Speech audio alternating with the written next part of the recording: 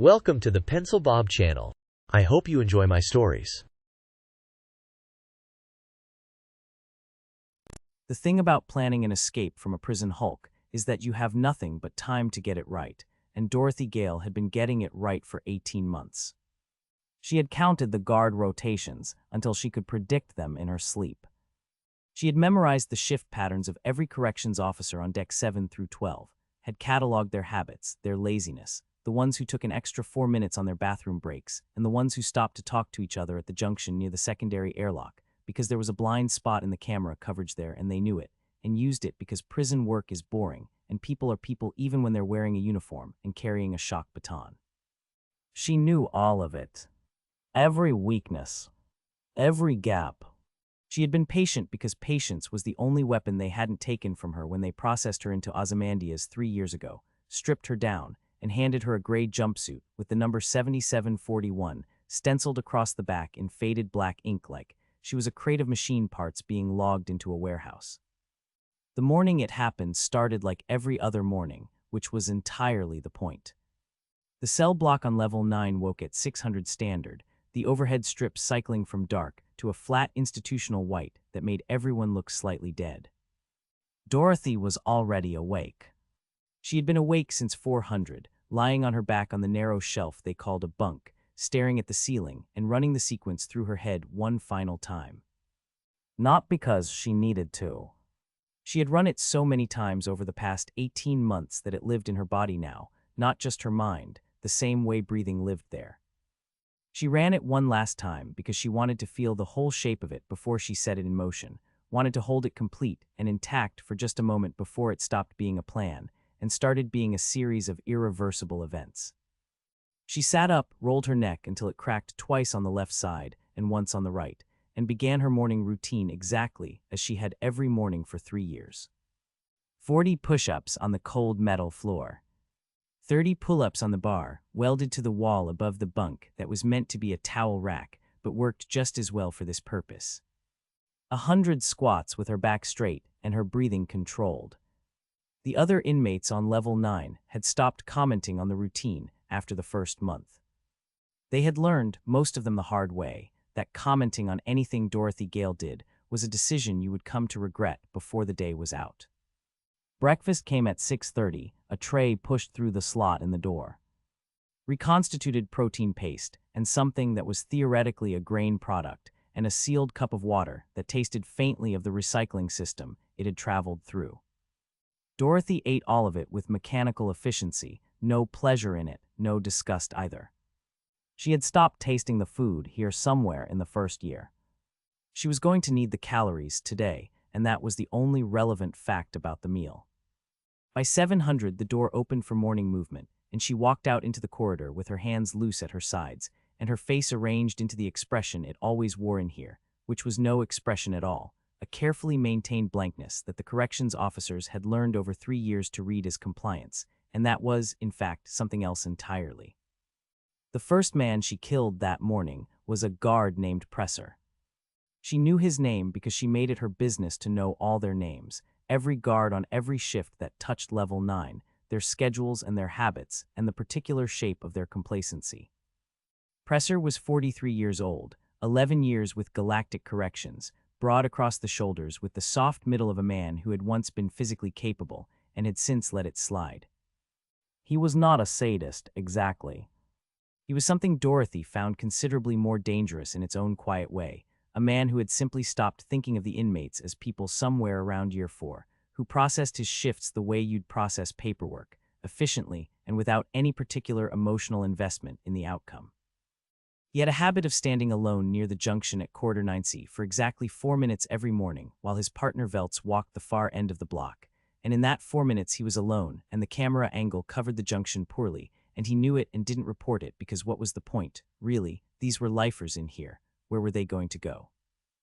Dorothy came around the corner at 9C at 7:03, and Presser looked up from whatever he'd been thinking about and started to say something, probably her inmate number, probably an instruction to move along, and she hit him in the throat before the first syllable was fully formed.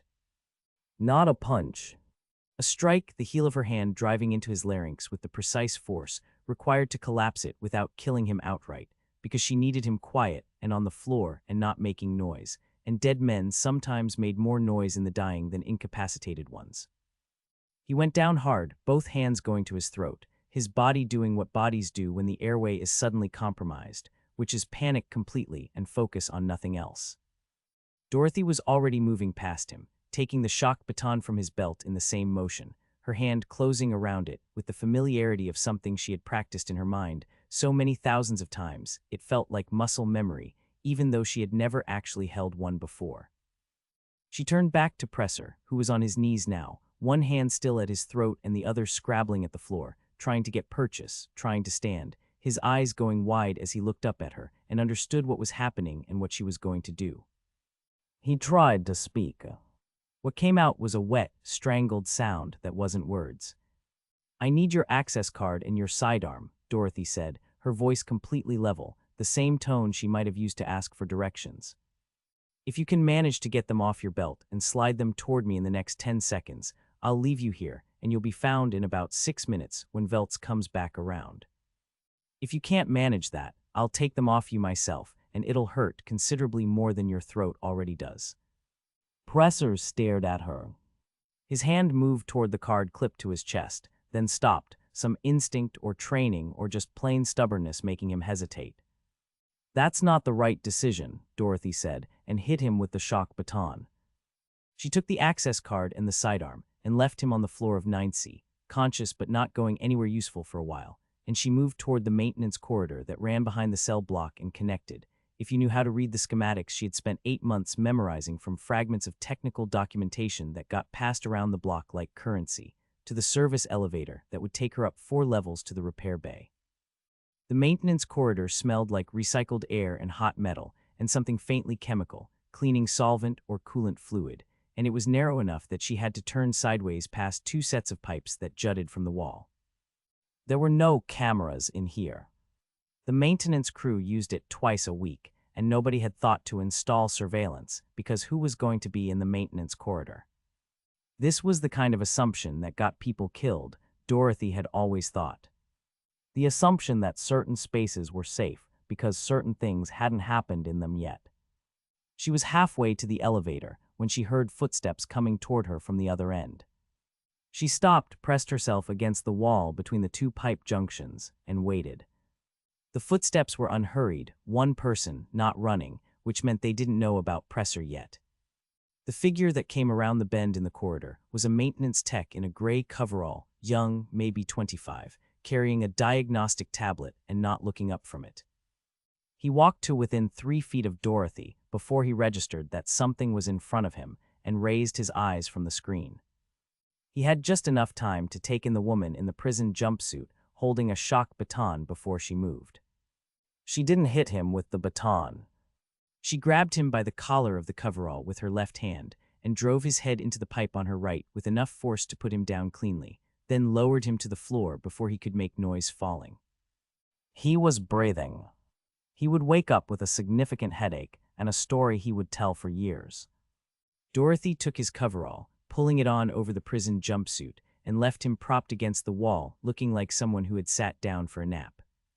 The service elevator took her up 4 levels in 40 seconds and opened into the repair bay, which was large and loud and smelled of engine grease and ozone, and the particular metallic tang of recently fired thrusters. There were 6 ships in various states of disassembly, clamped into maintenance rigs along the bay's perimeter. Technicians moved between them with the focused distraction of people deep in a complex task, and nobody looked up when the elevator opened, because technicians came and went through that elevator all shift long. Dorothy scanned the bay with the systematic efficiency that had kept her alive in considerably worse environments than this, and found what she was looking for in the 3rd berth on the left side. The Retriever was a maintenance skiff, small and ugly and functional, about 30 feet long with a blunt nose and a wide cargo bay, and the general aesthetic of a vehicle designed entirely without regard for how it looked. It was clamped into its rig with a yellow maintenance flag attached to the primary drive housing, which in the repair bay's logging system meant it was grounded pending parts or repairs. Dorothy had identified it 4 months ago from a fragment of the bay's scheduling manifest that one of the mechanics had carelessly left accessible on a shared work terminal. She had read the retriever's repair log in the 30 seconds she had before the screen timed out. Primary motivator misalignment, recalibration required before flight clearance. Not critical in the sense of immediately catastrophic. Critical in the sense of the kind of thing that would make a long journey unpredictable. She had known this when she selected the retriever. She had selected it anyway because it was the only ship in the bay that a single person could fly, and because the alternatives were worse, and because Dorothy's relationship with risk was not the same as other people's relationship with risk. She was almost to the retriever's access hatch when the second complication presented itself in the form of a guard named Vance, who came around the nose of the adjacent ship at exactly the wrong moment and saw her, and understood what he was seeing quickly enough to get his hand to the comm unit on his shoulder before she closed the distance between them.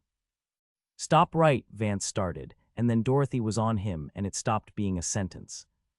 He was bigger than Presser, younger, more physically capable, and he fought back with the genuine conviction of someone who had not yet had enough time on the job to lose their sense of purpose.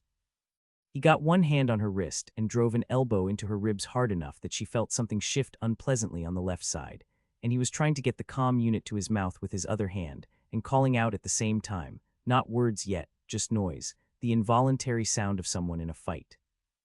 Dorothy broke his grip on her wrist by rotating her arm against his thumb, stepped inside his reach, and head-butted him across the bridge of the nose with enough force that the cartilage gave way with a sound like a dry stick snapping. Vance's head went back. His grip on the comm unit loosened.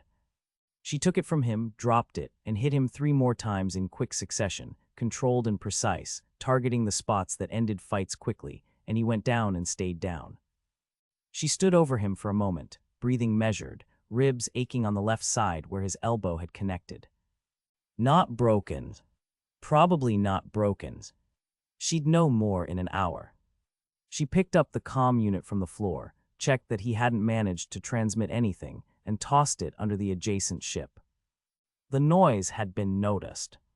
Across the bay, 2 technicians had looked up from their work, and one of them, an older woman with close-cropped gray hair and grease on her forearms, was staring directly at Dorothy with an expression that was making the calculation between intervening and surviving very clearly in real time. "Walk away," Dorothy said to her, in the same flat tone she'd used with Presser. "Go to the back of the bay, sit down, and wait. This doesn't have to involve you." The technician looked at Vance on the floor. She looked at Dorothy. She walked to the back of the bay and sat down. The younger technician who had been next to her did the same thing without being asked. Dorothy turned to the retriever's access hatch, used Presser's card on the panel, and the hatch opened with the hydraulic sigh of a ship that hadn't been cycled in a while. She was inside and at the cockpit in under 20 seconds, dropping into the pilot's seat and pulling up the pre-flight sequence on the console, running her hands over controls that were standard issue and familiar enough from the flight sims. She talked an inmate in the tech program into running for her 6 months ago. The bay alarm went off at that point, a rising tone that filled the entire space and would be filling the corridors outside and bringing every guard on the adjacent levels toward the bay doors. Dorothy did not hurry. Hurrying led to mistakes, and she had not come this far to make mistakes now. She ran the pre-flight in order, skipping only the diagnostics that applied to the flagged motivator, because she already knew what those would say, and knowing it again would not change anything. The retriever's engines came up with a shudder that she felt through the seat, a vibration that had a wobble in it that wasn't quite right, the motivator misalignment making itself known immediately. She could work with that. Probably. The bay doors were controlled from the bay's operations room, a glassed enclosure on the upper level, and she could see through the cockpit viewport that someone was in there now, running toward the control panel, which meant the doors were about to be locked down. Dorothy fired the retriever's positioning thrusters, breaking the maintenance clamps, and the ship lurched sideways in the bay with considerably less grace than she would have preferred, its nose swinging and catching the wing of the adjacent ship with a shriek of metal on metal that she winced at and kept moving through. She brought the nose around toward the bay doors and pushed the main throttle forward, and the retriever went for the doors at a speed that was probably inadvisable in an enclosed space, and the person in the operations room got the lockdown command entered about 2 seconds too late, the doors beginning to close as the retriever hit the gap and scraped through with a grinding that ran the full length of the hull and took, she would discover later, most of the sensor array off the port side. Then they were through and outside, and the vast dark of open space opened up around the ship, Ozymandias falling away behind her, a massive gray shape against the stars that got smaller in the rear display with a speed that Dorothy found deeply satisfying. She had 4 minutes of clean flight before the motivator made its displeasure known in a more serious way, a stuttering in the drive output that registered on the console as a cascade of warning indicators going amber and then red in rapid succession. Dorothy looked at them without the panic that would have been appropriate and made the calculations available to her given the information she had, which was that the nearest body large enough to land on was a planet about 60,000 kilometers ahead, that her drive had perhaps 3 minutes of reliable output left before the misalignment became a full failure. And that 60,000 kilometers in 3 minutes was not a trajectory that ended well under any conventional interpretation of the physics involved. She pointed the retriever at the planet anyway, because it was the only option, and Dorothy was not in the habit of not having options. The drive lasted 2 minutes and 40 seconds before it quit entirely, at which point the planet's gravity had her, and the retriever became, in the technical sense, a very fast rock falling toward a violet-skied world that got larger in the viewport with terrible speed. She got the emergency braking thrusters firing and angled the nose up for atmospheric entry, and strapped herself into the pilot's seat with the harness cranked as tight as it would go. And she did not pray because she had never prayed in her life, and she was not going to start in the last 30 seconds before what was very probably a fatal crash landing. The atmosphere hit the hull like a fist. The viewport went orange with friction heat. The ship began to shake with a violence that rattled her teeth and made the console flicker and blurred her vision, and she held the nose angle by main force, both hands on the stick, keeping the entry trajectory as clean as she could make it as the altimeter wound down in numbers that were moving too fast. She found the flattest terrain the sensors could still see through the entry plasma, a valley floor between two ridgelines dense with something that read as heavy vegetation, and she aimed for it and killed the last of the braking thrusters trying to scrub enough velocity to make the difference between survivable and not, and the retriever hit the ground at a speed that was survivable only in the narrowest possible sense of the word. Tearing a furrow through the vegetation for 200 meters before the nose dug in, and the ship flipped once and came to rest on its side with a final shuddering impact that knocked Dorothy sideways in the harness hard enough to put lights across her vision, and then everything was still. Outside the cracked viewport, the sky was violet, deep and strange, fading toward a darker color at the zenith that had no name in any language she knew. Something moved in the dense growth at the edge of the furrow the ship had torn. Something else made a sound in the distance that had no reference point in anything she'd heard before. Dorothy Gale hung sideways in her harness in the ruined cockpit of the retriever and listened to the alien dark and took a careful inventory of what hurt and what didn't. And when she was done with that, she reached up and unbuckled the harness and dropped to what was now the floor and started figuring out what she had to work with. She was alive. That was enough to start with. Dorothy came back to consciousness because her body had decided, without consulting her, that it was going to keep going regardless of the circumstances that had led to it being slammed sideways into a harness at somewhere north of 300 kilometers per hour, and then dropped onto a metal floor when the harness released. Her first coherent sensation was the smell, which was burnt insulation and ruptured fuel line, and something underneath both of those that was green and wet and alive in a way that had no equivalent in anything she'd experienced before. A biological richness that pushed through the chemical stench of the crash the way something growing pushes through concrete, patient and indifferent, and completely unconcerned with what was in its way. Her second sensation was pain, which arrived not all at once but in sequence, her nervous system doing a methodical survey of the damage and reporting back in order of severity. Left side ribs, 3 of them at minimum, the kind of deep structural ache that sharpened into something considerably worse every time she breathed below a certain depth. Her jaw on the right side, where something had connected during the flip, either the console edge or the harness buckle, and the skin there was tight and crusted in a way that meant the bleeding had stopped, but had been significant before it did. Her left knee had taken a hit at some point that she had no memory of, and it moved when she tested it, which was the relevant information, though it moved with a grinding protest that she filed under manageable and kept going.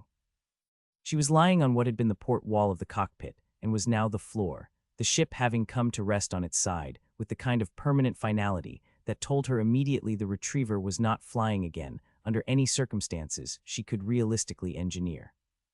The viewport above her, which was now oriented roughly skyward, was cracked in 3 places but intact, and through it she could see the violet sky of Viridia 7 shifting towards something darker at its upper reaches, the light hitting it at an angle that suggested late afternoon of whatever this planet's day cycle was, though she had no way of knowing yet how long she had been unconscious.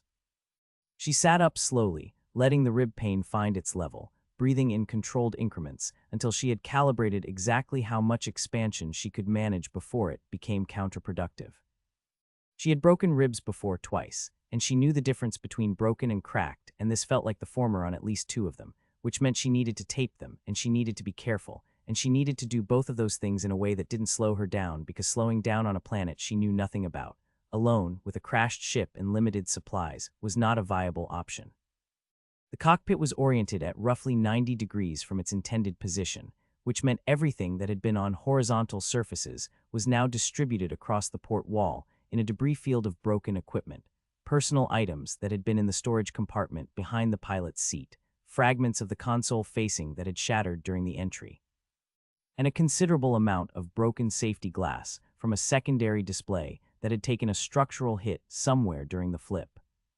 Dorothy picked her way through it carefully, her left knee complaining with every step, and made her way through the cockpit door and into the main body of the ship. The cargo area had fared better than the cockpit, largely because it had been empty.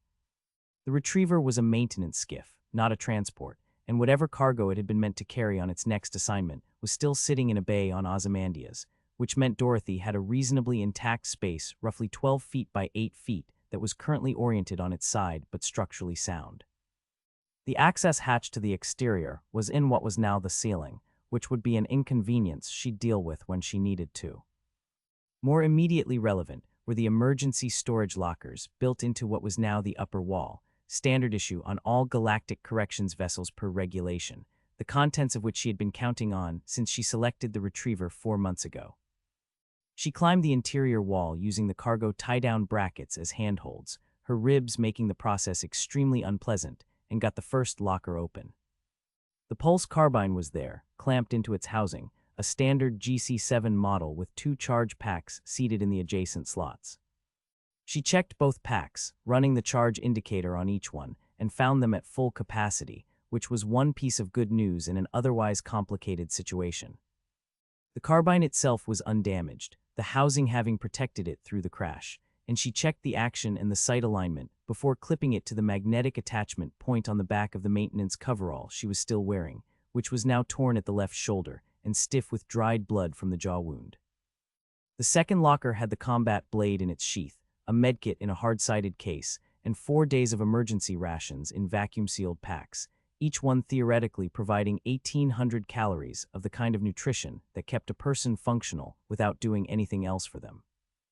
She had been counting on 5 days of rations, based on the standard GC loadout specification she had memorized from a document she'd seen once for 30 seconds, and finding 4 rather than 5 was a discrepancy she noted and adjusted for without dwelling on it. 4 days was 4 days, and she would deal with what came after 4 days when it arrived. The medkit she took down immediately and opened on the makeshift floor of the cargo hold, sitting cross-legged and breathing carefully as she worked through the contents. Wound sealant spray, which she used on the jaw without bothering to look at it first because the location and the dried blood told her everything she needed to know about what it was. 2 rolls of compression bandage, which she used to tape the ribs, stripping off the top of the coverall to do it properly, pulling the bandage tight enough to provide support without restricting her lung capacity more than necessary, tying it off with the pragmatic efficiency of someone who had done field medicine on herself before under worse conditions. Analgesic patches, 8 of them, which she looked at for a moment and then put back in the kit without using. Pain was information, and she needed information right now more than she needed comfort. The navcomp was in the cockpit and she went back for it, finding it still attached to the console mount, but with a cracked casing and a display that flickered when she activated it, running through partial boot cycles and dropping out before it could complete them. She pulled it free of the mount and sat with it in the cargo hold and spent 20 minutes on it, removing the cracked casing with a multi-tool from the maintenance kit that had been in the cockpit's tool storage, examining the internal components for obvious physical damage. One of the processor boards had a stress fracture along its edge that was causing the boot failures. She couldn't repair it with what she had, but she could work around it, bypassing the damaged sector and running the unit on reduced capacity, which gave her a navcomp that worked at roughly 40% of its intended functionality but worked, which was what mattered. What it gave her at 40% was fragments. Partial star charts that resolved to this system but couldn't fully identify it.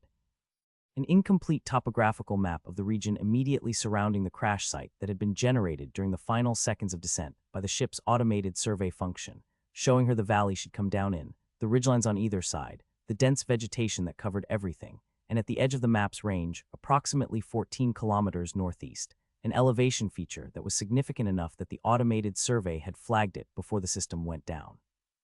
High ground. She couldn't tell from the fragment what was up there, whether it was natural formation or something constructed, but high ground was high ground, and it was the only landmark the navcomp could give her.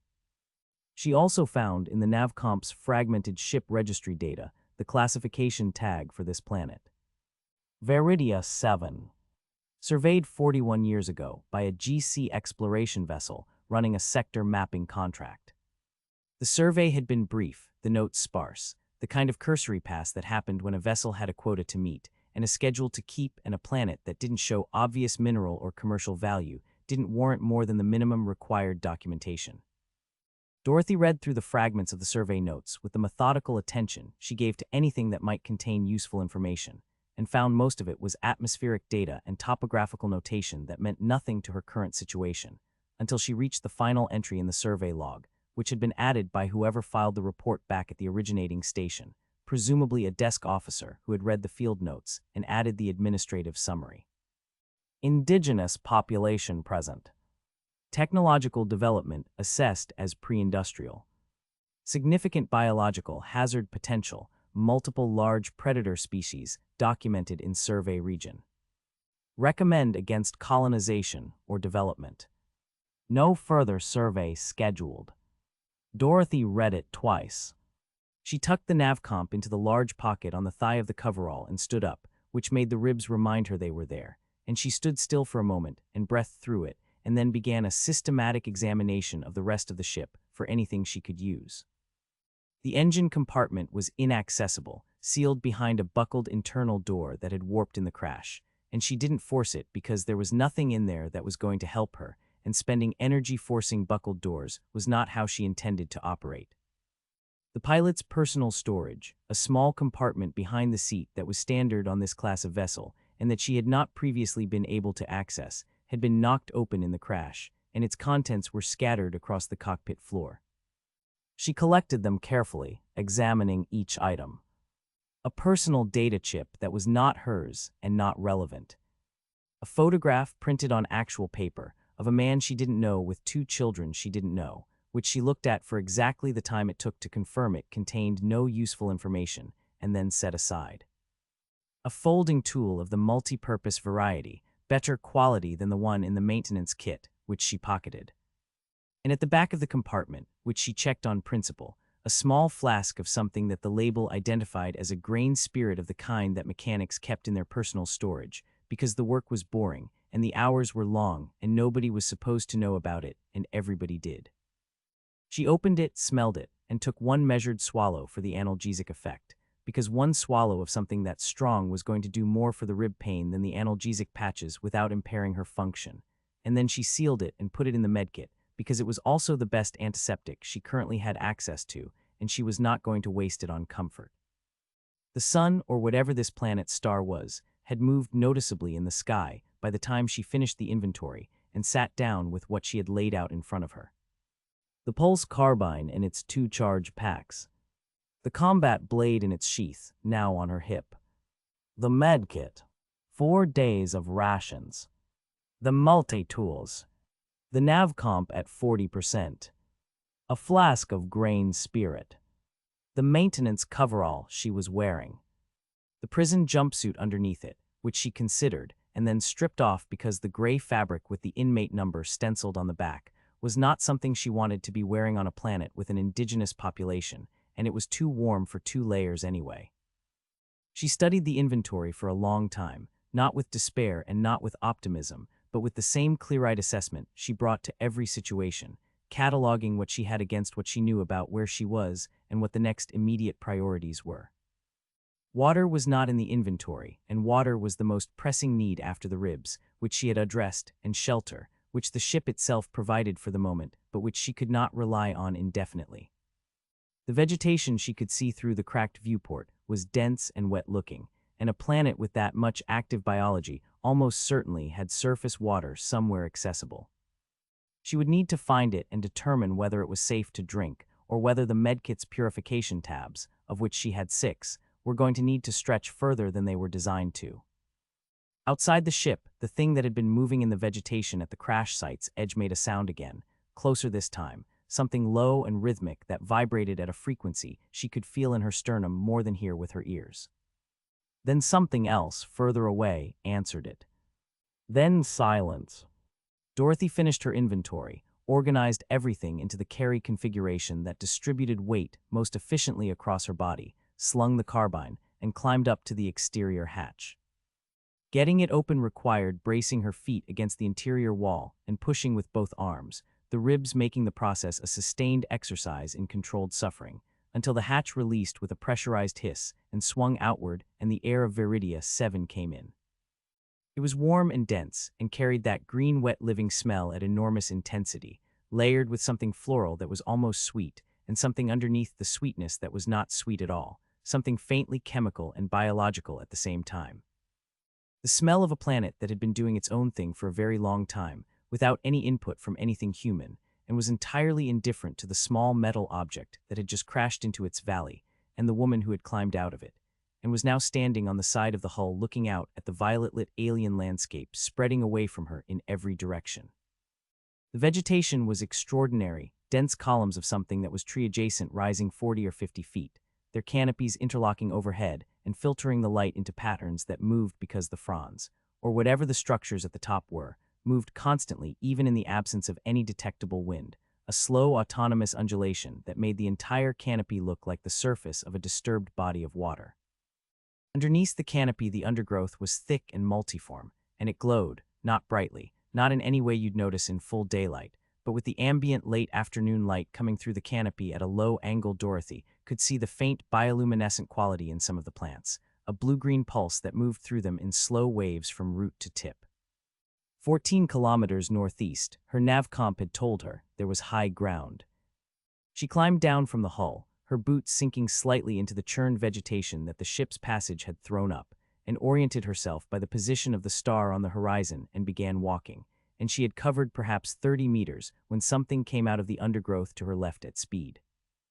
It was large, roughly the mass of a horse but built differently, lower to the ground with a broader stance and a head that was too large for the neck in a way that suggested the neck existed primarily as a delivery mechanism for the head and its contents, which appeared from the brief look Dorothy got to be mostly jaw. It made no sound when it moved, which was the most unsettling thing about it, something that size moving through dense undergrowth in complete silence. It cleared the vegetation at a dead run, and she had perhaps a second of warning before it was on her. She stepped left away from the head, which committed to the direction it had been tracking and couldn't adjust in time, and got the carbine up and fired once from a range of about 2 feet, the charge connecting with the animal's shoulder and releasing enough concentrated energy that the impact knocked it sideways and down. It hit the churned ground and lay still, its legs cycling slowly and then stopping, and Dorothy stood over it with the carbine still raised and watched it for 10 seconds before she was satisfied it was finished. She examined it as efficiently as she examined everything, crouching down and looking at it with the pragmatic attention of someone cataloging a threat. The jaw she'd noted was remarkable up close, a double hinge with teeth arranged in an overlapping configuration that would have been extremely effective at holding onto something it had caught. The legs had an extra joint each that explained the low, wide stance. The hide was thick and had a texture like layered scales that weren't quite scales, something in between, and the color was a mottled gray-green that in the undergrowth, she realized, would have been nearly perfect camouflage. She cut a section of the haunch muscle away with the combat blade because she was going to need food before the rations ran out, and this was food, and the decision was that simple. Wrapped it in the material she'd stripped from the prison jumpsuit and added it to what she was carrying. Then she oriented herself northeast again and kept walking, and the canopy closed overhead, and the bioluminescent undergrowth pulsed its slow blue-green rhythm around her feet, and somewhere in the middle distance, the thing that had been calling before called again, and this time nothing answered it.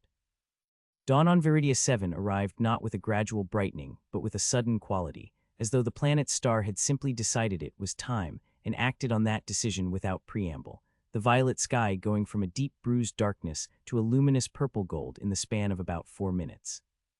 The bioluminescent undergrowth, which had been the primary light source through the night, faded as the ambient light increased, its blue-green pulse dimming to something barely visible, a ghost of itself, present if you knew to look for it and invisible if you didn't. Dorothy had made camp at the base of one of the large tree-adjacent columns, wedging herself into the space between two of its massive root structures, where the angle gave her sightlines in 3 directions, and nothing could approach from behind without going through 8 feet of dense trunk. The root structures themselves were extraordinary up close, not wood in any conventional sense, but something fibrous and dense that had the surface texture of braided cable and the color of old iron, and where the roots met the ground they merged with the soil in a way that wasn't a clean transition, the material of the root and the material of the ground becoming each other gradually over the course of several inches, as though the tree was not so much growing in the soil as continuous with it. The night had been loud.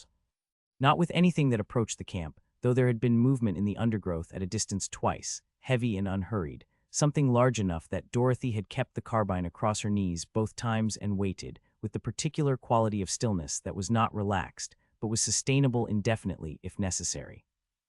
The noise she was thinking about was more ambient than that, the planet itself generating a constant low frequency, sound that she had initially interpreted as wind, but that had no correlation with any actual air movement, a deep tonal hum that seemed to come from everywhere at once, and that she had eventually recognized as biological in origin, the accumulated sound output of the bioluminescent plants operating at a frequency near the bottom of human hearing range. It had not kept her from sleeping.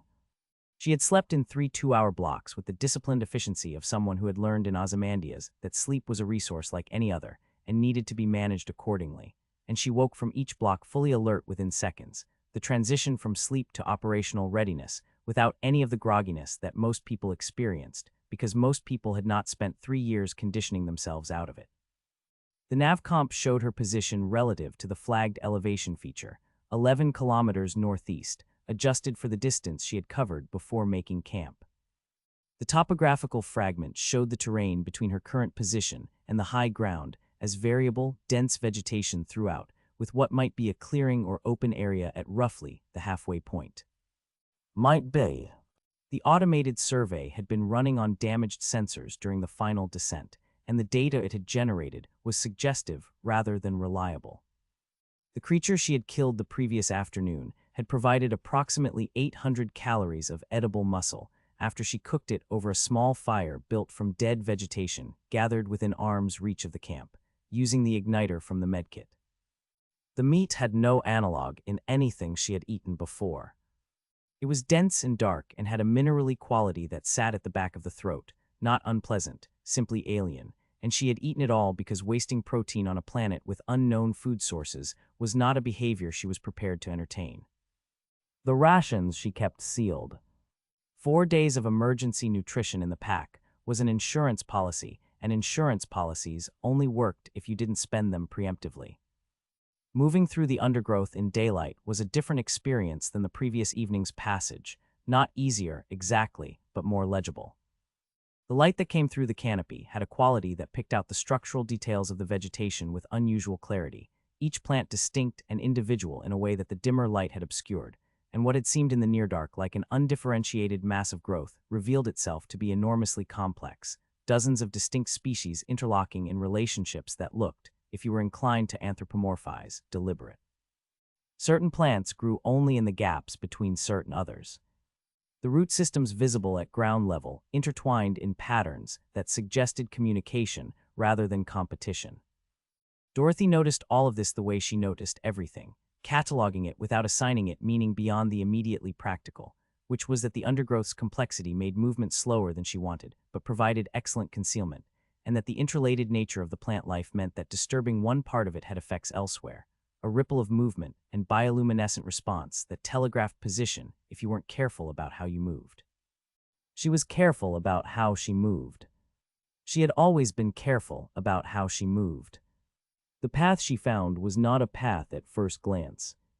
At first glance, it was simply a place where the undergrowth was thinner, a channel through the vegetation perhaps 4 feet wide, where the ground was clear of the low-growing bioluminescent plants, and the larger tree-adjacent columns were spaced further apart than elsewhere.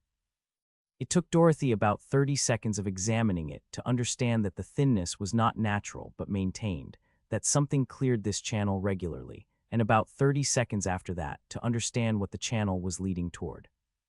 The road announced itself first through the smell, something mineral and faintly sweet, and then through the light, a warm yellow gold that was categorically different from the violet-filtered daylight of the canopy, coming from ground level and steady, rather than shifting with the canopy movement.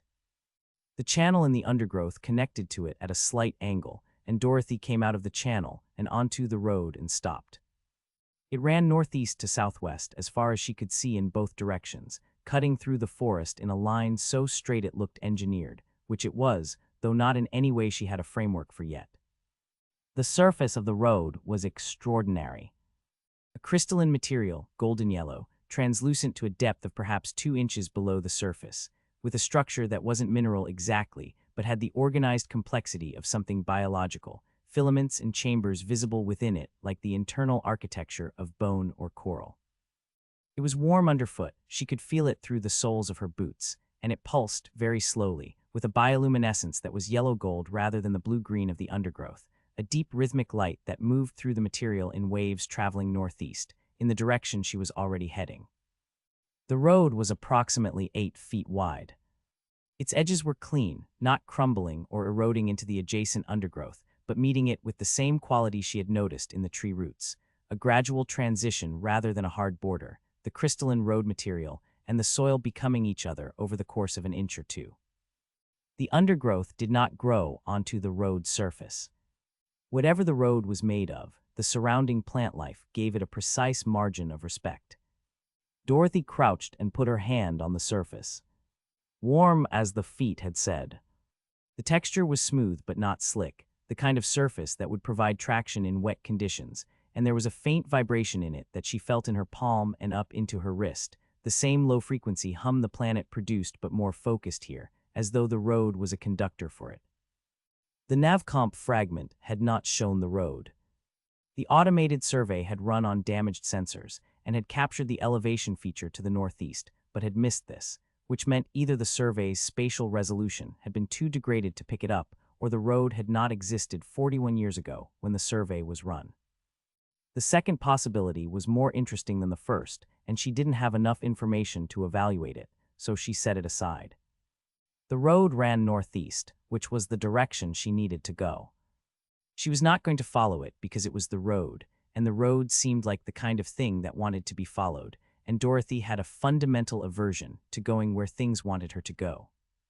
She was going to walk alongside it, in the undergrowth, using it as a navigation reference while maintaining the concealment the vegetation provided, because a road on an inhabited planet was used by inhabitants, and she needed to know considerably more about the inhabitants before she was prepared to be seen by them. That was the plan for approximately 4 minutes, until the undergrowth on the left side of the road became impenetrable, a wall of interlocking growth so dense and so thorny that getting through it without the combat blade and a significant investment of time and noise was not realistic. The right side offered a narrow margin of perhaps 2 feet between the road's edge and a root structure that her leg couldn't clear without climbing, and that 2 feet rapidly closed to nothing as the roots spread. Dorothy stepped onto the road.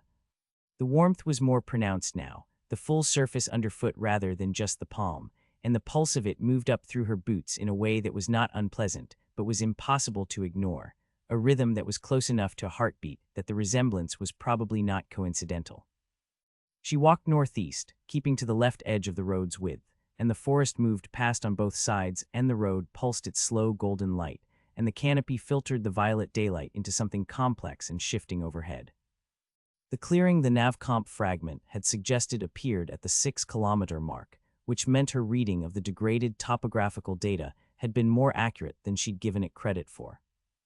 It was larger than she expected, perhaps 200 meters across, a circular opening in the canopy where the tree columns thinned and then stopped at a clean perimeter, and the sky was open overhead in its full violet gold morning intensity.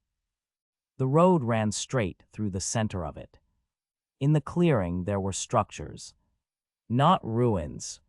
Active structures, inhabited structures, low and organic in their construction, built from materials that appeared to be grown rather than manufactured.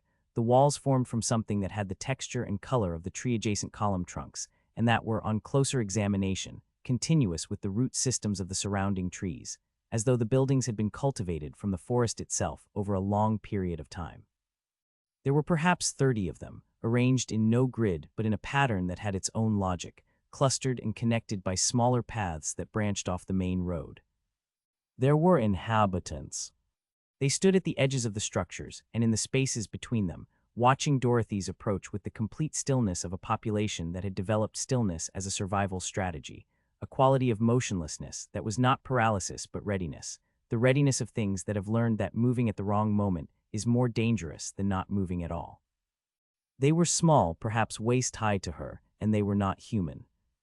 Their physical structure was insectoid, bilateral symmetry, 4 limbs of which the lower 2 served as legs and the upper 2 as arms, with a paired set of vestigial secondary limbs folded against the thorax that might once have been wings or might be something else entirely.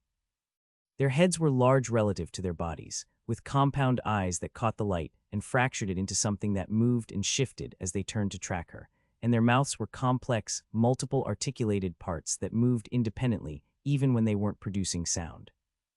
There were perhaps 60 of them visible. There were probably more inside the structures. Dorothy stopped walking at a distance of about 20 meters from the nearest cluster of them, which was the distance at which she had a clear line of retreat back down the road and enough reaction time to respond to any movement they made before it reached her. She stood still and let them look at her and looked back at them, and nobody did anything for a long moment. Then one of them moved, separating itself from the group nearest to the road, and came toward her.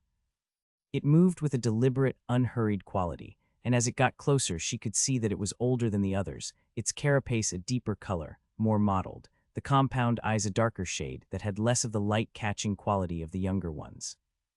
It stopped at a distance of about 6 feet and produced a sound from the complex mouthparts, a sequence of tones and clicks that had a clear syntactic structure even though she had no framework for the content. Dorothy said nothing. She had no language to offer, and offering the wrong thing in a first-contact situation was worse than offering nothing, a lesson she had learned in considerably more violent contexts. The old one looked at her, its compound eyes making a slow traverse of her from boots to head, taking in the coverall and the carbine and the blade and everything else with an attention that was clearly evaluative, and then it produced another sequence of sounds that was different from the first, higher in register, and turned and gestured with one of its upper limbs in a way that needed no translation. "Come with me." Dorothy didn't move immediately. She scanned the clearing systematically, checking the positions of the others, looking for movement at the structural perimeters, evaluating angles and distances. Nothing was moving except the one that had addressed her, and the quality of the stillness in the others had changed from watchful wariness to something that read, if she was reading it correctly, as anticipation.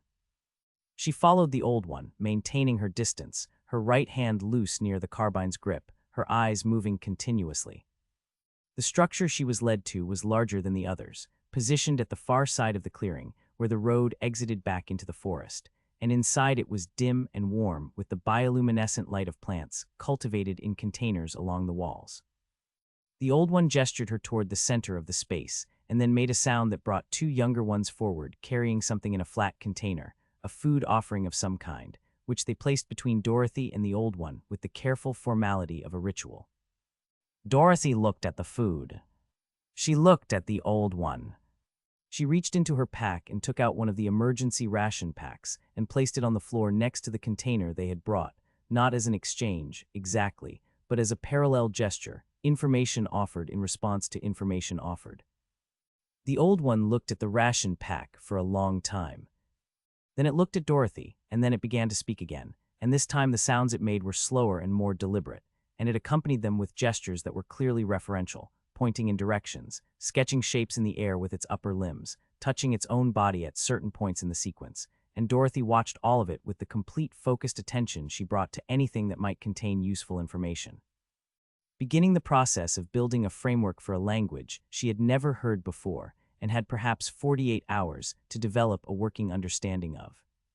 What she assembled over the next 2 hours, sitting cross-legged on the floor of the structure, while the old one spoke and gestured, and the others came and went and occasionally contributed their own sounds to the conversation, was fragmentary and uncertain and might have been entirely wrong in its specifics. But the broad shape of it, she thought, was probably right.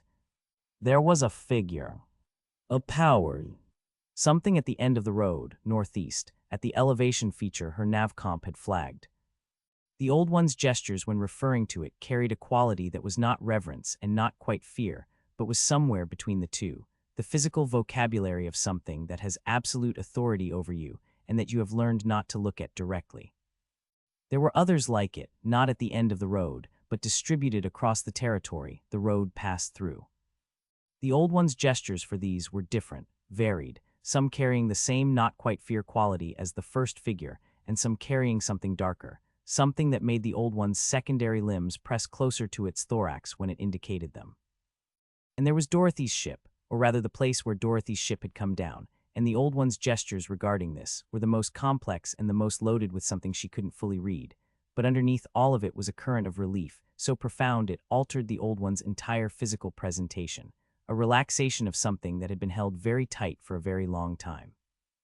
The old one indicated a direction. Back down the road, southwest, away from the elevation feature. Back toward the crash site. Then it made a specific gesture, repeated 3 times, and each time it made the gesture it changed slightly in a way that suggested it was showing her the same thing from 3 different angles, trying to make sure she understood. Something was at the crash site that was no longer there. Something that had been at the crash site had been ended by the retriever's arrival. And the old one and the 60 or so that stood outside, and however many more were inside these structures and in the surrounding forest, were breathing differently than they had been before Dorothy's ship fell out of the sky. Dorothy looked at the old one and thought about the retriever's aft section and what the navcomp had told her about the final approach trajectory, and where the ship had come down in relation to the structures she could see at the edge of the crash furrow, and she built a picture from those pieces that was probably accurate in its essential outlines. She had landed on something or someone without knowing it. Whatever she had landed on, these people had wanted it gone, and had not had the means to make it gone, for what the old one's bearing suggested had been a very long time. The old one was watching her with its compound eyes and waiting for a response, and Dorothy thought about what response was appropriate and what she wanted from these people and what they might want from her, and she took the emergency ration pack from beside the container of food they had brought and held it out to the old one. A trade. Information for supplies.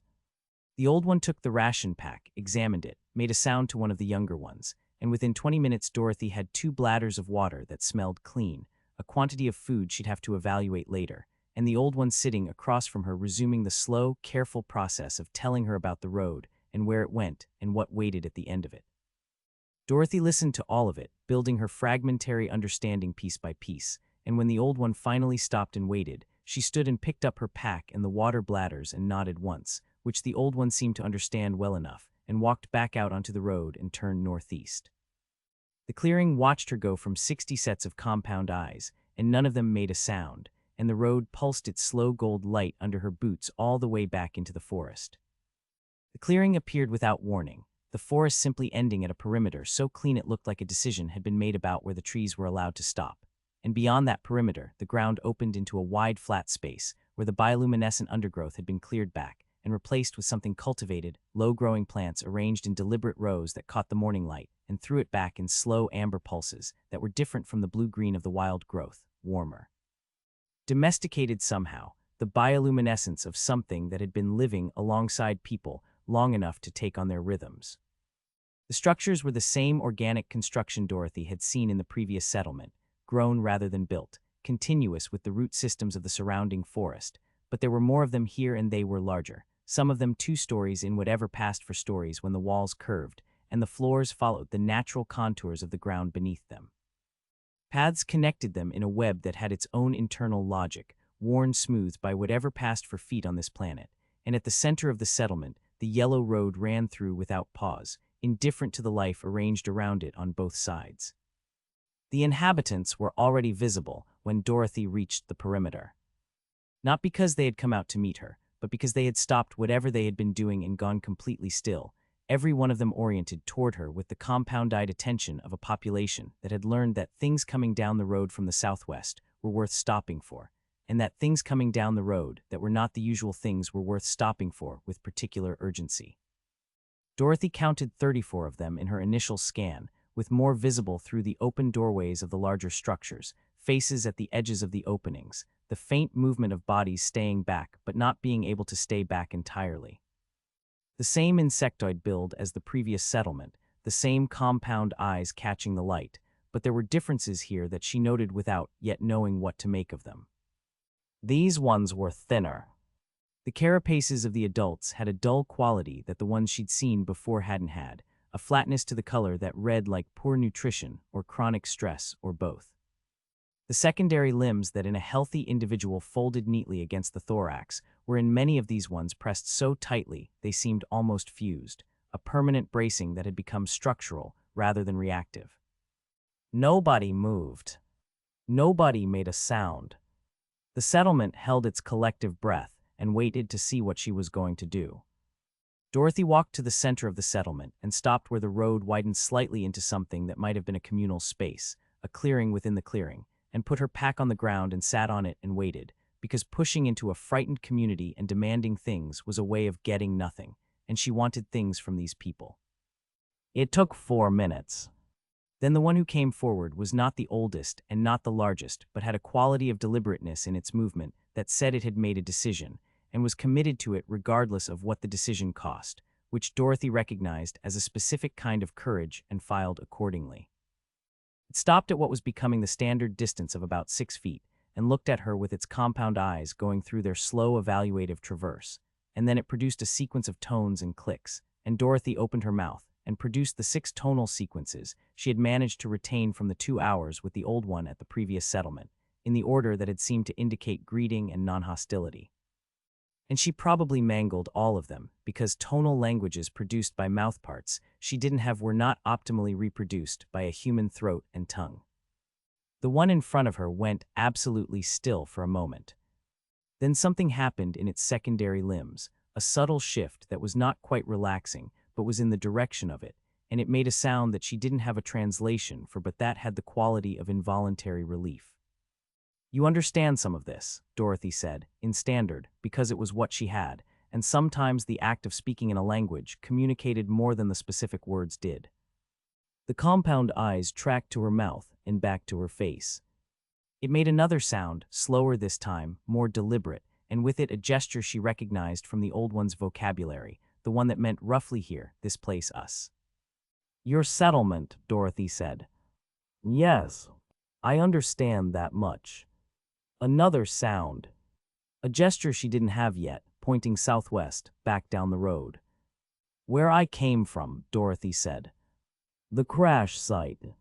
The secondary limbs did something she hadn't seen before, a rapid motion that was almost a vibration, and the one in front of her produced a sound that was higher and faster than anything in the conversational sequences she'd been given, and around the settlement the others responded to it, a ripple of the same sound moving through the group like a stone dropped in water. The ship, Dorothy said. My ship came down there. Yes.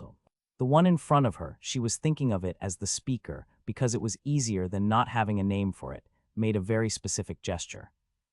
Both upper limbs extended forward, then dropped, then the secondary limbs spread wide, the furthest from the braced-in position she had seen them in since entering the settlement.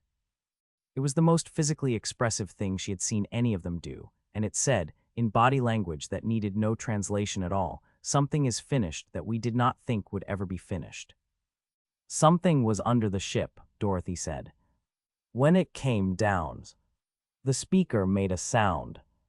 Then it turned and said something to the group, a longer sequence, and the response that came back was complex, multiple voices, the settlement finding something like a collective voice for the first time since Dorothy had walked in. It wasn't celebration, exactly. It was too exhausted for celebration. It was the sound of people who had been holding something very heavy for a very long time and had just been told they could put it down. Then from the back of the group, moving through the others with a directness that parted them without effort, came one who was different from the rest.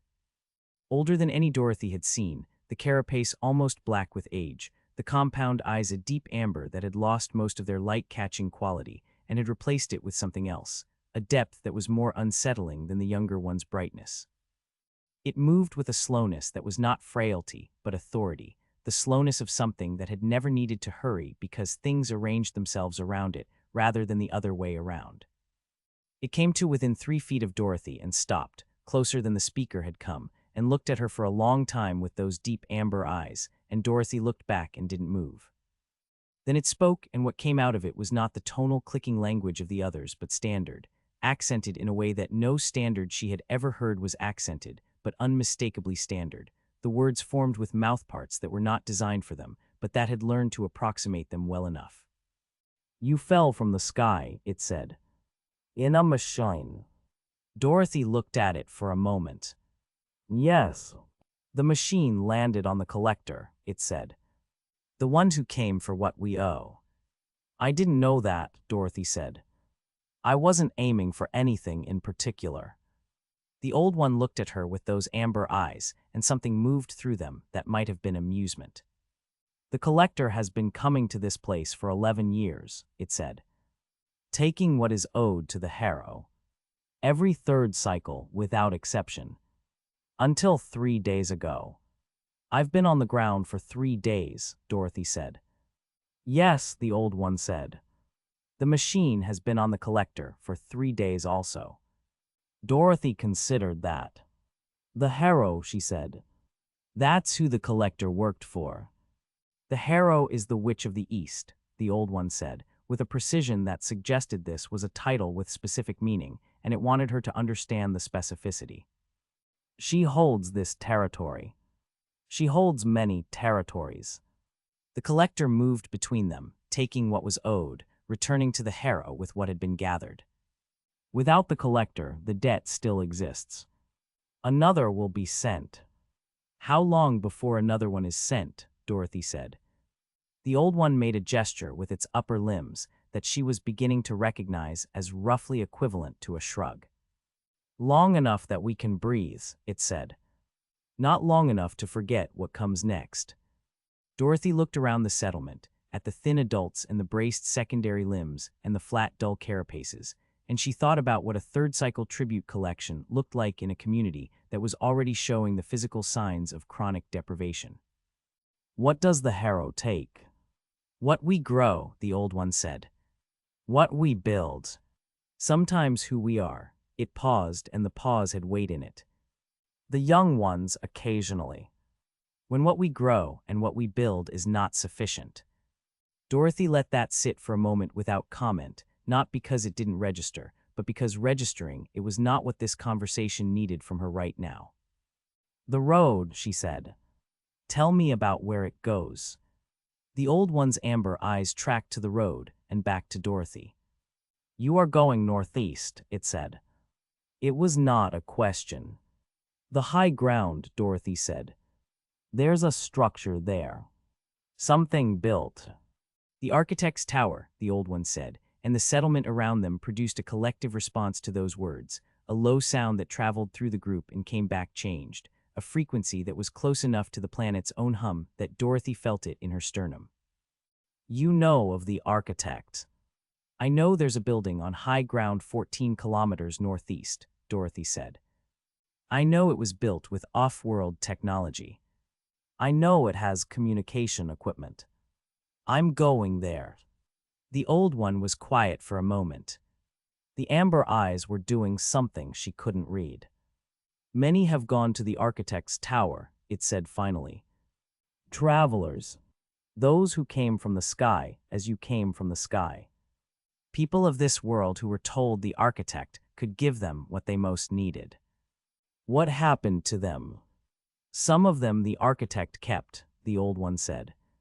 Because they had something the architect wanted. Skills, knowledge, information about places beyond this world. It paused again. Some of them the architect sent back, changed in ways that made them useful to the architect in other ways. And the ones who went that he didn't want and couldn't use. The old one looked at her with those amber eyes and said nothing, and the silence was the answer. Dorothy nodded slowly. Tell me about the witches, she said. All of them, not just the hero. The old one settled itself, and the speaker came and sat near it, and two others drifted closer in the way of people who have heard a story before, but will hear it again because the story is important, and the old one began. There are 4 territories, it said. 4 witches. The hero holds the east, where you crashed. Her power comes from what she extracts. She is the strongest in the taking of things, in the claiming of what others have grown and built and made. The Thresh holds the west. Her power is older than the hero's and stranger. She has been part of this world longer than any of us understand, and the world has become part of her. She knows things about this planet that nothing else knows, and she uses that knowledge in ways that are not always visible until they have already worked. The north and south, Dorothy said. The north is Glinda, the old one said, and something in the way it produced the name was different from the way it had produced the others, more careful, more considered, the way you said the name of something you hadn't decided yet whether to trust. She calls herself the Good, and the people of the Northern Territory do not contradict her on this, because contradicting Glinda on anything is not something people do more than once. What does she want? What all of them want, the old one said. What the architect has. The tower. The communication array. The connection to the worlds beyond this one that only the architect controls. Whoever controls that communication controls the trade that comes through this system, the travelers who stop here, the resources that flow in and out. The witches have power within this world. The architect has power that extends beyond it. This is the thing none of them can forgive. And the South, Dorothy said. Gone, the old one said simply. The witch of the South died 7 years ago. The architect was involved. The details are not fully known to us, only the outcome, which is that the Southern Territory is now claimed by no one and contested by everyone, and is therefore the most dangerous region on the road. Dorothy processed all of this in silence for a moment, organizing it into the framework she was building, assigning each piece to the place it belonged. The witches, she said. Are they people?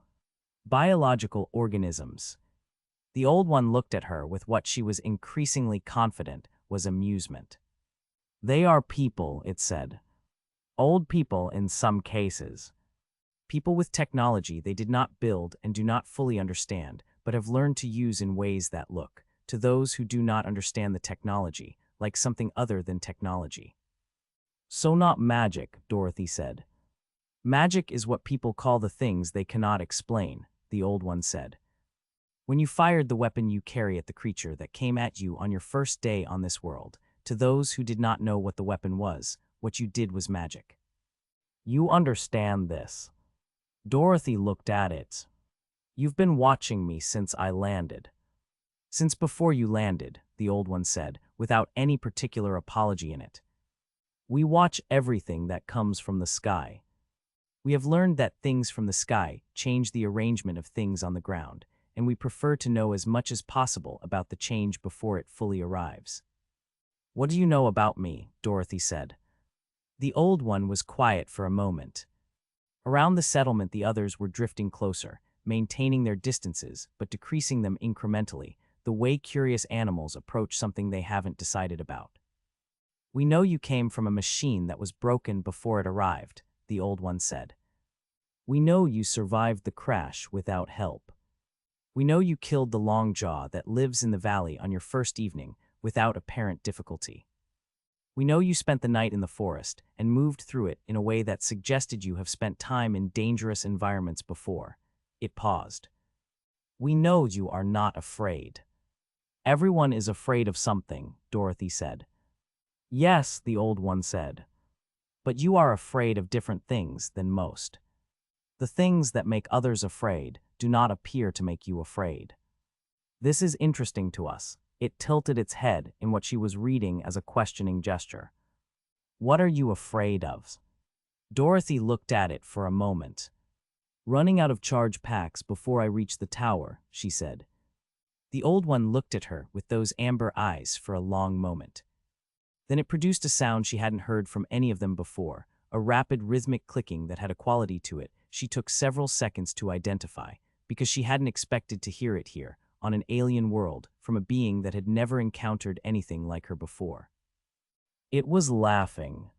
You will need more than charge packs to deal with what is between here and the tower, it said, when the sound had stopped.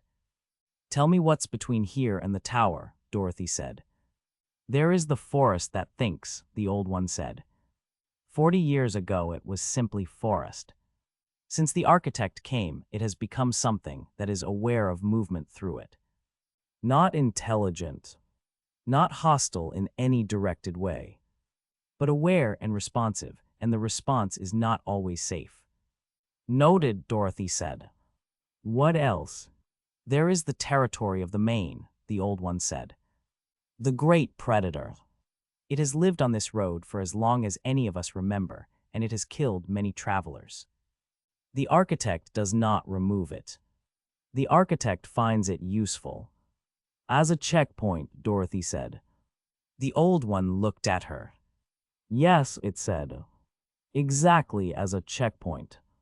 And the Thresh, Dorothy said. Her territory. You will enter it within 2 kilometers of leaving this settlement, the Old One said. She will know you are there. She knows everything that moves through her territory.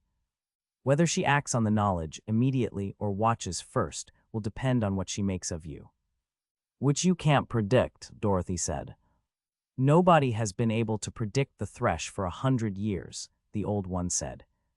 This is one of the things about her that is most frightening to those who must live near her. Dorothy was quiet for a moment.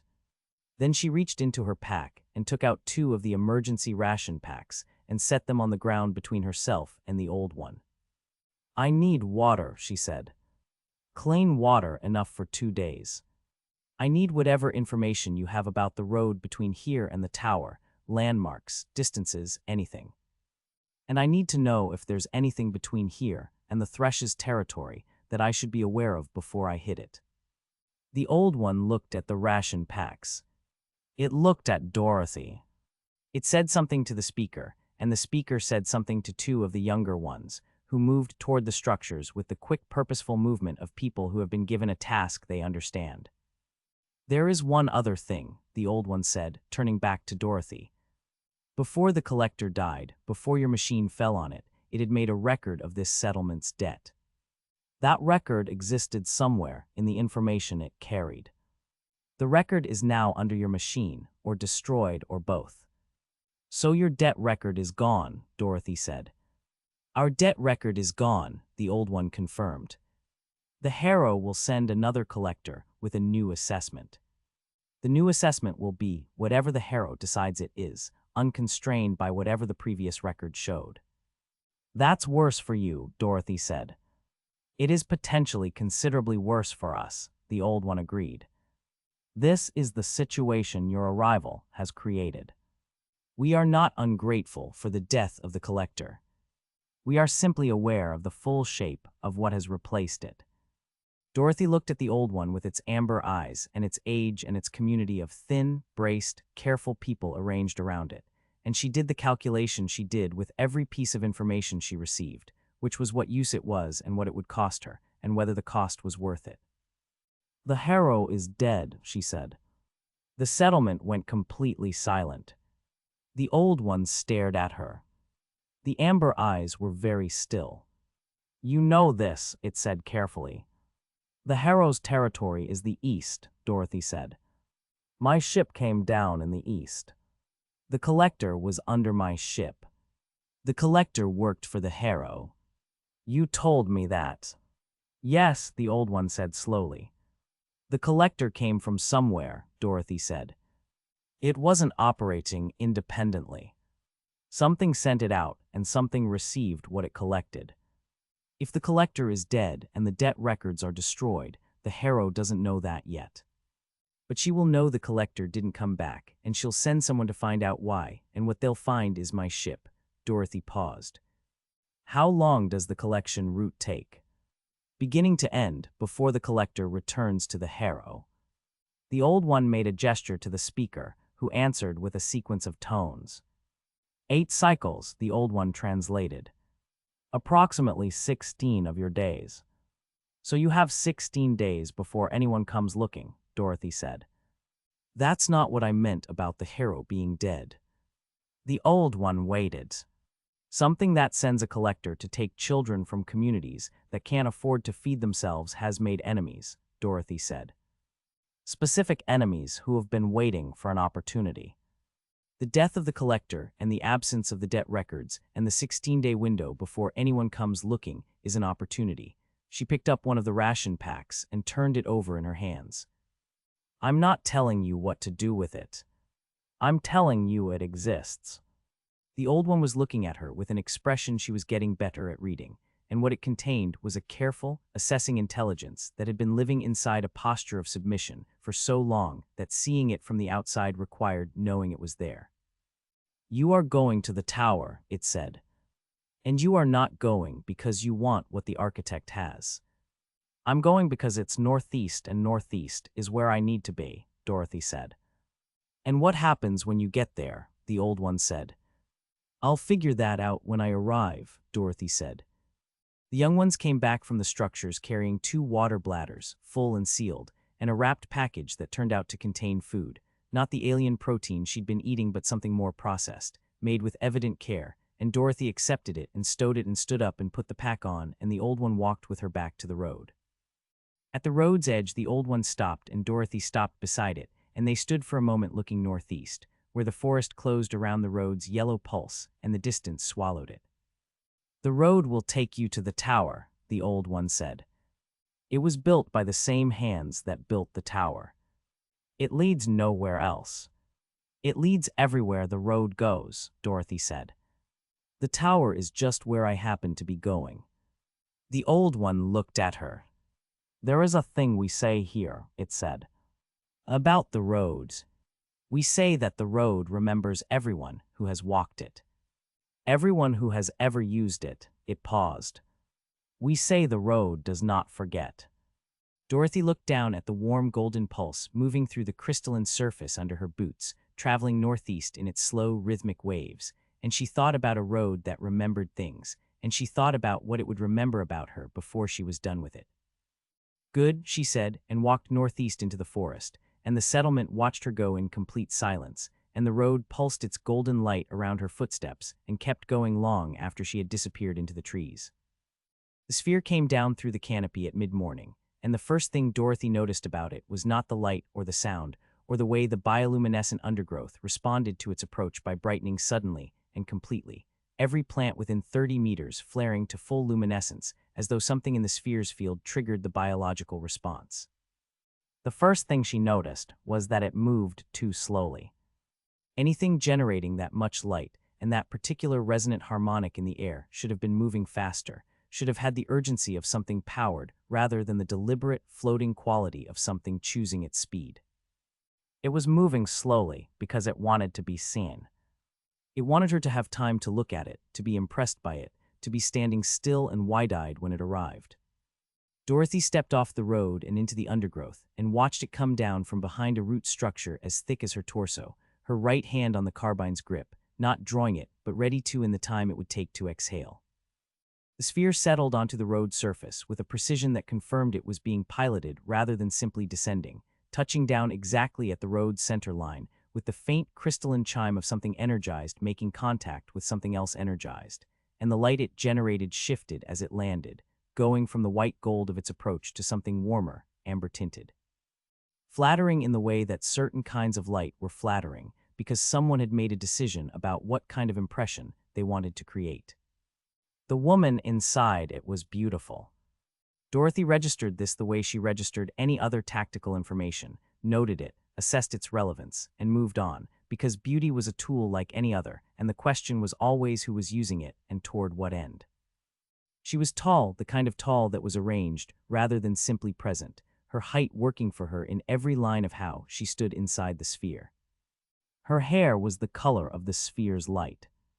Her clothing was elaborate in a way that had required either significant resources or significant technology or both, layered and structured, and completely impractical for a planet with this density of undergrowth, which meant she had not walked here and did not intend to walk anywhere, which meant the sphere was her primary transport, and she was confident enough in it to wear clothing that assumed she would never need to move quickly on foot.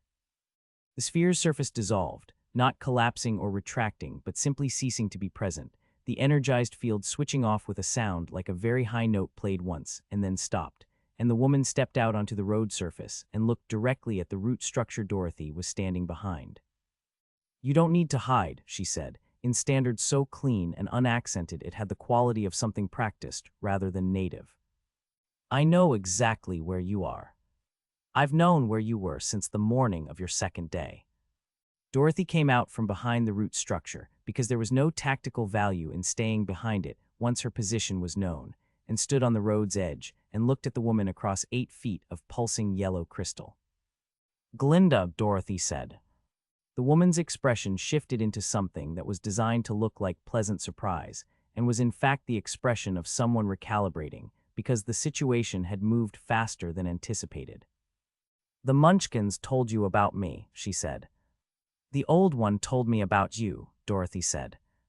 "Northern Territory. Calls herself the Good. Hasn't had anyone contradict her on it more than once." She looked at Glinda steadily. "That's not a description of someone who is good. That's a description of someone who has made goodness into a threat." Glinda looked at her for a moment with something moving behind her eyes that was more honest than her expression. "You're more direct than I expected," she said. "I find it saves time," Dorothy said. "What do you want?" Glinda moved to the road's edge, not toward Dorothy, but along the road, a lateral movement that repositioned her without closing the distance, the kind of motion that was instinctive in people who were accustomed to managing conversations spatially. "I want to help you," she said, with the warmth of someone who had said those words so many times they had worn smooth. "That's not what you want," Dorothy said. "That's the opening of a pitch. What do you actually want?" Glinda stopped moving. She looked at Dorothy with those recalibrating eyes and then did something that Dorothy hadn't expected, which was to let some of the performance drop, not all of it, not even most of it, but enough that what was underneath showed at the edges. "I want you to go to the architect's tower," she said. "I'm already going to the architect's tower," Dorothy said. "I want you to go with information that makes what you do when you get there more useful to both of us." "Tell me what's in it for you first," Dorothy said. "Then I'll decide if I want the information." Glinda looked at her with an expression that was recalibrating again, the expression of someone who had prepared for several versions of this conversation and was finding that none of them were the one she was actually having. "You're not frightened of me," she said, with something in it that wasn't quite an accusation and wasn't quite admiration. "Should I be?" Dorothy said. "Most people are," Glinda said. "Most people haven't done what I've done to get to this road," Dorothy said. "You came down in a sphere of light with music and a flattering color temperature. That's a display for people who are impressed by displays. I'm not impressed by displays." Glinda was quiet for a moment. The forest around them had gone to its full bioluminescent brightness when the sphere arrived and hadn't faded back, and the combined light of the undergrowth and the residual warmth from the sphere's field made the road look like something out of a fever dream, golden and glowing and deeply strange. "The architect has a communication array," Glinda said. "The only one on this planet capable of reaching beyond this system. Whoever controls it controls every contact between this world and everything beyond it. Trade routes. Information. The arrival and departure of ships," she paused. "For 30 years the architect has controlled it, and for 30 years the rest of us have been cut off from whatever lies beyond this sky in any meaningful way. And you want it, Dorothy said. I want the isolation to end, Glinda said. That's a better way of saying you want it, yes, Dorothy said. What's stopping you from taking it yourself? Something moved across Glinda's face, brief and unguarded, and Dorothy read it as a combination of frustration and something more painful, something that had been sitting with her for a long time. The architect has defenses I cannot breach, she said. The other witches have tried and failed. I have resources and influence and power within this world, but the architect has technology that this world cannot match. But I might be able to match it, Dorothy said. Because I'm from beyond this world. You have weapons that operate on principles none of us have access to, Glinda said. You have knowledge of systems and technology that the architect uses that we simply do not have. You've already demonstrated, in 3 days on this planet, a capacity for, she paused, choosing her word with the care of someone who understood that certain words did certain kinds of work. Efficiency, she said, that is frankly extraordinary. You've been watching me since day 2, Dorothy said. What did you see on day 1 that made you start watching? Glinda looked at her. The long jaw that lives in the valley near your crash site has been killing travelers on that route for 6 years, she said. The Harrow kept it there deliberately, the same way the architect keeps the main on the road. As a deterrent. As a first filter, she paused. You killed it in under 4 seconds on your first evening on this world, while injured, without what appeared to be any significant emotional response to the event. It charged me, Dorothy said. I shot it. Yes, Glinda said.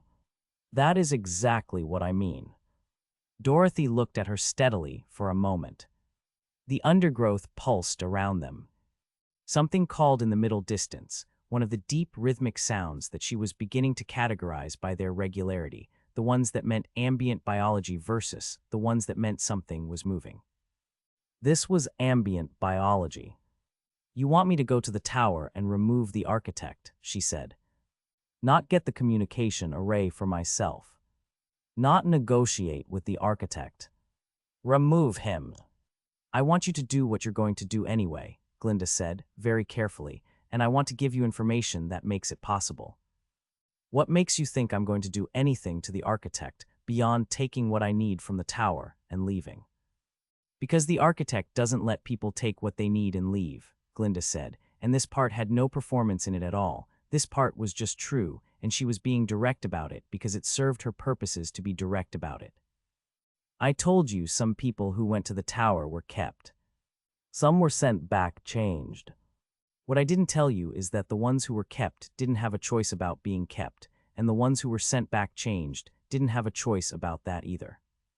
The architect takes what he wants from people, and he does it with technology that doesn't leave marks you can see, and by the time you understand what's happening to you, it's already happened. Dorothy absorbed this. And the ship you mentioned, she said. The old one told me the architect has a ship. In the tower's lower bay, Glinda said. Operational as far as anyone has been able to determine from the outside. You've had people on the outside of the tower, Dorothy said. I've lost people on the outside of the tower, Glinda said. There's a distinction. Dorothy looked at her for a long moment, reading the layers of what Glinda was and wasn't showing her, the performance and the calculation and the genuine fear underneath both of them that she was trying very hard to keep at a depth where it wasn't visible. What do you get if the architect is removed? Dorothy said. Specifically, what changes for you? Glinda met her eyes and the performance dropped another degree. Everything, she said. The communication array. The trade access. The ability to contact other systems, bring in resources, establish this world as something other than a forgotten survey notation in a galactic corrections database. You consolidate control of the whole planet, Dorothy said. Glinda's chin came up slightly. I stabilize a situation that has been unstable for 30 years, she said. That's a more flattering way of saying you consolidate control of the whole planet, Dorothy said. The silence between them had a quality that was almost companionable, two people who had dispensed with pretense and were looking at each other clearly. Then Glinda reached into the structured layers of her clothing and produced a data chip and held it out. The tower's external schematics, she said. The layout of the defenses on the outer perimeter, as accurately as my people were able to map them before they were killed.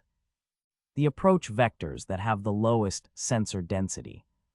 Everything I have. Dorothy looked at the chip in Glinda's hand and didn't take it. Why would you give me the only copy of that? She said. Glinda produced a slight smile. I have other copies, she said. Obviously. So this chip tells me what you want me to know and omits what you don't want me to know, Dorothy said. And what it omits is probably exactly what I need most. The smile stayed but changed quality. You could not have gotten off that prison ship, Glinda said. Whatever you were incarcerated for, whoever you were before Ozymandias, you were not an ordinary person. Nobody who came out of 3 years in a GC maximum security facility and survived 4 days on this world alone looks the way you look right now. How do I look? Dorothy said. Like none of this is a problem, Glinda said. Like you looked at this planet the way other people look at something to be managed, and then you started managing it. The chip, Dorothy said. Tell me what it leaves out. Glinda held her gaze for a moment. The inner defenses, she said. I don't have reliable data on the inner defenses because none of my people ever got past the outer perimeter. So I'd have the approach and the outer ring, Dorothy said. And then I'd be on my own. You seem to do well on your own, Glinda said. Dorothy reached out and took the chip and looked at it and put it in the thigh pocket of her coverall next to the nav comp. When the architect is gone and the array is open, she said, the first thing I use it for is my own purposes. You don't get access to it until I'm done with it. Glinda blinked, the tiniest disruption in her composure. You're agreeing to this, she said. I'm telling you the terms on which I'm going to do the thing I was already going to do, Dorothy said. There's a difference. And the terms are that I use the array first for whatever I need it for, and then it's your problem. What do you need the array for? Glinda said, with genuine curiosity underneath the performance. Dorothy looked at her. That's not information I'm giving you, she said.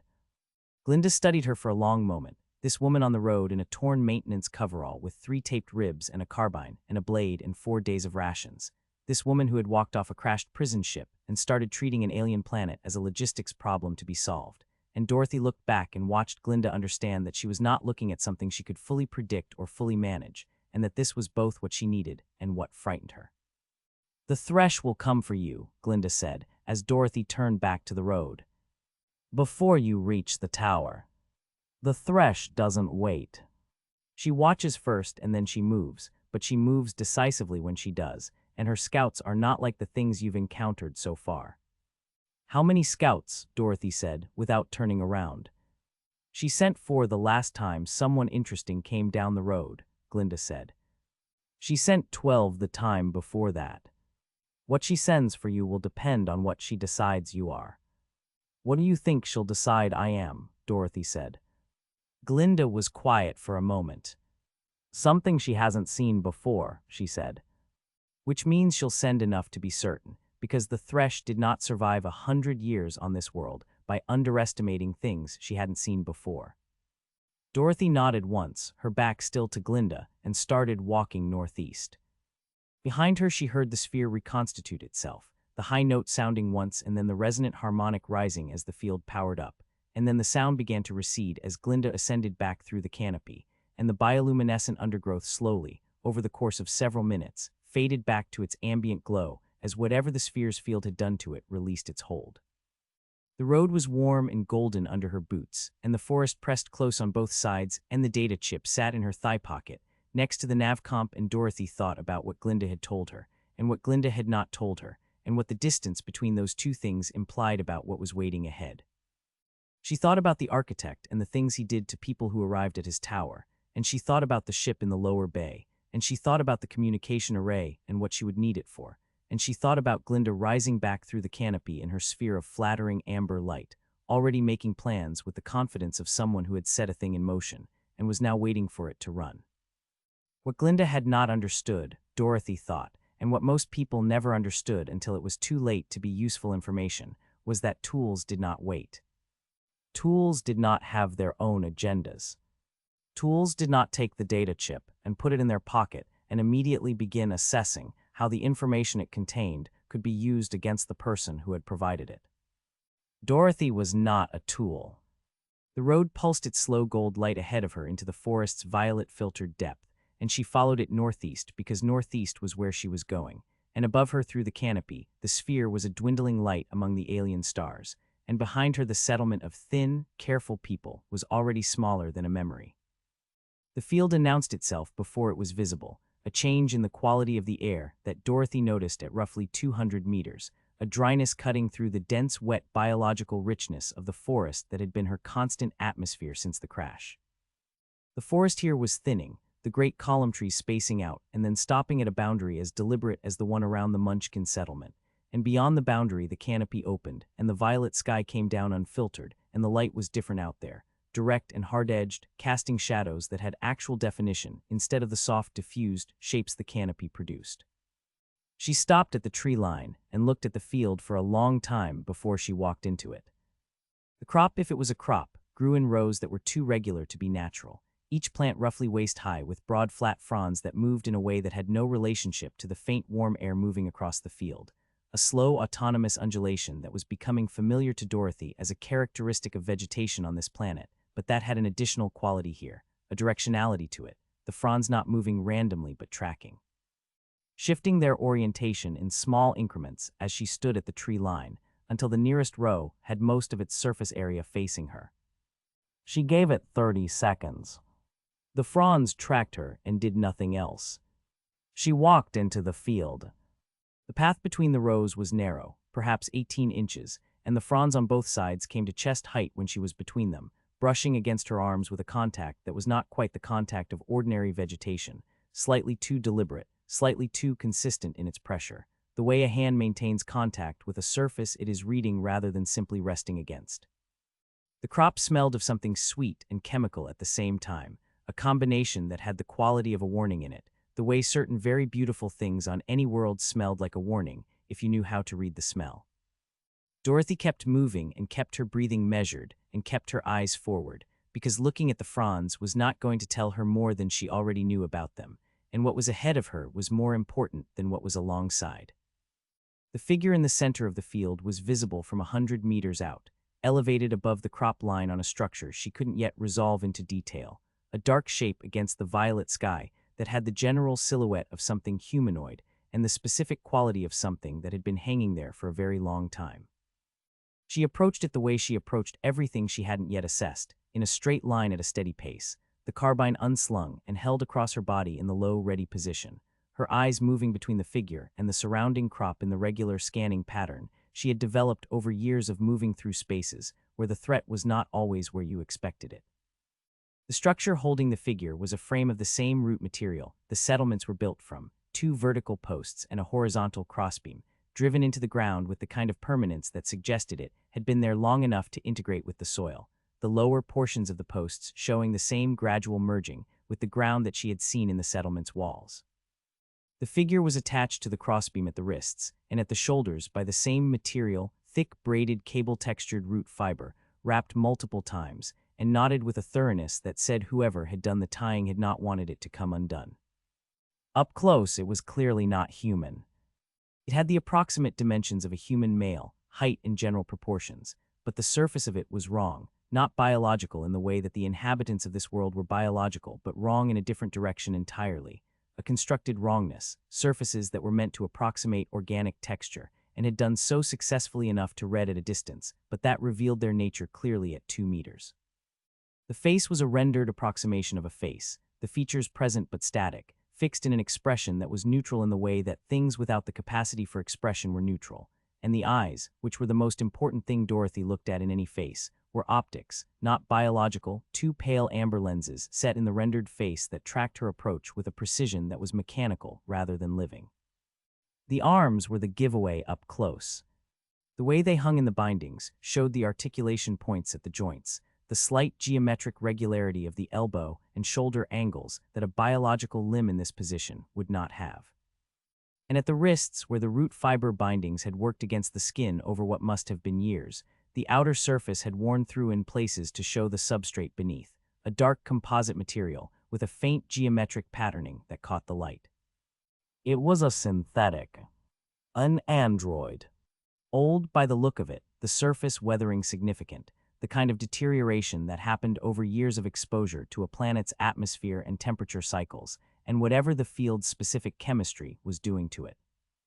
The amber optic eyes tracked her, and the synthetic said nothing, and Dorothy stood in front of it for a moment, and then looked at the bindings, and estimated the time it would take to cut through them, and weighed that against what she might get from the interaction. The navcomp had taken a partial charge boost from a power coupling she'd found at the last rest stop, barely enough to move its functionality from 40% to 50%, and at 50%, it was giving her slightly better readings on the elevation feature ahead, now approximately 8 kilometers northeast. 8 kilometers with no reliable data on what the terrain held between here, and there was a gap she wanted to close, and the thing hanging in front of her, whatever it was, had presumably been in this field long enough to know what lived in the surrounding territory. She took the combat blade from its sheath and began cutting the right wrist binding. The root fiber was dense and resistant, and the blade was good, and she worked through the first binding in about 40 seconds of focused cutting, the fibers parting one layer at a time, and the tension in them releasing as they separated. The synthetic's right arm dropped when the binding gave, not falling loose but dropping with a controlled deceleration that was completely inconsistent with a limb that had been immobilized for any significant period. No stiffness, no hesitation, the movement smooth and immediate and fully functional. Dorothy stepped back 2 full paces the moment the arm dropped, the blade coming up in her right hand and her left going to the carbine's grip, because that kind of movement from a system that had been bound long enough for its outer surface to weather significantly meant either the immobilization hadn't impaired its function, or it had been repairing itself throughout, and both of those possibilities had the same practical implication. The synthetic's head turned toward her on its newly freed right side, the amber optics adjusting focus, and it said, in a voice that was synthesized in a way that was almost imperceptible, almost organic, just slightly too consistent in its resonance to be a biological throat, "You cut the binding." "One of them," Dorothy said. "The others stay until you tell me what I want to know." The optics tracked across her face, down to the blade, across to the carbine, back to her face, the same evaluative traverse she had seen in the compound eyes of the settlement inhabitants, but executed with the mechanical precision of a system doing a threat assessment rather than a living thing reading another living thing. "You are not from this world," the synthetic said. "Tell me something I haven't worked out myself," Dorothy said. "What are you, who put you here, and how long have you been hanging on this frame?" "I am an agricultural management unit," the synthetic said, designation AM7, manufactured in the architect's workshop facility approximately 22 years ago. "I was assigned to this field and the surrounding region to manage crop yield, pest control, irrigation coordination, and boundary maintenance." "And someone hung you on a frame," Dorothy said. "The architect hung me on this frame," the synthetic said, its synthesized voice carrying no particular affect around the information, stating it with the factual flatness of a system reporting data. 11 years, 4 months, and some days ago, by my internal chronometer. I had reported to the architect that the crop yield in this field had declined significantly due to soil depletion, and recommended a fallow period and soil remediation program. The architect determined that my assessment was incorrect and that the decline was due to inadequate management.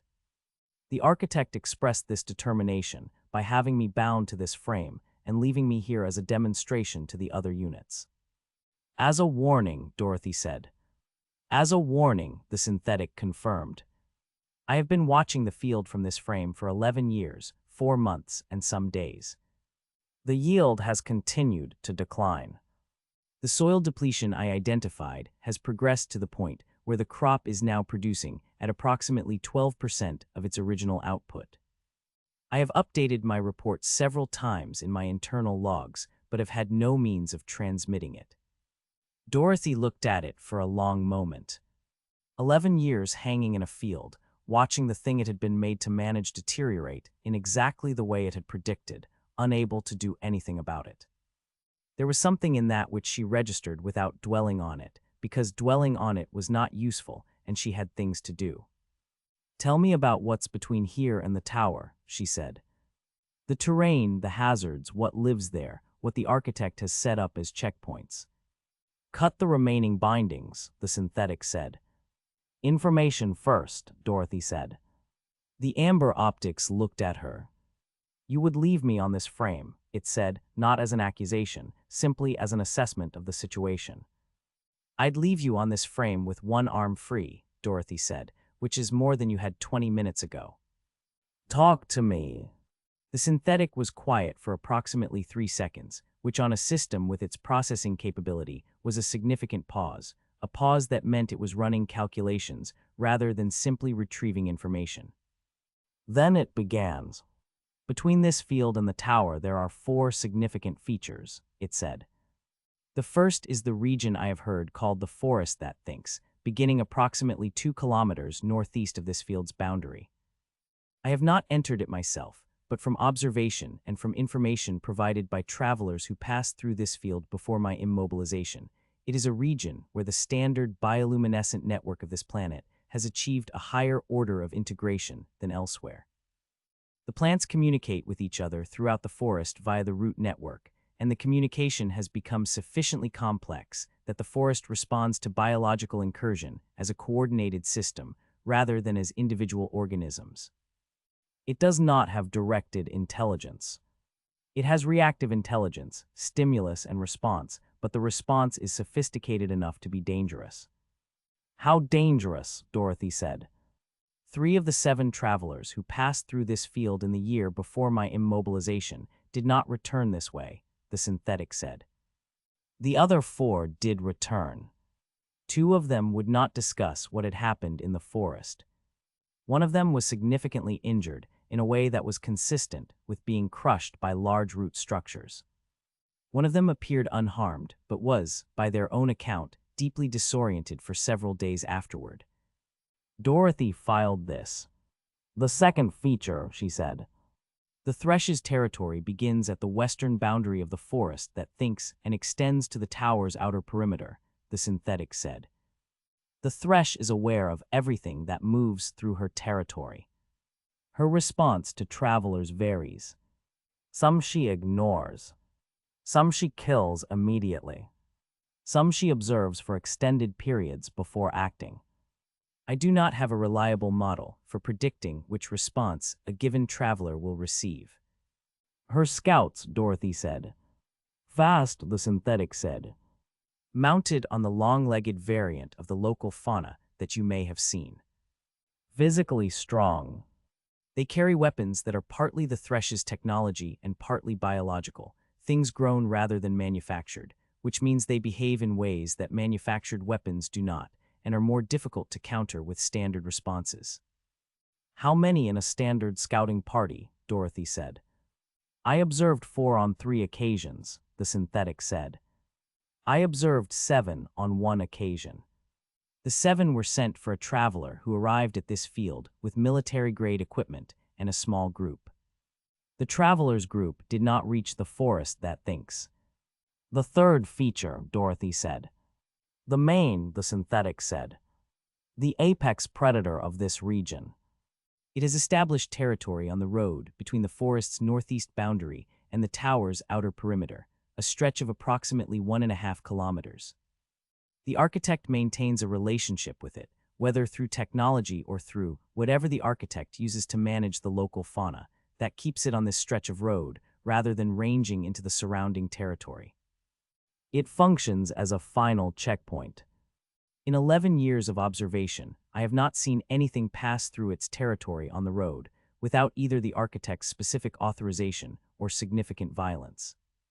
"Has anything passed through with violence?" Dorothy said. "Once," the synthetic said. "A mechanical unit of the combat class, larger than myself, significantly better armored, sent by Glinda's forces approximately 6 years ago. It entered the main's territory, and I observed from this distance a confrontation. The unit did not pass through. The main fed for 2 days. Dorothy absorbed this without visible reaction. "The fourth feature," she said. "The tower's outer perimeter defenses," the synthetic said. "I have limited direct information. From observation, I know that the perimeter has both sensor coverage and automated response systems, and that the two human guards the architect keeps are supplemented by the systems rather than the other way around. The inner defenses I have no information about. No one who has entered the tower has reported back to me about what the inner defenses consist of." Dorothy nodded once. She looked at the remaining bindings on the synthetic's left wrist and its shoulders, still holding it to the crossbeam. She thought about what the synthetic had told her, and what it was worth, and what cutting the remaining bindings would cost her, and what leaving them would cost her, and she made the calculation she always made, which was clean and fast and entirely without sentimentality. She needed the power cell. The synthetic was running on something internal, had been running on it for 11 years, and whatever that power source was, it had sustained a fully operational system through more than a decade of continuous function. Her navcomp was at 50%, and the carbine's charge packs were not going to last indefinitely, and she needed every operational advantage she could acquire before she reached the tower. She moved forward, and the synthetic tracked her with its optics as she came within arm's reach, not of the bindings but of its torso, and she put her left hand against the surface of its chest and felt the slight vibration of the power system running somewhere inside, deeper than the outer composite surface. "The power cell," she said. "Internal. Where is it seated?"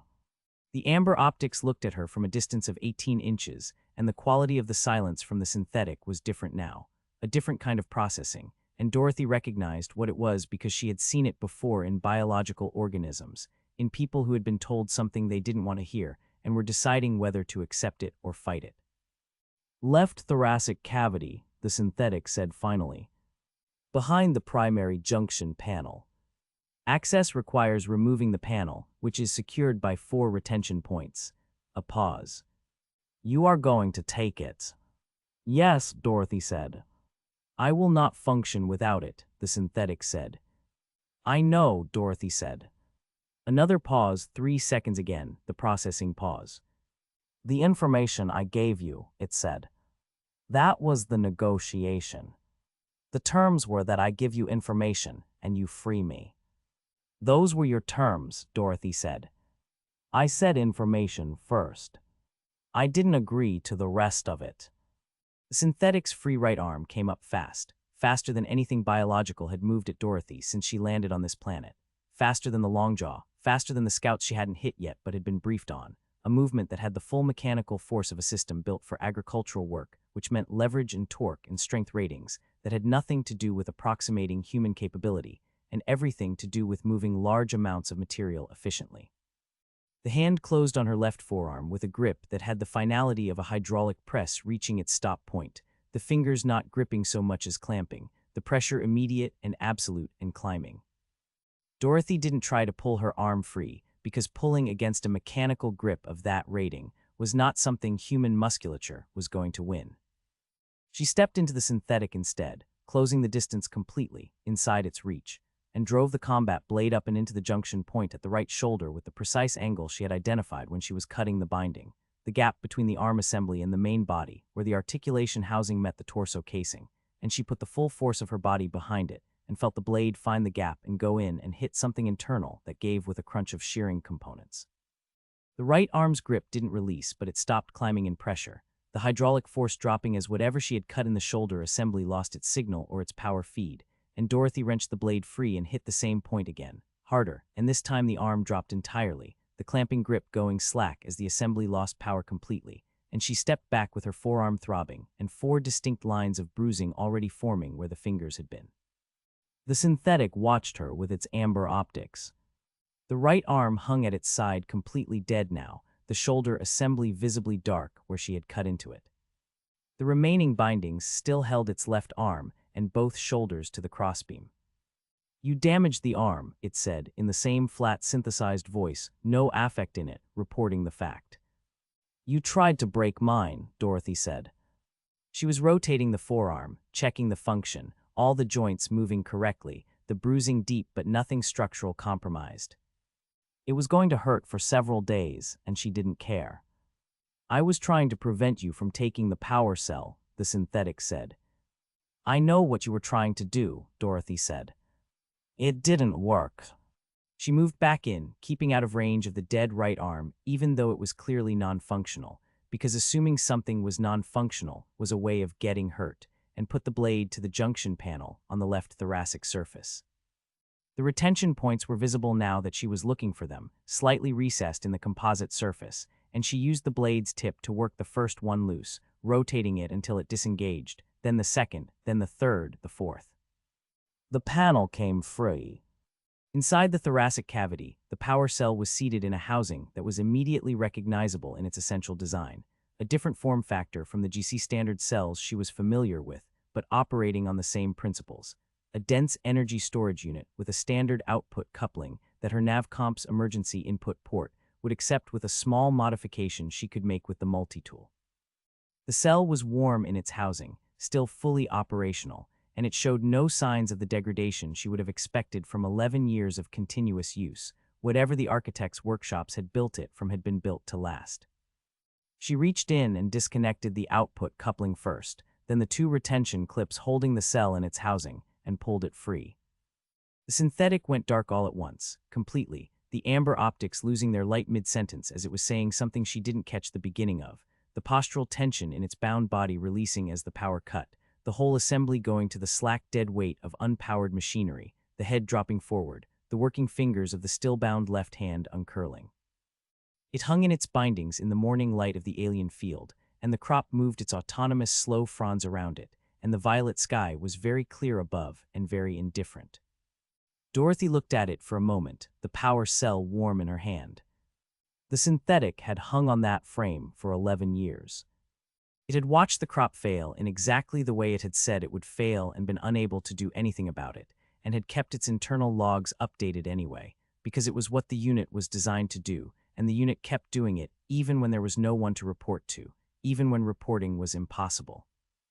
Because that was the nature of a system that had been built well and given a purpose, and not given the capacity to stop caring about the purpose just because the purpose had become pointless.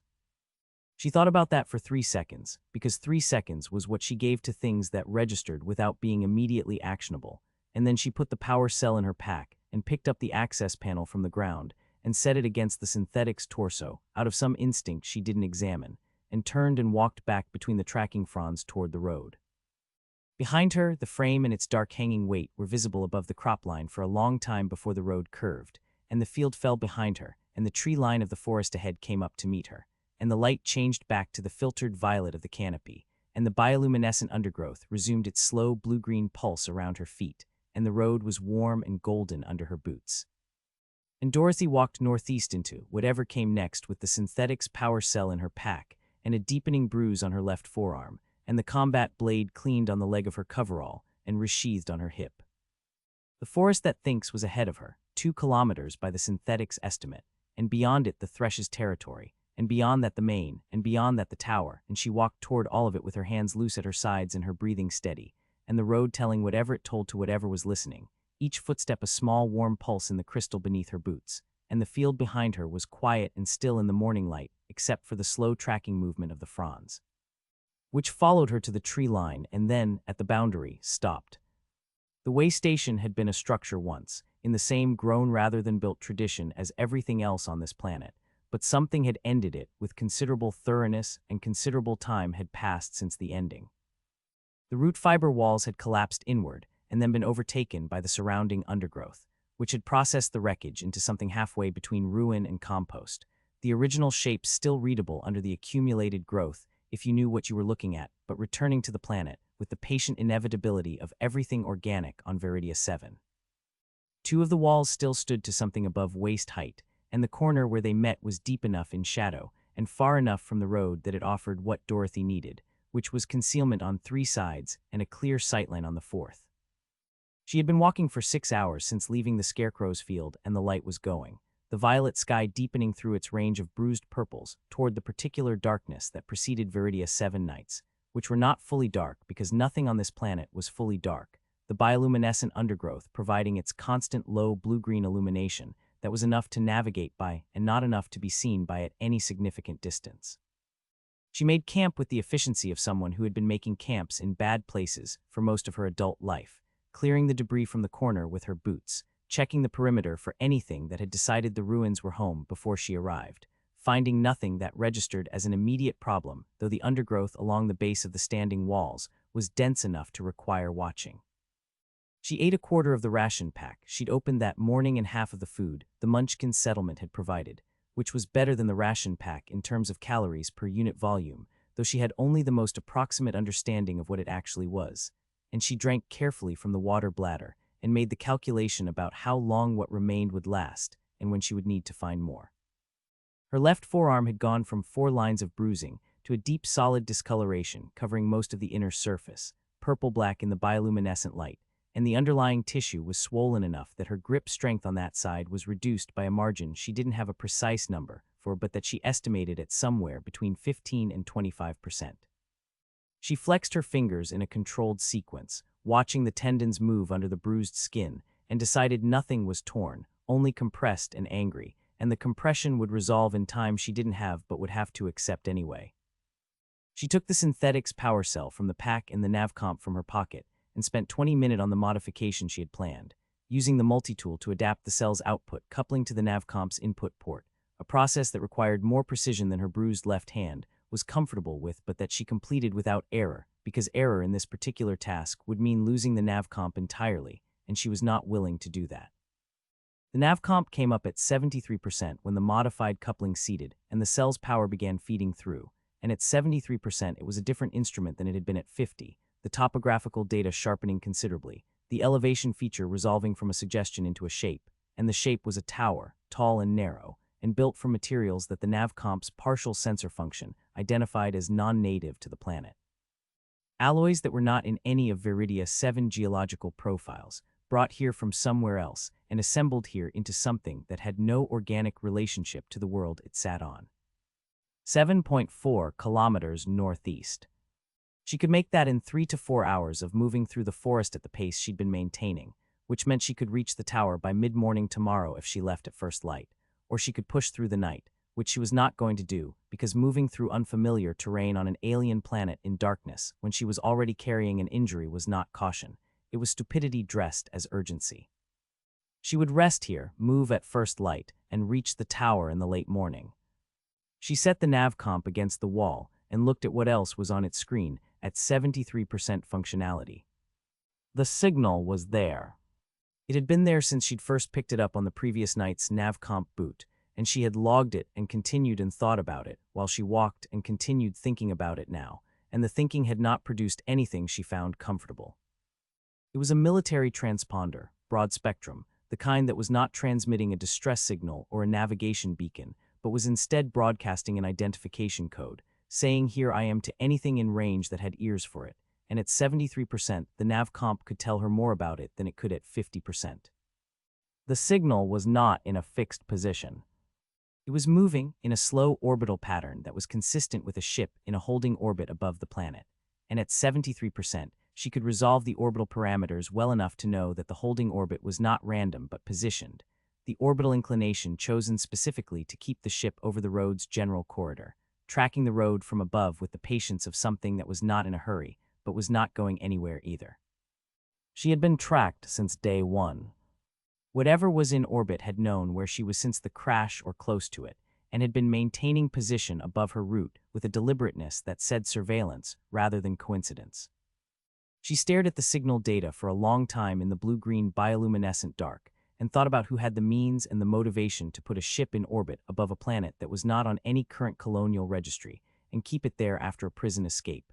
And the list was short, and the shortest version of it was the kind of thing that sat in the chest rather than the head. A cold weight that had nothing to do with fear, and everything to do with the particular quality of trouble that had a face on it. She put the navcomp in her pocket, and lay back against the wall of the ruined way station, and looked up at the sky through the gap where the roof had been, at the alien stars of a system that had no name in any catalog she'd had access to on Ozymandias, and she thought about the people she had put in this kind of trouble before she was 17 years old, the specific and unromantic mechanics of how a life gets to the point where 3 consecutive life sentences is the outcome of the process. And she thought about it in the same flat, factual way she thought about everything, without self-pity, and without the kind of revisionism that turned brutal decisions into necessary ones, just the events in the order they happened, and the choices at each junction, and what the choices had cost. She had been 9 years old when she understood that the world was not going to treat her according to any principle she recognized as fair, and she had been 9 years old when she decided that this was information rather than a wound, and that the appropriate response to information was to use it. People with power used it on people without it, and the only variable that mattered was which category you were in, and the only way to change categories was to acquire the thing that defined them, which was the willingness to do what the other person wasn't willing to do. She had been very willing. There had been a man when she was 14, a specific man in a specific position of authority, and what had happened with that man was the first time she had understood the full weight of what she was capable of and had not flinched from it. She had flinched from nothing since. The things that had put her on Ozymandias were not aberrations or losses of control, they were decisions, each one made with the same clear calculus she applied to everything.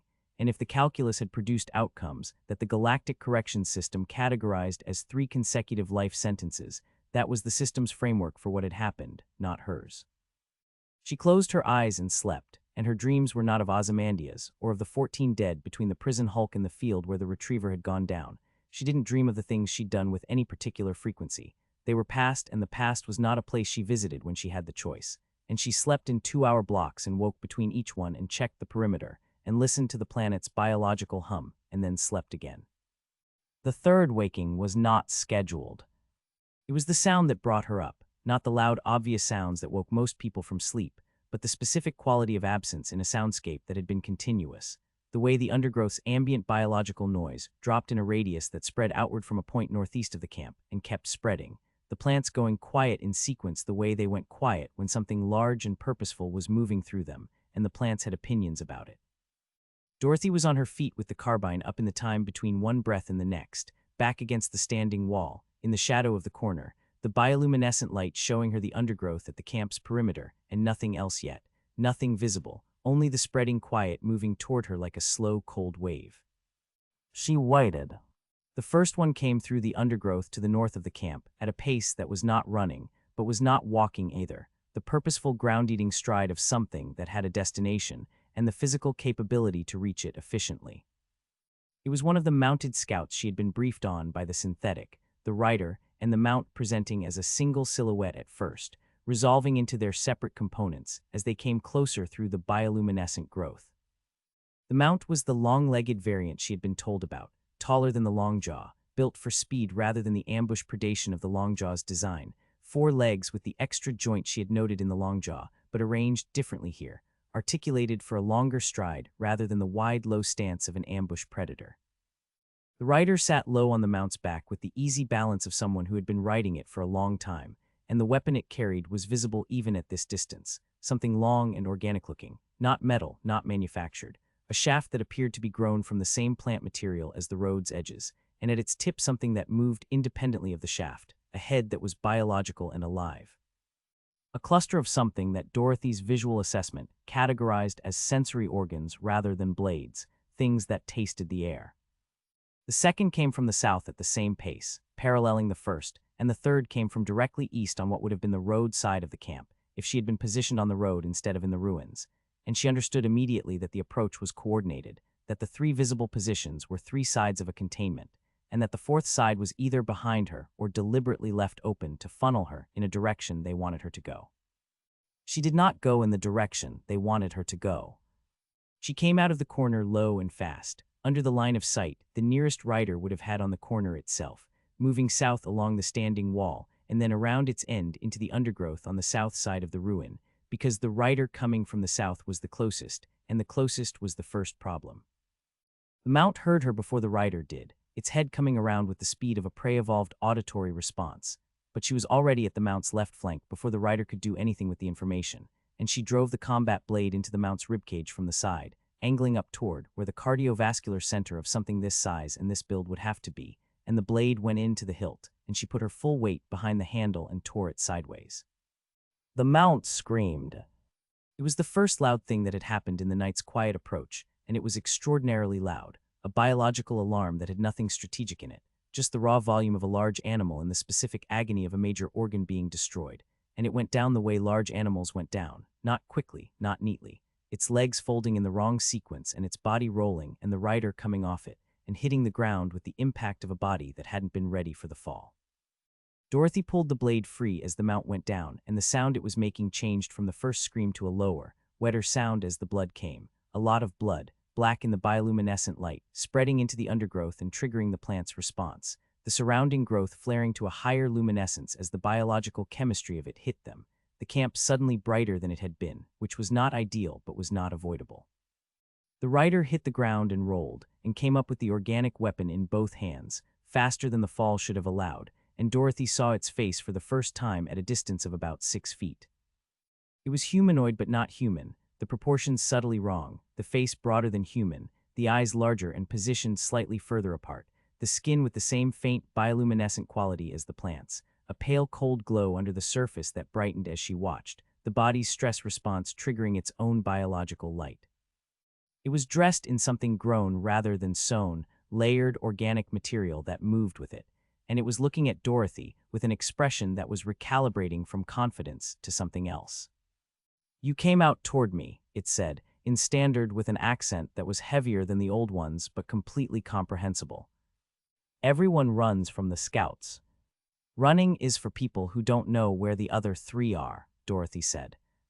It looked at her for a half-second, the recalibration completing, and then it swung the organic weapon in the lateral strike pattern that was probably its opening move against everything it had ever opened against, fast and committed, the living head at the tip of the shaft spreading its sensory clusters as it moved, and Dorothy stepped inside the arc the way she always stepped inside the arc of a longer weapon. Taking herself out of the weapon's effective range and into the space where the wielder had no leverage, and hit it twice in the throat with the blade's handle before driving the blade into the side of its neck below the jaw. The entry was not clean. The blade hit the organic armor first and deflected, and she had to redirect and hit the gap below the armored collar with the second attempt, and the blade went in and the rider went down, and the blood that came from it was the same bioluminescent quality as its skin, faintly lit, leaving a glowing trail in the undergrowth as it fell, something beautiful and horrible at the same time. The dying light of something that had been alive 10 seconds ago, painting itself across the plants that lit up in response to it, the whole south side of the ruin glowing like something ceremonial. She didn't look at it beyond what the threat assessment required, which was confirming it wasn't getting up, which it wasn't, and she turned and moved back toward the ruin because the noise had told the other 3 exactly where she was. The second rider came around the north end of the standing wall at a gallop, the mount's extra-jointed legs covering the ground with a speed that was genuinely impressive, and this one had the organic weapon leveled forward rather than held for a swing, using it as a lance, and at the tip the sensory cluster was contracted to a point. And Dorothy understood in the fraction of a second. She had that contracted meant focused and focused meant the weapon was doing something directed rather than just physical. She threw herself left as the mount reached her and the weapon discharged. She had no better word for it, the sensory cluster releasing something she didn't see but felt, a pulse that hit the air to her right with a sound like a struck bell and left the undergrowth in a 3-foot radius where it landed blackened and collapsed, the bioluminescence in those plants going out all at once, and the ground where they had been smoking slightly, the soil itself scorched. Not biological. The weapon was biological in its construction, but what it delivered was energy, focused biological energy of the kind that certain deep ocean creatures on a dozen worlds used for stunning prey, scaled up and directed, and the combat implications of that were significant because the combat knife and the carbine were both designed around countering threats that operated on physical principles, and this was a physical threat with an energy component that she didn't have a complete model for yet. She needed a complete model very quickly. The mount had carried the rider past her in the gallop and was turning at the ruin's corner, the rider already repositioning the weapon for another pass, and Dorothy came up from the dive with mud on her knees and the carbine in her hands, because the first discharge had told her what she needed to know. The contracted sensory cluster meant a directed energy attack, and the expanded cluster meant a physical swing, and right now the cluster was contracting again as the mount finished its turn and the rider sighted on her. She fired the carbine. The charge hit the rider's center mass, and the energy release at that range was enough to lift it partially off the mount's back, the impact throwing the body backward and sideways, and the organic weapon discharged as the rider fell, involuntarily, the contracted cluster releasing its pulse into the air above the ruin, and Dorothy felt the pulse pass overhead close enough that the heat of it was a physical sensation across the top of her head. And then the mount was riderless and accelerating away into the darkness north of the camp, the sound of its extra-jointed legs diminishing rapidly. 2 down. The third and fourth were still somewhere. She moved back into the ruins, into the corner, back against the wall with the carbine up and her breathing controlled, and listened to the night for the spread of quiet that would tell her where the next approach was coming from, and the planet hummed its deep biological frequency around her, and the bioluminescent plants pulsed their light, and the glowing blood of the first rider soaked into the undergrowth, and lit it from within in a pattern that spread and slowly, over the course of several minutes, began to fade as the compound broke down in the soil. This third rider came from above. She had not factored for above, which was an error she noted without the luxury of dwelling on it, because the mount dropped from the canopy with its extra-jointed legs, folded and hit the ground inside the ruin's open roof space 10 feet from her, and the rider was off it before it had fully landed, moving toward her without the weapon, the organic lance left on the mount's back. This one coming in with just its body and the layered organic armor and the particular quality of intention of something that had been told to take rather than kill. It wanted her alive, which was information about the thresh that she processed as it crossed the space between them in the time it took her to adjust the carbine's angle and fire. The charge hit it in the left shoulder, and the energy transfer shredded the organic armor there and what was under the armor, the shoulder joint going to pieces in a way that was immediate and catastrophic, the arm no longer a functioning component, and the rider went down and stayed down this time, but it was still conscious, lying in the ruins with one arm destroyed and the bioluminescent glow of its skin going to a cold, dim pulse that was the system in shock. And it was looking at her, and its mouth was moving. The thresh, it said, in standard, forced out through whatever pain was doing to its respiratory system. The thresh sent us to bring you. Not to kill you. To bring you. I noticed, Dorothy said. I'm not interested in being brought. The large eyes were tracking her, the pupils enormous in the camp's low light. You don't understand what the thresh is, it said. You don't understand what she can do. Tell me, Dorothy said, because information was information regardless of the source, and a dying scout of the thresh was a source she was not going to have access to again. The bioluminescent glow under the rider's skin was fading in an uneven way, the light going out in patches rather than uniformly, islands of cold pale illumination on a surface that was darkening around them. The thresh has been on this world for 100 years, it said, the voice still comprehensible, but the breath behind it going shallow. She knows every root system on this planet. Every plant network. Every creature. She can feel you through the ground when you walk, a pause, the breathing working harder. She felt you before you reached the field. She knew you when you stepped on the road. What does she want with me? Dorothy said. What she wants with everything that comes down the road that she hasn't seen before, the rider said. She wants to understand what you are. Whether you are a threat. Whether you are useful. The glow was almost fully gone now, the patches of light small and isolated, the skin between them the dark color of something that was finished. She was going to let you go after she understood. She wasn't going to keep you. I don't know if that's true, Dorothy said. It is true, the rider said, and there was something in it that was more than a dying agent defending their employer's reputation, something that was just a person saying a thing they believed before they stopped being able to say things. She is not the architect. She doesn't keep people. She doesn't, the breath stopped and started again, shorter now, the intervals between narrowing. She is part of this world. This world doesn't keep things. It processes them. Dorothy watched the last of the bioluminescent light go out under the rider's skin, the darkness settling over it completely, and then she watched for another 15 seconds to be certain, and then she turned to the door of the ruin and stepped outside. The fourth rider was sitting on its mount at the perimeter of the camp, at the edge of the bioluminescent light, far enough that in another 30 seconds of darkness it would have been invisible. It was not moving toward her.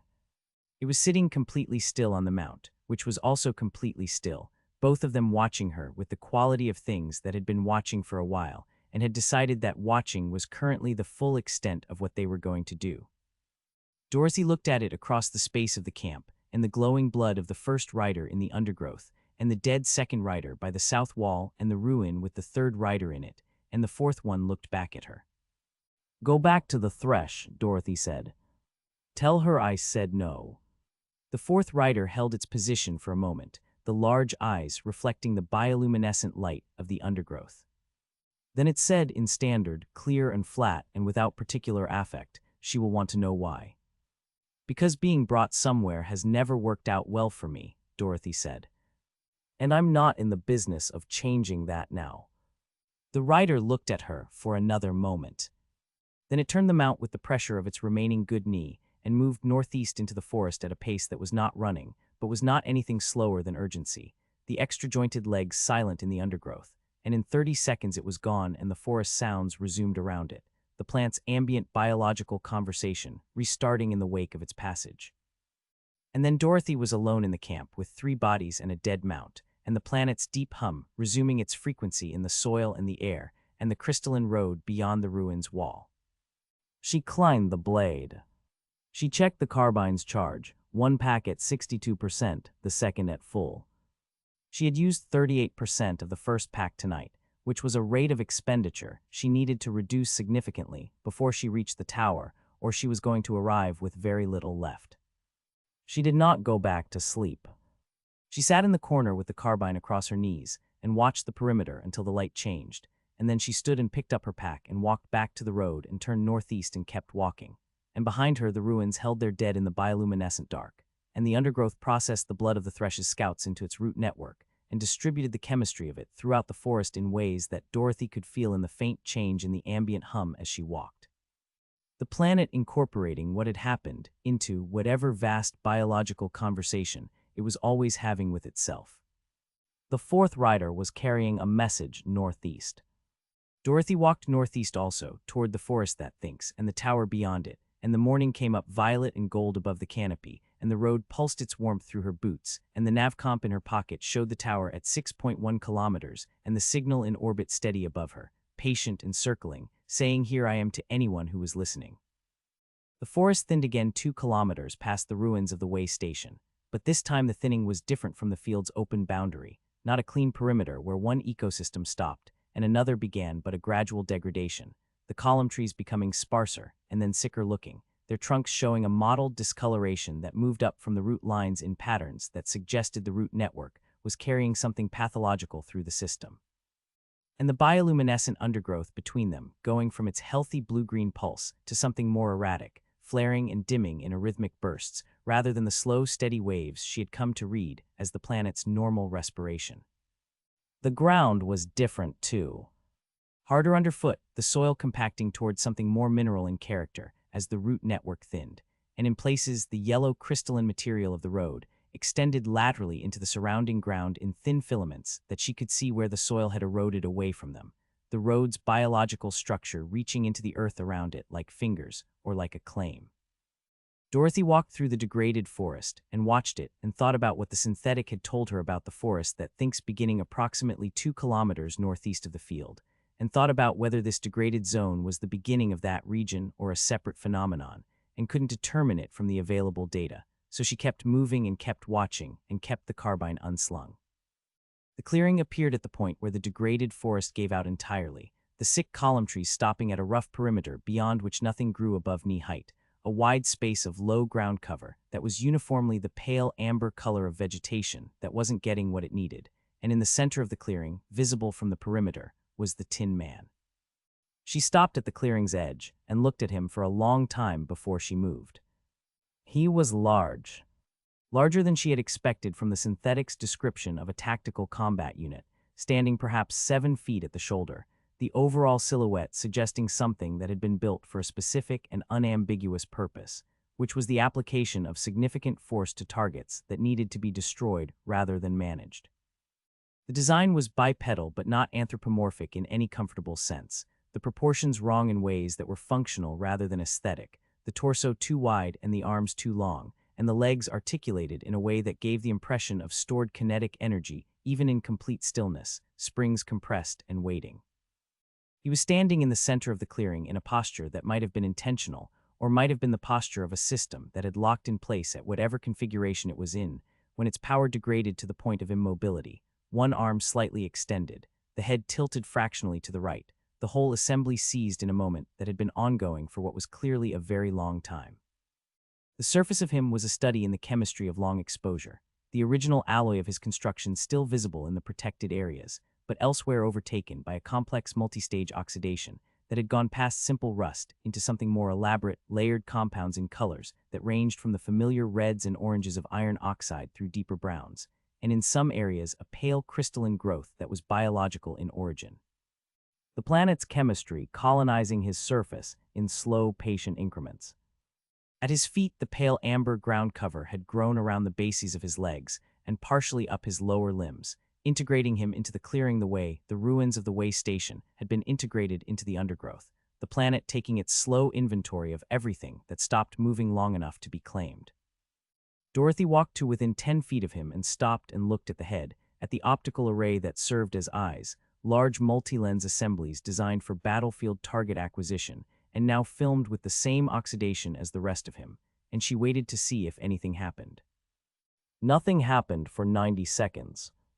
Then the optical array moved. It was a small movement, the lenses adjusting focus with the grinding resistance of components that had not moved in a very long time, the articulation mechanisms fighting the oxidation and the mineral deposits and the biological growth and winning, barely, enough to shift the angle of the optical assembly by perhaps 15 degrees, enough to bring Dorothy into the center of whatever field of view remained to a system running on a reserve cell that was, by any reasonable estimate, nearly exhausted. A sound came from the unit, not speech yet, a lower register output, a system coming up through its boot states, and it took 4 minutes, during which Dorothy stood and waited with the patience she reserved for things that required patience, before the sound resolved into something structured. Identify, it said, the voice synthesized at a much lower fidelity than the agricultural units had been, degraded by the same processes that had degraded everything else, but comprehensible. Dorothy Gale, she said. I'm not from this world. I crashed here 5 days ago. The optical array adjusted again, the grinding resistance less pronounced this time, the mechanism warming up incrementally. Galactic Corrections Uniform, it said. Dorothy looked down at the coverall she was wearing, the GC Maintenance Tech insignia still visible on the chest, despite 5 days of damage to the fabric. I took it from a technician on the prison hulk I escaped from, she said. It's not mine. A pause that was longer than processing should have required, which meant it was not a processing pause, but a consideration pause, the system evaluating information against something more complex than a threat matrix. Escaped, it said. 3 days before I crashed, she said. I stole a ship that needed repairs, and it came down in the Eastern Valley. I've been walking the road since day 2. The road, it said, and the word had a weight in it that she hadn't heard in any of the other uses of the word she'd encountered so far, something that was not quite bitterness and not quite irony, but was in the neighborhood of both. You are going to the tower. Yes, she said. Everyone who walks the road is going to the tower, the Tin Man said. Or they were before they stopped walking. Dorothy looked at him steadily. You've been here a long time, she said. 31 years, he said. Approximately. My internal chronometer lost precision 17 years ago when the secondary power cell failed. The primary cell is at 4%. I estimate I have between 6 and 14 hours of consciousness remaining, depending on how much of that consciousness I spend on active processing versus passive monitoring. What were you? Dorothy said. Tactical Combat Unit Designation TCU-9, he said. Manufactured off-world, deployed on Viridia 734 years ago as part of the Architect's initial security establishment. I was one of 4 units brought to this world to secure the tower's construction phase and establish the Architect's authority in the surrounding territory. What happened to the other 3? Dorothy said. The optical array moved again, a slow traverse of the clearing's perimeter that had the quality of a very old habit. TCU-7 was destroyed in a confrontation with the Thresh in Year 3, he said. TCU-8 was decommissioned by the architect in Year 7 for reasons I was not given access to. TCU-11 is still operational in the tower, still serving the architect. And you ended up here, Dorothy said. I ended up here, the Tin Man confirmed, the flatness of his synthesized voice making the statement carry more weight than any affect would have. I was sent to eliminate a settlement in this region. The settlement had failed to produce the tribute the architect had assessed against it. Standard enforcement procedure, a pause. I arrived at the settlement, and I assessed the settlement, and I transmitted a report to the architect recommending reassessment of the tribute on the grounds that the settlement's production capacity had been reduced by a disease affecting their crop system, that the tribute as assessed exceeded what the settlement could produce even under optimal conditions, and that enforcement in this instance would result in the elimination of a settlement that would take decades to replace in terms of regional productivity. Dorothy waited. The architect disagreed with my assessment, the Tin Man said. The architect transmitted new orders. I transmitted a second report with the same recommendation and supporting data. The architect transmitted the same orders with an addendum indicating that non-compliance would be treated as unit malfunction. Another pause longer. I did not comply. I have been standing in this clearing for 31 years as a consequence of that decision. Dorothy looked at him, at the 31 years of oxidation and biological growth, and the grinding optics and the 4% primary cell, and she thought about the agricultural unit hanging in the field with its 11 years of updated internal logs that no one had ever received, and she thought about what it meant that the architect's approach to units that disagreed with him was to leave them in place and let them deteriorate rather than simply shutting them down. And what that said about what the architect wanted the remaining units to understand. The settlement, Dorothy said. Is it still there? I don't know, the Tin Man said. I have not had sensor contact with it since my immobilization. I know it existed for at least 12 years after I was posted here because a traveler passed through this clearing in year 12 and mentioned it. After that, I have no information. Dorothy thought about the thin, insected inhabitants of the Munchkin settlement with their braced secondary limbs and their flat, dull carapaces, and the old one with the amber eyes who had made her tea and told her about the road, and she thought that whatever the answer to his question was, it was not a simple one. The tower, Dorothy said. Tell me what you know about it. The optical array found her face, and the lenses made their grinding adjustment to focus. What do you want to know? The Tin Man said. Everything, Dorothy said. Start with the architect. The architect arrived on Viridia 737 years ago in a ship that was significantly more capable than anything currently in the tower's bay, the Tin Man said. The original ship left 6 years after arrival, piloted by someone other than the architect. The architect remained. The ship in the tower's bay now is a secondary vessel, a short-range transport that was brought in on a supply run in year 8 and has been in the bay since.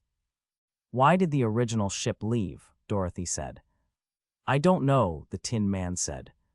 I was not given that information.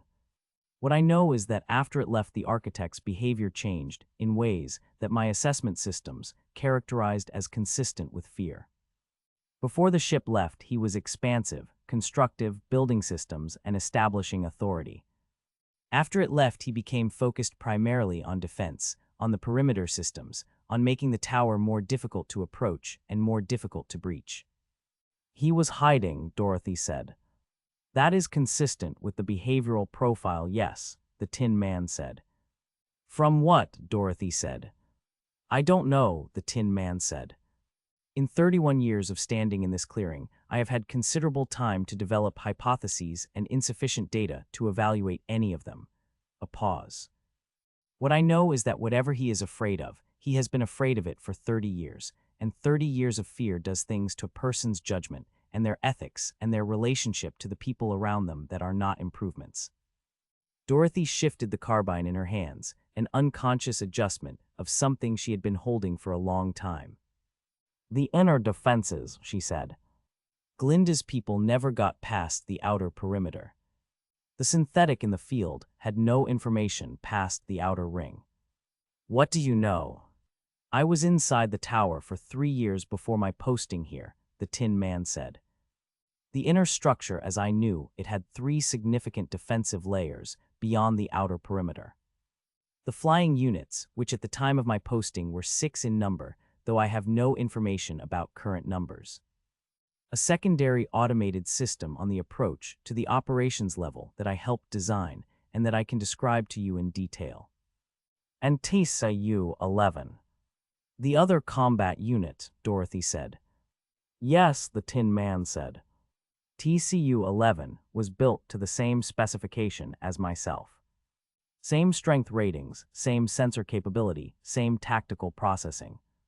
The difference between TCU-11 and myself is that TCU-11 has had 31 years of active operation and maintenance, and I have had 31 years of standing in a field. TCU-11 will be faster than me and more current in its tactical processing, and will have been modified by the architect over 3 decades in ways I cannot predict. But you know its base specification, Dorothy said.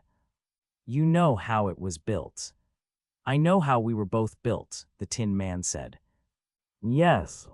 Dorothy looked at him for a moment and thought about what she was going to need when she reached the tower, what the Glinda's data chip had given her, and what it had left out, and what the synthetic had given her, and what the Tin Man was giving her now. And she thought about the tower at 7 kilometers, and the flying units, and the automated secondary system, and TCU-11, and she thought about the charge packs and the combat blade, and what she had left in terms of resources, and what she needed. Tell me about the secondary automated system, she said. Everything you know about how it was designed and where its weaknesses are. The system monitors the approach corridor to the operations level through a network of sensors that are integrated into the tower's structural material, the Tin Man said. The sensors detect biological signatures, heat, motion, electromagnetic output. The response to a detected intrusion is automated and does not require the architect or TCU-11 to trigger it, which means it cannot be bypassed by neutralizing either of them first. What's the response? Dorothy said. Directed energy emitters in the corridor walls, the Tin Man said. Similar in principle to the biological weapons the Thresh's scouts carry, but manufactured, and therefore more consistent in their output. The coverage in the corridor is complete. There is no path through the corridor that avoids all sensor coverage. Dorothy looked at him steadily. But, she said, because there was always a but in a description that started with no path through. The system was designed to respond to biological signatures, the Tin Man said. The design parameter assumed that any intrusion would be biological in nature because the architect's threat assessment at the time of design considered only biological threats.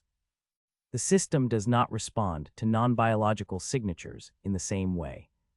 Meaning if I had a non-biological unit moving through the corridor ahead of me, it would absorb the response instead of me, Dorothy said.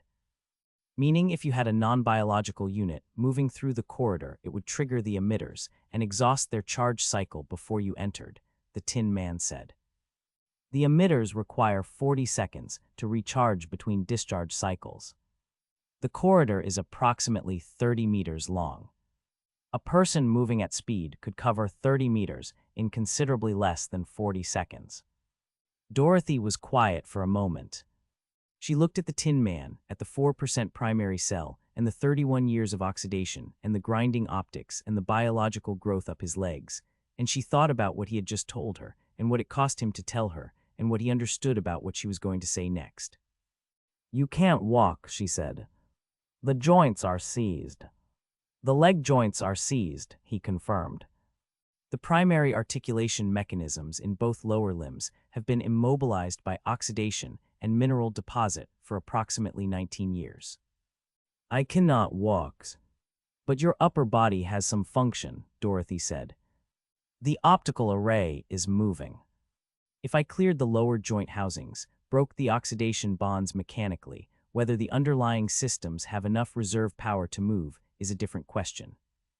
At 4% primary cell capacity, the probability that I have sufficient power to walk 30 meters through a corridor and trigger an automated defensive system is low, the Tin Man said.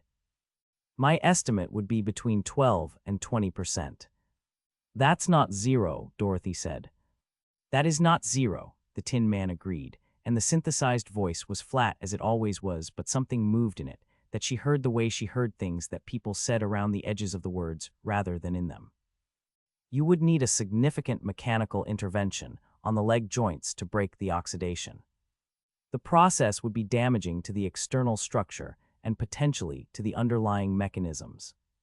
And at the end of it, I would have, at best, a 12 to 20% chance of reaching the corridor. And an 80 to 88% chance of shutting down before you get there, Dorothy said. Yes, he said. Dorothy looked at him for a long moment.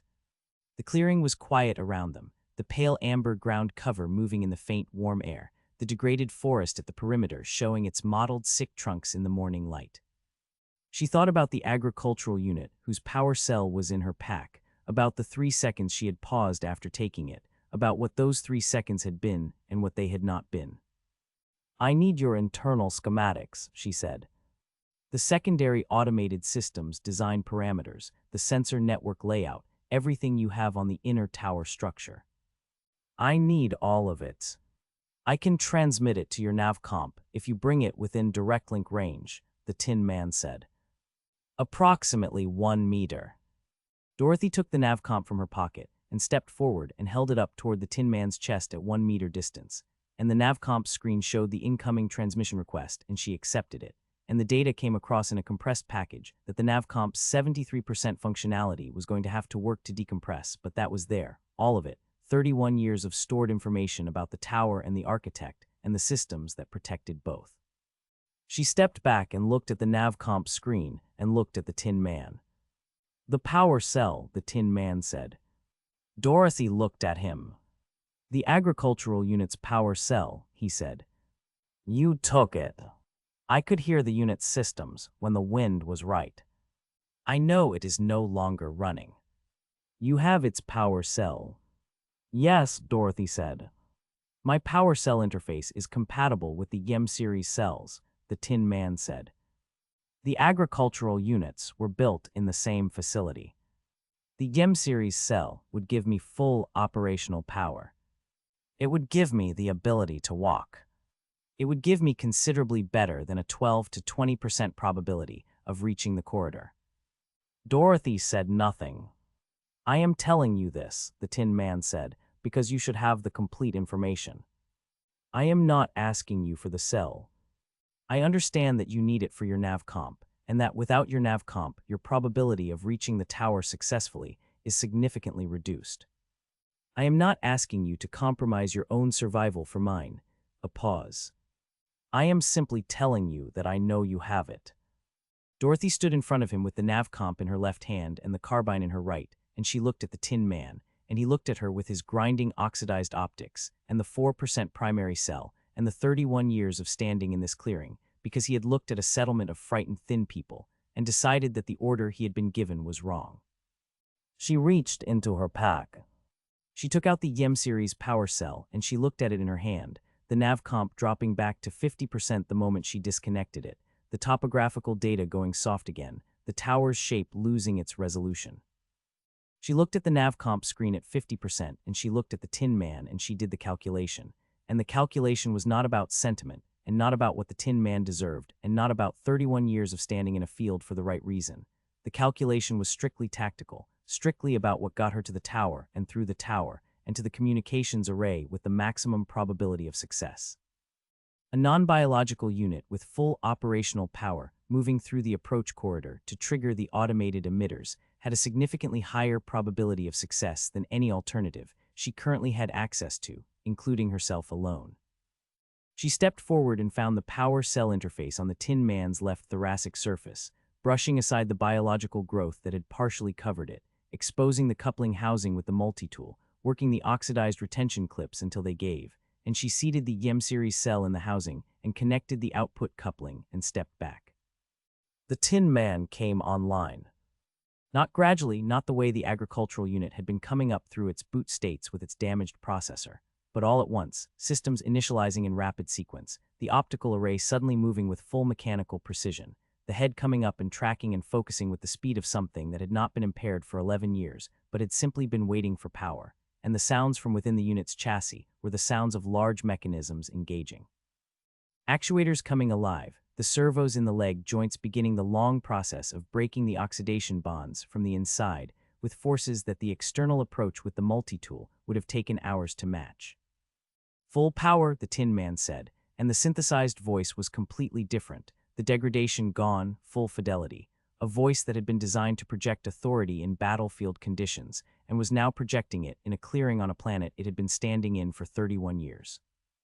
The leg joints shrieked as the servos forced the oxidation bonds, a sound that went through the clearing and into the surrounding forest, and came back as a disruption in the bioluminescent pulse of every plant within 100 meters, the planet reacting to the sound the way it reacted to everything sudden and large and out of the ordinary.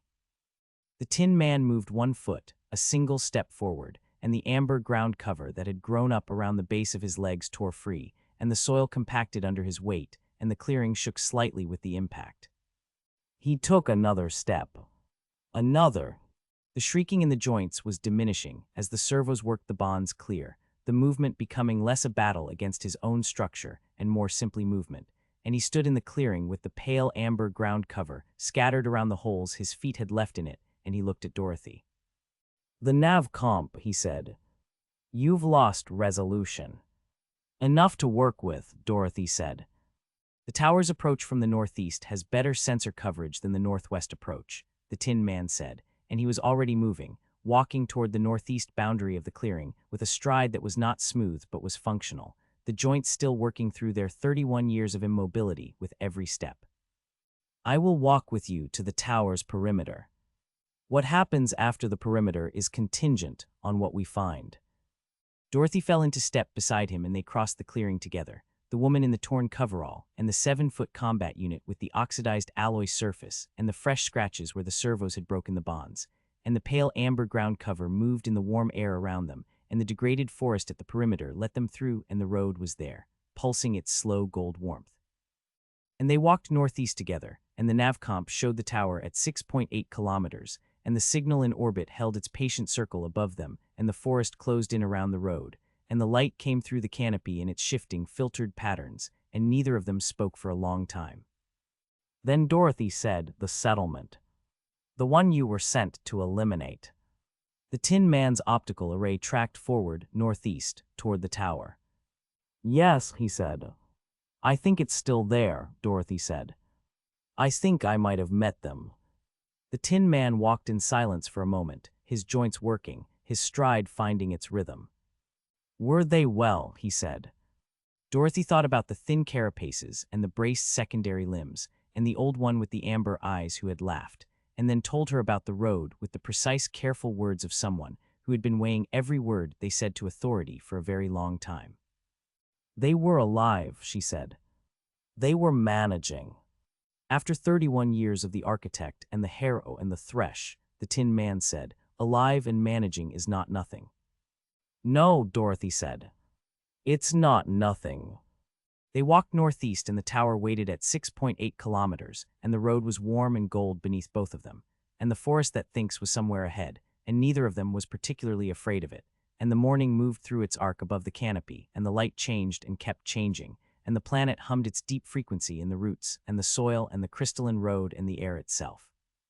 And the Tin Man's joints found their old precision, and his stride lengthened, and the shrieking in them was gone, and he walked the way something walks when it has been waiting a very long time for the chance to walk again. Thresh's territory announced itself the way all boundaries on Viridia 7 announced themselves, not with a sign or a marker, but with a change in the quality of everything, the forest shifting from the degraded sick zone around the clearing, where the Tin Man had stood for 31 years, into something that was its opposite in every measurable way, the column trees here taller than any Dorothy had encountered since the crash, their trunks so broad that 3 people with linked hands couldn't have encircled them.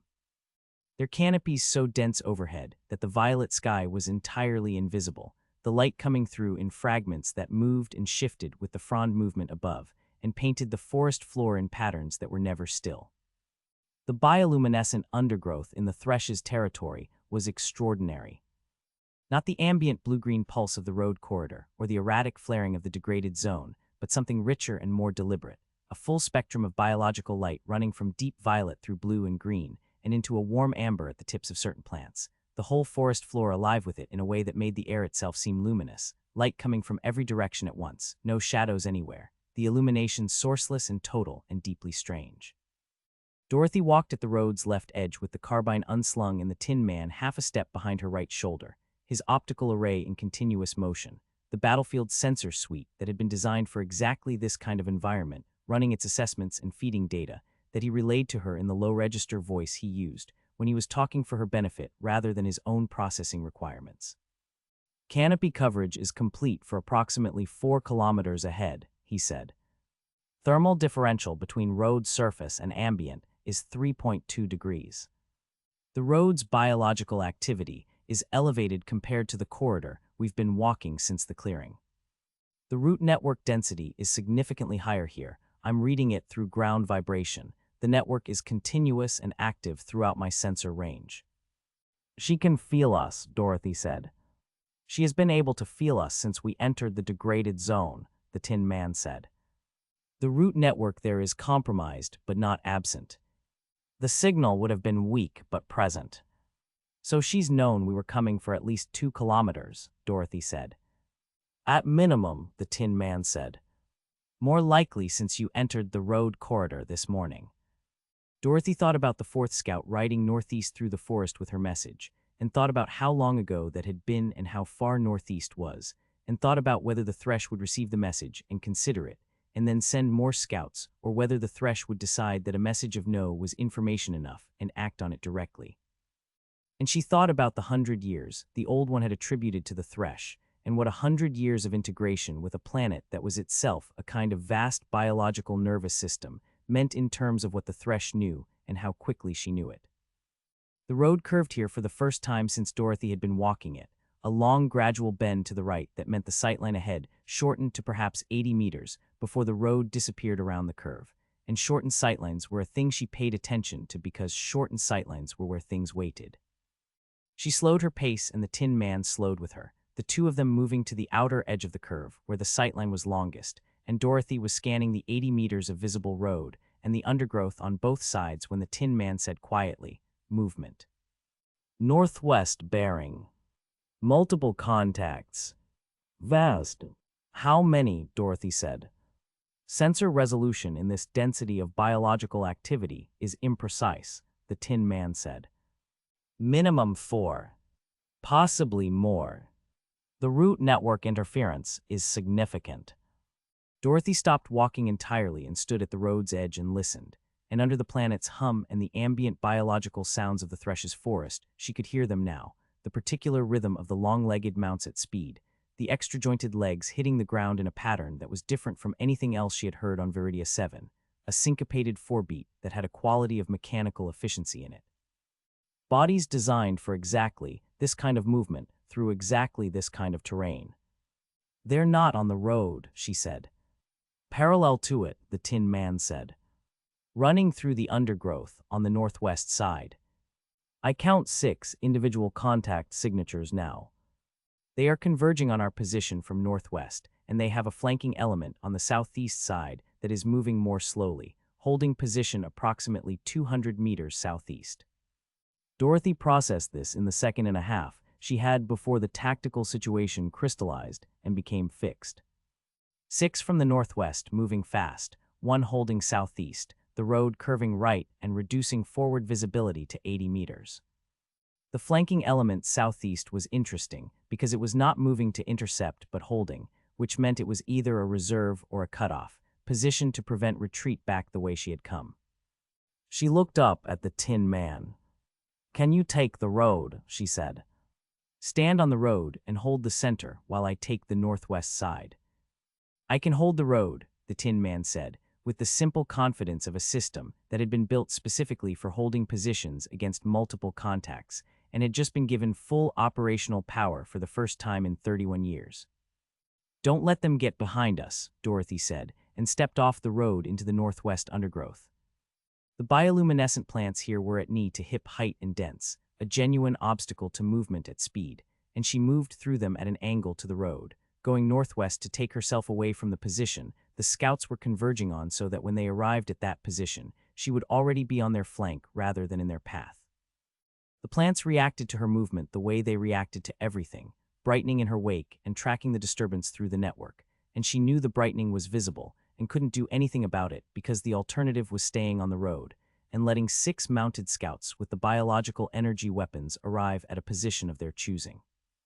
She had covered 30 meters northwest when the first one came through the undergrowth at her from the left. It was moving at a speed that the terrain should not have allowed, and was allowing because the mount's 4 legs and extra joints handled the dense plant growth with the ease of something that had been bred or evolved for exactly this, stepping over and through the obstacles that would have slowed a human to a stumbling walk. And the rider on its back was low and forward in the riding position, with the organic lance held level, and the sensory cluster at its tip contracted to the focus point that Dorothy now knew meant a directed energy discharge was imminent.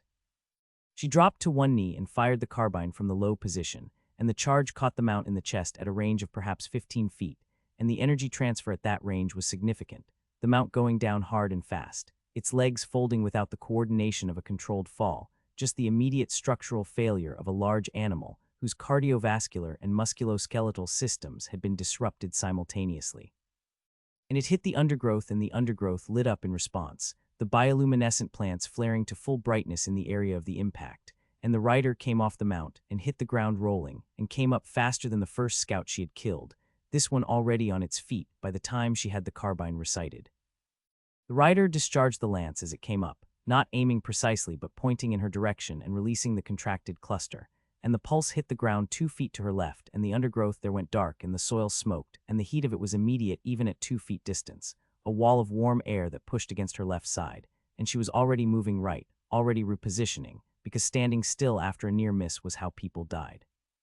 She fired again on the move, not a clean shot but a shot, and the charge hit the rider in the left leg, and the leg stopped working and the rider went down and stayed down this time.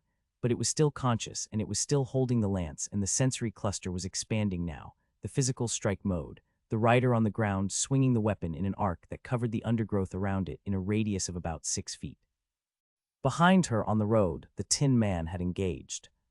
She could hear it without seeing it, the sounds unmistakable, the particular impact of a 7-foot combat unit at full operational power making contact with targets, a series of concussive sounds that had the quality of industrial machinery rather than combat, the raw application of force ratings that had been designed for battlefield applications, and were now being applied to scouts who had been sent for a woman on foot and had found something considerably more than that.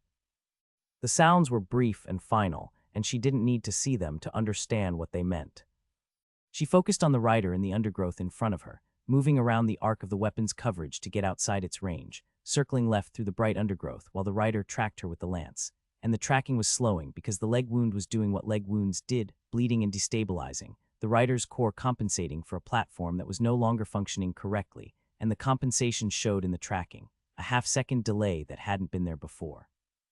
Dorothy stopped moving and let the rider find her with the lance arc, let it commit to the direction, and when it committed she moved forward inside the arc's radius, inside the weapon's effective range, and hit the rider's weapon arm at the elbow with everything she had, the combat blade coming down on the joint in a chop that was not surgical but was sufficient, the organic armor at the elbow thinner than at the torso, designed for flexibility rather than protection. And the blade went through the armor, and through what was underneath, and the arm below the elbow was no longer attached to the arm above it in any functional sense. The rider made a sound that she felt in her sternum more than heard with her ears, a frequency that the bioluminescent plants around her responded to by going simultaneously to maximum brightness, the whole area lighting up as though something had thrown a switch, and in that sudden brightness Dorothy could see the wound clearly, the organic armor split and the biology underneath it, the blood that was bioluminescent like the first rider's had been, lit from within. Pooling in the churned undergrowth in a spreading shape that the plants absorbed and brightened with.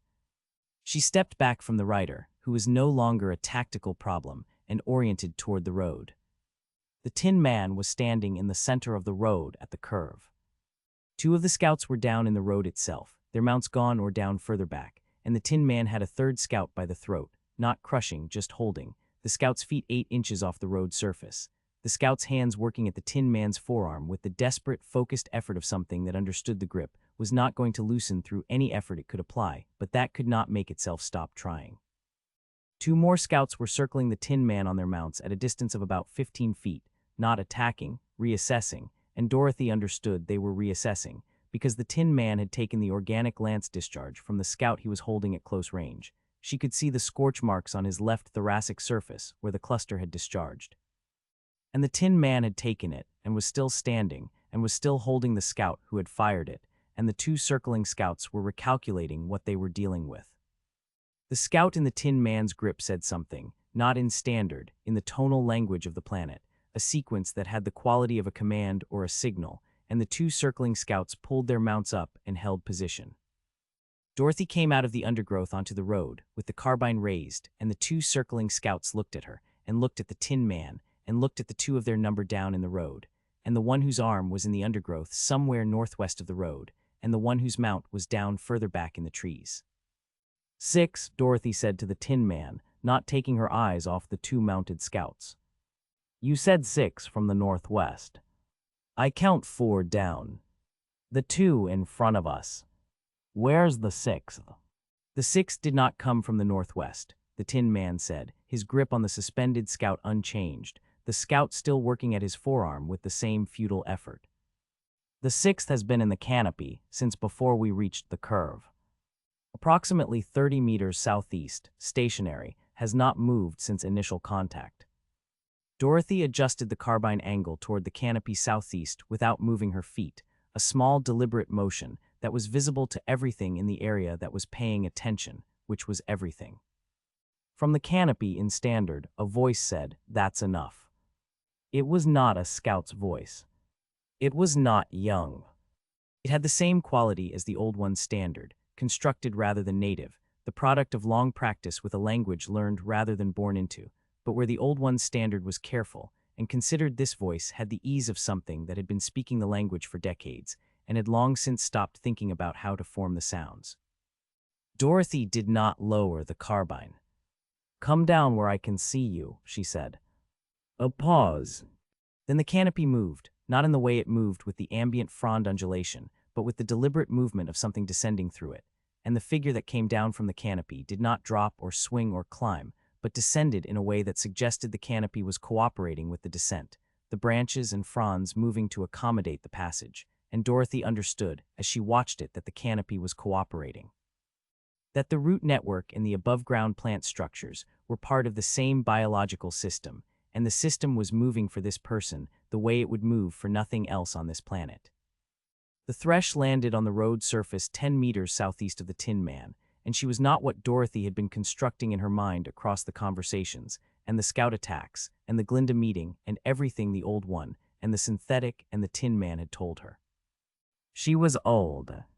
Not aged in the way of biological deterioration, but old in the way of things that had been accumulating time for so long that the time itself had become structural, written into the way she stood and moved and occupied space. Her height was average, her build slight in a way that seemed deliberate, and her skin had the bioluminescent quality Dorothy had seen in all the humanoid inhabitants of this planet, but developed to a degree she hadn't seen before, not a faint glow under the surface, but a visible integrated luminescence, patterns moving through her skin in slow pulses that were synchronized with the pulse of the undergrowth around her, the woman and the forest breathing together in the same rhythm. Her clothing was the grown organic material Dorothy had seen on the scouts, but older and more integrated, less like something worn and more like something that had grown in conjunction with the person wearing it, moving with her breathing and her pulse in the same way the forest moved. Her face was humanoid, but with the slight proportional differences Dorothy had seen in all the humanoid inhabitants, the broader face and the larger eyes, and the eyes themselves were extraordinary, irises the deep amber of the old one's compound eyes, but in a human-adjacent structure, and in them the same bioluminescent patterns that moved through her skin, light moving through the iris tissue in slow waves. She looked at Dorothy with those amber luminescent eyes, and she looked at the Tin Man holding the scout 8 inches off the road, and she looked at the 2 mounted scouts still circling at their reassessment distance, and she said nothing for a moment, taking her inventory the way Dorothy took inventories, and Dorothy let her take it because the tactical situation was stable, and information was worth more than urgency. "You killed 4 of my people," the Thresh said finally. "Your people came at me with energy weapons in the middle of the night," Dorothy said. "And again just now with 6 scouts and a flanking element." "Yes," the Thresh said, with a directness that was more unsettling than defensiveness would have been. I sent them. The first 4 you sent to bring me to you, Dorothy said. Against my explicit message that I wasn't coming. I heard your message, the Thresh said. I decided it was not the final answer to my question. It was, Dorothy said. The Thresh looked at her with those luminescent eyes, and the light moved through them in its slow wave pattern, and the forest breathed around her in its synchronized rhythm, and she said, You are the most interesting thing that has come to this world in 30 years. I'm not interested in being interesting, Dorothy said. I'm interested in reaching the tower. Everyone is interested in reaching the tower, the Thresh said. I have watched a great many interesting and capable people walk this road toward the tower. Most of them did not come back. I'm aware of that, Dorothy said. You are aware of many things, the Thresh said, and something moved in her face that was not quite amusement and not quite assessment, but was in the space between them. You know about the communication array. You know about the architect's ship. You know about the inner defenses because the machine beside you has told you, and the machine beside you is TCU-9, who has been standing in a clearing for 31 years because he refused an order I considered refusing myself once. The Tin Man's optical array moved toward the Thresh, and he said, in the full-fidelity voice of a system at operational power, You considered refusing. I considered it, the Thresh said, meeting his optics without difficulty. I decided the cost of refusal was higher than the cost of compliance. I have thought about that decision many times in the years since, a pause that was brief but had weight. I was wrong to comply. I knew I was wrong when I made the decision, and I made it anyway. What did he ask you to do? Dorothy said. The Thresh looked at her. Something I will not describe on a road in a forest, she said. Something that ended. Something that cannot be undone, she paused. This is part of why I want the architect removed. It is not only about the communication array and the trade routes and the things Glinda wants and the things I want. It is also about a specific debt. Dorothy looked at her steadily. You've been trying to take the tower for 30 years, she said. You've lost people to TCU-11 and the outer defenses and the main. You can't do it yourself. No, the Thresh said, without apparent discomfort at the admission. I cannot. And you think I can, Dorothy said. I think you are the first person who has walked this road with the specific combination of capability and indifference that the tower requires, the Thresh said. Capability because you have it, evidently. Indifference because you do not want what the architect has. You do not want the array for power. You do not want the ship to stay here. You do not want to rule this world or control its trade routes or settle a political debt. She paused. You want to leave. And someone who wants to leave will do things that someone who wants to stay cannot afford to do. Dorothy thought about this. It was more accurate than she was comfortable with, and accuracy from a source that had just sent 6 armed scouts at her was a thing she needed to evaluate carefully. The scouts, she said. The ones who are still alive. Tell them to stand down and take their wounded and go. The Thresh turned to the 2 mounted scouts and spoke in the tonal language, a short sequence, and the scouts moved immediately and without apparent reluctance, going to the downed scouts in the road and to the undergrowth where Dorothy had left the rider with the destroyed arm, moving with the focused efficiency of people who had been told clearly what to do by someone they did not question. The Tin Man released the scout he was holding.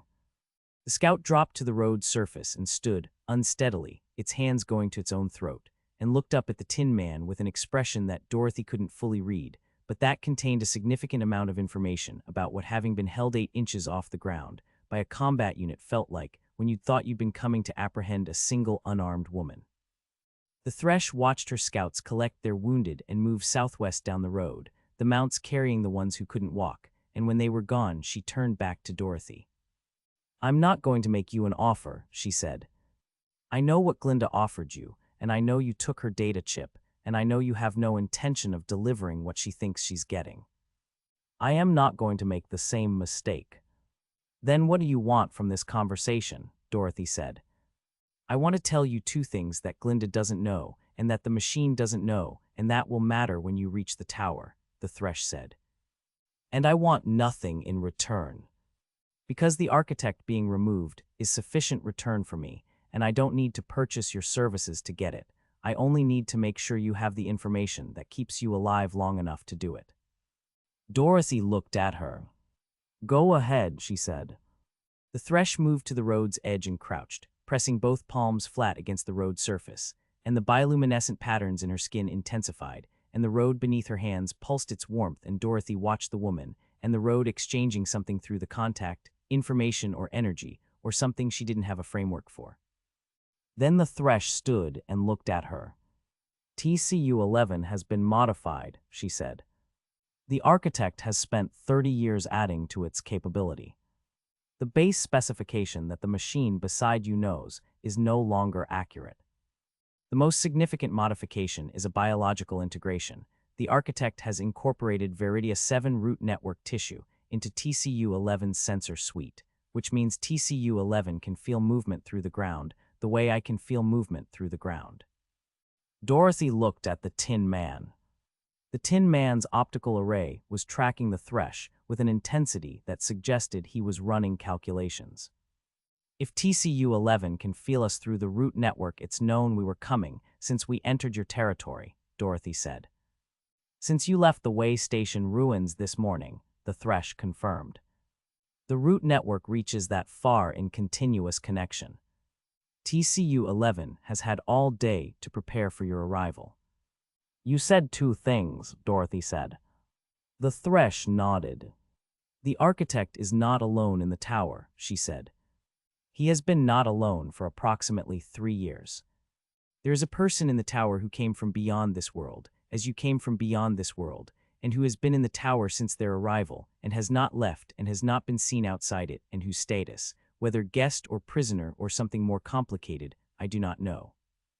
Dorothy was very still. Describe this person, she said. I have not seen them directly, the Thresh said.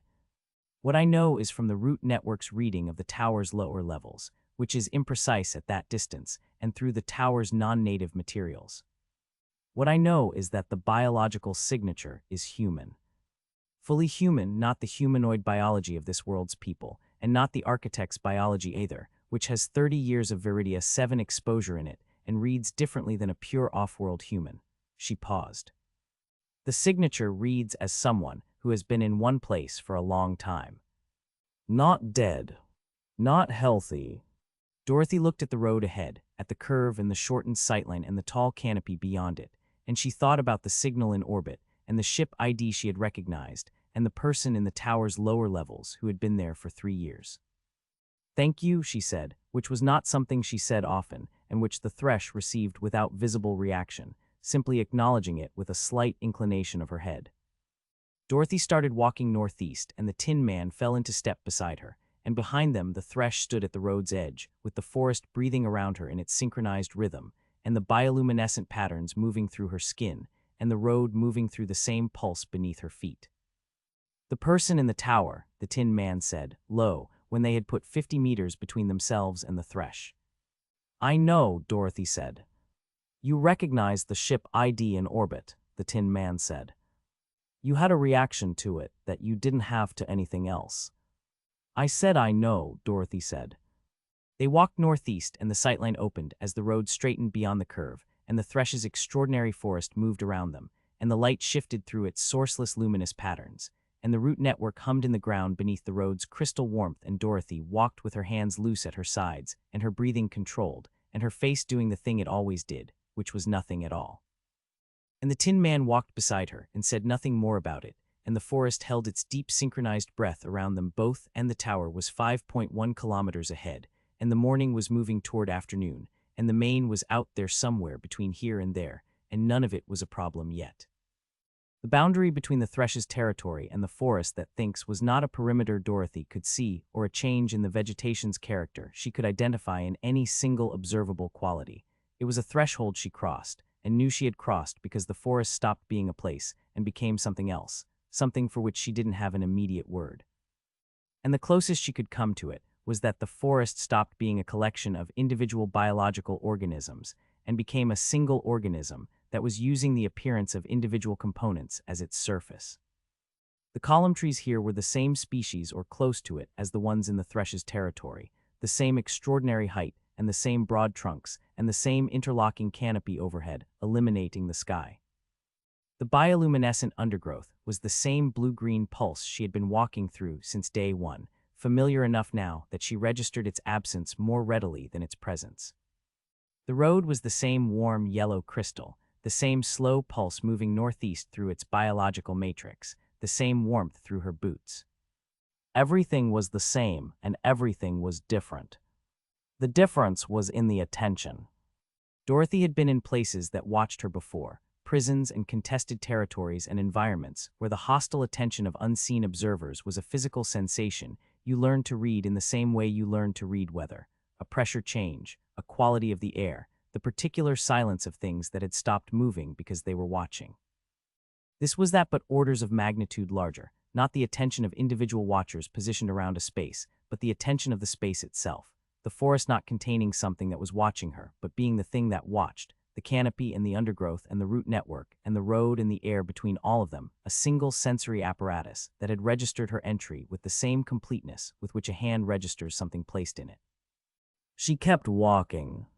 Stopping was not going to change what the forest knew about her, and stopping had costs that continued walking didn't. The Tin Man was silent beside her, his optical array in the same continuous scanning motion it had been in since they entered the thresh's territory, but she could see the difference in the quality of the motion, the sweeps shorter and more frequent, a sensor suite responding to an environment that was generating more data than it had been designed to process cleanly. She watched his optical array complete 3 of the shortened sweeps, and then she said, "What are you getting?" "Everything," the Tin Man said. "That's the problem. The sensor suite is designed to identify distinct signals against background noise and prioritize them for threat assessment. In here, there is no background noise. Everything is signal. The root network density is so high that my ground vibration sensors are reading the entire forest floor as a single continuous source. I cannot isolate individual movement signatures from it. My thermal sensors are reading the bioluminescent output of the plants as ambient heat from every direction simultaneously." A pause. "I am effectively operating on visual and audio only." "Same as me then," Dorothy said. "Not the same as you," the Tin Man said. "You have threat response systems that 31 years of immobility did not impair. Mine are recalibrating from a very long period of minimal input." Dorothy looked at the undergrowth on both sides of the road, at the plants pulsing their blue-green light, and noticed what she had been noticing since they crossed the threshold, which was that the pulse was not random. The undergrowth on both sides of the road was pulsing in a pattern that tracked their movement, a wave of slightly brighter luminescence moving northeast ahead of them through the plants, not the same wave as the road's warmth pulse, but something separate, something the forest was doing specifically in response to their presence, a signal moving through the network ahead of them that was announcing their position to everything connected to the network.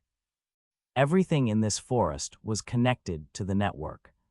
She had understood this intellectually since the synthetic had described it and the thresh had confirmed it. Walking through it and watching the announcement wave move ahead of her was a different kind of understanding. "The root network is transmitting our position continuously," she said. "Yes," the Tin Man said. "I can see the luminescent wave. It is moving at approximately 3 times our walking speed. So whatever is in this forest knows where we are well before we get there," Dorothy said. "And whatever the forest decides to do about us, we won't see it coming from the direction we're going. We'll see it from where we already are."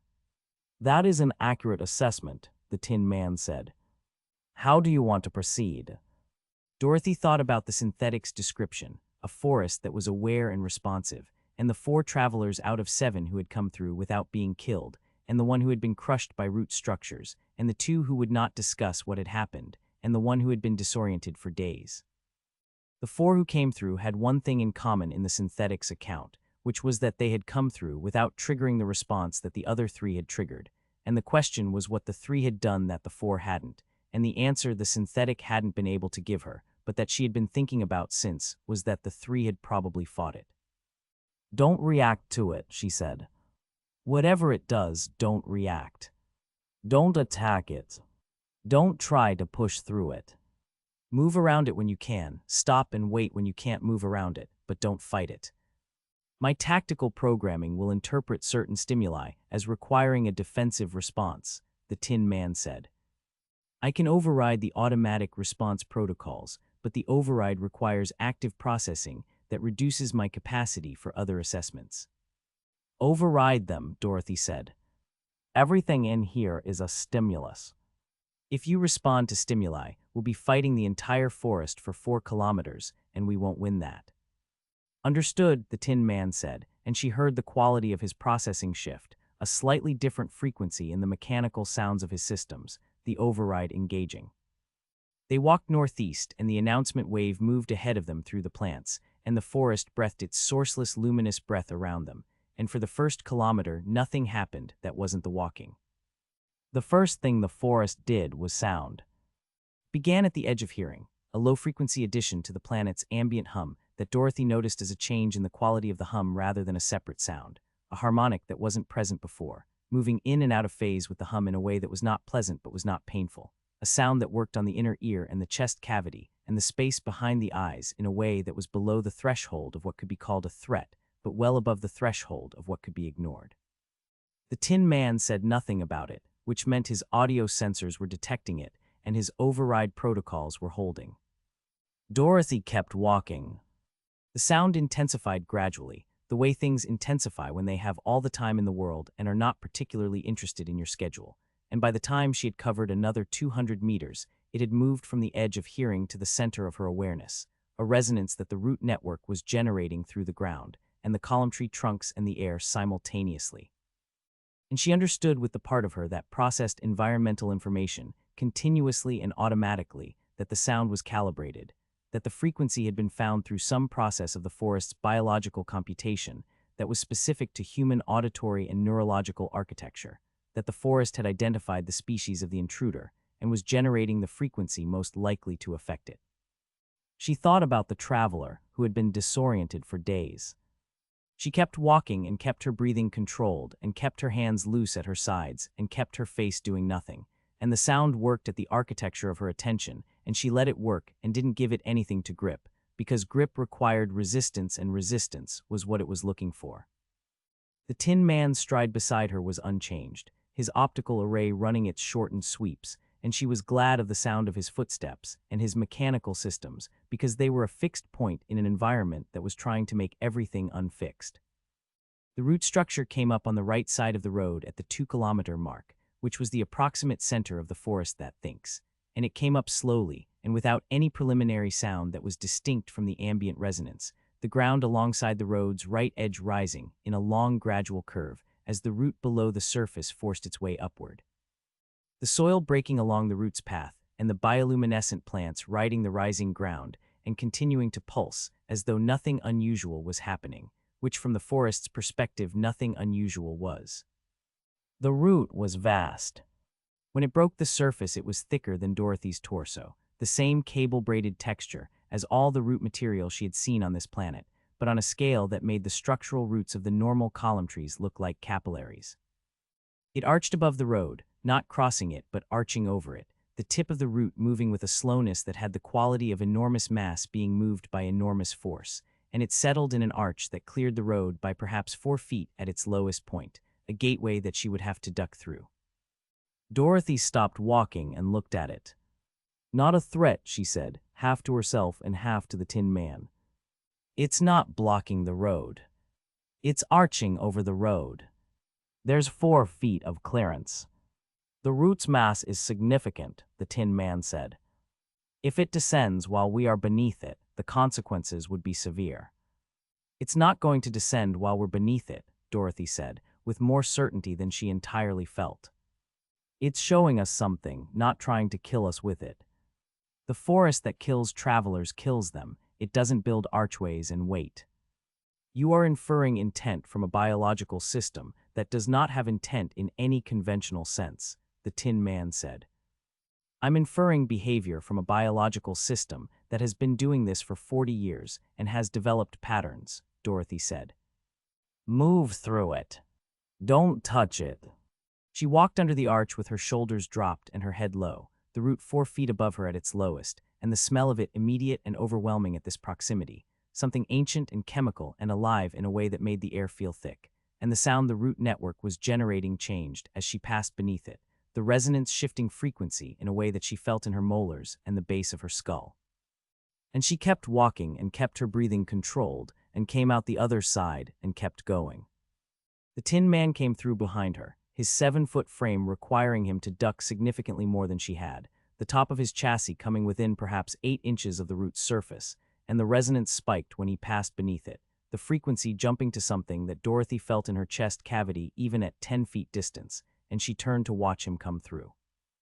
His optical array was fixed on the root above him as he moved through, the override protocols holding, his stride unchanged, and he cleared the other side and straightened, and the resonance dropped back to its previous level, and the root remained in its arch above the road, motionless, waiting for the next thing that came this way.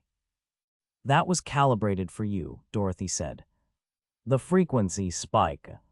The root network identified my composition through contact with the road's surface, the Tin Man said. Metal and composite materials. Different resonance profile than biological tissue. It adjusted. It's learning, Dorothy said. Or it learned that 40 years ago and is applying what it learned, the Tin Man said.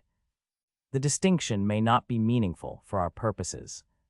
Dorothy looked at the road ahead, and the announcement wave of brighter luminescence still running northeast through the undergrowth, and she kept walking, and the forest kept its continuous inventory of everything she was, the temperature of her skin, and the rhythm of her pulse, and the weight of her footsteps, and the chemical signature of her blood, and the specific architecture of her auditory system. And it filed all of it in the vast distributed biological memory of its root network, and she walked through its filing process and gave it nothing to act on. The bones appeared at 2.3 kilometers. They were to the right of the road, set back perhaps 3 meters into the undergrowth, and she saw them because the bioluminescent plants around them had arranged themselves in a way that framed the remains rather than obscuring them, a deliberate clearing in the undergrowth that kept the area around the bones lit and visible from the road. The forest displaying what it had collected, or the forest marking something. She couldn't determine which and didn't stop to determine it, only registered the detail that the remains were human, fully human, the skeletal proportions unambiguous, and that the uniform fragments still partially intact around the bones had the gray color and institutional cut of galactic corrections issue. Don't stop, she said, to herself as much as the Tin Man, because stopping was what the display invited, an invitation from a forest that had learned in 40 years how to affect human neurology was not something she was going to accept. She registered the personal log recorder as she passed, the small device visible at the edge of the bone scatter, its casing cracked and its indicator light barely visible but present, a faint red pulse that was either residual charge or a fault signal, and she reached into the undergrowth as she passed and took it without stopping, pocketing it in the same motion, and the plants around her hands brightened briefly at the contact, and she pulled back and kept walking. The Tin Man said nothing about the bones or the recorder, and she said nothing to him, and they kept walking, and the forest kept its inventory, and the sound it was generating shifted again, a new harmonic layering into the resonance that was lower than the first frequency, and that Dorothy felt in her sternum as a pressure that was just below the threshold of pain. At 3 kilometers the road changed. Not structurally, not in any way the eye could see, but the warmth through her boots dropped suddenly, the biological pulse of the road going from its steady rhythm to something intermittent, irregular beats with gaps between them that lengthened and shortened without pattern, and the bioluminescent light of the road surface dimmed in the same irregular way, going from its normal warm gold to something paler and less consistent. Dorothy stopped and looked at the road surface and crouched and put her hand on it the way she had on the first day she found it, feeling for the warmth and the vibration was there but changed, arrhythmic, a biological system under stress or interference. The root network is interfering with the road's substrate, the Tin Man said from above her. The road is a biological organism, and the root network is the dominant biological system in this region. It is doing to the road what it has done to the forest's other organisms, integrating it, overriding its autonomous function with the network's function. "It's absorbing the road," Dorothy said. "In this section, yes," the Tin Man said. The road's pulse resumes at normal function approximately 200 meters ahead, at the point where the route network density begins to decrease toward the forest's northeastern boundary. Dorothy stood and looked at the 200 meters of disrupted road between her and the point where it resumed normal function, at the pale and irregular bioluminescent surface and the undergrowth pressing close on both sides, and she thought about what 200 meters of disrupted road in the center of a forest that had 40 years of experience affecting biological intruders looked like as a tactical problem. "Stay close," she said to the Tin Man and walked into it. The first 50 meters were the sound, the resonance reaching a peak intensity that she felt in every bone of her skull simultaneously, a frequency that the forest had refined specifically for this stretch of road, and that was doing what it was designed to do, which was to make the architecture of her attention come apart, the boundaries between what she was registering as threat and what she was registering as environment dissolving in the resonance. Everything becoming equally loud and equally present and equally urgent, and that equality being its own kind of disorientation. She walked through it with her eyes fixed on the road surface 6 feet ahead of her, and her breathing counted, in for 4 steps and out for 4 steps, a rhythm that was her own, and that she imposed on herself against the rhythm the forest was trying to impose, and the rhythm held because she had been doing this, imposing her own rhythm on environments that were trying to impose theirs since she was 9 years old. The undergrowth on both sides brightened to maximum luminescence at 100 meters, everything flaring simultaneously, and in the sudden brightness, she saw the second root structure coming up not alongside the road but through it, the road surface cracking from below as the root forced its way up through the crystal substrate, the road material fracturing in a slow spreading pattern from the point of emergence, the root thick as her waist, and coming up fast for something that weighed what it weighed. She moved left off the road's surface and into the undergrowth, and the plants reacted to her feet with their standard brightening response, and the root came fully through the road's surface and arched sideways, and came down on the road in the place she had been standing, and the impact was enough to crack the crystal surface in a 2-meter radius, and send the fracture lines running northeast and southwest along the road's substrate. The Tin Man had moved right, off the road on the other side, and the root came down between them, and Dorothy looked at him across it, and he looked back at her, and neither of them said anything, because there was nothing to say, and the 100 meters between here and the boundary was not going to get shorter by discussing it. She moved northeast through the undergrowth parallel to the road, keeping the road's pale, disrupted glow on her right as a navigation reference, and the plants moved around her feet, and the root network below her registered every step, and the sound continued its work on her skull, and she kept counting her breathing, and kept her hands loose, and kept moving. At 140 meters, the undergrowth ahead of her thickened suddenly, not gradually, but in a wall, the plants going from knee-height to above her head in the space of 2 feet, a density that the combat blade could get through, but that would take time and noise, and she looked right at the road, and the road was cracked and disrupted but passable if she moved fast, and she stepped back onto the road and moved fast. The third root came up under her left foot. It came up under her left foot at the moment her weight was fully committed to it, the ground giving way as the root forced through the crystal substrate from below, and the road surface tilted sharply left as the root emerged, and her left foot went with the tilting surface, and her weight transferred wrong, and she went down on her right knee on the cracking crystal, and the carbine hit the road surface hard enough that she felt the impact through the stock. The root was beneath her now, still emerging, lifting the section of road she was on, and she scrambled right across the tilting surface and got off the road and onto the right side undergrowth and came up on her feet and checked the carbine, and the carbine was intact, and the knee was bleeding through the coverall but moving, and the root continued its emergence behind her, lifting the section of road to a 45-degree angle and then holding it there. A section of the yellow crystal road, standing upright in the forest like a monument to nothing. The Tin Man was beside her, having tracked her fall, and moved to her position through the undergrowth on the right side, and she looked at him and he looked at her and he said, 50 meters. She looked northeast, and the disrupted road and the dense undergrowth and the forest breathing its resonance and its light around them, and 50 meters ahead the road resumed its normal pulse, warm gold, steady, the boundary of this region visible as a line of light. "Move," she said. They moved together, not on the road but through the undergrowth alongside it, Dorothy on the left and the Tin Man on the right, and the plants brightened around them, and the root network registered every footfall, and the resonance pushed at the architecture of her attention, and she gave it nothing, and the Tin Man's override protocols held, and they covered 50 meters in a time she didn't track because tracking time was a resource she was spending elsewhere. They crossed the boundary. The resonance stopped. Not faded, stopped, a complete cessation that was as disorienting in its absence as the sound had been in its presence, and the undergrowth went back to its ambient blue-green pulse, and the road resumed its warm gold rhythm beneath her feet, and the forest ahead was still dense and tall, but was no longer the single organism that had been running its inventory of them for 4 kilometers, was just a forest again, individual trees and individual plants. The column trunks spaced, and the canopy shifting with the frond movement, and the light coming through in its shifting patterns. Dorothy stopped and stood and breathed and let the absence of the resonance settle in her skull and her bones in her chest, and she did a damage inventory, the right knee bleeding but functional, the left forearms bruising unchanged, the ribs still taped and still aching at the deep end of every breath. She took the water bladder from the pack and drank carefully and offered it to the Tin Man, who did not need water, but received the gesture with the optical array tracking to her face in a way she had come to read as acknowledgement. She took the personal log recorder from her pocket and looked at it. The indicator light was still pulsing its faint red, residual charge or fault, and she turned it in her hands and looked at the cracked casing and thought about playing it, and thought about what it might tell her, and thought about the tower at 4.3 kilometers, and what the thresh had told her about the human biological signature in the tower's lower levels. She put the recorder back in her pocket without playing it.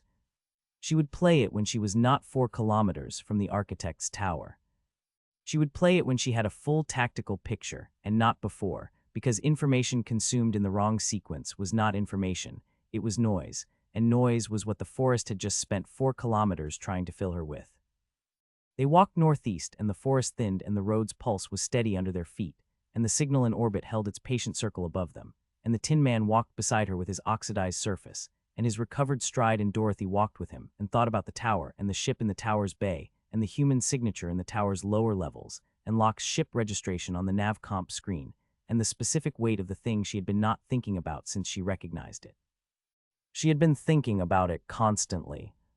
She had been not thinking about it in the way she didn't think about things that she couldn't afford to think about yet, which was a skill she had developed early and practiced for a long time, and that worked until it stopped working, and she was aware of the boundary between those two states with the precision of someone who had spent a long time monitoring it. The main's territory was ahead.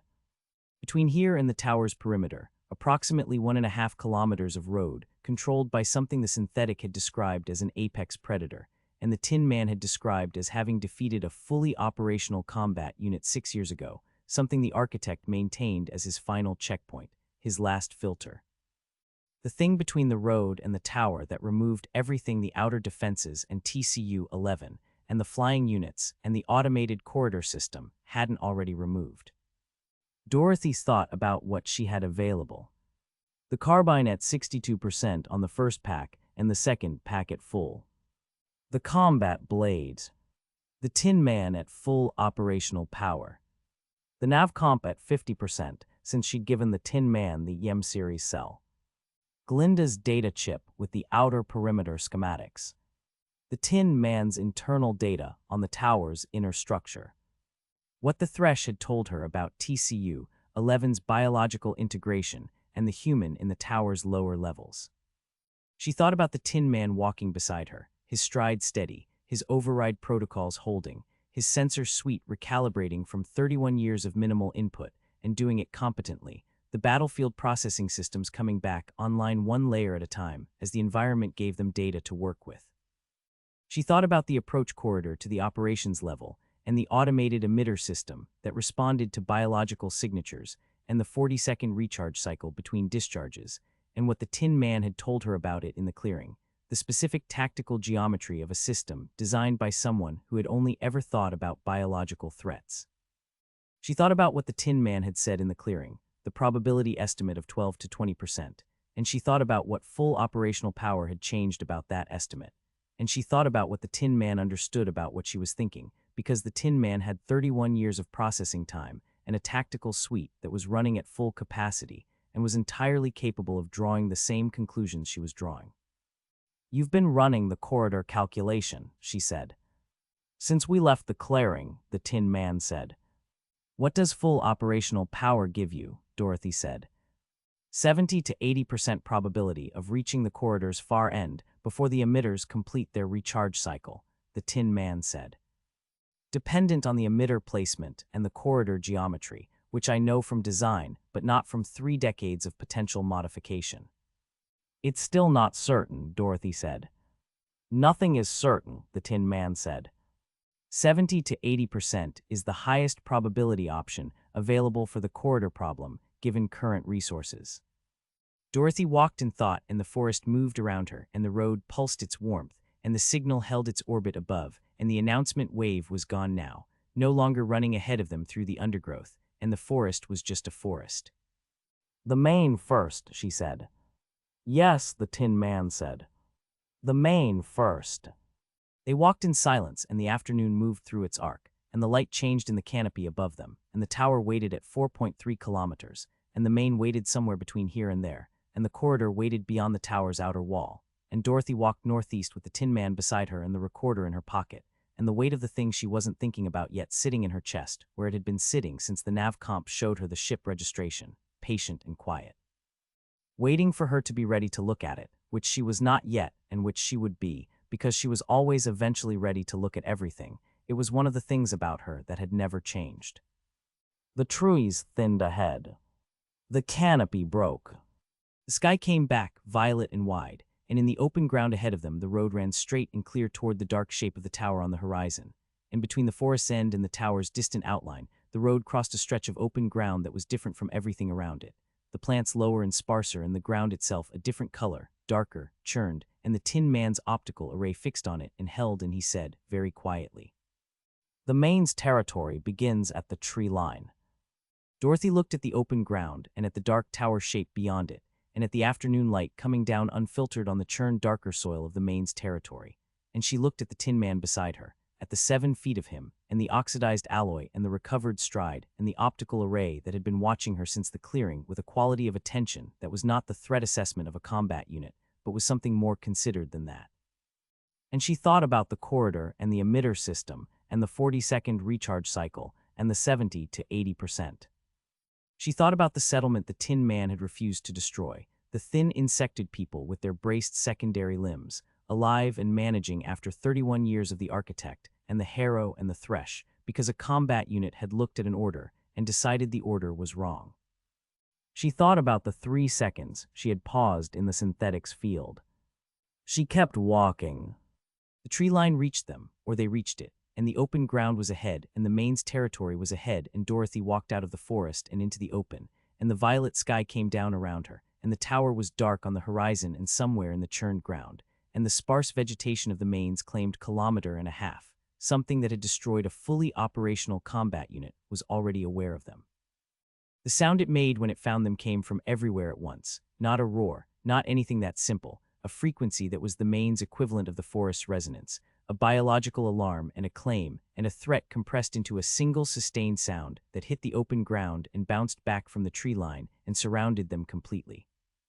Dorothy stopped walking, and the Tin Man stopped beside her, and they stood in the main's territory with the sound washing over them, and the tower dark and small in the distance, and the afternoon light making long shadows of them both across the churned ground. "Tell me what your sensors are giving you," Dorothy said. "1 contact," the Tin Man said. "Large. Moving in a circle around our position at approximately 60 meters radius. Moving fast. The ground vibration signature is consistent with something in the 400 to 500 kilogram range." Dorothy looked at the circling pattern of disturbance in the sparse vegetation, the movement visible as the plants reacted to something passing through them at speed. Circling. Not charging. Not the immediate committed attack of the Longjaw or the coordinated tactical approach of the scouts. Circling, which meant the main was assessing, and assessing meant it hadn't seen something like the Tin Man before and was recalibrating the same way the scouts had recalibrated. "It's deciding," she said. "Yes," the Tin Man said. The combat unit it destroyed 6 years ago was not accompanied by a biological. It encountered a single non-biological target and defeated it. "This is different." "Different is good," Dorothy said. "Different takes time to process."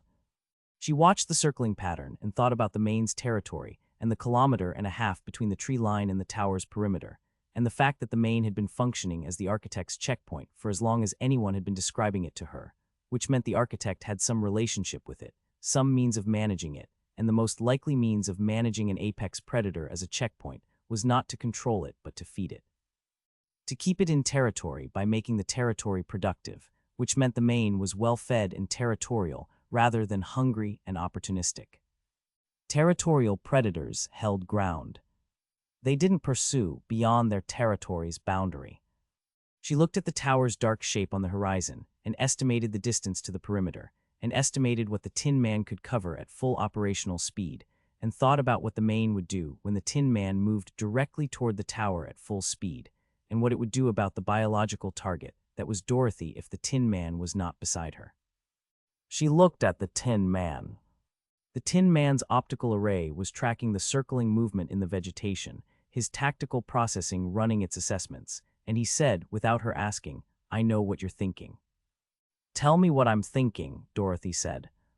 "You're thinking that a direct run to the perimeter at full speed gives me approximately 40% probability of reaching it before the main closes the distance," the Tin Man said. "You're thinking that 40% is not the corridor's 70 to 80%, but it is not zero. You're thinking that the main's territorial behavior means it will not pursue past the perimeter boundary if the boundary is marked in a way the main recognizes." "Is the perimeter boundary marked in a way the main recognizes?" Dorothy said.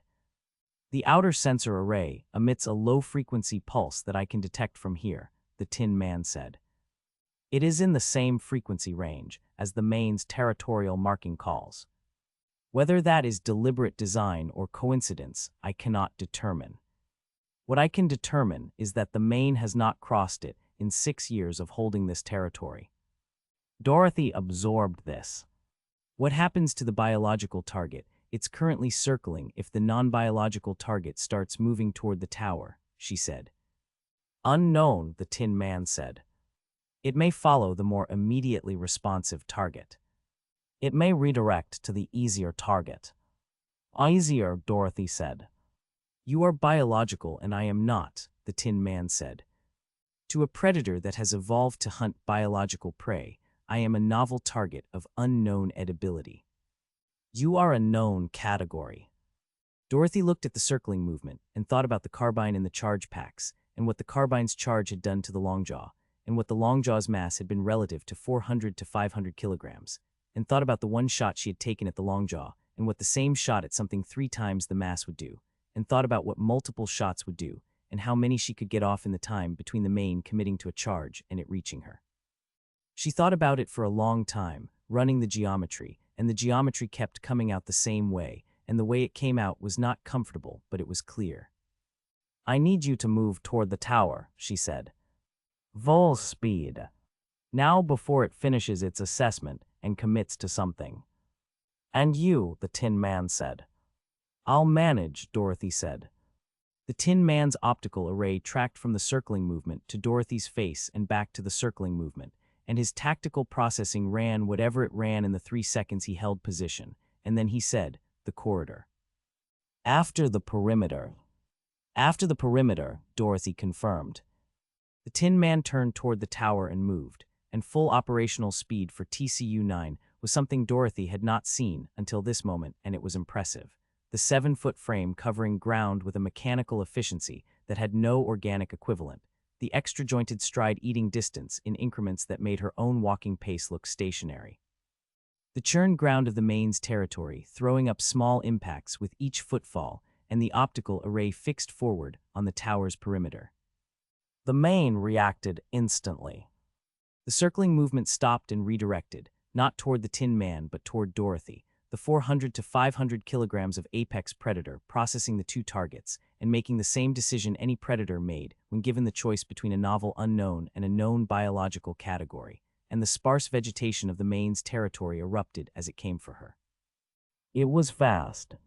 Dorothy had been told it was fast, and she had integrated the information and run the geometry, and none of it had fully prepared her for the specific quality of how fast it was, the way it covered ground with a fluidity that made the Longjaw look ponderous, the legs not the wide, low configuration of the long jaw, but long and articulated for speed, and the body above them enormous, the mass she had estimated from the Tin Man's ground vibration reading now visible and real.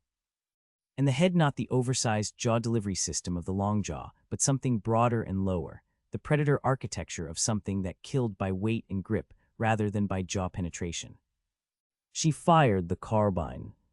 The charge hit it in the chest at 70 meters and it staggered, the impact significant enough to break the stride, one leg folding and the body dipping and then recovering, the momentum carrying it through the stumble and the pace resuming, and it was 60 meters and then 50 and she fired again, and this time the charge hit it in the shoulder and the shoulder structure disrupted, the leg on that side losing coordination. But 50 meters was 40 meters and then 30 and it was still coming and still fast despite the shoulder, and she moved right, not running because running was commitment to a direction, and commitment to a direction was how prey died, but moving, creating an angle that the disrupted shoulder made harder to track.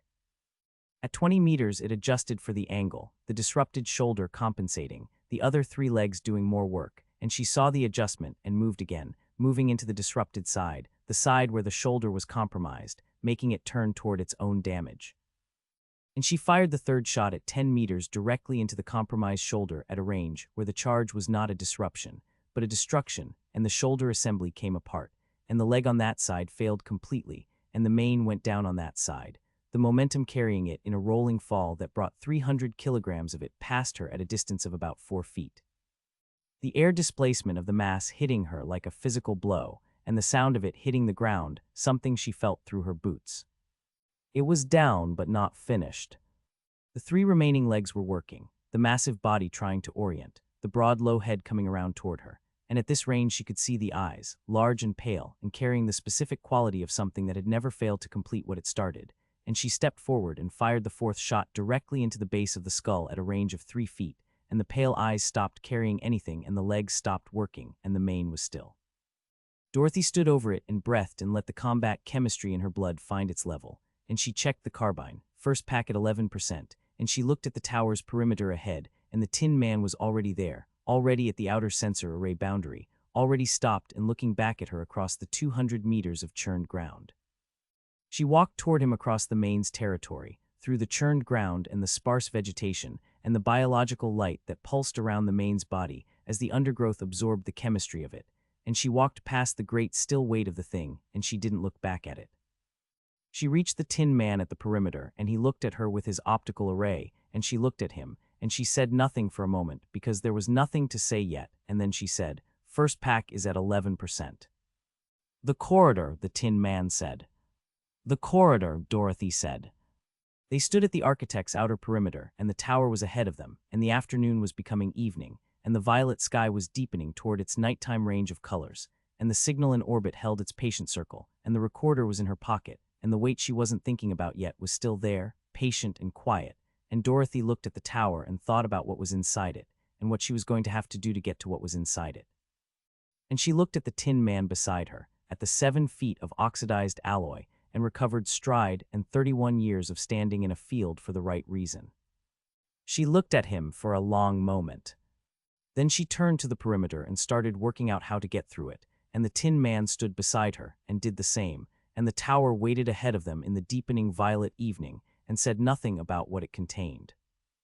They found shelter in the perimeter's dead ground, a depression in the terrain on the tower's northwest approach, where the sensor array's coverage overlapped imperfectly with the topography, a gap the Tin Man had identified from Glinda's data chip cross-referenced with his own design knowledge of the system, a space perhaps 8 meters wide and 4 deep, where the ground sat low enough that the sensor emitters above couldn't resolve a stationary target against the ambient biological noise of the surrounding terrain. It was not comfortable and it was not safe in any absolute sense, but it was the best available option, and Dorothy had stopped requiring comfort and absolute safety sometime in the first decade of her life. So she sat with her back against the depression's northeast wall, and the Tin Man stood at its center, too large to sit in the available space without compromising the coverage gap. And the evening came down around them, and the tower rose against the darkening violet sky 200 meters northeast and showed them nothing of its interior. Dorothy took the recorder from her pocket. She turned it in her hands the way she had turned it at the forest's boundary, examining the cracked casing, the fall tread indicator light still pulsing its irregular rhythm.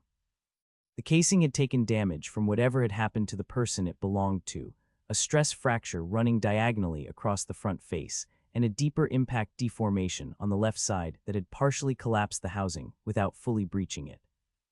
She worked the manual access panel with the multi-tool's thinnest blade, easing it open without forcing it, the internal components visible once the panel gave, a compact storage matrix and a playback processor, and the power cell that was generating the indicator light's pulse, depleted but not dead. She connected the recorder to the Navcomp's auxiliary port, not to charge it, but to run the playback through the Navcomp's audio processing, which could clean a degraded signal better than the recorder's own damaged speaker could reproduce it, and the Navcomp's screen showed the file structure of the recorder's storage matrix, a single continuous log divided into 11 daily entries. She selected the first entry and played it. The voice that came through the Navcomp's audio output was male, middle register, the accent of someone from the outer colonial systems, where Standard had developed its own cadences distinct from the core world's, and it was the voice of a person who was trying very hard to sound calm and was mostly succeeding. Day 1, the voice said. Ferris Aldrich J., Prisoner Transport Officer Grade 3, Galactic Corrections Interstellar Division, registration number PCT 7741F. Ship designation Meridian's Promise, Transport Vessel Class 4, went down at approximately 3:40 ship time following catastrophic motivator failure during a standard transit. I was the only crew member to reach an escape pod. I have landed on a planet that my pod's emergency systems identify as Viridia 7, surveyed and classified non-colonial 41 years ago. I am in good physical condition. My emergency kit contains 14 days of rations, a water purification system, a standard-issue sidearm with 2 charge magazines, a medkit, and a survival shelter that I have deployed in a forested area approximately 3 kilometers from my landing site. I intend to activate my emergency beacon at the highest available ground, which my pod's partial topographical data shows at approximately 9 kilometers northeast. I will continue logging daily. Dorothy listened to the voice and thought about the retriever and the motivator misalignment and the survey notation she had read in the Navcomp's registry data on her second day, and she thought about the particular quality of coincidence that was not coincidence, the way Viridia 7 collected people who fell out of the sky. The second entry. Day 2. I have covered approximately 4 kilometers northeast. I found a road. It is extraordinary, a crystalline biological structure that pulses with bioluminescence, running northeast toward the high ground. I am following it.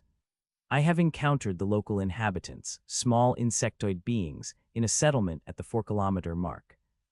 They were frightened of me initially, but one of their elders speaks Standard, which I was not expecting. She told me about a structure at the high ground, built by someone she called the architect. She said the architect could communicate with worlds beyond this one and might be able to help me signal for rescue. She seemed genuinely uncertain whether this was good advice or not. When I asked her directly whether I should go to the tower, she said, and I am quoting this exactly because I want to remember it, the tower is where the road goes. Whether the road is going somewhere good is a question the road does not answer. I am continuing northeast. The Tin Man's optical array was tracking the Navcomp screen, his audio sensors processing the playback, and Dorothy watched him listen to Ferris's voice describing the settlement and the old one's Standard, and she thought about the amber eyes and the advice that was not quite advice. The third entry. Day 3. I am in the forest that thinks. I have been in it for 6 hours. I don't have adequate language for what this is. The sound it generates is the worst of it, a frequency that works on you in ways that I keep wanting to describe as psychological, but that feel more physiological, like the sound is doing something to the physical architecture of how I process information, sorting the signal from the noise in a way that serves the forest rather than me. I have been stopping every hour for 15 minutes, sitting completely still, not fighting it. This seems to help. I am through the worst of it and in the last kilometer. My hands are shaking. They have been shaking for 2 hours, and the shaking is not from cold. I am going to stop here and sleep before I continue. The fourth entry. Day 4. I reached the tower's perimeter this morning. The outer defenses are significant. I have identified 2 human guards on the exterior and sensor coverage that my sidearm can't do anything about. I spent the afternoon watching the perimeter from concealment, and I have found one approach that may have lower sensor density on the northwest side, where the terrain sits low. I am going to attempt entry at first light tomorrow. I want to record some things before I do in case I don't get the opportunity afterward. A pause. My wife's name is Solin. My daughter is called Ren, and she is 7 years old. I am recording this because I want there to be a record of their names somewhere, even if the only person who ever hears this record is me. Another pause. I am frightened of the tower. I am going to go into it anyway because the alternative is 11 days of rations and a hostile planet and no rescue signal, and those odds are worse than whatever is in the tower. That's my reasoning, and it is sound reasoning, and I am going to keep believing that. Dorothy held the navcomp in her hands and looked at the screen and thought about Ferris's reasoning, about the specific quality of courage that was not the absence of fear, but the decision that the fear was not the most important thing, and she thought about how sound his reasoning actually was and what it had cost him. The 5th entry. Day 5. I am inside the tower. I got through the outer perimeter without triggering the sensors. The northwest approach worked. The interior is extraordinary. The architect has built something here that is genuinely impressive in its technical sophistication. I have been moving carefully through the lower levels. I have seen the flying units. There are 9 of them, modified primates with surgical wing implants, and they are patrolling the upper levels. I have not been detected. I found the communications array on the 3rd level, and I was attempting to use it when I encountered the architect. A long pause. The architect is a man called Osmond Thrace. He is approximately 70 years old. He caught me at the array console, and I was certain I was going to be killed or worse, and instead he gave me tea and asked me where I had come from, and we talked for 3 hours. He is not what I expected from the descriptions the settlement inhabitants gave me. He is frightened. He has been frightened for a very long time. I am going to record more about him tomorrow when I have had time to think about what he told me. Dorothy looked up from the screen at the tower's dark shape above the perimeter, and she thought about Osmond Thrace and his tea and his 3-hour conversation and his 30 years of fear. The architect's name is Thrace, she said, half to herself. Osmond Thrace, the Tin Man said. I know the names. He was a Galactic Corrections Intelligence Analyst, senior grade, working for the Interstellar Security Division before he came to this world. Dorothy looked at him. GC Intelligence, she said. He analyzed information gathered by GC Intelligence assets across multiple systems, the Tin Man said. He had access to sealed records, operational histories, asset files. The kind of records that certain people would want very badly to ensure stayed sealed. Dorothy was quiet for a moment. Play the rest, she said to herself, and selected the 6th entry. Day 6. Thrace told me why he came here.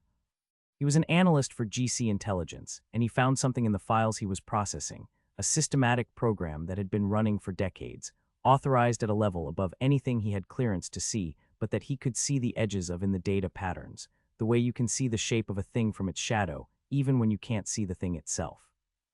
He doesn't know the full extent of it.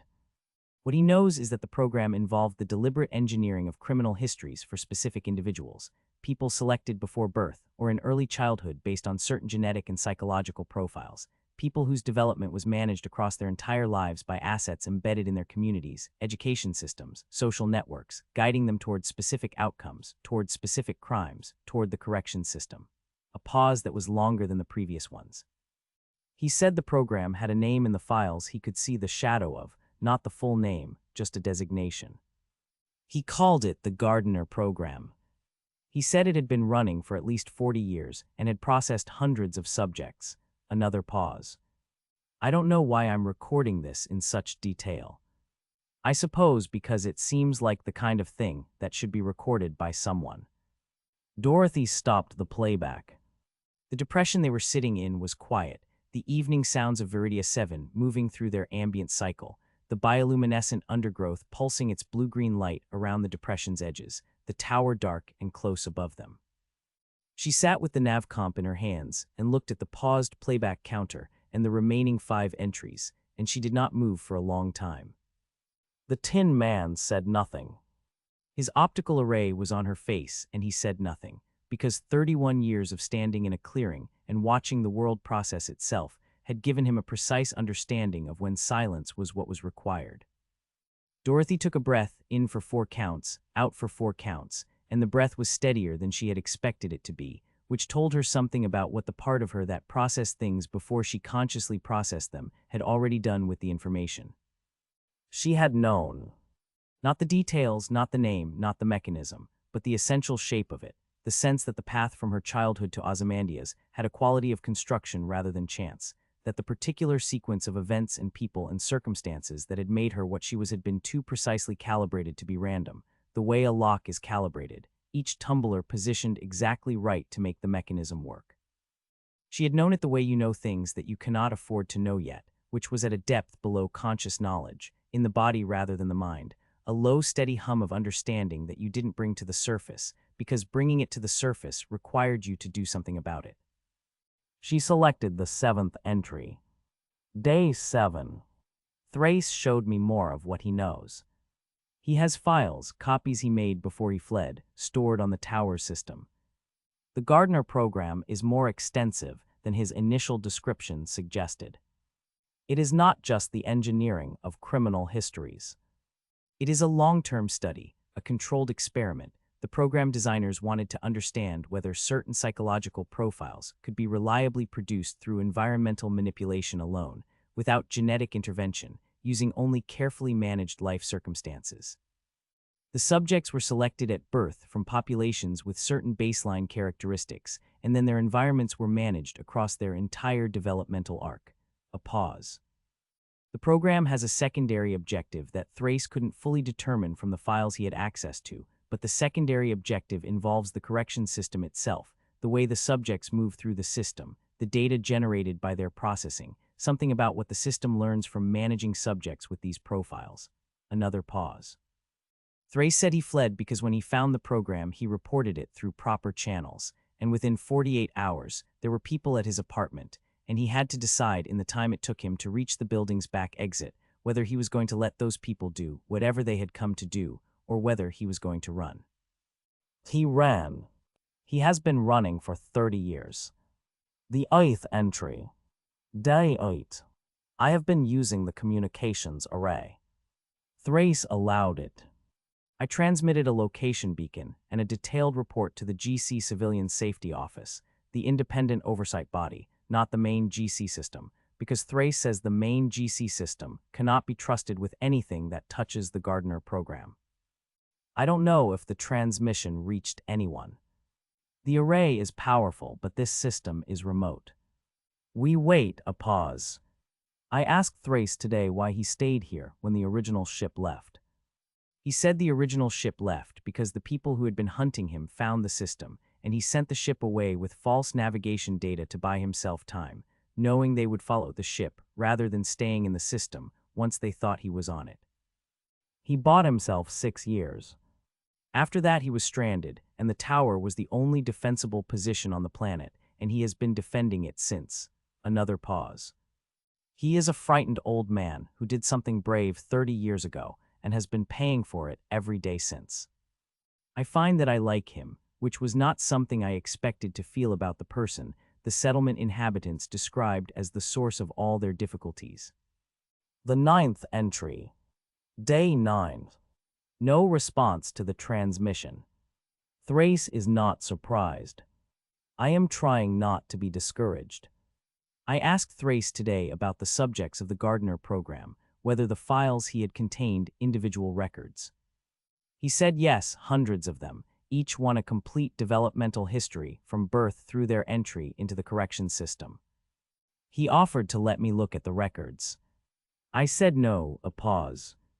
I said no because looking at those records felt like something I shouldn't do alone, something that should be done by the proper oversight authorities with the proper legal framework, and looking at them in a tower on a planet no one knows I'm on, with no certainty that my transmission reached anyone felt like doing it wrong in a way that mattered.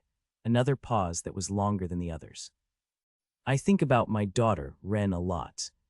I think about the fact that whatever the Gardner program is, and whatever it did to the people in those files, someone decided those lives were available to be managed, that the people those children became were available to be engineered. And I think about Ren, and I think about what it would mean if someone had decided that about her before she was born, and I cannot hold that thought for very long before I have to put it down. Dorothy listened to Ferris put down the thought, the way the recording captured the silence of a man setting something aside because he had to, and she thought about 9 years old and about a man in a position of authority, and about the particular sequence of people and events that had walked her from that year to Ozymandias. And she put it down the way Ferris had put it down, deliberately, because she needed the next few entries, and she needed to be able to process them clearly. The 10th entry. Day 10. A ship arrived in the system yesterday. Thrace identified it from the array's sensors. It is not a rescue vessel. It is a galactic corrections enforcement ship, the kind used by the Bounty Recovery Division, and it is in orbit above the planet, and it is not transmitting a standard identification code. It is transmitting on a restricted frequency that Thrace says is associated with the Intelligence Division rather than the Standard Enforcement Division. A pause. Thrace says they are not here for me. He says the transmission I sent on day 8 was intercepted and traced, and that the ship is here because of what I transmitted and who I transmitted to, and that whoever is on that ship is not interested in rescuing a lost transport officer.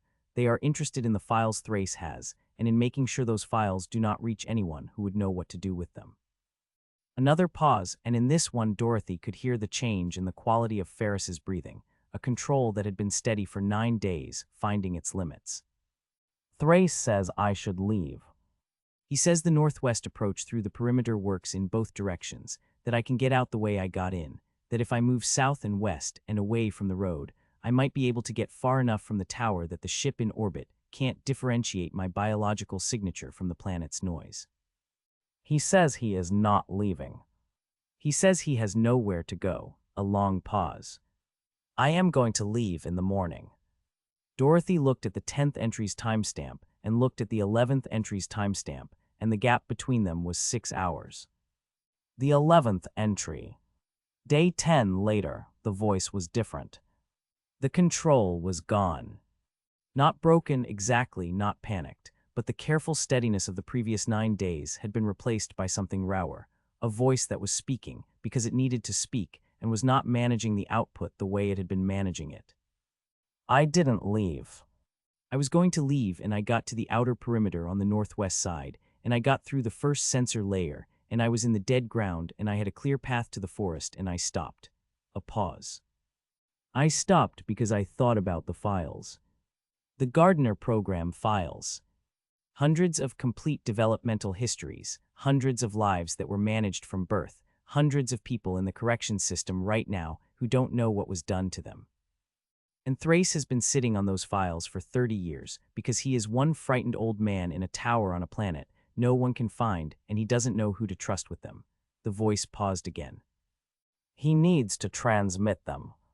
Not to the GC civilian oversight this time, not to a single address that can be intercepted and traced. He needs to transmit them to every public node in the sector simultaneously. So many simultaneous transmission points that the interception becomes impossible. So many addresses receiving the files at once that suppression becomes logistically unfeasible. The array is capable of that. Thrace showed me its range and its simultaneous transmission capacity on day 5, and I thought it was impressive, and now I understand why it matters. Another pause. I went back to the tower. I told Thrace what I thought he should do. He said he had thought of it himself years ago and had not done it because he was not certain the information would matter, was not certain anyone would know what to do with it, was not certain it would change anything. The voice stopped for a moment. I told him it didn't matter whether it changed anything. I told him the right thing to do and the effective thing to do were not always the same thing, and that this was the right thing to do regardless of the outcome. A long pause. Thrace said he would think about it. That was 6 hours ago. He is still thinking about it. The recording ended. Dorothy held the navcomp in her hands and looked at the stopped playback counter and the empty space where the 12th entry would have been. The 12th entry that Ferris had not made because day 11 was where the log ended and where the bones in the forest that thinks began. And she thought about what had happened in the 6 hours between the 11th entry and day 11 that had taken Ferris out of the tower and into the forest and left him there. She thought about the ship that had been in orbit on day 10 of Ferris's log, the GC enforcement ship on the Intelligence Division's restricted frequency, and she thought about whether that ship was the same ship whose registration she had recognized on her navcomp screen, and she thought about the 3 years the Thresh had told her the human biological signature had been in the tower's lower levels, 3 years since Ferris's bones had been in the forest that thinks for longer than that. Different ship. Different occupants. Someone else who had come to this tower after Ferris and before Dorothy and had not left. She thought about the Gardner program and the hundreds of files and the developmental histories from birth and the managed environments and the selected psychological profiles. And she thought about what it meant that Osmond Thrace was still in the tower and still had the files and still had not transmitted them to every public node in the sector. And she thought about what Ferris had said about the right thing and the effective thing not always being the same thing. She put the navcomp in her pocket and sat in the depression's northeast wall and looked at the tower for a long time while the evening deepened around her and the bioluminescent undergrowth pulsed and the signal held its orbit above. Then she said, "Tell me about the outer perimeter approach on the northwest side." The Tin Man's optical array tracked from the tower to her face. "The sensor gap is consistent with Glinda's data," he said. "The northwest approach through the dead ground you identified on day 1 of your perimeter observation. 2 human guards on exterior rotation, cycle time approximately 22 minutes, overlap at the northwest corner is the weak point." "Glinda's data shows 2 guards," Dorothy said. "The log describes 2 guards. Same configuration for at least 8 years by the log's dating." "Consistent," the Tin Man said. "The configuration hasn't changed." "That means Thrace is confident in the outer perimeter," Dorothy said. "He doesn't feel he needs to add personnel because nothing has gotten through in 8 years." "Complacency," the Tin Man said. "Or confidence in what's inside the perimeter," Dorothy said. "TCU-11 and the flying units and the corridor system. If those are sufficient, the outer perimeter is cosmetic. It filters the accidental arrivals and the underprepared ones. It was never designed to stop a determined approach by someone who knows where the gap is." "And you know where the gap is," the Tin Man said. "I know where the gap is," Dorothy said.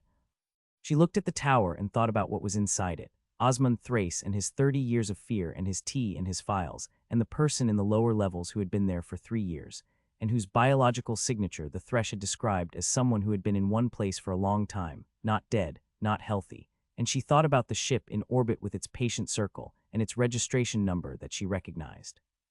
She thought about Locke. Not about what it meant that Locke was here. That could wait. She was keeping it at a depth where it could wait because the immediate tactical situation required the full surface of her attention. But she thought about the fact of Locke, the shape of Locke in her understanding of the situation, the specific weight of knowing that Locke was in orbit above her and had been watching since before the crash site and had chosen to wait rather than to move. Locke waiting meant Locke was not here for a simple collection. Locke waiting in a holding orbit above a planet that wasn't on any current registry meant Locke had information Dorothy didn't have yet, and information Dorothy didn't have yet was the most dangerous kind of information because it was the kind that changed the shape of everything else you thought you knew. "The files," Dorothy said. "On the tower's system. Thrace's files from the Gardner program." "Yes," the Tin Man said. "He has had them for 30 years, Dorothy said.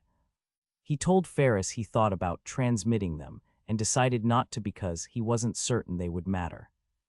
That was at least 8 years ago by the log's dating. He still hasn't transmitted them." "No," the Tin Man said. "Why not?" Dorothy said. "Not rhetorically. Tactical assessment. He has the array. He has the files. Ferris told him what to do with them. Why hasn't he done it?"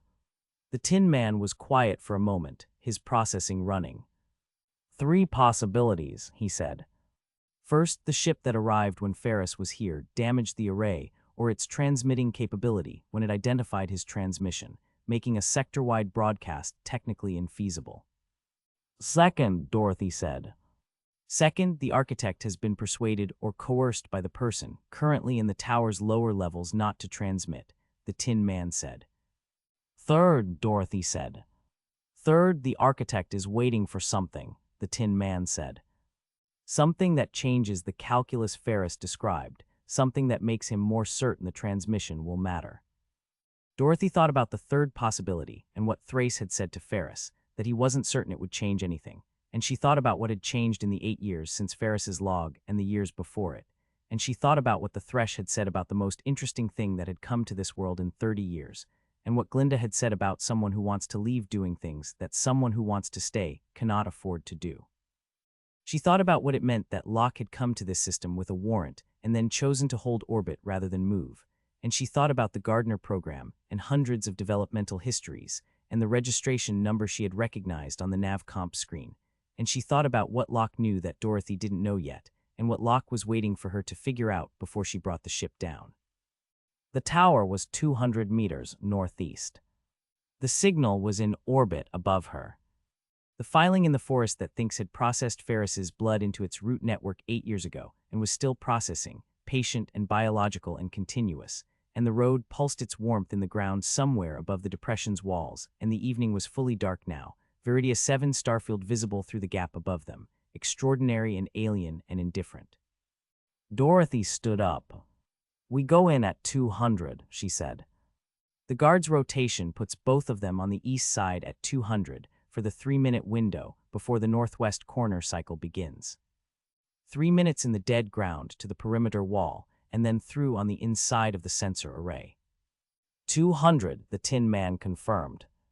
Dorothy sat back down and leaned against the depression's northeast wall and looked up at the stars through the gap above them, at the alien constellations of a system without a name in any catalog, and she thought about what she was going to do when she reached the communications array, and what she was going to say to Thrace, and what she was going to find in the lower levels, and what she was going to do about all of it, and she thought about these things clearly and fully.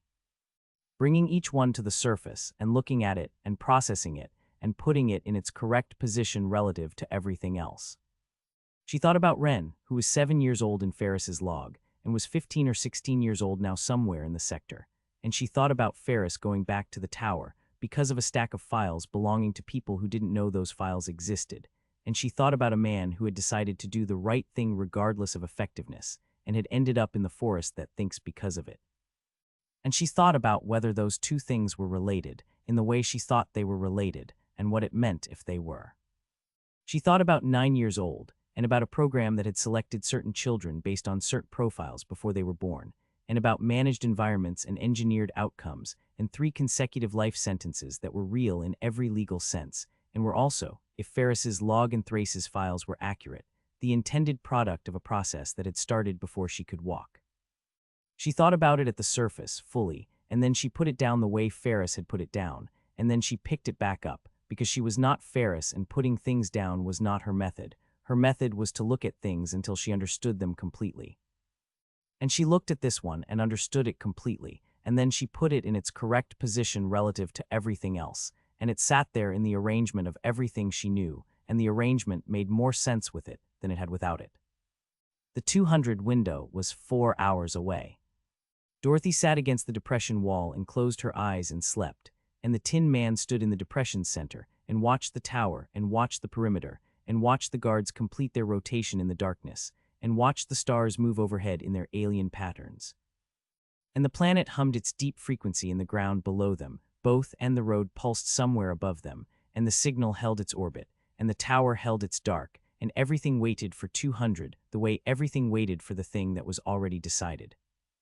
The first night in the depression produced one casualty that had nothing to do with the tower or the architect or anything with an agenda. It came out of the undergrowth on the depression's southwest wall at 110, which was 50 minutes before the 200 window and 40 minutes before Dorothy needed to be making any decisions about moving. And it came quietly in the way that things on Viridia 7 that had learned to hunt came quietly, the bioluminescent plants on the depression's rim dimming slightly as it moved through them, rather than brightening the way they brightened for something moving fast or carelessly.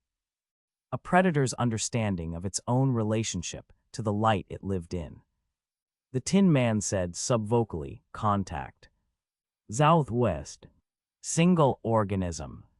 Mass estimate 200 kilograms. Moving toward the depression's interior." Dorothy was already awake.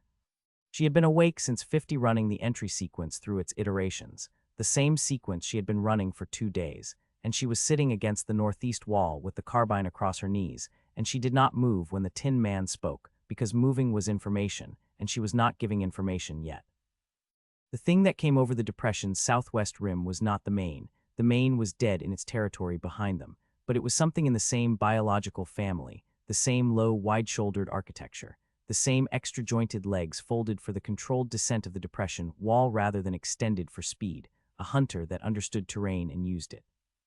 Smaller than the main by a significant margin, 200 kilograms against the main's 400 to 500, but in the depression's confined space, the size differential was not as meaningful as it would have been in open ground. It reached the depression floor and oriented, its head doing the slow sweep of a predator triangulating between 2 heat sources and deciding which one was the correct category of prey, and it took perhaps 3 seconds to make the determination, and the determination was Dorothy. Because Dorothy was biological, and the Tin Man was not, and 200 kilograms of apex predator understood the difference between something it could eat and something it couldn't in the time it took to process the chemical signatures in the air. It came for her fast, crossing the depression floor in the fluid, low ground-eating rush she was becoming familiar with on this planet, and Dorothy brought the carbine up and did not fire. She did not fire because 11% on the first charge pack was 11% on the first charge pack, and she was 50 minutes from the 200 window, and she needed every percentage point of that 11 for what was inside the tower. And a 200-kilogram predator in a space 8 meters wide was not a carbine problem. It was a geometry problem, and the geometry had a solution that did not cost her anything she couldn't replace. She moved left along the northeast wall as it committed to its line, the commitment being the moment a predator stopped being adjustable and became a projectile, and it hit the wall where she had been with an impact she felt through the ground and through the wall behind her, the depression's packed earth absorbing the collision and the animal rebounding from it, with the stunned quality of something that had expected the wall to be the prey and had found the wall to be the wall. It was on the ground for 2 seconds. 2 seconds was enough. Dorothy came off the wall and closed the distance in the time it took the animal to process that it had missed and begin the reorientation that would correct the miss. And she had the combat blade in her right hand, and she put her left knee into the animal's ribcage above the foreleg, pinning the leg, and drove the blade into the back of the neck at the base of the skull, with the precise angle she had identified when she crouched over the long jaw on her first evening on this planet. The gap between the skull's base and the first vertebral structure, where a blade of sufficient length reached what it needed to reach. The animal's legs cycled twice, the autonomic response of a nervous system that had received a catastrophic signal and was still processing the implications, and then they stopped. Dorothy was kneeling on 200 kilograms of dead predator in the depression floor with her left, knee wet from whatever the animal had been moving through before it found them. And she pulled the blade free and felt the resistance of the tissue releasing it, and she wiped the blade on the animal's flank, the bioluminescent undergrowth around the depression rim already brightening in response to the blood chemistry spreading through the ground, the planet doing its continuous inventory of everything that died on it. She stood up and looked at the animal and looked at the blade and sheathed it. Mass was closer to 180, the Tin Man said. Close enough, Dorothy said, and sat back down against the northeast wall and put the carbine back across her knees and went back to running the entry sequence. The bioluminescent plants pulsed their response to the dead animal for 20 minutes and then faded back to their ambient rhythm, and the depression was quiet again, and the dead thing on the floor was already being processed by the root network below it, the planet taking its slow, patient inventory, and Dorothy sat in the quiet and counted down to the 200 window and thought about the tower. The 200 window came and went, and they did not move through it.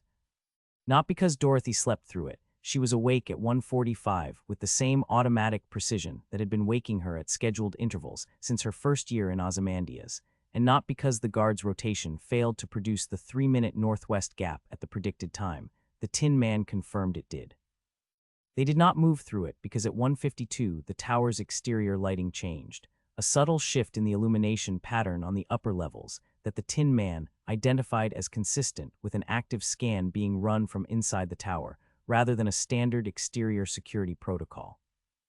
And an active interior scan at 1:52 in the morning on a night when nothing had triggered the outer perimeter sensors was the kind of thing that meant someone inside the tower was awake and looking for something, and Dorothy was not going to walk through a perimeter gap into a facility where someone was actively scanning at 1:52 in the morning without understanding why they were scanning.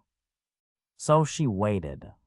The scan ran for 22 minutes, and then the exterior lighting returned to its standard pattern, and the tower went back to whatever it was before 1:52, dark and closed and saying nothing about its interior, and Dorothy sat in the depression and thought about active scans in the middle of the night, and what triggered them, and whether the trigger was her or something else, and she couldn't determine it from available data.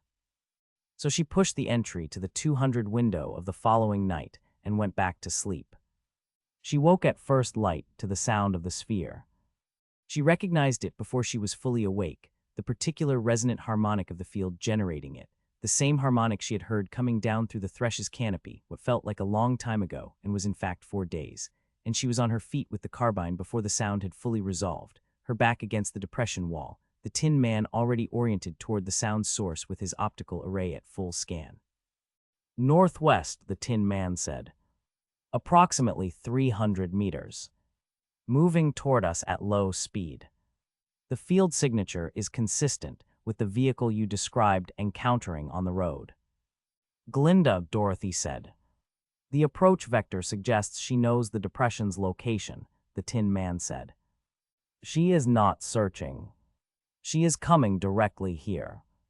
Dorothy thought about that for a moment, and thought about the active scan at 1:52, and thought about whether those two things were connected, and they probably were. And the connection was probably that Glinda had assets watching the tower's perimeter, who had observed Dorothy and the Tin Man entering the dead ground the previous evening and had transmitted the location.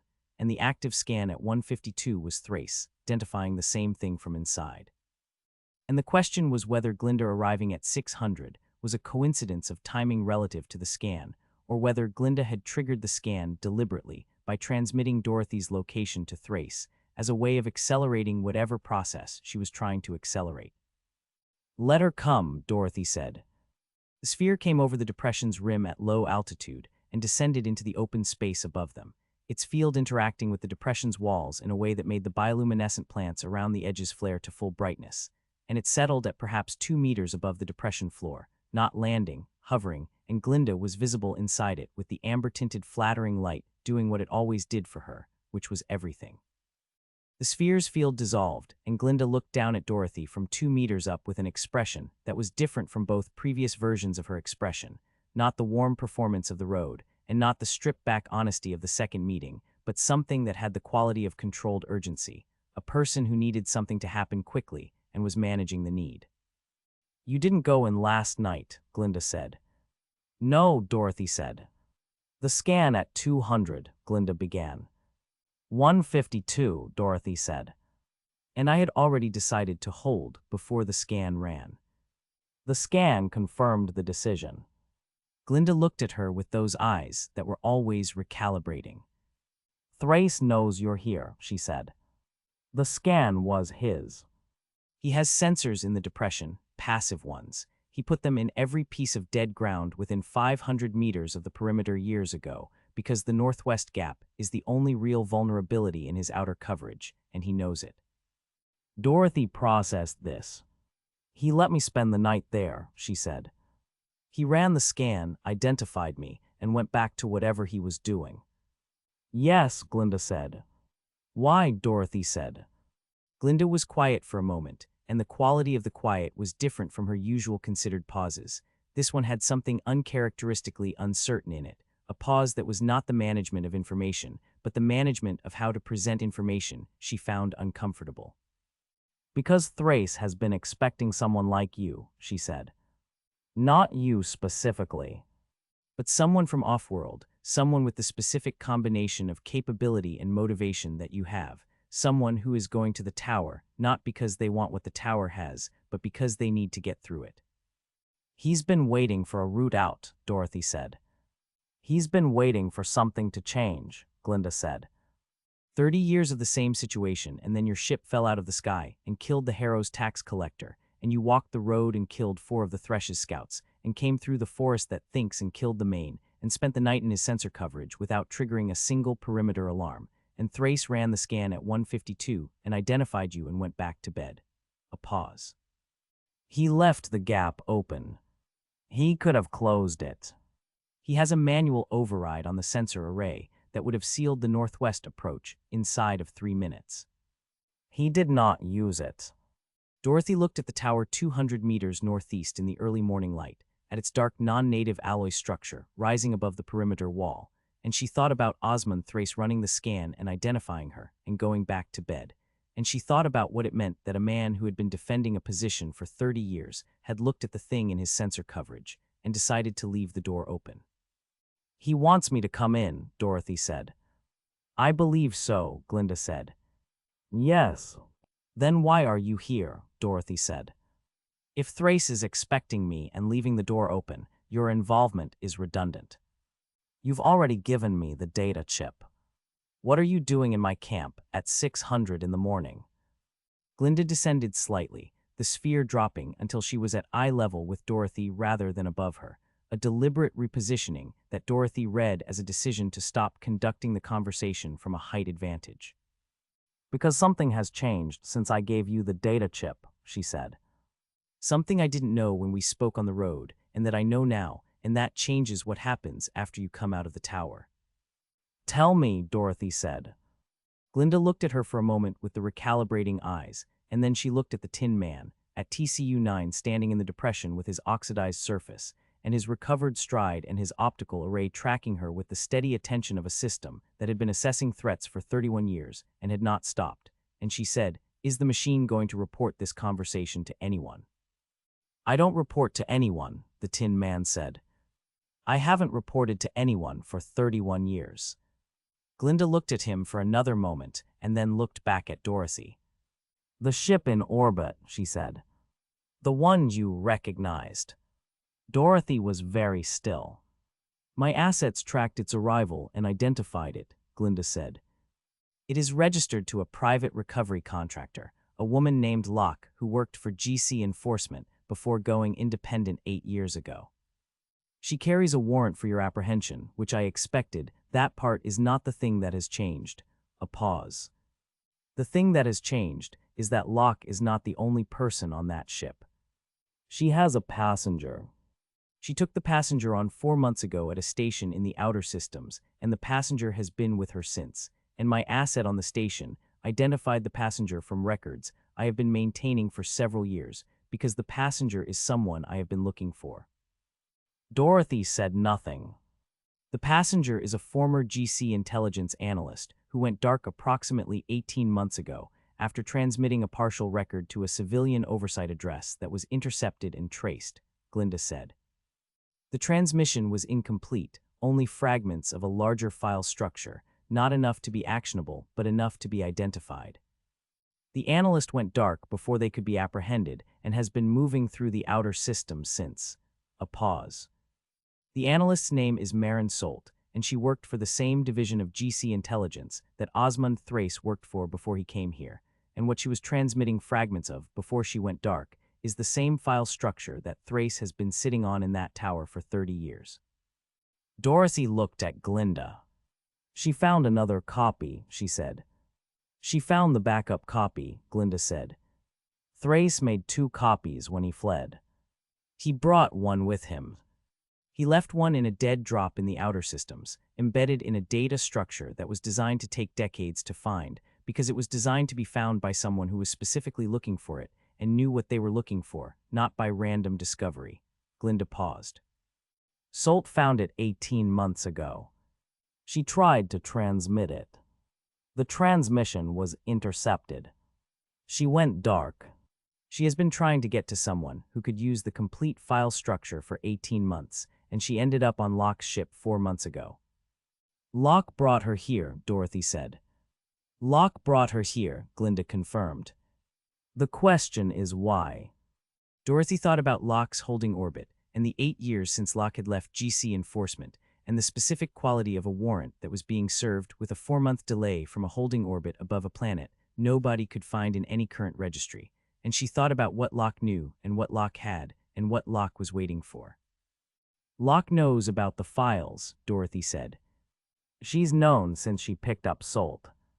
She's been holding orbit because she's waiting for the files from the tower end and the backup from Salt, and she wants both of them transmitted simultaneously, not fragments, not one or the other, both complete copies hitting every public node in the sector at the same time from 2 different sources.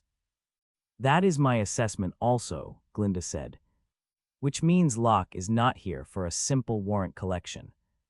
Locke is never here for a simple warrant collection, Dorothy said, and heard the quality in her own voice when she said it, the specific texture of knowing someone well enough to predict them, and filed it. Glinda looked at her with an expression that was the most unguarded Dorothy had seen from her across 3 meetings.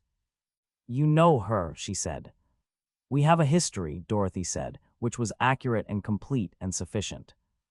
Glinda absorbed this with the rapid integration of someone who had been managing complex information for a long time and was good at it. Then you understand what the warrant means in this context, she said. The warrant is cover, Dorothy said. Locke needs a legitimate operational reason to be in this system and in this orbit, and the warrant provides it. If anyone tracks her movements and asks why she spent weeks in orbit above a non-colonial planet, the warrant explains it. She was pursuing a fugitive. Yes, Glinda said. Which means the warrant may not be the threat it appears to be. It's still a warrant, Dorothy said. Locke doing something complicated doesn't mean Locke isn't going to serve the warrant when the complicated thing is done. It means the order of operations is the complicated thing first and the warrant second. Glinda looked at her with the recalibrating eyes, and something moved in them that was not performance, a genuine assessment of something she hadn't fully anticipated. You are not worried about the warrant, she said. It was not a question. I'm not unaware of the warrant, Dorothy said. Those aren't the same thing. No, Glinda agreed. They're not, she paused. There is one more thing. Tell me, Dorothy said. The person in the tower's lower levels, Glinda said. The human biological signature the Thresh told you about. I know who it is. The depression was quiet. The bioluminescent plants around the rim pulsed their early morning blue-green light, and the Tin Man's optical array held on Glinda's face with the specific fixed attention of a system that had identified this as the most tactically significant piece of information in the conversation, and was allocating processing accordingly. Tell me, Dorothy said, and her voice was level and flat and completely controlled and had nothing in it except the words. Her name is Cassiel Vorn, Glinda said. She arrived on Veridia approximately 3 years ago in a ship that came down in the Northern Territory, not a crash, a controlled landing, a deliberate arrival. She came looking for Thrace. She had been looking for him for years, tracking the system he disappeared into, working backward from the data patterns he left when he fled.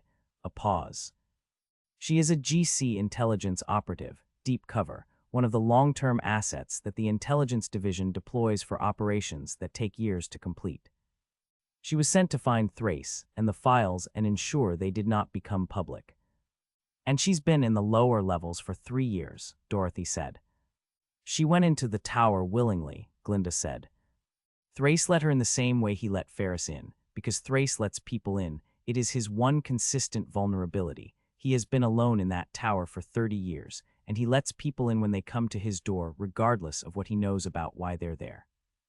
He let Vorn in, and she has been in the lower levels since, and I do not know whether that means Thrace is holding her, or she is staying by choice, or something more complicated than either.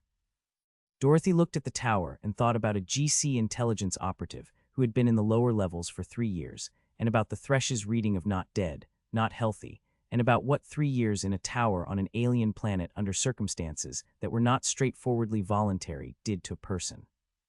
You're telling me she might fight me when I get in there, Dorothy said. I'm telling you she is a trained deep cover operative who has been in an ambiguous situation for 3 years, and whose loyalty and current objectives I cannot fully predict, Glinda said. Yes. And Thrace, Dorothy said. He knows she's GC intelligence. He's known since she arrived, Glinda said. He let her in anyway. As I said. Dorothy looked at the tower for a long moment, running the revised tactical picture through its updated configuration, all the new information finding its positions in the arrangement of everything she knew, the warrant and lock in Solt, and the backup copy in Castle Vorn in the lower levels, and Thrace leaving the northwest gap open at 1:52 in the morning.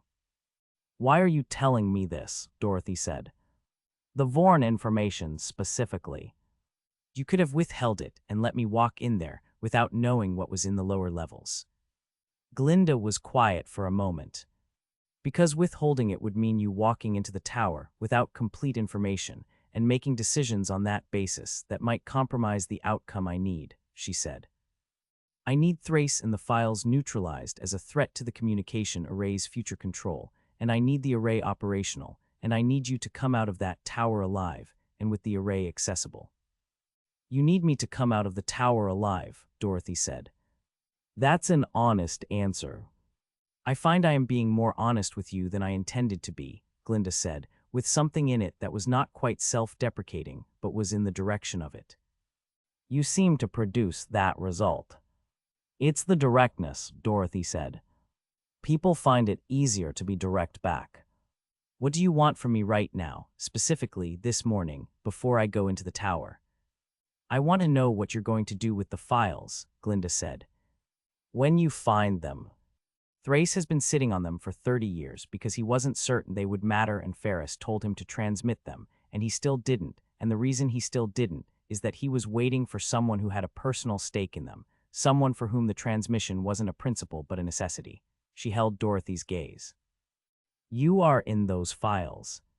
The Gardener program selected you.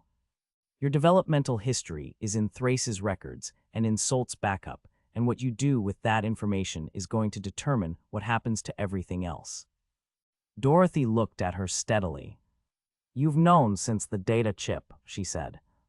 You knew what I was when you came down on the road.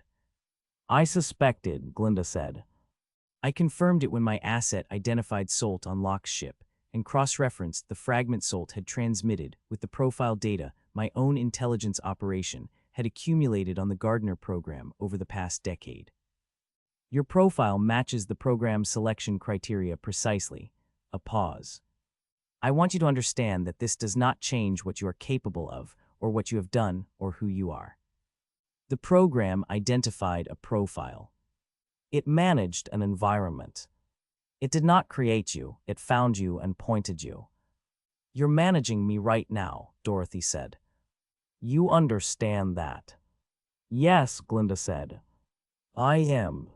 I am telling you things I know will produce the outcome I need because you are a person who makes decisions based on complete information, and the complete information leads to the outcome I need. She paused. I am not pretending otherwise. Dorothy looked at her for a long moment, at the woman in the sphere with her extraordinary careful intelligence and her century of power politics on a planet that had been someone else's con for 30 years. And she thought about management and tools and what the difference was between being managed and choosing to do the thing the manager needed, because the thing the manager needed was also the thing you had already decided to do. What do you want for yourself? Dorothy said. Not the arrays. Not the trade routes. Not the political outcome. What do you want? Glinda blinked. It was the first fully unguarded response Dorothy had gotten from her across 3 meetings, a genuine moment of being asked something she had not prepared for. She was quiet for long enough that the quiet had texture, and then she said, I want this planet to be findable. I want it to be on the maps. I want the people who live here to be able to trade and travel and communicate with the rest of the sector the way every other inhabited world can. I want the architect's 30-year communications embargo to end, and I want it to end in a way that doesn't simply replace his control with another single point of control. A pause. I know that what I'm describing sounds like an argument against my own consolidation of the array, and I understand the contradiction, and I am not going to resolve it for you because I cannot resolve it for myself.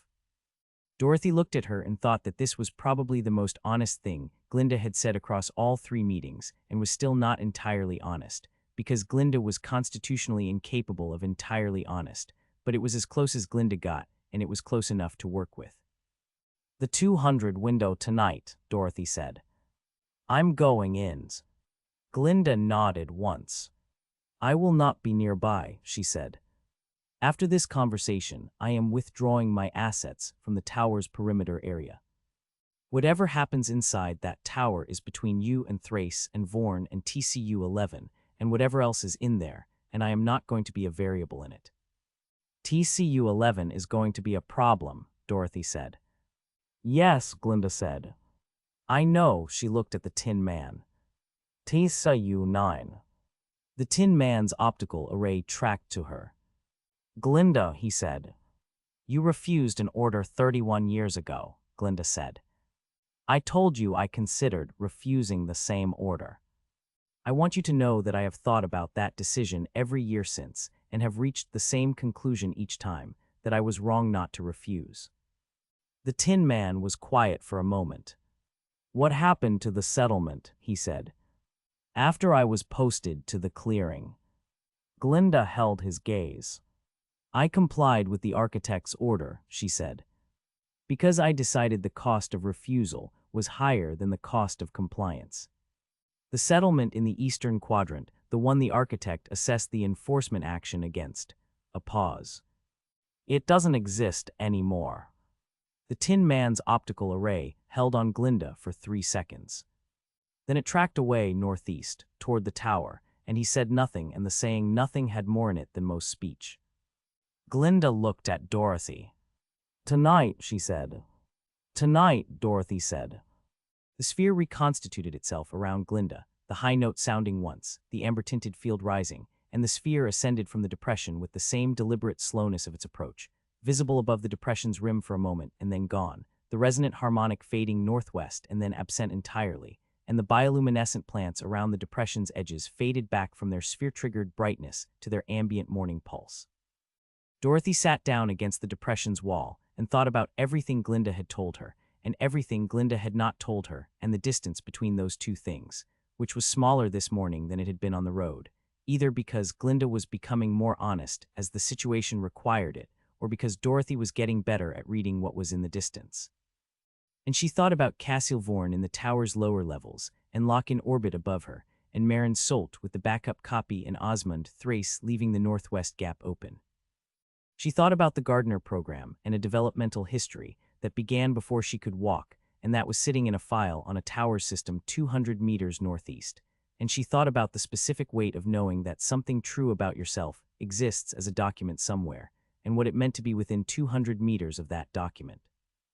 She thought about Ren, who was 15 or 16 years old now, whose father had gone back to a tower for a stack of files that belonged to people who didn't know the files existed, and she thought about Ferris's voice on the recorder, saying the right thing, and the effective thing were not always the same thing. She took the recorder out of her pocket and held it in her hands for a moment, its cracked casing warm from her body heat, the indicator light still pulsing its faint red, and she thought about what Ferris had understood when he went back to the tower and what it had cost him, and whether the understanding was worth the cost. Then she put the recorder back in her pocket and leaned her head against the depression wall and closed her eyes, and the planet hummed its frequency in the ground beneath her, and the Tin Man stood at the depression's center and watched the tower and watched the perimeter and watched the guards complete their rotation in the growing morning light, and Dorothy slept because she needed to sleep, and because the 200 window was 14 hours away, and she was going to need everything she had when it arrived. The main's territory began where the Tin Man said it began, at the tree line where the forest opened and the canopy pulled back, and the violet sky came down unfiltered, and the ground changed character, the rich biological soil of the forest giving way to something harder and more churned, darker in color.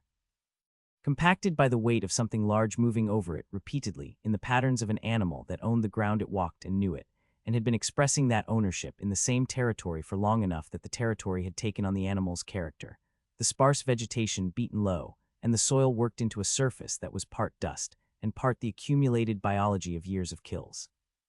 Blood and bone and the chemical residue of everything the main had caught and processed in its kilometer and a half of road.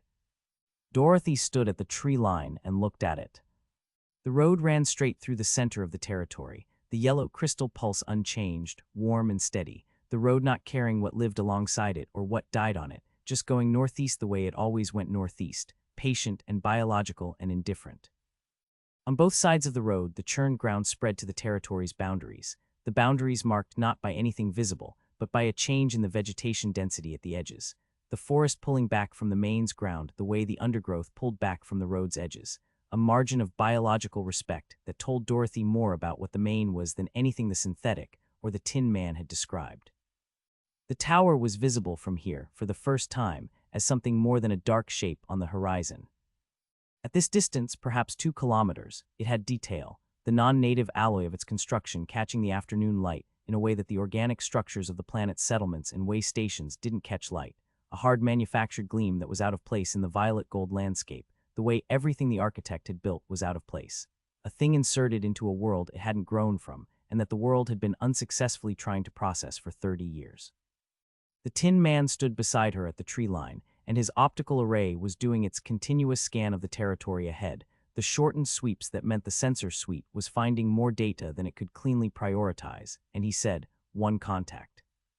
Moving in the eastern portion of the territory, approximately 800 meters northeast. The ground vibration signature is consistent with the mass range I estimated when we discussed this. 4 to 500 kilograms, Dorothy said. 460 by current reading, the Tin Man said. Moving in a slow patrol pattern, not hunting, not agitated, moving the way a territorial animal moves through familiar ground. It doesn't know we're here yet, Dorothy said. The route network in this territory is minimal, the Tin Man said. The main's repeated ground disturbance has disrupted the continuous route coverage that exists in the forest. The announcement wave the forest that thinks used to transmit our position ahead of us is not functional here. We have approached without the network broadcasting our position. Dorothy looked at the territory and thought about that, about the main's ground-churning territorial behavior inadvertently creating a sensor dead zone in the route network, and thought about whether the architect understood this about his own checkpoint and decided it didn't matter because the main was sufficient on its own merits and the route network was redundant. The perimeter is 1.5 kilometers northeast, she said.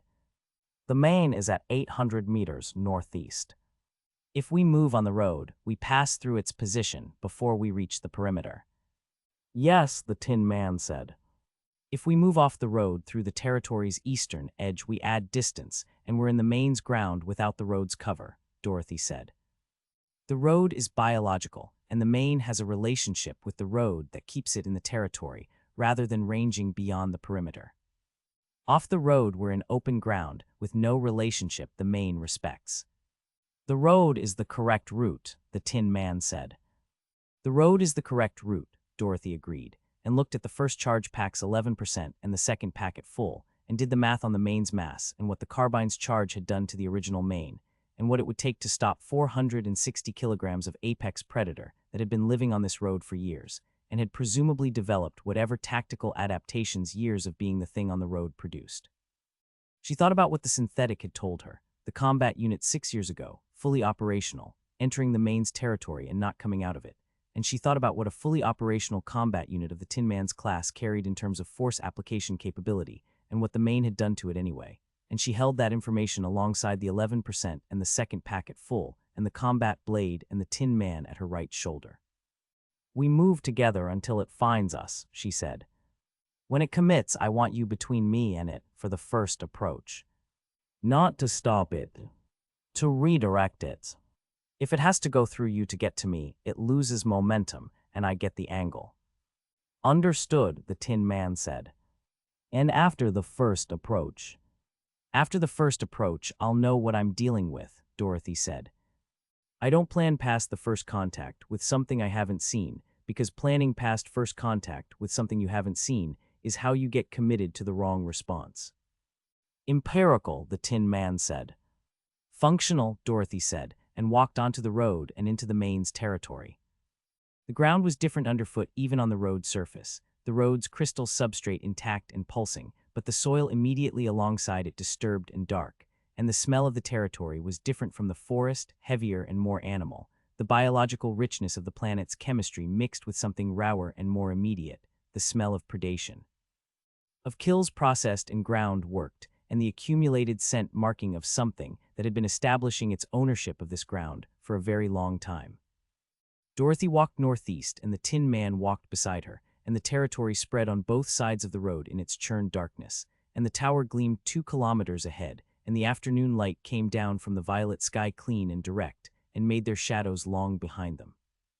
At 600 meters, the Tin Man said, "It has detected us. The patrol pattern has changed.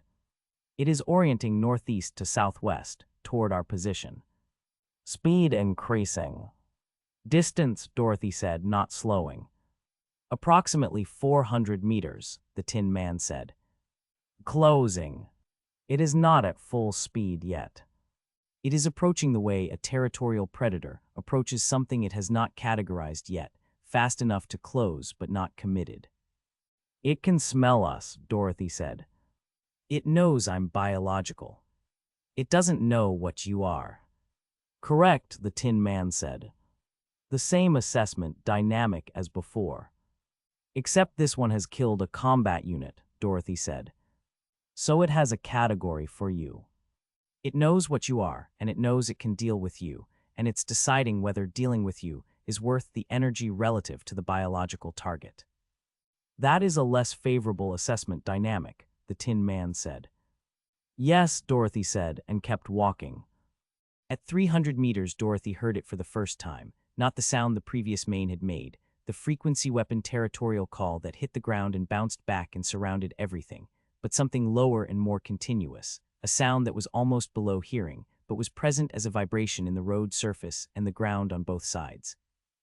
A resonance the animal was generating through its body and broadcasting through the territory in the specific way of something that had decided the categorization was complete and the approach was entering its final phase. "It's committed," Dorothy said. "Yes," the Tin Man said. "Full speed. 250 meters." Dorothy looked at the road ahead and the territory on both sides and picked her ground, a point approximately 30 meters ahead, where the road's crystal substrate showed a long lateral crack running southwest to northeast, an old disruption in the road's surface that created a slight ridge, 2 inches of elevation that was nothing to a human stride, and would be a fractional interruption to a 460-kilogram animal moving at full speed that was not expecting it. 2 inches and a fraction of a second. "Take the left side," she said to the Tin Man. "When it comes past you, I need the right angle clear."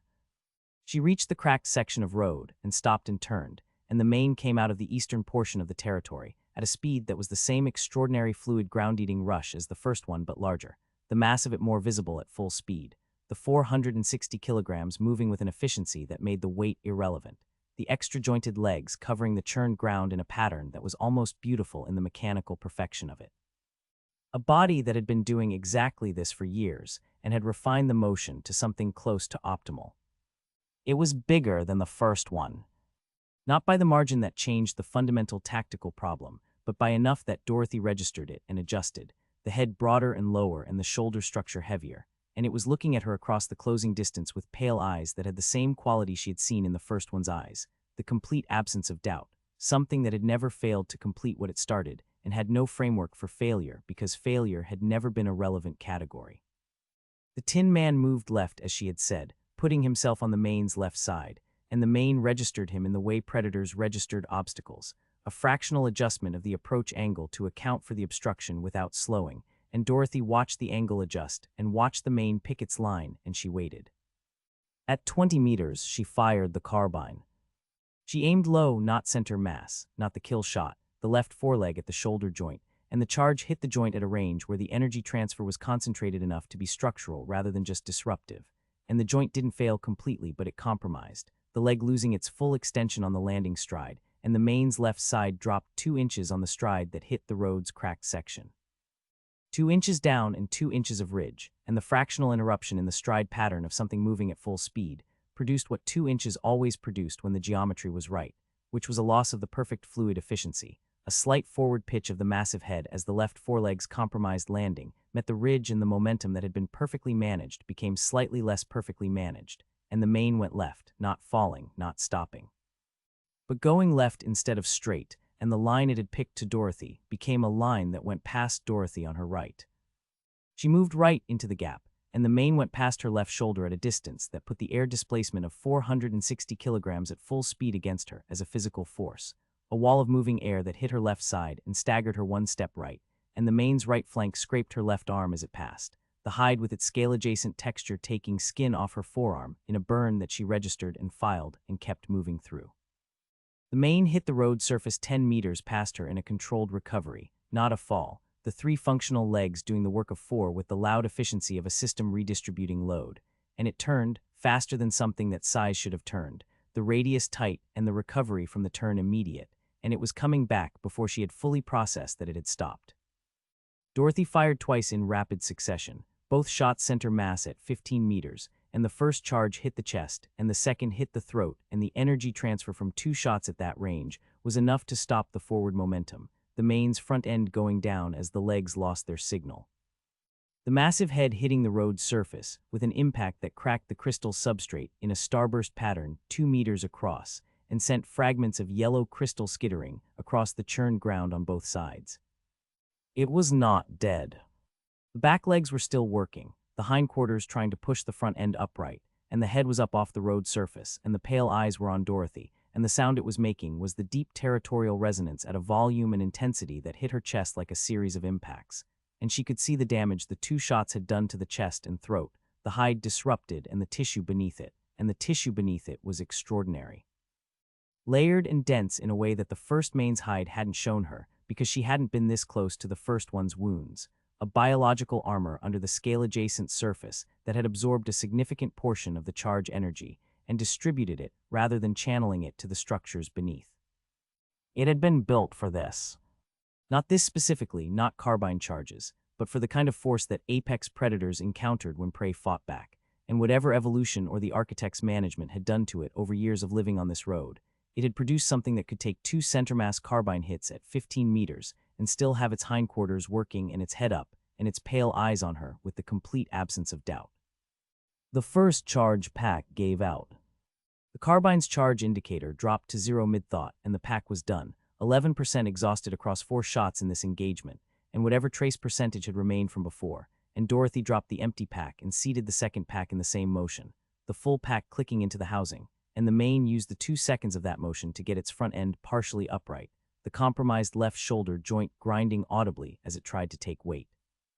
And Dorothy fired once more into the left shoulder joint at 10 meters, and the joint failed completely this time, the leg folding and taking the front end back down. The Tin Man was there. He had moved around the main's right side, while Dorothy was taking the center, and he came down on the main's back with the full operational weight of a 7-foot tactical combat unit, both hands finding the points on the main's skull and neck that his 31 years of processing tactical problems had identified in the seconds since the engagement began.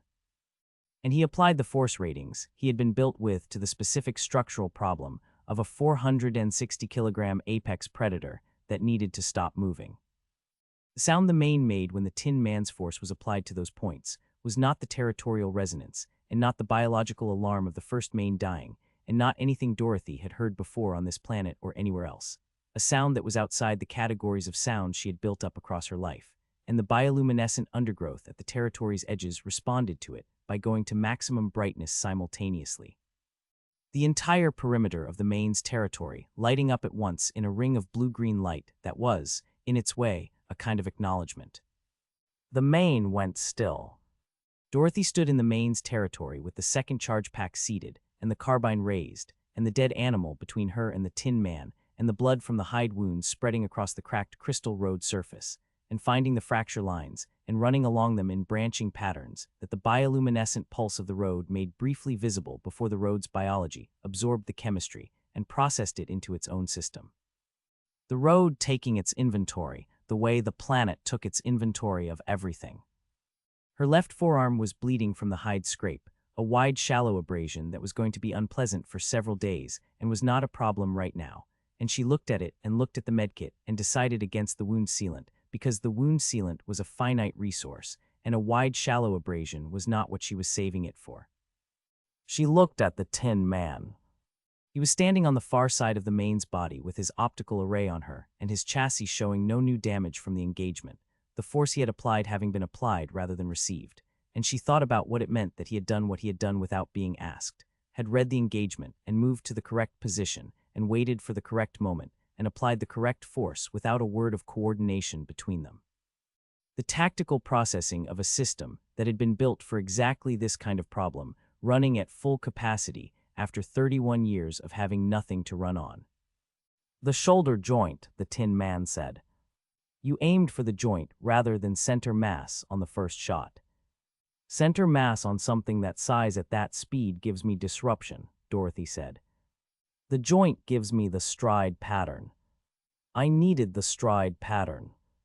The ridge in the road, the Tin Man said. 2 inches, Dorothy said.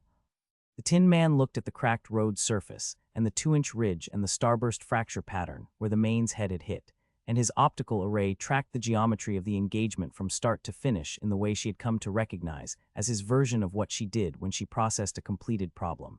And he said, You identified the ridge before the engagement. On the approach, Dorothy said. 30 meters out. And built the engagement around it, the Tin Man said. I built an option around it, Dorothy said.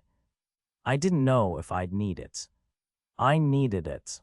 She looked at the tower ahead, gleaming in the afternoon light, approximately 1 kilometer northeast now, the perimeter wall visible as a darker line below the tower's base. And she looked at the second charge pack's indicator, full, and she thought about what was between the perimeter wall and the operations level, the outer ring and the human guards and TCU-11 with its route network integration, and the flying units and the approach corridor with its automated emitter system. And she thought about what the second charge pack needed to last through all of that, and whether full was going to be enough. It was going to have to be enough. She started walking northeast toward the tower, and the Tin Man fell into step beside her, and the main's territory continued for another 500 meters, and nothing else came out of it.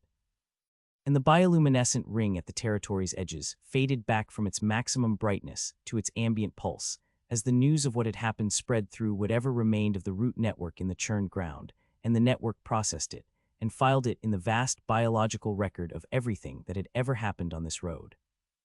The perimeter wall came up on the horizon, and the tower rose above it, and the afternoon was moving toward evening, and the violet sky was deepening through its range of colors toward the bruised purple that preceded the dark.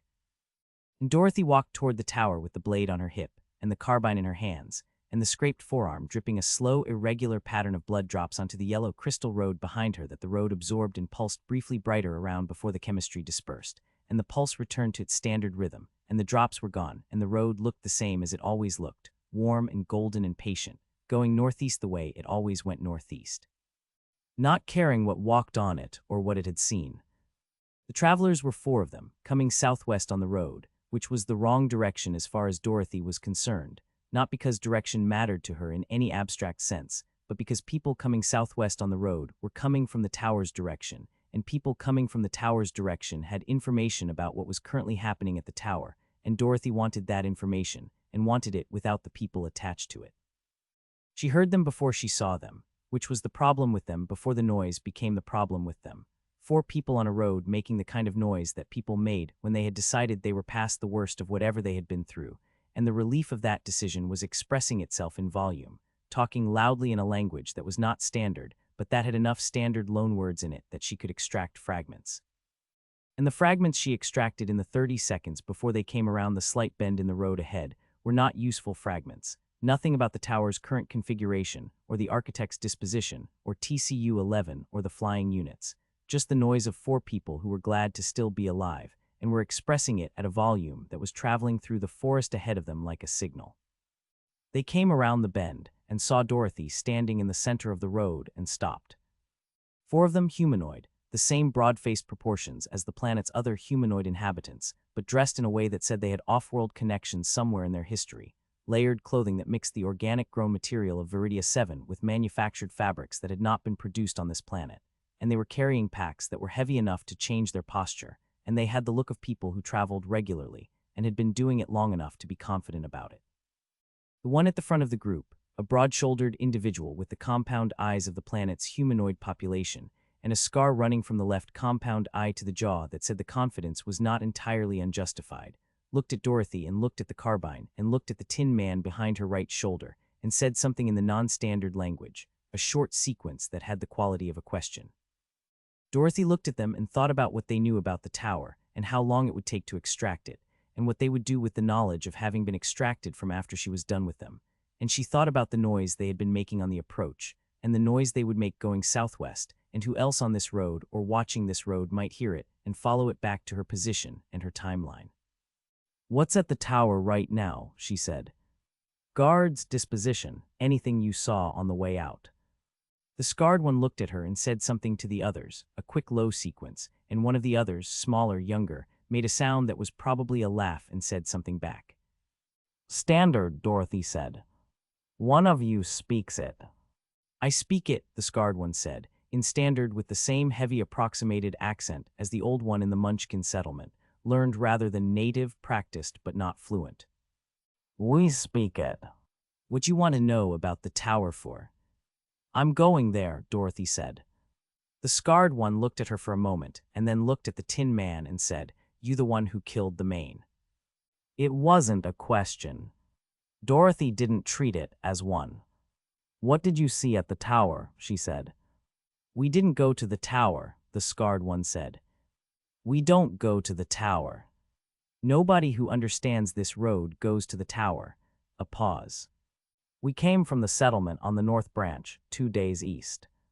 We're going to the western settlements to trade."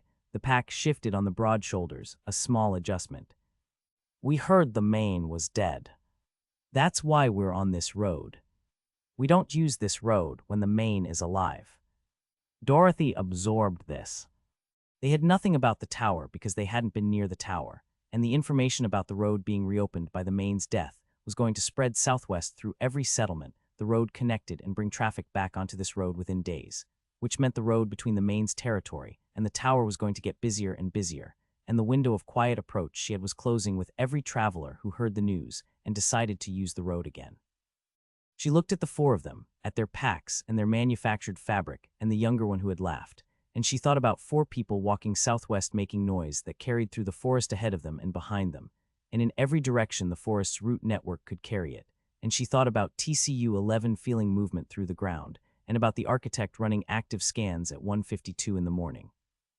And she thought about what 4 loud travelers on the road, between her and the tower, meant to her timeline and her approach. The scarred one was watching her with the compound eyes, doing their evaluative traverse across her face and the carbine and the Tin Man, and Dorothy watched the traverse and watched the scarred one arrive at an assessment, and watched the assessment produce something in the broad face that was the correct response to the situation, which was the understanding that the situation was more dangerous than it had appeared when they came around the bend. "You should let us pass," the scarred one said carefully. "We have nothing to do with the tower or what you're doing. We're traders. We trade between settlements." "I know," Dorothy said. "Then you know we're not a problem for you," the scarred one said. "You're loud," Dorothy said. The scarred one looked at her. "We'll be quiet," they said. Dorothy looked at the 4 of them for a moment longer, and then she shot the scarred one in the chest. The charge hit center mass at a range of 8 feet, and the energy transfer at that range was immediate and total, the scarred one going backward off their feet with the finality of a system that had been running and had stopped, the pack hitting the road surface first and the body following it, and the sound of it was the sound of significant mass hitting crystal substrate, and Dorothy was already moving before the body had fully settled, stepping left and bringing the carbine to the second one.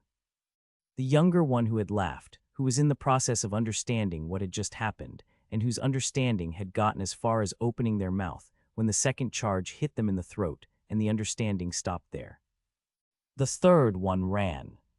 Running was the instinct, and it was the wrong instinct on a road with a clear sightline, and Dorothy tracked the run for 2 strides and fired, and the charge caught the runner between the shoulder blades, and they went down face first on the road surface and slid 2 meters on the crystal and stopped and didn't move. The 4th one did not run and did not speak and did not reach for anything. The 4th one was the oldest of the group, a compact individual with a carapace that had the deep mottled color of significant age, and they stood in the road with their pack on their back and their compound eyes on Dorothy, and they were completely still with the stillness of someone who had lived long enough to know that certain moments required complete stillness, and this was one of them. Dorothy looked at them. "The settlement's to the west," she said. "When you get there, tell them the road is open, but to move quietly on it for the next 2 days. After 2 days, it doesn't matter." The old one looked at her with the compound eyes and said nothing for a moment, and then said, in standard that was better than the scarred ones had been, cleaner, more practiced, "You killed 3 of my people because they were loud."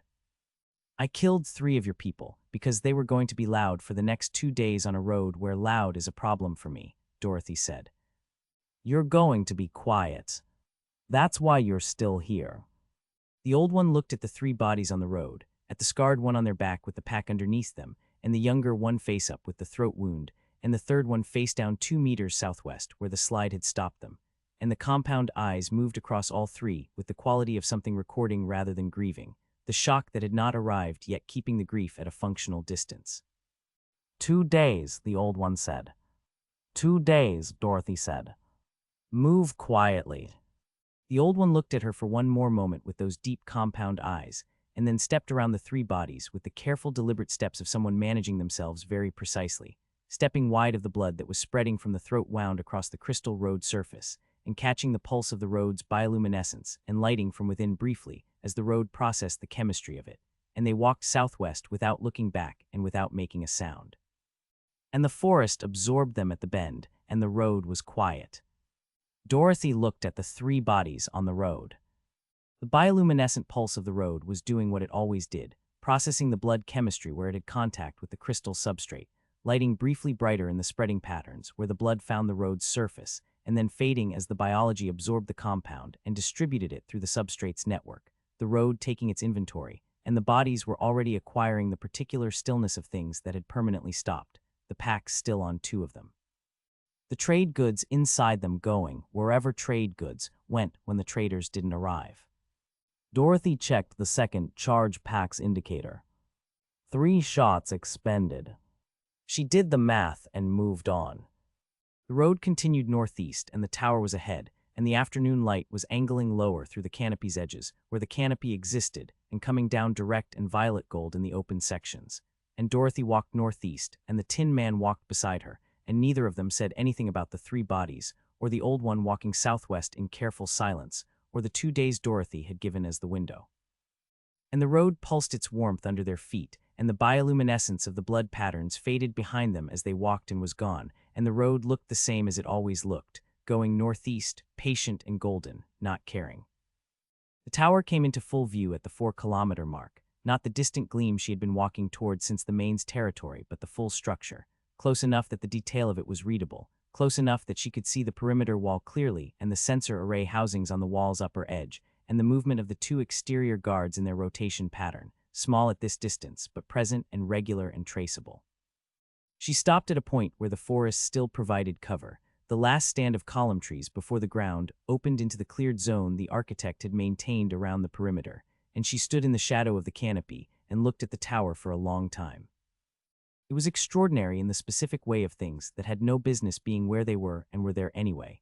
The alloy construction rising perhaps 40 meters above the perimeter wall's top edge, the architectural language of it entirely off-world, angles and surfaces that had been designed by someone thinking about structural efficiency and defensive sightlines and sensor placement rather than about the violet-skied bioluminescent alien world it was sitting in. And the result was a building that looked like a fact that the landscape was still arguing with after 30 years.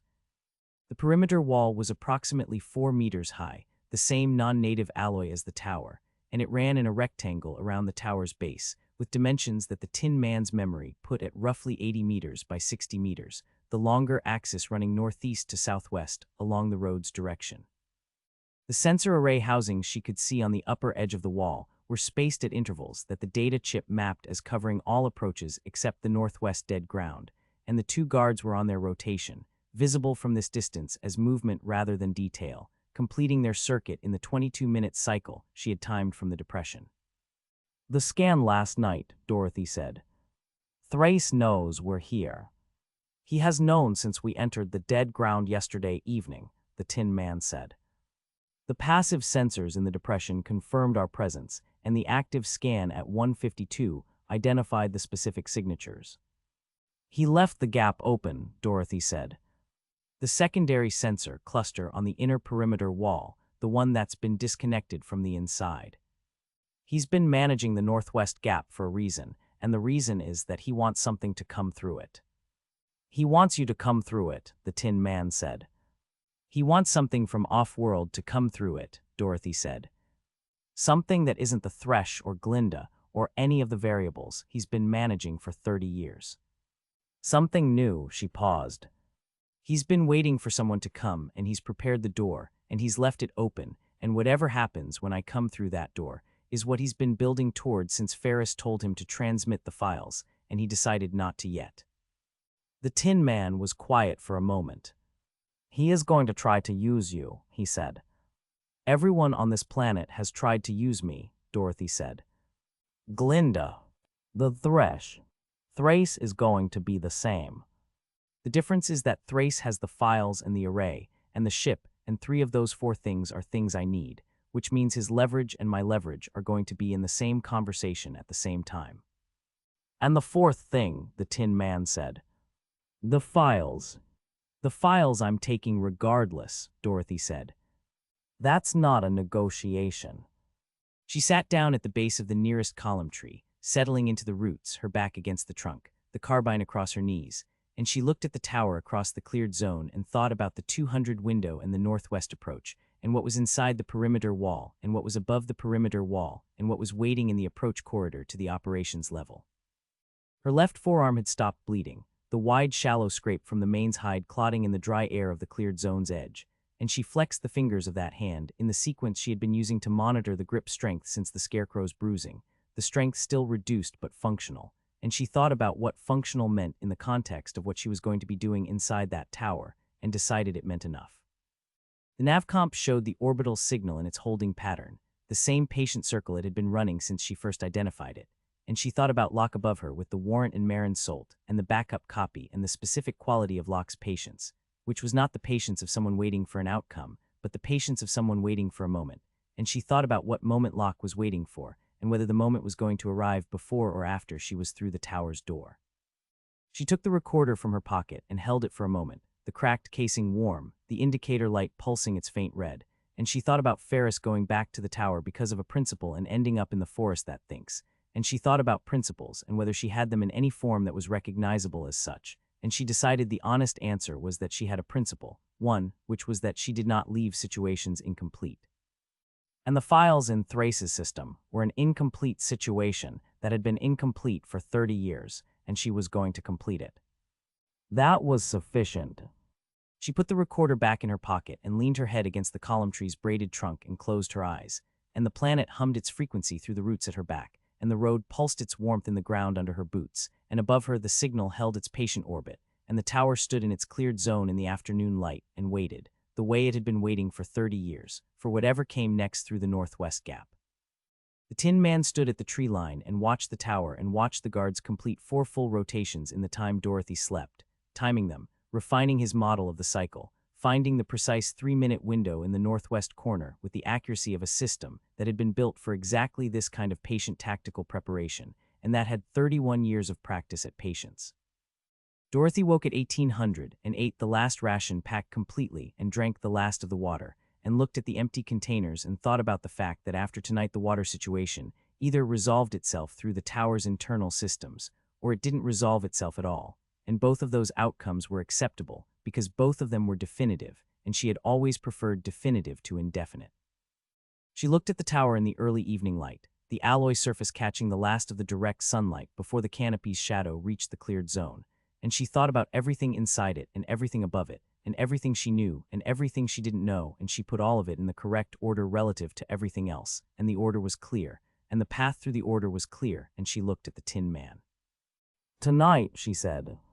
"Tonight," the Tin Man said.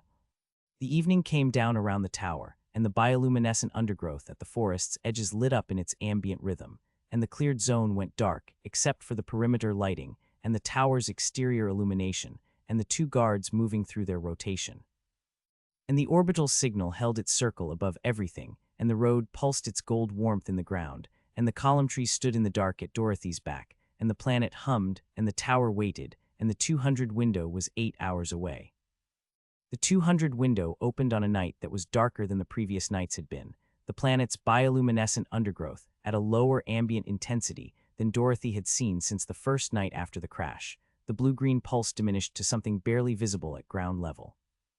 And she didn't know whether that was a seasonal variation, or a weather pattern, or something the root network was doing in response to the accumulated disturbance of the past several days, and she didn't spend time on the question, because the darkness was tactically favorable, and tactically favorable was the only category that mattered right now.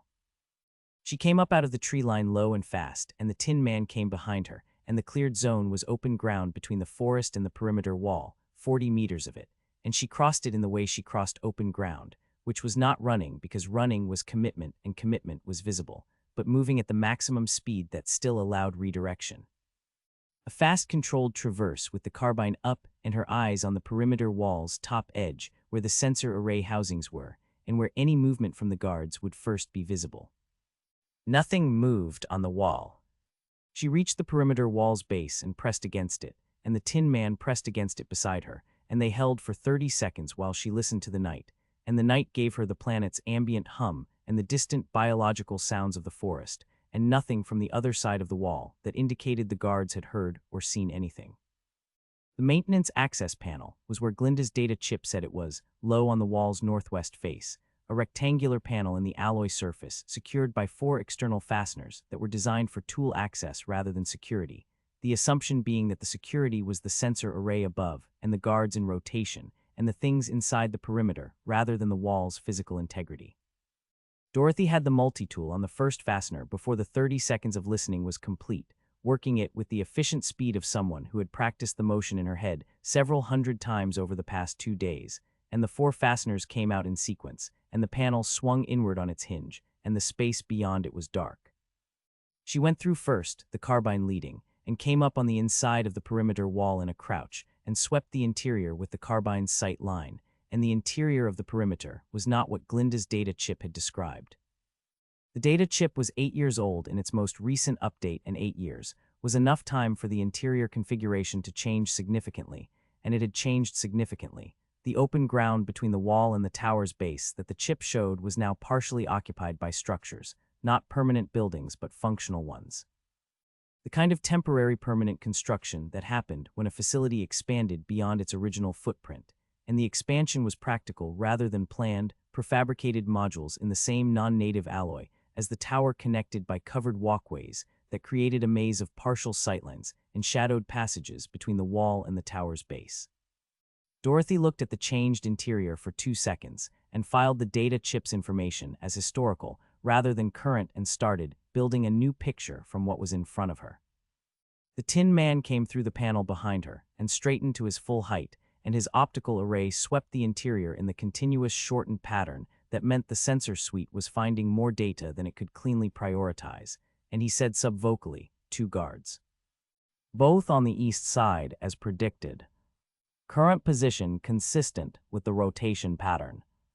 Estimated time before northwest corner of rotation reaches this position, 11 minutes.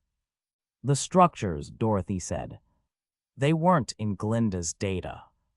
Recent construction, the Tin Man said. Within the past 3 years. The alloy shows less weathering than the original perimeter wall. Vorn, Dorothy said. She arrived 3 years ago. Thrace built out the interior when she arrived. Or because of what she told him was coming, the Tin Man said. Dorothy looked at the covered walkways and the modules and the partial sightlines and thought about 11 minutes and what the interior's new configuration meant for the approach to the tower's base and the door that Thrace had left unlocked, and she moved into the first covered walkway and the Tin Man followed, and the darkness of the interior was the darkness of a facility that used its lighting deliberately, pools of it at specific points and shadow between the pools. And Dorothy moved through the shadow, and the Tin Man moved through it behind her. The first guard was not on the east side. The Tin Man said, subvocally and very quietly, contact. Northwest quadrant. Single guard. Stationary. Approximately 20 meters northeast of our position.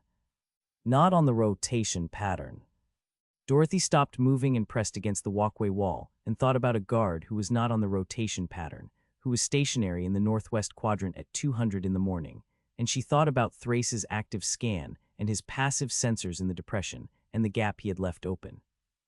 And she thought about whether the off-rotation guard was Thrace's doing or a coincidence of timing, and she decided it didn't matter because the guard was there, and the guard was 20 meters northeast, and the tower door was 30 meters northeast, and the 11 minutes on the rotation was now closer to 9.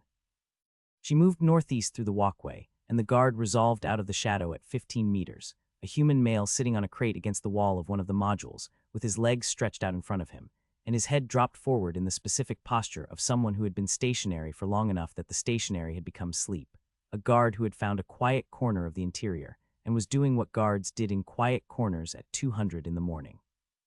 Dorothy covered the 15 meters in the time it took the guard to not wake up, and she hit him with the blade handle at the base of the skull, in the precise way she had hit the maintenance technician on Ozymandias. The strike calibrated for immediate unconsciousness without the noise of anything more final, and the guard's head came up once with the autonomic response, and then dropped again, and he slid sideways off the crate in a slow, controlled collapse that she guided with her left hand to keep it quiet. Lowering him to the ground, alongside the crate, with the care she would have taken with something fragile.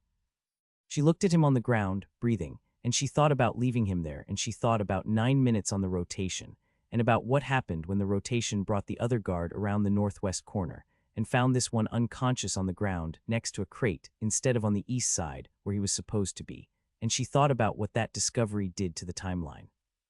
She cut his throat. It was a practical decision made in the time it took to make practical decisions, and the guard's body registered it the way bodies registered it, a brief systemic response that faded quickly in the way that responses faded when the system driving them was no longer operational, and Dorothy wiped the blade on the guard's jacket and stood up and looked at the 9 minutes on the rotation and moved northeast toward the tower door. The door was unlocked, the handle giving under her hand with the same easy compliance as the previous night, and she pushed it open and went in, and the Tin Man came in behind her, and the interior of the tower closed around them both. The tower's ground level was a single large space, the alloy walls bare and functional, the floor the same non-native material as everything else the architect had built, and it was lit at a level that was more than the exterior's strategic pools, but less than working illumination, a maintained low light that had the quality of something that had been running continuously for a long time, the lighting of a facility that never fully went dark because the person inside it never fully slept. Storage occupied most of the ground level, crates and containers in the same prefabricated alloy as the exterior modules, stacked and organized with the obsessive precision of someone who had been alone for a long time and had transferred whatever need for order the isolation had produced onto the physical arrangement of their possessions. The containers were labeled in a hand Dorothy didn't recognize, a small precise script in standard that covered each container's face with an inventory notation that was specific to the point of being compulsive, the exact contents, the exact quantity, the exact date of last inspection. "Thrace," the Tin Man said, looking at the labeling. "Yes," Dorothy said. She moved through the storage toward the interior staircase that the Tin Man's memory of the tower's original construction put at the northeast corner of the ground level, and she found it where his memory said it was, a straight run of stairs in the same alloy as everything else going up to the second level and beyond. At the base of the stairs, she stopped. There was a body at the base of the stairs. It was not fresh, not recent in the hours sense, but it was not old either. The biology of it still in the early stages of the process. The planet's biology would eventually complete if it had access. And it was human, fully human, and it was wearing the layered clothing of someone who had been on this planet for a while and had adopted the local materials in combination with what they had arrived in. And it was lying at the base of the stairs in the specific arrangement of something that had come down the stairs rather than been placed there, the orientation of the body consistent with a fall from above. Dorothy crouched and looked at it with the clinical attention she gave to everything that was potentially information, and it was a woman, middle-aged by the biological indicators available to a non-medical assessment, and the cause of the fall was visible on the back of the skull, a wound that was not consistent with hitting the stairs on the way down, but with being struck before the fall, the injury producing the fall rather than the fall producing the injury. "Vorn," Dorothy said. "The biological signature the Thresh described," the Tin Man said. "Not dead, not healthy. 3 years in the lower levels. Dorothy looked at the wound on the back of the skull and looked at the stairs above and thought about what Glinda had said, that she couldn't determine whether Thrace was holding Vorn or Vorn was staying by choice, or something more complicated than either. She thought about 3 years in the lower levels, and the specific way that 3 years in an enclosed space with a frightened, intelligent man produced situations that started as one thing and became another, and she thought about what had changed in the past 48 hours that had brought Vorn to the base of these stairs in this condition. She thought about the active scan at 152. Thrace had run the scan, identified her in the depression, and then something had happened inside the tower that had put Vorn at the base of the stairs, with a wound on the back of her skull that said someone had made a decision about Vorn before Dorothy came through the door. Dorothy stood up and looked at the stairs and thought about what that meant about what Thrace was, and what he had been for 30 years, and what the files in his system represented in the context of a man who had known about the Gardner program and its hundreds of engineered lives for 30 years, and had sat in a tower with the information, and had not transmitted it, and had occasionally struck the people who got close enough to push him toward transmitting it. She thought about Ferris going back to the tower and ending up in the forest that thinks. She thought about Vorn at the base of the stairs. She looked at the Tin Man.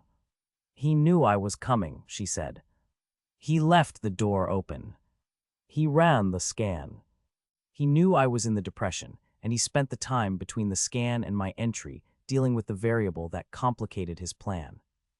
Vorn knew something about what he intended, the Tin Man said. "Something she was going to say to you that he didn't want said. Or something she was going to do," Dorothy said. "Either way." She stepped over Vorn's body and went up the stairs, and the Tin Man followed, his footfalls heavier than hers on the alloy steps but controlled, and the second level opened above them as they came up through the stairwell, and Dorothy came out of the stairwell into the second level with the carbine up and swept the space. Empty.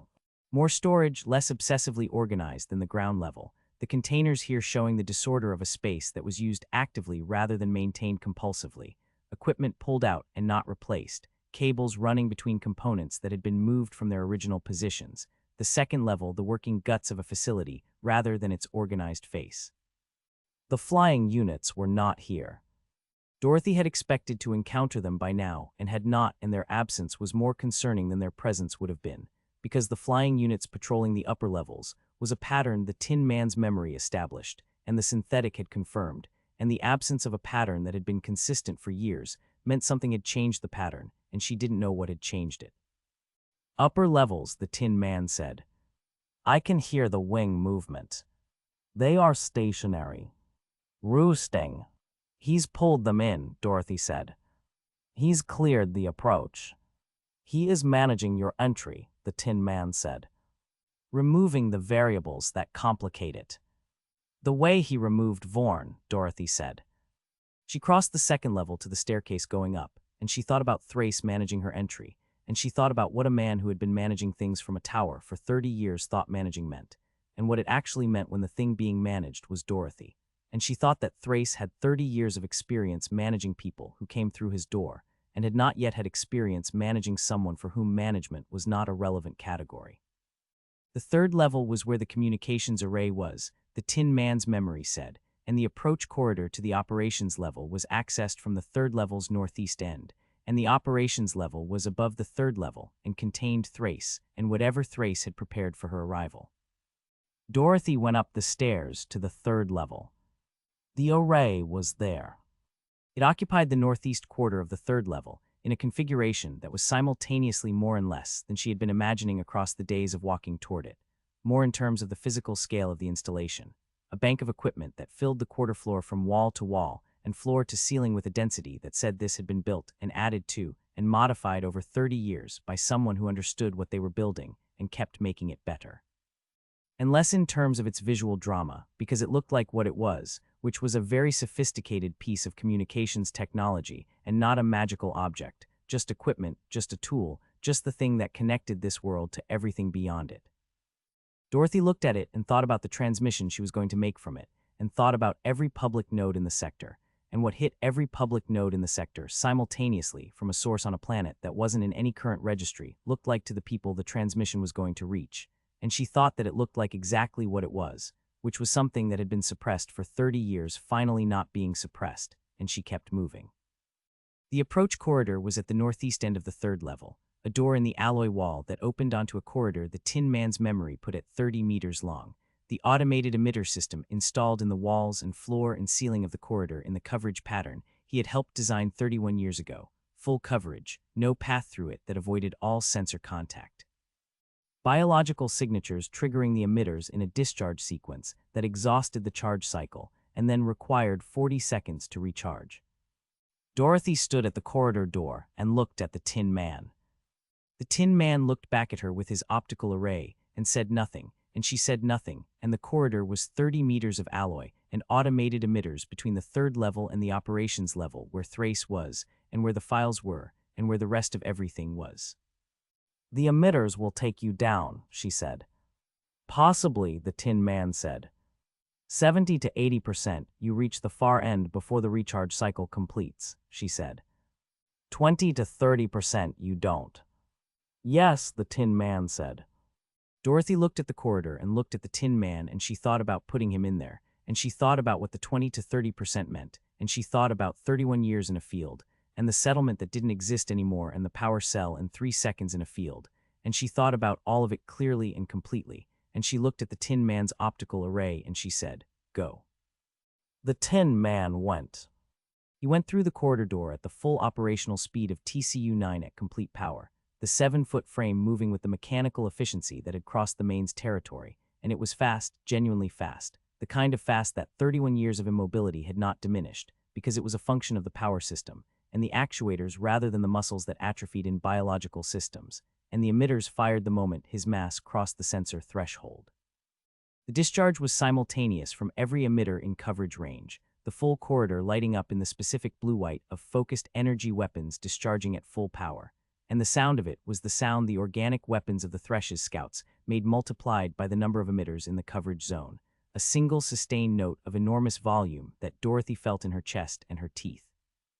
And the Tin Man went through it at full speed, and the emitters tracked him and kept firing, and the discharge kept hitting him, and Dorothy watched the alloy surface of his chassis take the hits, the oxidized surface she had come to read as his particular character, absorbing the energy and distributing it and absorbing more, the hits coming too fast and too many for the distribution to fully manage. He reached the far end.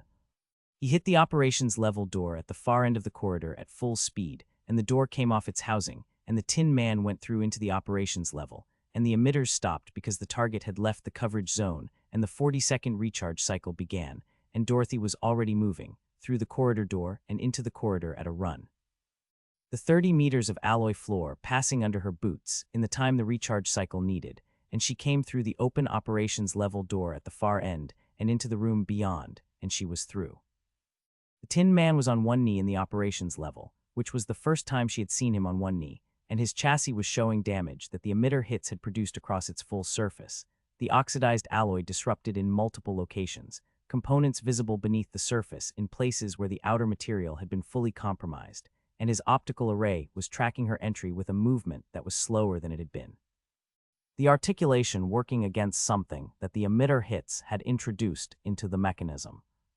"Operational," he said, in the synthesized voice that was slightly different now, a quality in it that had not been there before the corridor, a resonance that the damage had introduced, something that was not degradation exactly but was in the direction of it. Dorothy looked at him on one knee and looked at the damage and looked at the optical array moving at its reduced speed, and she thought about 70 to 80%, and she thought about what the 20 to 30% looked like when it was not full system shutdown but partial, a system that had made it through, but had taken the corridor's full discharge across its entire surface at close range, and she thought about what that meant for what came next. "The flying units are above us," she said.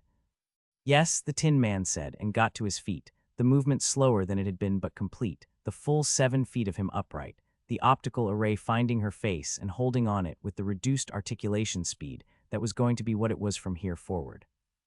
Dorothy looked at him standing and thought about the flying monkeys and what it was going to require, and she looked at the corridor behind her and the door that had come off its housing when the Tin Man went through it, and she thought about 20 to 30% and what it meant that he was standing.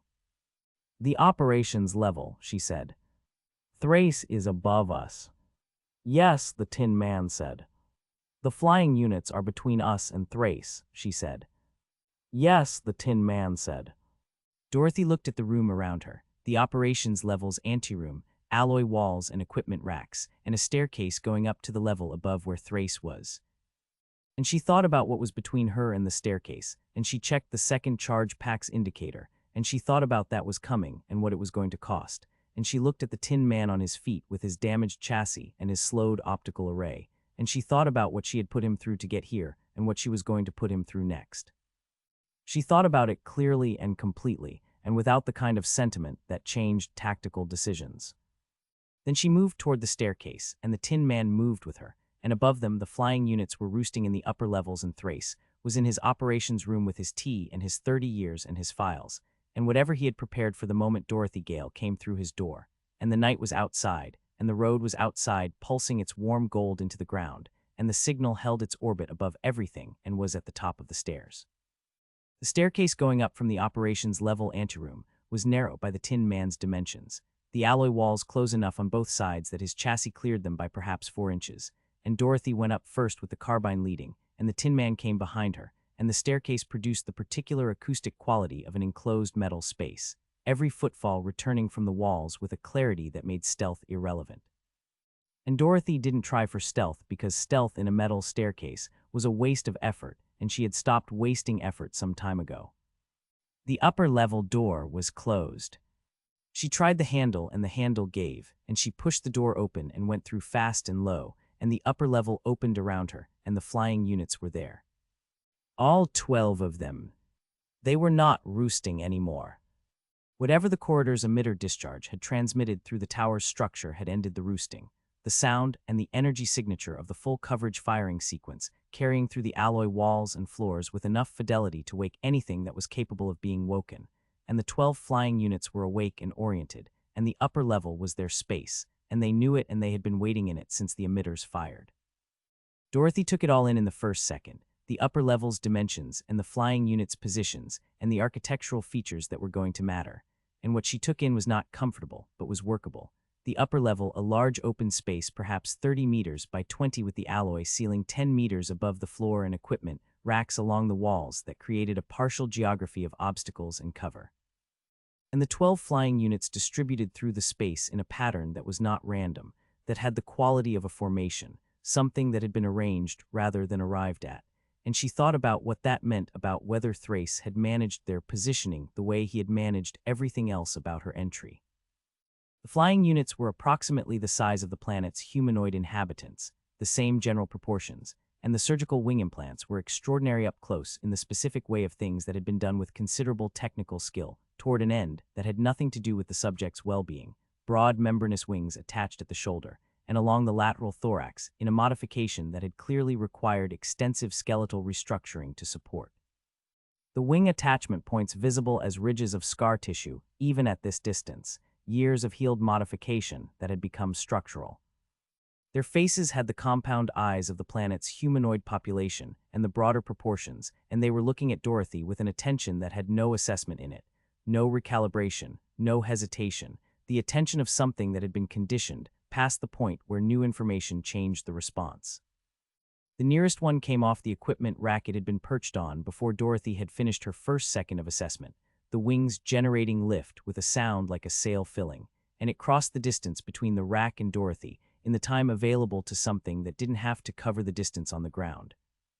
And Dorothy fired the carbine and the charge hit its center mass at close range, and the energy transfer at that range was enough to stop the wing movement, and the stopped wing movement at that altitude, and that speed produced a fall that hit the equipment rack on the way down and then hit the floor, and the rack came partially off the wall with the impact, and the unit hit the floor and the floor rang with it.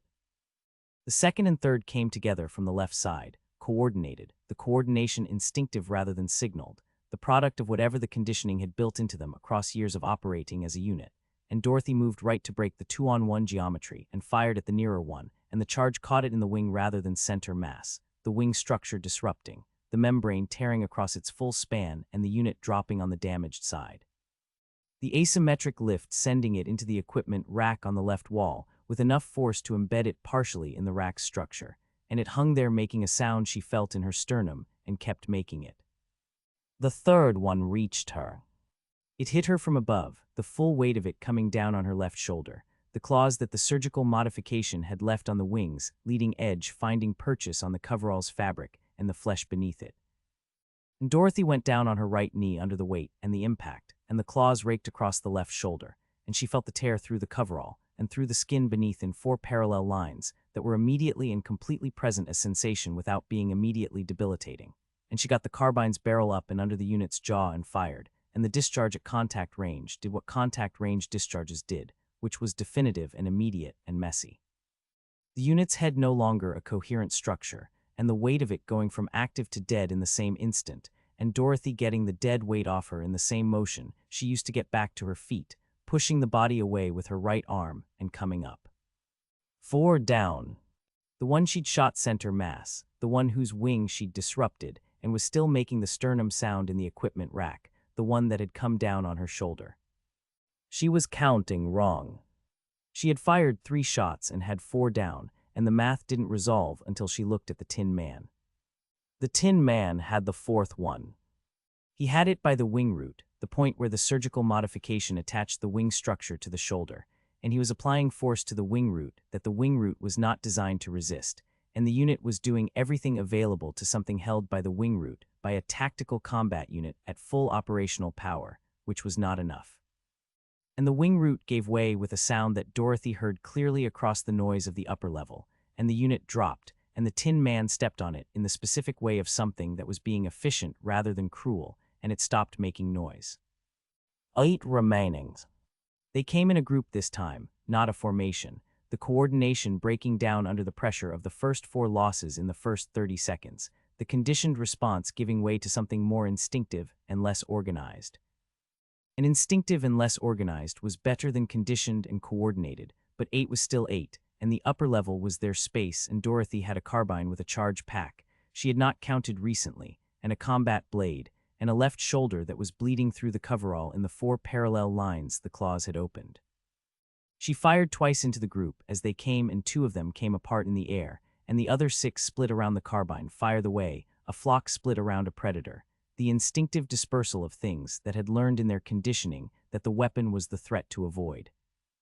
And the dispersal spread them across the upper level's width, and Dorothy tracked the dispersal and picked the one that had gone widest left and moved toward it, because moving toward the dispersal collapsed the space, and collapsed space was better than open space when the things in the space could fly.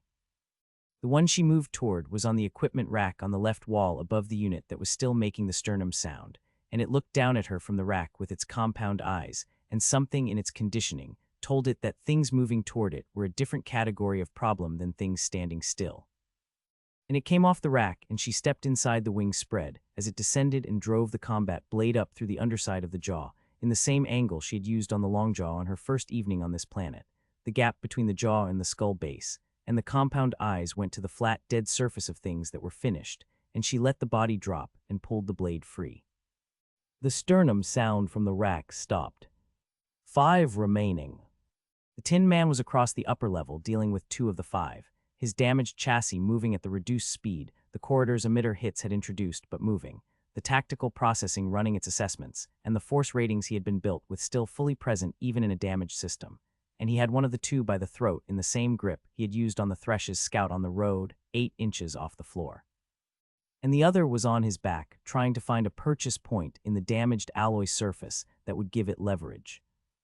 Dorothy looked at the Tin Man with the unit on his back, and she looked at the 3 remaining units that were not currently engaged with the Tin Man, and she made the calculation she always made, which was clean and fast and entirely without the kind of consideration that slowed decisions down. And she moved toward the 3 that were not engaged with the Tin Man, because 3 unengaged flying units were a larger immediate problem than one engaged with a combat unit that was handling it. The 3 came at her together, and she fired once into the center of the group, and the one in the center came apart, and the 2 outside it split again, and she went left after the left one, and the right one hit her from behind.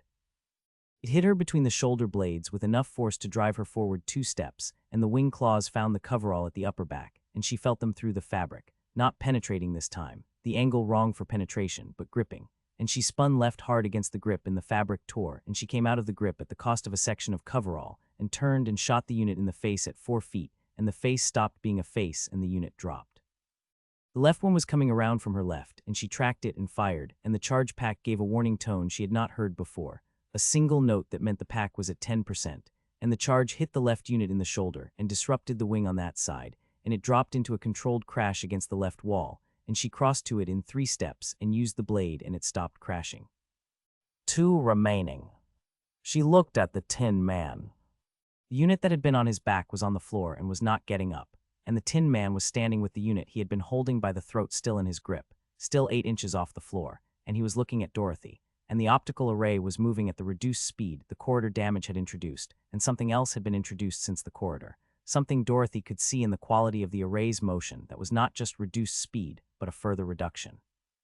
A progressive degradation that the fighting in the upper level had advanced beyond what the corridor alone had produced. 1 unit in his grip. 1 unit somewhere in the upper level that Dorothy had lost track of in the exchange with the 3. "Where's the last one?" she said. "Above you," the Tin Man said. Dorothy moved and the last unit came down from the ceiling where it had been pressed against the upper surface, in the flat profile of something that had learned in its conditioning that the ceiling was a position that biological eyes did not naturally track to, and it came down with the full committed speed of something that had been holding position and releasing everything at once, and it was fast, faster than the others had been, the ceiling position giving it a drop that added velocity to the wing speed. And it was going to reach Dorothy before she could bring the carbine to bear from the angle she was at. The Tin Man threw the unit he was holding. He threw it the full force of TCU-9's operational specifications behind the throw, the unit becoming a projectile covering the upper level's width in a flat trajectory that intersected the descending last unit at the midpoint of its drop, the 2 bodies hitting each other with the impact of significant masses at significant velocities, the collision producing a sound that rang the alloy walls, and a tangle of wings and limbs that hit the floor together and hit it hard. Neither of them got up. Dorothy stood in the upper level with the blade in her right hand and the carbine in her left, and she looked at the 12 flying units distributed across the floor, and the equipment racks, and the one embedded in the rack structure, and she breathed in for 4 counts and out for 4 counts, and let the combat chemistry find its level. Then she looked at the Tin Man. He was standing in the center of the upper level, and he was not moving, and not moving was different from standing still, the quality of the stillness different from the operational stillness of a system at readiness, and more like the stillness of a system that had stopped having the option of movement, and his optical array was not doing the continuous scanning motion it had been doing since the clearing. It was fixed. Both lenses oriented at the same angle, without the articulation that produced the scanning sweep, fixed at an angle that was approximately where Dorothy was standing, but not precisely, not with the precision that the array had maintained across every engagement since the power cell seated in the clearing. "Tin Man," Dorothy said. "I can hear you," the Tin Man said, and the synthesized voice was different again from what it had been at the bottom of the stairs, the resonance the corridor damage had introduced now accompanied by something that was not resonance but its opposite, an absence in the frequency range that the full voice had occupied, gaps in the synthesized output where the components producing those frequencies were no longer producing them. "The optical array," Dorothy said. "I am aware of the optical array," the Tin Man said. "The articulation mechanism failed during the engagement with the unit on my back. The lenses are fixed. I have approximately 40% of normal visual field." Dorothy looked at him and thought about the corridor and the emitter discharge and the upper level and the 12 flying units, and she thought about what the progressive damage from the corridor, hits plus the upper level engagement, had done to a system that had come into the tower at full operational power, and was now standing in the center of a room full of dead things with a fixed optical array and gaps in its voice, and she thought about what came next. "TCU-11 is above us," she said. "Between here and the operations room where Thrace is." "Yes," the Tin Man said. "TCU-11 has 31 years of active operation and maintenance," Dorothy said. "And root network integration in its sensor suite." "Yes," the Tin Man said. "And you have a fixed optical array and progressive system failure from the corridor discharge," Dorothy said. "Yes," the Tin Man said. "That is an accurate summary of the situation." Dorothy looked at him and she thought about the geometry of what was left, the staircase above them going to the level where TCU-11 was, and beyond it the operations room where Thrace was and the files and the array, and she thought about a damaged system with 40% visual field and gaps in its voice going up a metal staircase toward a fully operational combat unit with root network integration, and she thought about what the probability distribution on that looked like. She did not ask him the probability. She knew the probability, and he knew the probability, and asking it was not what this moment required. The operations room door, she said. If TCU-11 is between the staircase and the door, I need a clear path to the door. Yes, the Tin Man said. TCU-11 will engage whatever comes up the staircase first, Dorothy said. Yes, the Tin Man said. That's you, Dorothy said. The Tin Man's fixed optical array was oriented at the angle that was approximately her position, and the silence between the statement and his response was not the 3-second processing pause she had come to recognize, but something longer, something that was not processing time, but the specific quality of a system that had already processed everything relevant and was simply present in the moment before it moved. Yes, the Tin Man said. Dorothy looked at him standing in the upper level with the dead flying units around him, and the damaged chassis, and the fixed array, and the voice with its gaps. And she thought about 31 years in a field and a settlement that didn't exist anymore, and the power cell, and 3 seconds in a field on the other side of the planet. And she thought about the settlement the old one had described, thin and careful and alive and managing after everything the planet had put on them. Alive because of a decision this unit had made 31 years ago. She thought about the geometry and the probability distribution, and the operations room door, and the files and the array, and what was above them on the next level. She thought about all of it, and she said, "Move when I move." They went up the staircase together, Dorothy first and the Tin Man behind her, and the staircase rang with their combined weight, and the upper level fell away below them, and the next level was above, and TCU-11 was somewhere above that level, feeling their approach through the root network tissue in its sensor suite.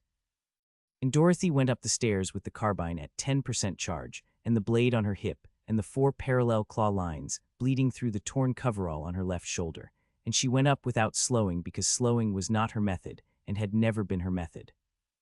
The door at the top of the staircase was not closed. It was not closed because TCU-11 had opened it, and TCU-11 had opened it, and was standing in the doorway with the specific positioning of a combat unit that had chosen its ground and was prepared to hold it. And it was everything the Tin Man had described from its base specification, and more 31 years of active operation and modification visible in the additions to the original frame, heavier armor plating on the torso and shoulders, upgraded optical array. And at the points where the root network tissue had been integrated into the sensor suite, the organic material was visible as dark fibrous additions to the alloy surface, biological and manufactured in combination, the planet growing into the machine, and the machine incorporating the planet in the specific way of something the architect had been refining for 30 years. It looked at Dorothy, and it looked at the Tin Man behind her, and it said, in a synthesized voice that was full fidelity and fully operational, and carried none of the damage the Tin Man's voice was carrying, TCU-9. TCU-11, the Tin Man said. You have been damaged, TCU-11 said, and it was not a taunt, just an assessment, the flat factual output of a tactical system running its threat evaluation. Yes, the Tin Man said. The corridor, TCU-11 said. Yes, the Tin Man said. TCU-11 looked at Dorothy. You sent him through the corridor, it said. Yes, Dorothy said. TCU-11's optical array tracked between Dorothy and the Tin Man, and back to Dorothy, with the full precision of an undamaged articulation mechanism. He is going to engage me so you can reach the operations room, it said. This is the tactical solution to the problem of me standing between you and the operations room. Yes, Dorothy said. And you are going to let him, TCU-11 said. Yes, Dorothy said. TCU-11 looked at her for a moment with its full-fidelity optical array and said, You are not what the architect described. Nobody is, Dorothy said. Move. She said it to the Tin Man, and the Tin Man moved. He came up the last 3 stairs at the full operational speed that TCU-11 had not seen yet because it had been assessing rather than engaging, and he hit TCU-11 in the doorway with the full force rating of TCU-9 applied to a target at close range, and the impact took both of them through the doorway and into the level beyond, and Dorothy was moving before they hit the far wall, going up the stairs and through the doorway, and past the 2 combat units in the space beyond the door. And TCU-11 was already recovering from the impact, and TCU-9 was holding position between TCU-11 and Dorothy's path, the damaged chassis absorbing the first counterstrike from TCU-11 and staying in place, and Dorothy ran. She ran across the level toward the operations room door at the far end, and TCU-11 hit the Tin Man again, and the Tin Man went down on one knee and got back up, and TCU-11 hit him a third time, and the third time produced sounds from the Tin Man's chassis that the first 2 had not produced, structural sounds, the sounds of a system taking damage, beyond what the system was designed to absorb and continuing to operate through the designing anyway. Dorothy reached the operations room door, and she did not look back.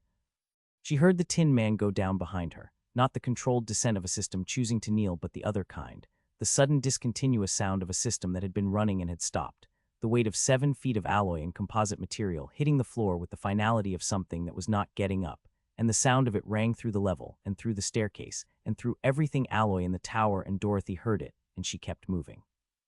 She heard TCU-11's footsteps on the floor behind her, and she got the operations room door open, and went through and got it closed and got the locking bar into its housing in the time between TCU-11's last footfall and its arrival at the door, and the door shook once with the force of TCU-11 hitting it from the other side and held, and then TCU-11 hit it again, and it held again, and then there was silence from the other side of the door. Which was more concerning than the hitting? Dorothy stood with her back against the locked door and the operations room around her, the screens covering the walls showing every corner of the architect's domain in the pale light of their displays, and at the center of the room, at the main console, with a cup of something hot steaming beside the keyboard, and 30 years of fear written into every line of how he sat, was Osmond Thrace. He was looking at her. Dorothy looked back at him, and behind her through the locked door TCU-11 was doing whatever TCU-11 was doing in the silence that followed the hitting, and Dorothy breathed in for 4 counts and out for 4 counts, and looked at Osmond Thrace, and he looked at her, and neither of them said anything for a long moment. Then Dorothy looked at the screens covering the walls, all the corners of his domain, and she found the one showing the level outside the operations room door, and TCU-11 was standing in front of the door and not moving, standing with the same quality of stillness the Tin Man had stood within the clearing for 31 years, the stillness of something waiting for instructions. She looked at Thrace. "Call it off," she said. Thrace looked at her with the eyes of a 70-year-old man who had been frightened for 30 years and had recently decided to stop being frightened and was finding that the decision was easier to make than to inhabit, and he reached forward and entered a command on the console keyboard, and on the screen TCU-11 stepped back from the door and stood down. Dorothy looked at the Tin Man on the screen. He was on the floor of the level outside the operations room, the full length of him, the 7 feet of oxidized alloy and the recovered stride that would not recover again, and the optical array was fixed at the same angle it had fixed at in the upper level after the corridor damage, facing approximately toward the operations room door, and the power systems were dark, the chassis showing no output signature, and Dorothy looked at him on the screen for the amount of time she looked at things that were finished. 3 seconds.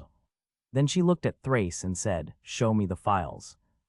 Thrace looked at her for a moment with those 30-year frightened eyes, and then he turned to the console and began pulling up the file structure, and the screens around the room filled with the Gardner program's records, hundreds of developmental histories, hundreds of lives documented from birth in the clinical language of a program that had looked at children and decided they were available. And Dorothy stood in the operations room with the claw wounds bleeding through the torn coverall and the carbine at 10% and the blade on her hip, and she looked at the files, and she thought about the array in the room below and what she was going to do with it, and she thought about Locke in orbit above her with Marin Solt and the backup copy and the warrant. She thought about the Tin Man on the floor outside. She thought about him for exactly 3 seconds, and then she stopped thinking about him and looked at Thrace and said, "How long to set up a simultaneous sector-wide transmission from the array?"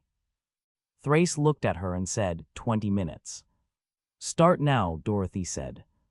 Thrace started.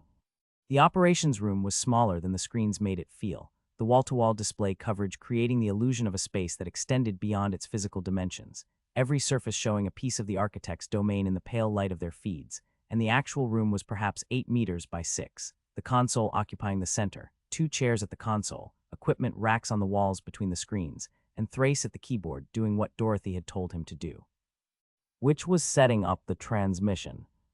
Dorothy did not sit. She stood with her back to the wall that did not have a screen on it and watched Thrace work, and watched the screens and watched the door and kept the carbine in her hands because TCU-11 was on the other side of the door doing what Thrace had told it to do, which was standing down. And standing down on Thrace's instruction meant standing down until Thrace gave a different instruction. And Dorothy was not going to put the carbine down in a room where the variable controlling the combat unit outside the door was the man at the keyboard. Thrace worked in silence for 4 minutes and then he said, without turning from the keyboard, "The transmission setup requires the array's secondary alignment system to be calibrated for sector-wide coverage. The calibration takes 12 minutes once initiated." "I have initiated it." 12 minutes from now," Dorothy said. "Approximately," Thrace said. "The calibration is automated once started. What remains is the file compilation and the transmission address matrix, which I can complete in the remaining time." Dorothy watched him work and thought about 20 minutes and what 20 minutes meant in the context of everything else that was happening in and around the tower. TCU-11 outside the door and the flying units dead in the upper level, and the guard with his throat cut in the interior compound and Vorn at the base of the stairs. And she thought about the signal in orbit above and Locke holding her patient circle, and what Locke was going to do when the transmission began. And she thought about all of it in the clean, organized way she thought about tactical situations, and kept watching the screens, and kept the carbine in her hands. Thrace was not what she had been constructing across the days of walking toward him. She had been building a picture of the architect from what the road had given her, the synthetic's description and the Tin Man's memory and Ferris's log, and the Thresh's account and Glinda's intelligence. And the picture those sources had built was of a man who had arrived on a planet with superior technology, and used it to establish authority over a population that had no framework for what he was doing.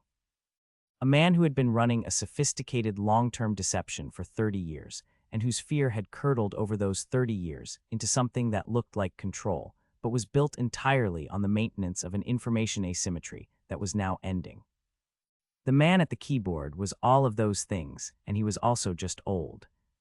Not the distinguished age of someone who had used their years well and showed it, but the specific exhausted age of someone who had been frightened for 3 decades without adequate rest, the fear doing what chronic fear did to a body over 30 years, wearing the architecture of it down in ways that were visible in the set of the shoulders, and the economy of movement, and the way he held his head slightly forward, as though bracing for something that had been coming for 30 years, and had just arrived. He was 72 or 73 by Dorothy's assessment, slight, the hair that remained white and close-cropped, the hands on the keyboard showing the particular thinness of significant age in the tendons and the skin, and he was wearing clothing that was a combination of off-world manufacture and Viridia 7 organic material in the same mix she had seen on the dead travelers on the road. The adaptation of someone who had been on this planet long enough that the original wardrobe had worn out and been replaced with what was available. "The woman at the base of the stairs," Dorothy said. Thrace's hands stopped on the keyboard for a moment, and then resumed. "Cassiel Vorn," he said. "You killed her before I came through the door," Dorothy said. "Yes," Thrace said. "Why?" Dorothy said. Thrace was quiet for a moment, the keyboard sounds continuing. "Because she was going to tell you something that I didn't want you to know until I had the opportunity to tell you myself," he said. "And because she was going to try to stop you from doing what you're here to do, and I didn't want her to be able to do that." "What was she going to tell me?" Dorothy said. "The same thing I'm going to tell you," Thrace said. "When the transmission setup is complete. In the order I want to tell it." Dorothy looked at him. "You killed a person to control the order of a conversation," she said. "I killed a GC intelligence operative who had been sent to this tower to ensure that these files never became public and who had spent 3 years trying to persuade me to destroy them," Thrace said, his voice carrying the flat quality of someone who had made a decision and was not going to be argued out of it by the framing of the question. "The fact that the conversation about her death is a conversation I want to control the order of is secondary." Dorothy watched him work and thought about what he had just described and thought about 3 years of a GC intelligence operative trying to persuade a frightened old man to destroy files that documented what had been done to hundreds of people. And she thought about what 3 years of that kind of persuasion looked like from the inside, and what it produced in a man who was already frightened and already isolated, and who let people through his door, because 30 years alone was 30 years alone regardless of why the people were coming. Ferris, Dorothy said. The keyboard sound stopped completely this time, and stopped for longer than the previous pause. Ferris came back, Thrace said. After he left through the northwest gap, he came back. He told me I should transmit the files. He was very clear about it, and his reasoning was sound, and I knew his reasoning was sound when he presented it, and I told him I would think about it. A pause. I thought about it for too long. What happened to him? Dorothy said. Vorn happened to him, Thrace said. She arrived 6 months after Ferris. She identified him from whatever intelligence the division had on his transmission, tracked him to the tower, came through the door the way you came through the door, and I let her in the way I let everyone in. His hands resumed the keyboard. Ferris was in the lower levels when she arrived. He was still here because he had nowhere to go, and because he was waiting for me to make the decision he had told me to make. Vorn found him before I understood what she intended, and by the time I understood it was too late for Ferris.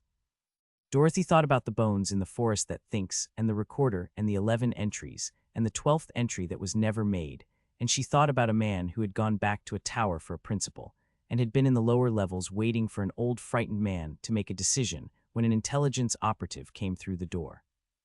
You let her stay, Dorothy said. After what she did to Ferris. She told me she had killed him in the forest, Thrace said.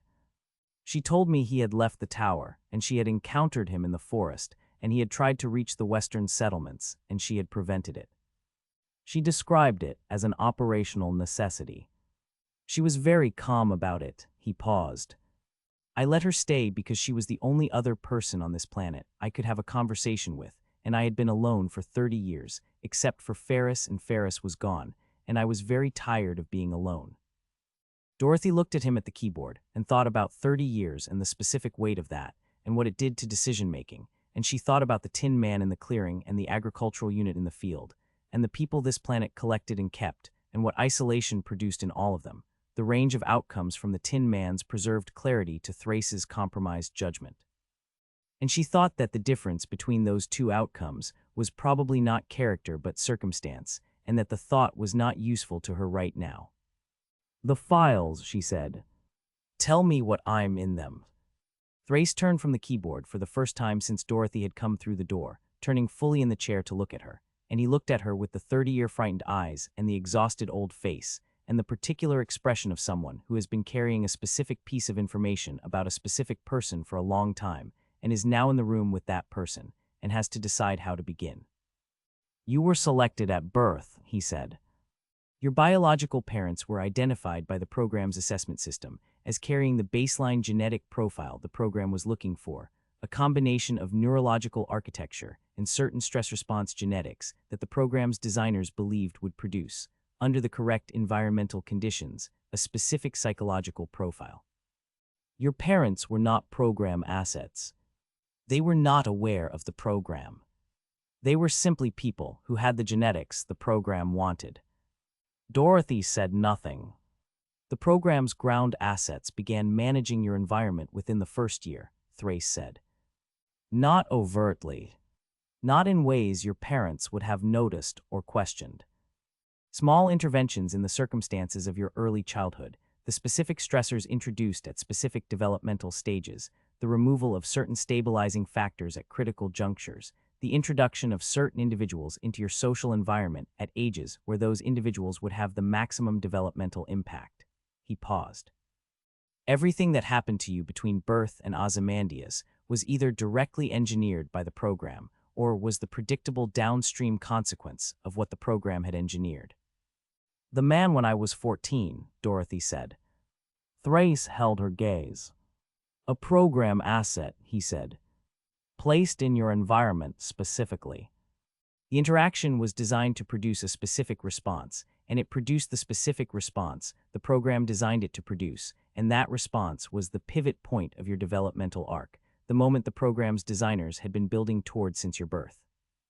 Dorothy looked at him, and the room was very quiet, and the screens showed their feeds of the architect's domain in the pale light, and the array was calibrating in the room below, and 12 minutes was now 8 minutes, and outside the door TCU-11 stood in the stillness of a system awaiting instruction, and Dorothy looked at Thrace and said nothing for a long time.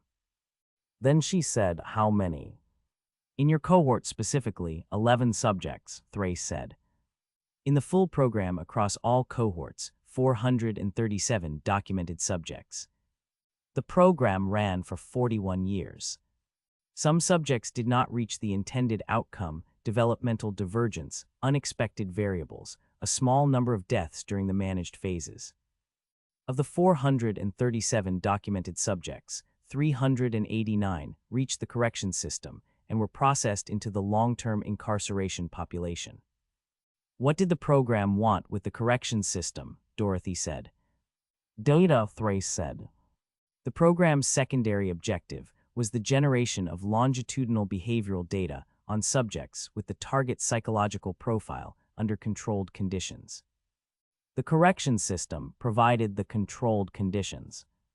The program had assets inside the system, wardens, medical staff, psychologists, who were collecting data on the subjects throughout their incarceration without the subject's knowledge. He paused. The correction system's standard behavioral assessment protocols were modified by program assets to generate additional data points specific to the program's research parameters. Every assessment you underwent in Ozymandias was generating data for the program. Dorothy looked at the screens and thought about Ozymandias and the assessments, the psychological evaluations and the behavioral monitoring, and the regular interviews with the facility psychologist, a woman named Rast who had seemed to Dorothy from their first session to be doing something other than what she said she was doing. And she thought about Rast's careful questions and careful observations across 3 years, and she thought about what Rast's reports had contained that was not in Dorothy's file, and who had received those reports and what they had done with them. "The program is still running," Dorothy said. It was not a question. "The program is still running," Thrace confirmed. "The subjects currently in the correction system are still being monitored. New subjects are being identified and entered into the managed developmental pipeline. The program's designers are still operational, still collecting data, still refining their methodology based on what the existing subjects have produced." He paused. "Your escape from Ozymandias generated a significant volume of data. The escape itself was flagged as a high-value behavioral event, and multiple assets were mobilized to track and document it." "The bounty ship," Dorothy said. "Luck." Locke was contracted by a GC enforcement division that has program assets in its senior leadership, Thrace said. The contract was issued as a standard warrant collection, but its actual purpose was surveillance and data collection. What you did between Ozymandias and this planet is in a program report that was being compiled in real time by Locke's ship systems from the moment she achieved tracking contact. Dorothy thought about Locke's holding orbit and the patient circle in Marin Solt on Locke's ship, and she thought about what Locke knew that Dorothy hadn't known until 3 minutes ago, and she thought about the specific quality of Locke's patience, the patience of someone waiting for a moment, and she thought about what moment that was and whether the moment was now. "The backup copy," Dorothy said. "Zolt's copy. Locke knows about it." "Locke has known about it since she picked up Solt," Thrace said.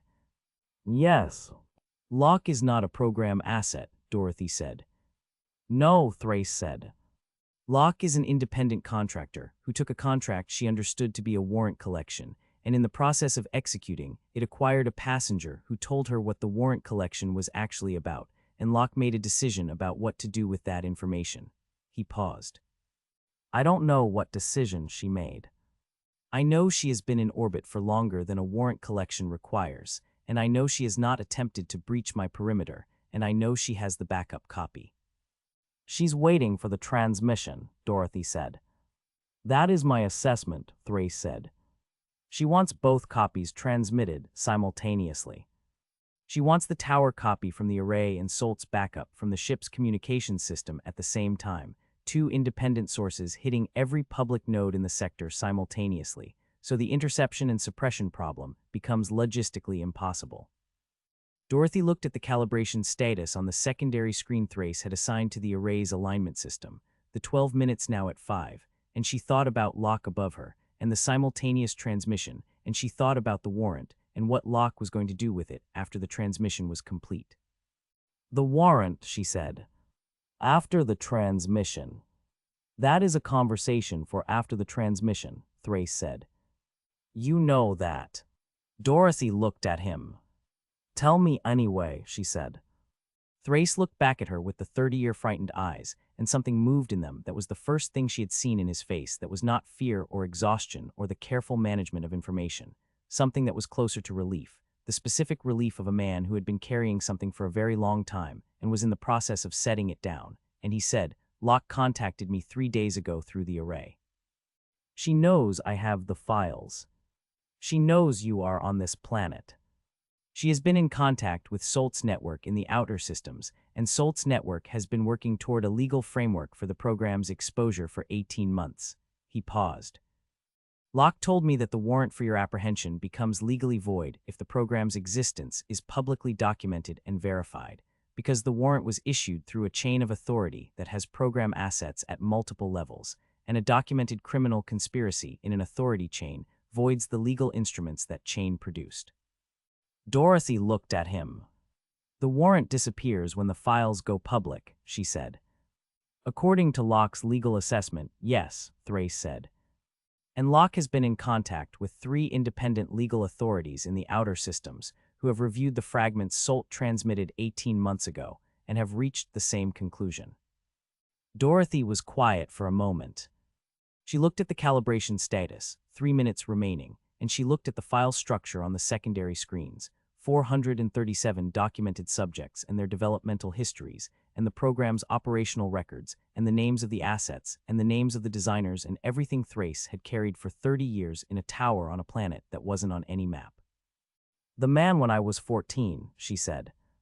"His name is in the files." "Yes," Thrace said. "And the names of the people who designed it," she said. "Yes," Thrace said. "And everyone in the correction system who was collecting data on program subjects," she said. "Yes," Thrace said. "Every asset, every coordinator, every senior designer. The complete operational record, 30 years of it, 437 subjects, everything I took when I left and everything I've documented since." He paused. "It's enough. It has always been enough. I should have transmitted it 30 years ago." "You should have transmitted it 30 years ago," Dorothy said. In the same flat tone, she said everything, not as an accusation but as a fact, and Thrace received it as a fact and said nothing to it because there was nothing to say. The calibration status reached 0. "Ready," Thrace said, turning to the keyboard. "The array is aligned for sector-wide simultaneous transmission. The file compilation is complete. The transmission address matrix covers every public node in the sector." He looked at Dorothy. "I need to contact the ship in orbit to coordinate the simultaneous release of the backup copy." "Do it," Dorothy said. Thrace opened the array's communication channel to the orbital frequency and said, "This is Thrace. The array is ready. Are you ready?" The response came back immediately, which meant Locke had been waiting at the channel with her hand on the transmit key, and the voice that came through the array's speaker was a voice Dorothy had not heard for 8 years, and that had not changed in any way that 8 years should have been able to produce, still carrying the particular flat precision of someone who had spent their professional life choosing words with the care of someone who understood that words had consequences. "Ready," Locke said. "Solt confirms backup copy standing by for simultaneous transmission. Awaiting your mark." Dorothy looked at the array status screen and looked at the file compilation status and looked at Thrace's hands on the keyboard. "Mark," Dorothy said. Thrace hit the transmission key. The array came alive in the room below them, the sound of it traveling through the tower's alloy structure as a vibration that Dorothy felt through the floor and the wall at her back, a sustained deep note that was the tower's non-native materials conducting the energy of a sector-wide simultaneous broadcast. And on the status screen, the transmission progress indicator began its movement across the display, the files going out. 437 developmental histories and 30 years of operational records, and every name and every asset and every design circumstance and every managed event going out to every public node in the sector, simultaneously from two independent sources, the tower's array and Locke's ship above. And Dorothy watched the progress indicator move, and she thought about every public node and what receiving this looked like from the other end, and she thought about the names in the files and what those names were going to mean to the people who received them. The transmission took 4 minutes and 11 seconds. When the progress indicator reached completion, Thrace sat back in the chair with the specific physical quality of someone whose body was responding to the end of something that had been held for a very long time, a release that was not dramatic but was total, and he looked at the completion status on the screen, and he said nothing for a moment, and then he said, "It's done." Dorothy looked at the completion status. "The ship in the bay," she said.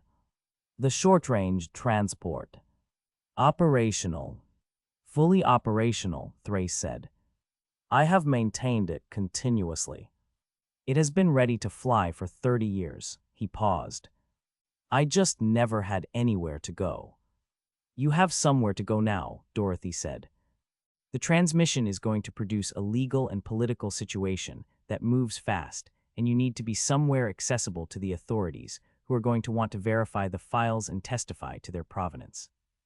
Thrace looked at her. "You're not telling me to run," he said.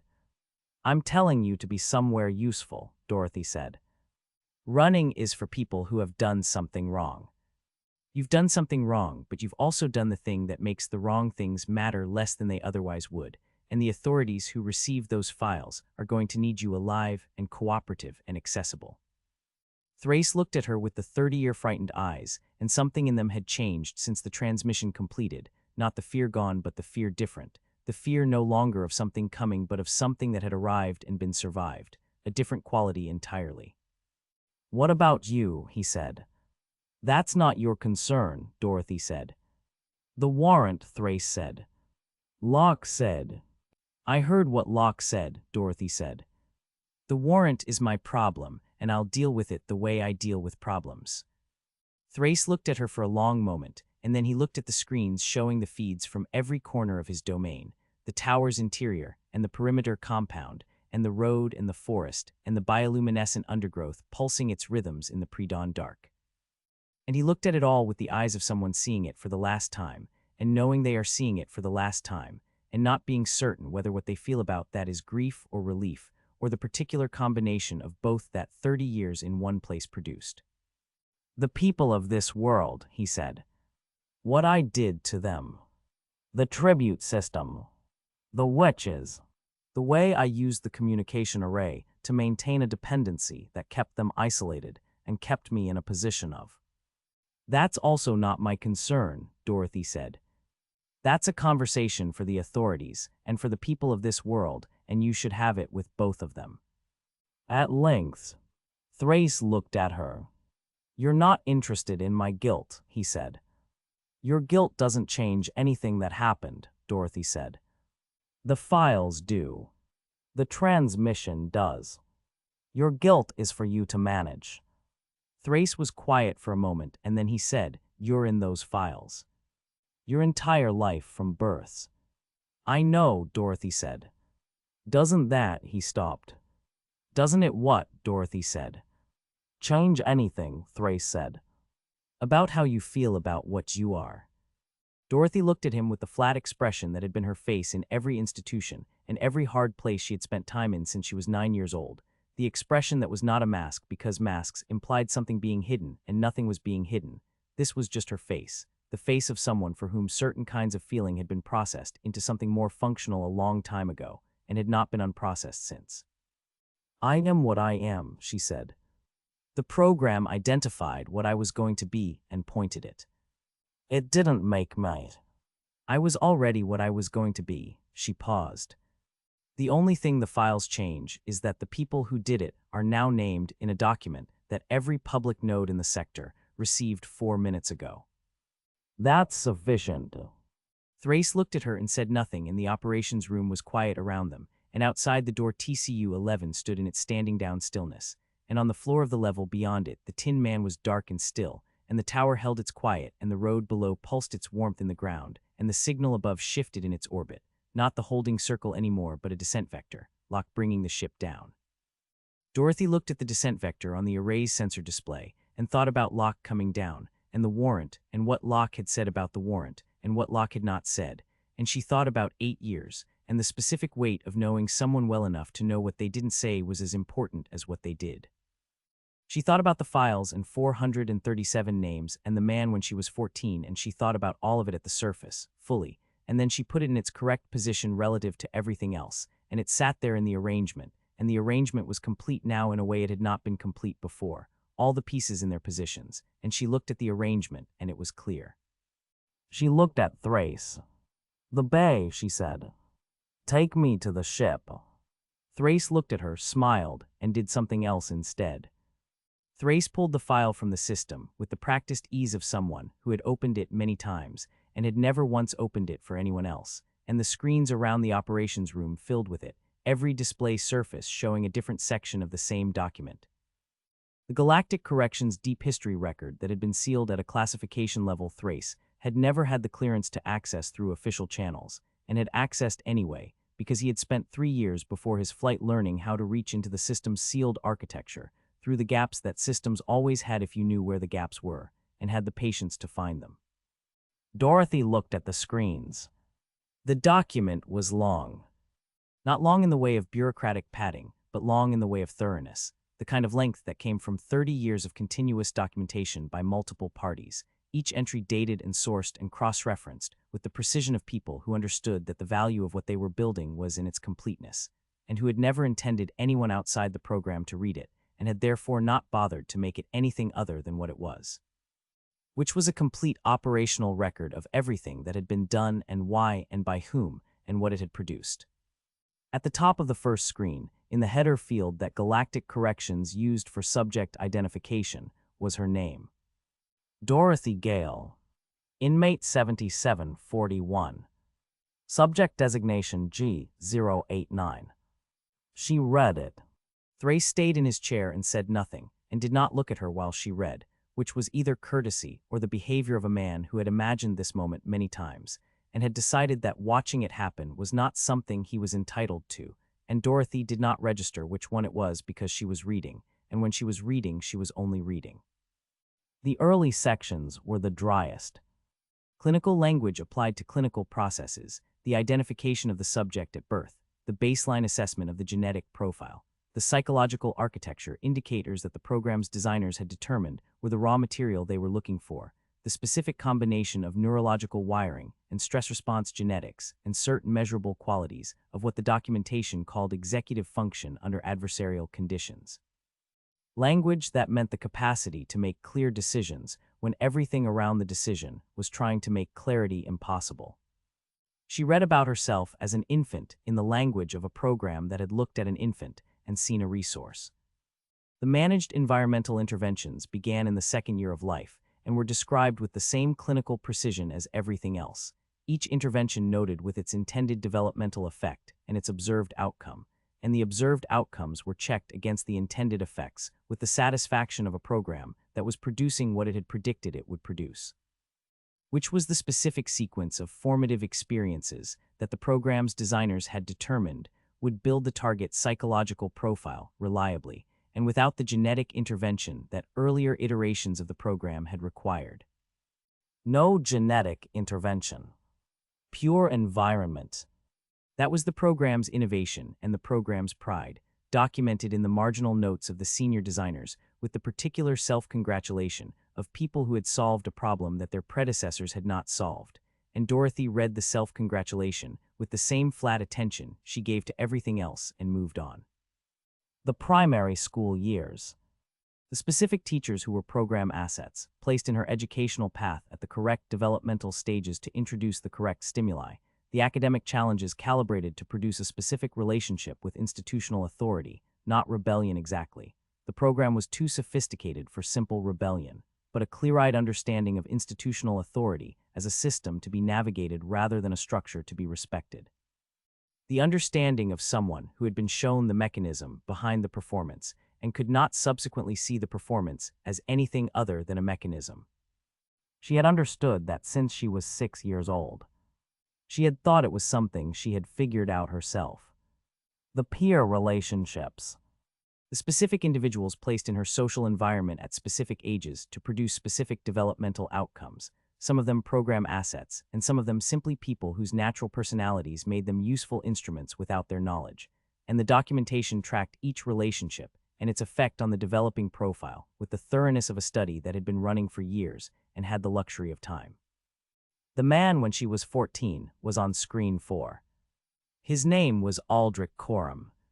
The documentation described him as a senior asset, long-term embedded, with a specific operational history in the program across multiple subjects, and it described his placement in her environment and the managed circumstances of their interaction, and the intended psychological outcome of the interaction, and the actual psychological outcome of the interaction. And the actual outcome was checked against the intended outcome with the same satisfaction as everything else. The program's designers noting in the marginal comments that subject G089 had responded to the managed event with exactly the profile-consistent processing that the developmental arc had been designed to produce. Profile-consistent processing.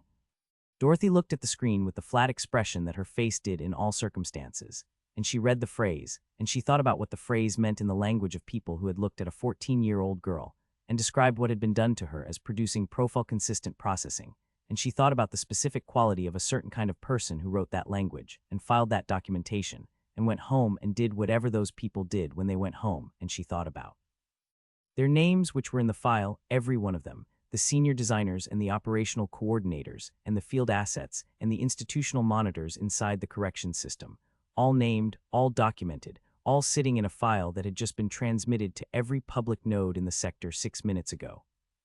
She had already transmitted it. She had already transmitted it because Thrace had already transmitted it because she had told him to, and he had done it, and the 20 minutes were done, and the completion status was on the secondary screen, and the files were out there, in the sector's nodes, propagating through the public record with the slow, unstoppable momentum of information that had been released rather than contained, and the names were with them. She kept reading. The years between 14 and Ozymandias were documented with the same completeness as everything before them, each event and each decision and each consequence tracked and assessed and noted in the program's clinical language, and what the documentation showed was not a life but a managed developmental sequence, a series of calibrated pushes and removals and placements that had produced at each stage exactly the outcome the program had designed them to produce, and the final outcome. The crimes and the arrest and the 3 consecutive life sentences was documented in the program's files as a successful conclusion of the primary developmental arc, the subject having reached the target psychological profile within the predicted parameters. Successful conclusion. Dorothy read those 2 words and sat with them for a moment in the specific way. She sat with things that were significant, not dwelling, not spiraling, just giving the significance the full weight of her attention for the time it required, and then moving on, and the time it required was the time it took to exhale once slowly, and then she moved on. The Ozymandias section was the longest. 3 years of continuous documentation by program assets inside the facility. The psychologist Rast, whose careful questions Dorothy had always known were doing something other than what they said they were doing. 2 of the corrections officers whose names she had known and whose behavior had always had the quality of people who were managing a situation rather than working a shift, and 1 of the other inmates. A woman called Sear, who had been in the adjacent cell and who had been the closest thing to a conversation Dorothy had permitted herself in 3 years, and Sear was in the documentation as a program asset, placed in the adjacent cell deliberately, and the documentation tracked their conversations with the thoroughness of a study that found the conversations produced useful data on the target, profiles interpersonal processing under controlled conditions. Dorothy thought about Sear and the conversations, and she thought about what those conversations had been, and what she had said in them, and what she had not said, and she thought about the data they had generated for a program she had not known existed, and she put it in the holding area of things that were finished and could not be unfinished, and kept reading. The escape was in the documentation. Not predicted but documented in real time by the assets inside the facility, the notation in Rast's final entry reading, subject has initiated escape sequence. Asset integrity compromised. Transmitting final assessment before extraction. Final assessment consistent with full profile realization. Subject represents highest fidelity outcome in program history. Recommend continued monitoring through recovery operation. Continued monitoring through recovery operation. Dorothy thought about the signal in orbit and the ship she had recognized and the holding pattern that was not a holding pattern anymore, the descent vector she had seen on the array's sensor display before Thrace had transmitted the files. And she thought about what continued monitoring through recovery operation looked like when the recovery operation was a bounty hunter with a warrant who had picked up a passenger with a backup copy of the files 4 months ago and had been holding orbit above the planet where the subject had crashed, patient and circling, waiting for the subject to do what the subject did. She thought about Locke. Locke was in the file, not as a program asset.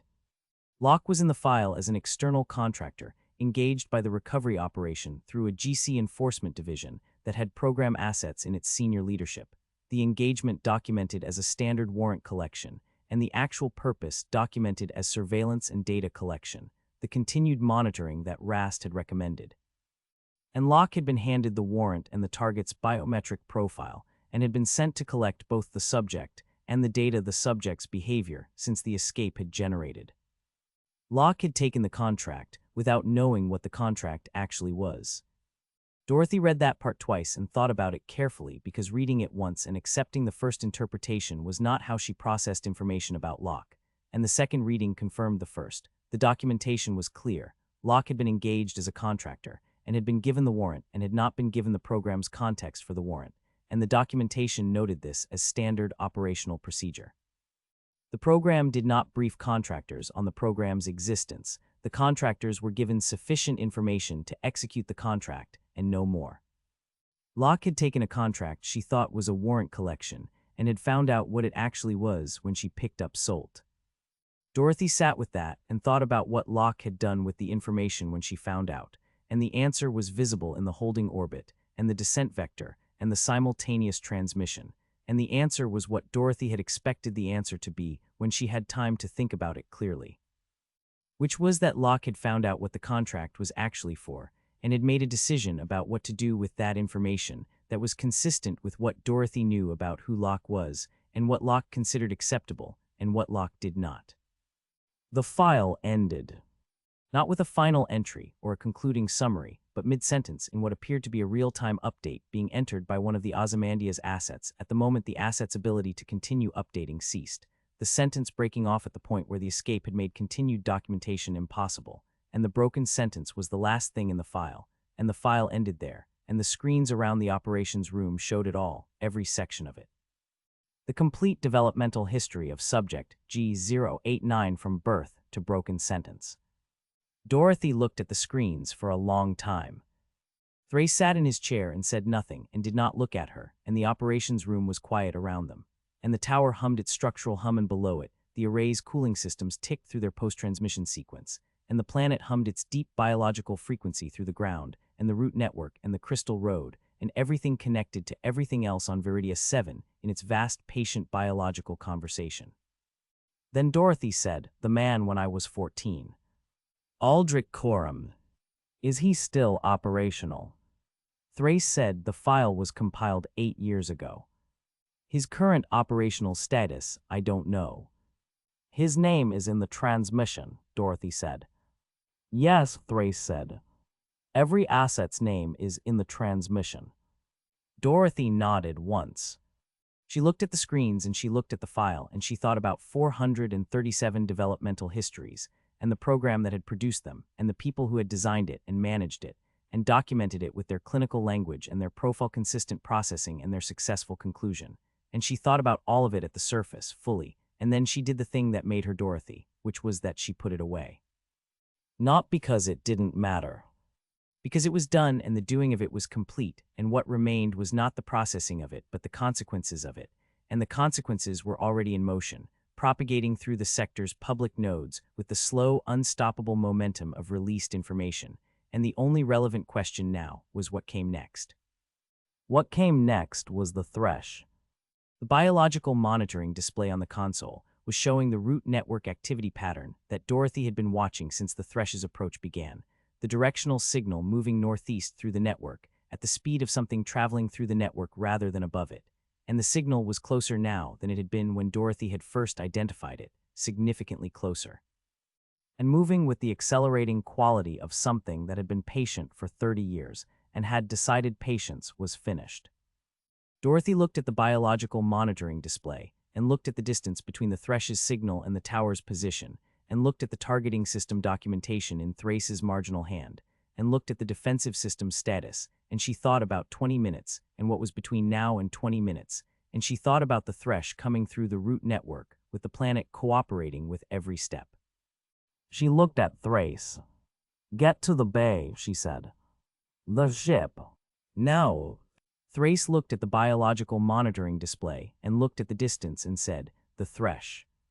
"She's been waiting for the architect to be gone," Dorothy said. "The architect is gone. She's not going to wait anymore." She looked at him. "The bay. The ship. Go." Thrace stood from the console with the quality of a man who had been sitting in the same chair for 30 years and was standing up from it for the last time and knew it. And he looked at the screens around the operations room showing every corner of his domain, the compound and the perimeter and the road and the forest and the bioluminescent undergrowth pulsing its rhythms in the pre-dawn dark, and he looked at it all with the eyes of someone seeing it for the last time. "The files," he said. "When the proceedings begin." "You'll testify," Dorothy said. "I know. Go." Thrace went. Dorothy listened to his footsteps on the stairs going down, and she turned back to the console, and she looked at the biological monitoring display, and she looked at the targeting system, and she looked at the defensive system's status, and she thought about the Thresh and what the Thresh was, and what the Thresh's approach was going to look like, and what the tower systems could do about it, and she started working.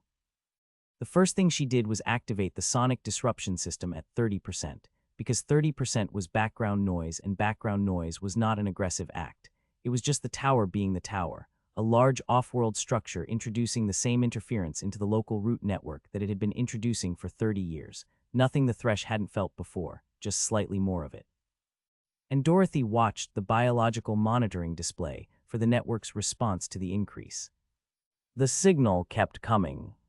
She looked at the targeting system documentation in Thrace's small, precise hand, and she read the marginal notation about the perimeter wall and the root network pressure.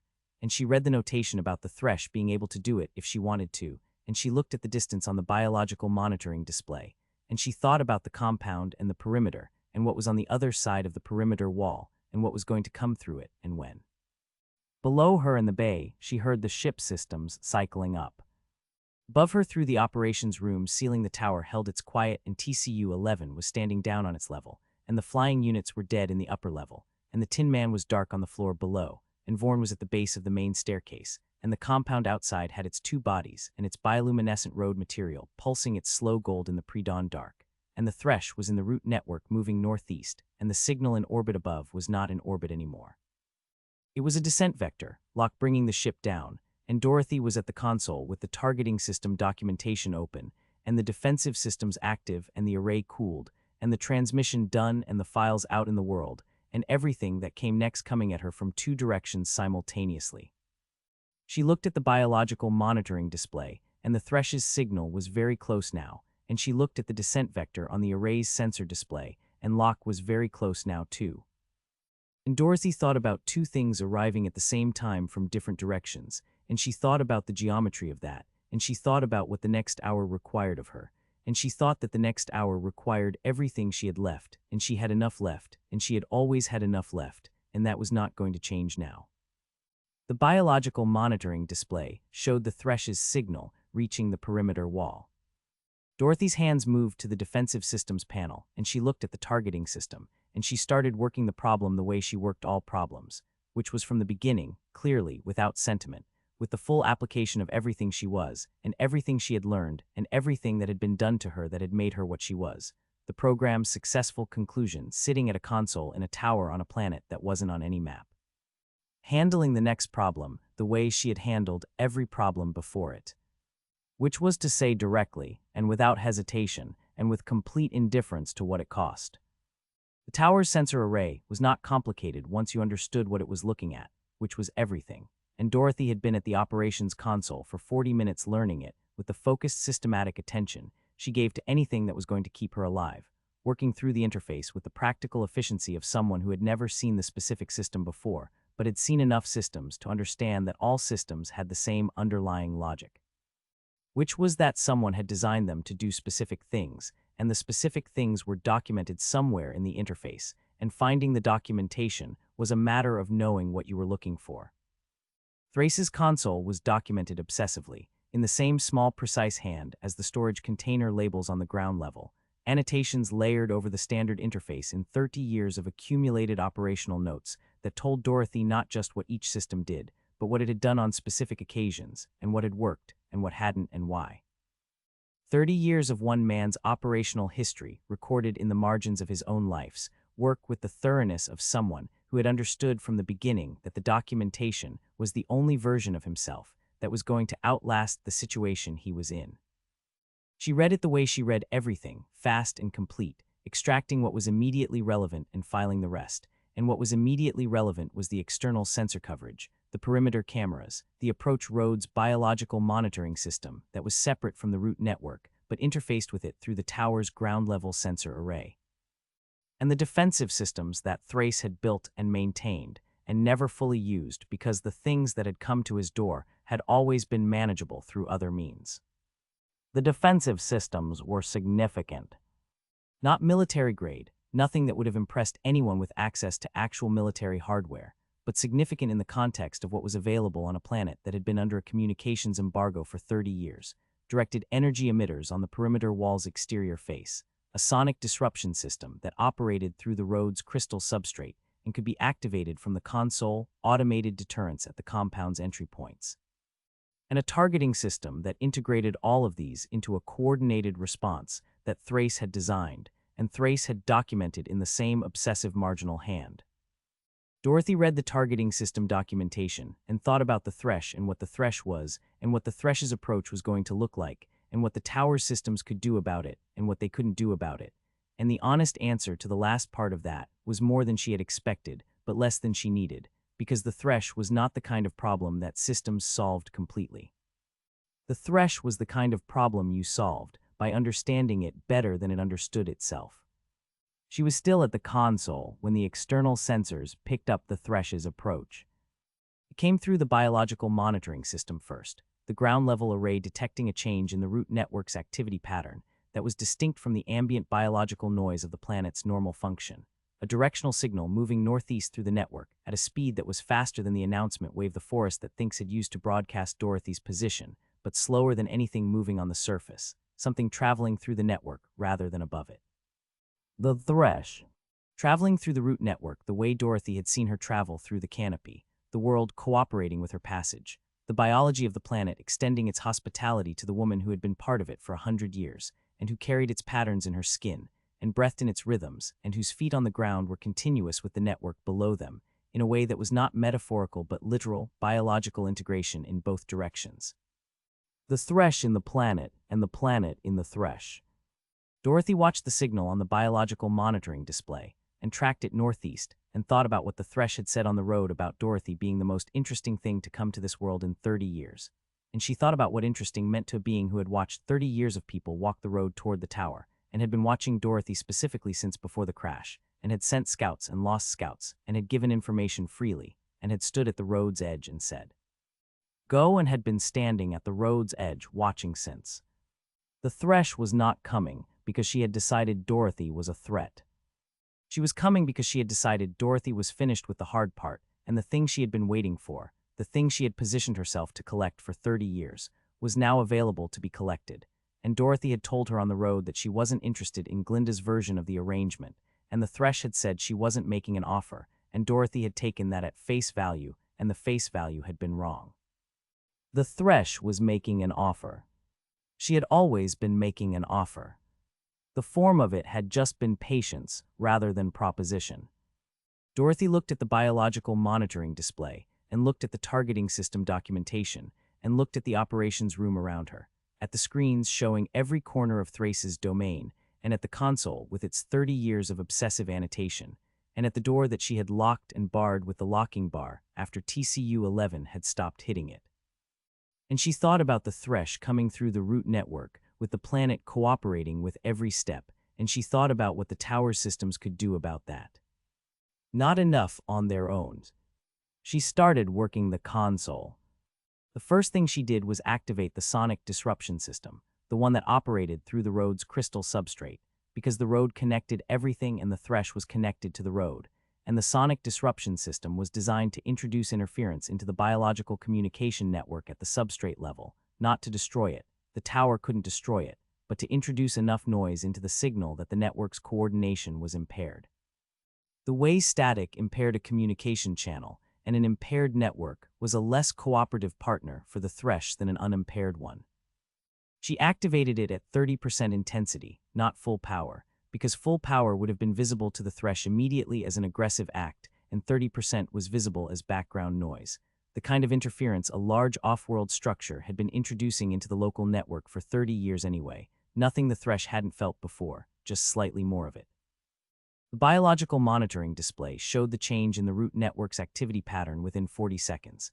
The signal the thresh was generating through the network becoming slightly less clean, slight arrhythmia in what had been a perfectly regular transmission. And Dorothy watched the arrhythmia and thought about what 30% did, and what 60% would do, and what full power would do, and kept it at 30 and kept watching. The second thing she did was lock down the tower's lower levels. The ground-level access points had manual lock overrides that Thrace's documentation identified as capable of holding against sustained physical force for approximately 20 minutes, which was not long but was something, and she engaged all of them from the console, and then she looked at the compound cameras and the perimeter cameras, and she waited. The thresh came out of the forest at the perimeter wall's northwest gap. Not through the gap. Through the wall. The root network's filaments that Dorothy had seen in the ground around the perimeter wall's base, the thin tendrils of crystalline road material reaching into the soil like fingers or like a claim. The thresh used them the way she used everything the planet offered her, which was an extension of herself, and the perimeter wall's base where the filaments were densest showed the first sign of what was happening as a slow deformation of the alloy surface, the metal not breaking but moving. The root network filaments exerting distributed pressure against the wall's base in a coordinated push that was the biological equivalent of a hydraulic force applied to a large surface area over a sustained period. The alloy was not going to hold indefinitely against that. Dorothy had known this from the moment she read Thrace's defensive system documentation and found the notation in the margin that said in the small, precise hand, root network pressure against wall base, monitored for 6 years, structural integrity maintained at current network density, not guaranteed if network density increases, and underneath it in slightly different ink, slightly older, the notation, the thresh has not tested the wall directly, this is theoretical. And underneath that in the most recent ink, the notation, she could if she wanted to, she has always been able to, the question is whether she ever decides the cost of doing it is worth what she gets. The thresh had decided. Dorothy watched the wall deformation on the compound camera, and she increased the sonic disruption system to 45% and watched the biological monitoring display for the network's response to the increase. And the response was not the slowing she had been hoping for but an acceleration, the thresh compensating for the interference by pushing more signal through the network rather than less.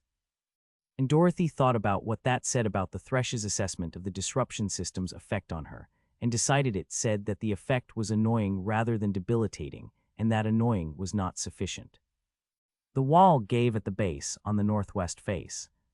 Not catastrophically, not a structural collapse, but a slow inward fold of the alloy at the point of maximum root pressure, a section approximately 2 meters wide bowing inward, and then separating from the adjacent sections along the weld lines, with the sound of stressed metal finding its limit, a low sustained groan that Dorothy heard through the tower's structure, and that the compound camera showed as a gap appearing in the wall's base wide enough for a person to come through low.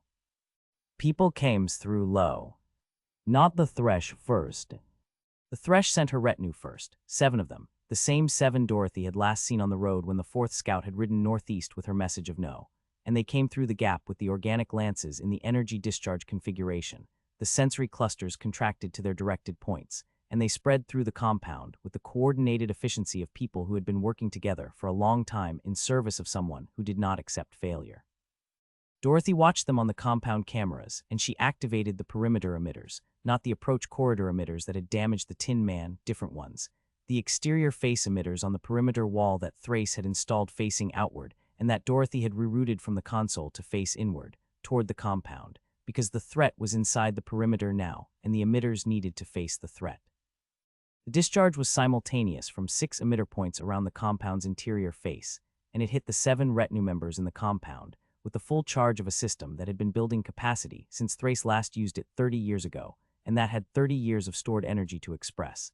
And the compound lit up in the blue-white of the discharge, and the sound of it came through the tower's walls, and through the operations room floor, and Dorothy felt it in her chest and her teeth. 3 of the 7 went down immediately and stayed down. 2 went down and were getting back up, the organic armor absorbing enough of the discharge to keep the biology underneath it functional, damaged but functional, and 2 did not go down at all, the armor on these 2 thicker than the others, the Thresh's personal guard rather than the general retinue, and they were moving toward the tower's base with the focused intention of people who had taken a full discharge from an exterior emitter array and had decided it was not sufficient reason to stop. Dorothy looked at the 2 moving toward the tower's base, and looked at the 2 getting back up, and looked at the 3 down, and she thought about the ground-level lock overrides, and the 20 minutes Thrace's documentation had given them, and she looked at the targeting system, and she activated the automated deterrents at the ground-level entry points. The deterrents were not subtle. Thrace had designed them for maximum immediate effect in a situation where subtlety was not the priority: kinetic deterrents, physical systems, and when they activated at the ground-level entry points, the 2 personal guard members who had been moving toward the tower's base found out about the deterrents in the most direct way available, which was by being in the deterrent's operational radius when the deterrents activated. One of them cleared the radius in time. One of them did not. Dorothy watched the compound camera and thought that Thrace had designed the deterrents with a thoroughness that his 30 years of isolation had apparently not diminished, and she filed a retrospective assessment of Osmond Thrace as a more capable defensive engineer than she had given him credit for, and looked at the one who had cleared the radius, and was now at the tower's south wall access panel, entering a code that Dorothy had not changed, because she had not thought to change the south wall access panel code, because she had been thinking about the northwest gap, and the northwest approach, and the perimeter wall, and had not thought about the south wall. The south wall access panel opened. Dorothy looked at it on the camera, and looked at the operations room door with its locking bar, and looked at the carbine with its 10% charge, and she stood up from the console, and picked up the carbine, and stood at the center of the operations room, and waited. Sounds from below. Footsteps on the ground level, careful, controlled, someone who knew how to move through unfamiliar space, and then on the stairs, and Dorothy thought about the flying units dead in the upper level, and the Tin Man dark on the floor of the level below her, and Vorn at the base of the main staircase. And she thought about what the person on the stairs was going to encounter on the way up, and what they were going to make of it, and how long the making of it was going to take. Not long enough. The footsteps came up at a pace that said the person on the stairs had seen the flying units, and had seen the Tin Man, and had made assessments, and had kept moving, and they reached the operations level anteroom, and stopped outside the operations room door, and Dorothy watched the door and the door's locking bar, and she waited. The knock, when it came, was 3 measured impacts, not the frantic percussion of someone trying to force entry, or the single authoritative strike of someone announcing themselves, but 3 measured impacts that had the quality of someone who knew she was on the other side of the door and was giving her the opportunity to open it. Which was a form of courtesy that Dorothy had not been expecting from someone who had just come through a compound where emitters had fired and deterrents had activated and bodies were on the ground. Dorothy lifted the locking bar. She opened the door. The personal guard member who had cleared the deterrent radius was standing in the anteroom with the organic lance held at their side in the non-threatening configuration, the sensory cluster relaxed and untargeted. And they were looking at Dorothy with the large compound eyes carrying the complex signal of someone who had been through the compound and the staircase, and had arrived at a door and knocked on it, and was now looking at what was on the other side with a mixture of assessment and something that was not quite relief but was in the direction of it. "The Thresh," the guard said, in standard, heavily accented but clear. "She is coming through the wall." "I know," Dorothy said. "I can see her on the cameras." The guard looked past Dorothy at the console screens showing the compound and the perimeter, and looked at the Thresh visible on the compound camera, coming through the gap in the wall's base now, the Thresh herself, the bioluminescent patterns on her skin at maximum intensity in the morning light, the synchronized forest breathing visible even on the camera as the vegetation around the perimeter moved in the Thresh's rhythm. "She wants the tower," the guard said. "I know what she wants," Dorothy said. "She is going to take it," the guard said. She has been patient for 30 years, and the architect is gone, and she is not going to be patient anymore. Dorothy looked at the guard and thought about the knock on the door and the non-threatening lance configuration, and the standard that was heavily accented but clear, and she thought about what it meant that the Thresh had sent this specific person to this door in this way, and she thought that what it meant was that the Thresh was not only coming to take the tower, but was coming to have a conversation about the taking, and a conversation meant the Thresh thought there was something to discuss. "Tell me something," Dorothy said. The guard looked at her. "The asset Glinda put in your 7, Dorothy said.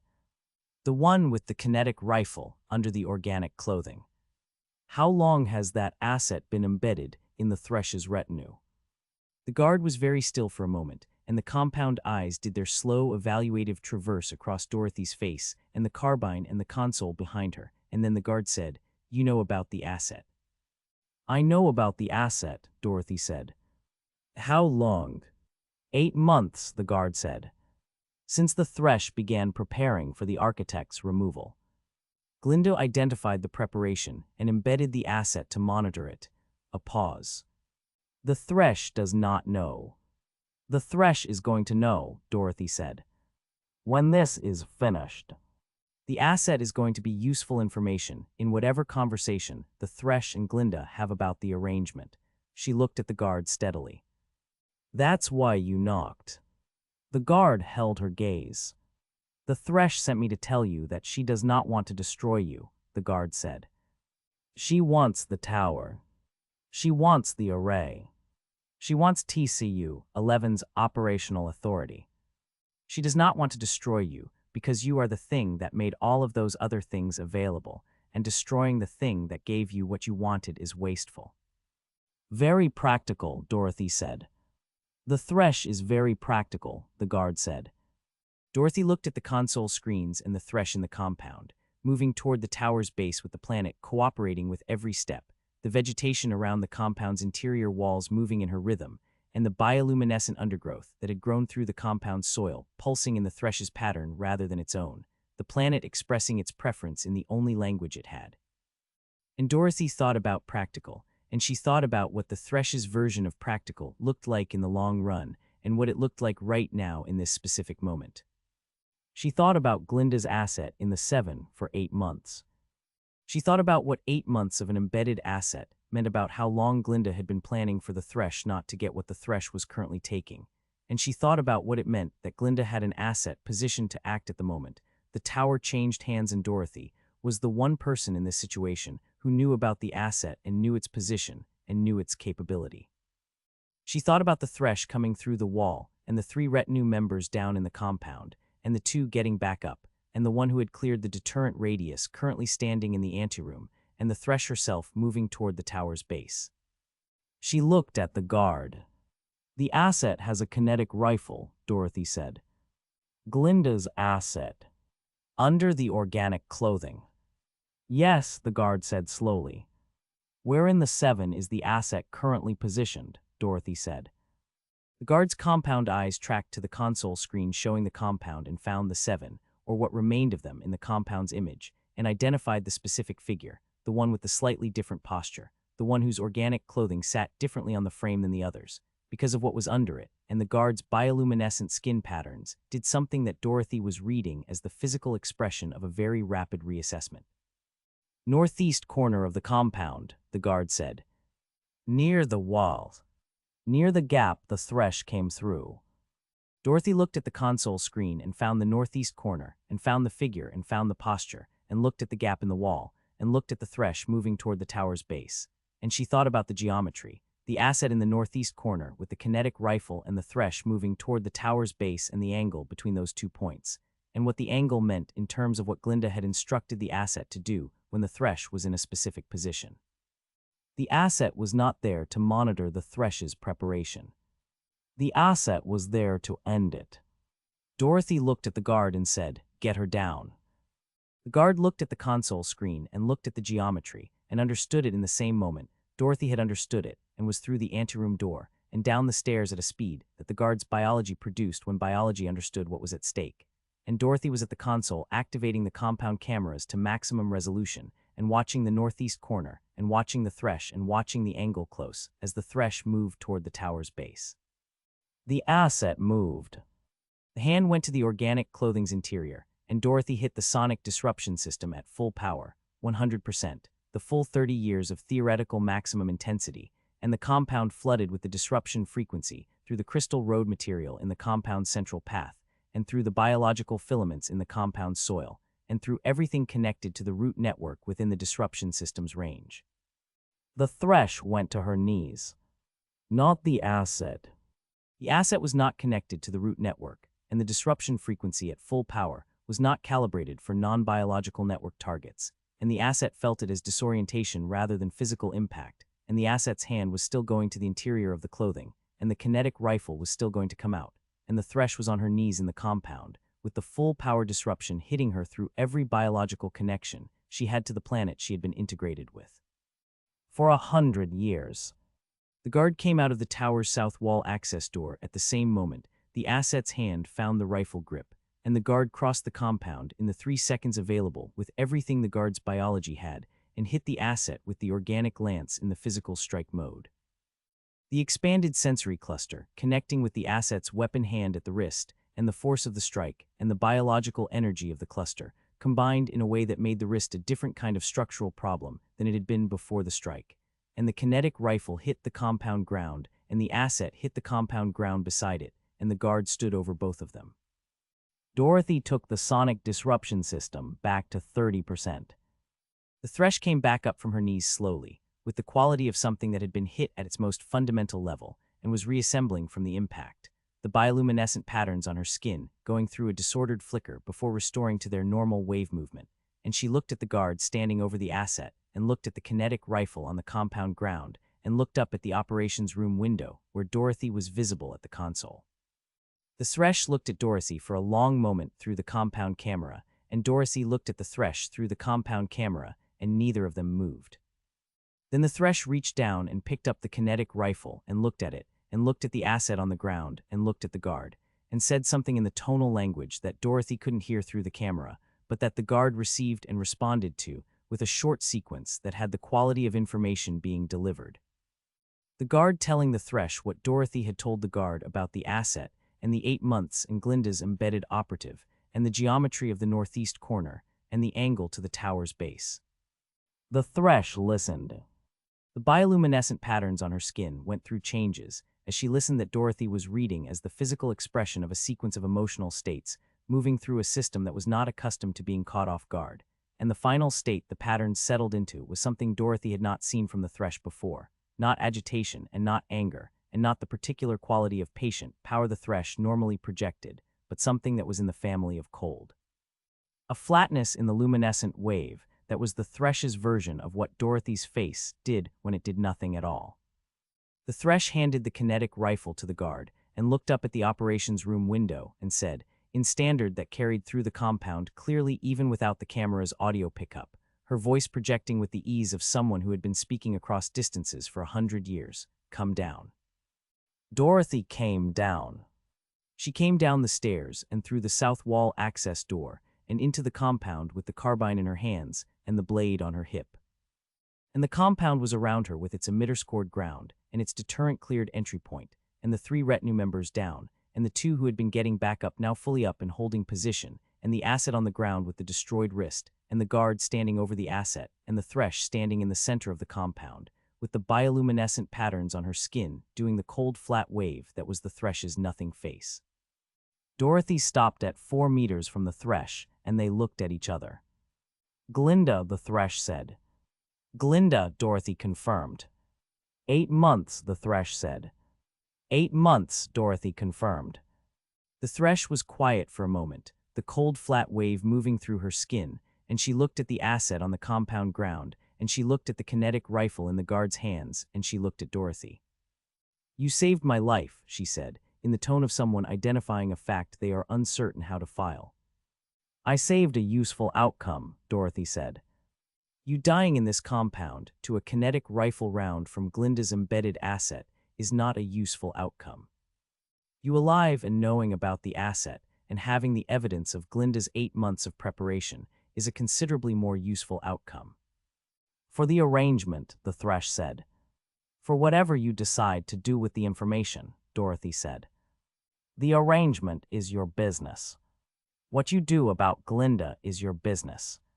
I'm giving you the information and the asset and the rifle and the 8 months, and what you build from those materials is not something I have an interest in. The thrush looked at her steadily with the amber eyes and the cold, flat, luminescent wave, and then something changed in the wave, the flatness giving way to something more complex, layered, the thrush processing what she had been given and what it cost the giver and what the giver wanted in return, and she said, "What do you want?" The array, Dorothy said. 1 transmission. Sector-wide. Everything Thrace had in his system. After that, the tower is yours, and the array is yours, and TCU-11 is yours, and I'm gone. The thrush looked at her. The transmission is already prepared, Dorothy said. Thrace built the address matrix before he left. The file compilation is complete. The array is aligned. I need 20 minutes at the console, and a guarantee that nothing in this compound or this tower interferes with those 20 minutes. And after the 20 minutes, the thrush said. After the 20 minutes, I walk out through the northwest gap, and you never see me again, Dorothy said. The thrush held her gaze for a long moment, the luminescent patterns moving their complex, layered wave through her skin, and the compound was quiet around them with its scored ground and its bodies, and the planet humming its deep frequency through the root network below them, and the thrush said, 20 minutes. Dorothy looked at her and nodded once and turned, and went back through the south wall access door, and up the stairs and into the operations room, and sat at the console, and looked at the transmission preparation that Thrace had built and started the 20 minutes. The thrush came through the perimeter wall the way Dorothy had watched her come through it on the compound cameras, the root network filaments doing their distributed hydraulic work on the alloy base until the metal found its limit and gave, and she came through the gap low, and then straight into her full height in the compound, and the 7 retinue members came through behind her, and the compound's pre-dawn dark lit up with the thrush's bioluminescent skin patterns running at maximum intensity. The woman and the planet breathing together in their 100-year rhythm, and the compound vegetation responded to her presence the way it always responded, the bioluminescent undergrowth pulsing in the thrush's pattern rather than its own. Dorothy watched it on the compound cameras, and she thought about what she knew. She knew the thrush was biological. 100 years old and integrated with the planet in ways that nothing else on Viridia 7 was integrated, the root network tissue in her skin, and the synchronized breathing, and the bioluminescent patterns that were the planet's own language running through her body, but biological, fundamentally, and completely biological. A living organism that had accumulated a century of integration with a living world, and that carried that integration as both her greatest capability and the thing Dorothy was going to use to end her. The sonic disruption system was still running at 30%. Dorothy increased it to 60%. The biological monitoring display showed the root network's response immediately, the thrush's signal in the network developing the arrhythmia Dorothy had seen at 45% but more pronounced now, the clean directional transmission breaking into something less coherent, and on the compound camera the thrush's movement changed, a slight hesitation in the stride that had not been there before, the synchronized breathing losing its perfect rhythm for a moment before the thrush compensated. Pushing more signal through the network to override the interference the way she had done at 45%. But it was costing her something at 60% that it hadn't cost her at 45%. Dorothy could see it in the bioluminescent patterns on the thrush's skin, the patterns that were the planet's language running through her body, showing a quality of effort that the ambient patterns never showed, the light moving through the skin slightly faster than its normal wave speed in the way that elevated biological function showed in bioluminescent organisms, the system working harder than its resting state required. The thrush was not unaffected.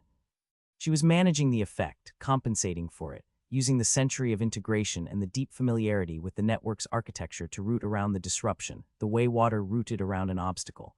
But managing an effect was not the same as being unaffected by it, and management had a cost, and cost accumulated, and accumulated cost produced a different organism than the one that had walked through the wall.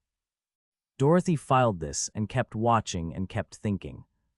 The retinue spread through the compound in their coordinated pattern, the 7 moving to cover the compound's access points, with the efficiency of people who had done this before in the service of someone who expected efficiency, and the thresh moved toward the tower's base with the particular quality of someone who had been moving toward this specific destination in some form or another for 30 years and was finally covering the last 30 meters of it. Dorothy activated the exterior perimeter emitters at 70% charge. The discharge hit the leading 3 retinue members simultaneously, and the compound lit blue-white, and the sound of it came through the tower's walls, and the 3 went down, and the thresh stopped walking, and the bioluminescent patterns on her skin spiked to a brightness that the camera's sensors struggled to resolve clearly, the planet's language running through her body at a speed and intensity that Dorothy had not seen before. And the 4 remaining retinue members fell back to defensive positions around the thresh rather than continuing their spread. The thresh looked up at the operations room window. Dorothy looked back at her through the camera and thought about what the thresh was doing and what she was thinking, and she thought that the thresh was thinking about the sonic disruption system and the emitter discharge and the compound camera and the person at the console running those systems. And the thresh was making the same assessment Dorothy made of everything, which was what was the problem and what solved the problem. And the problem was Dorothy at the console, and what solved it was getting to the console. The thresh put both hands flat on the compound ground. Dorothy had seen her do this on the road when she was telling Dorothy about TCU-11's modifications, the palms on the road surface, and the bioluminescent patterns intensifying, and the road and the woman exchanging something through the contact. And she had read it then as communication or information transfer between the thresh and the planet's network. And she read it the same way now, but understood that this time what was being communicated was not information, but instruction. The thresh telling the root network what she needed from it, and the root network responding with the cooperative biological enthusiasm of something that had been partnered with this specific person for a century. The tower's ground level shook.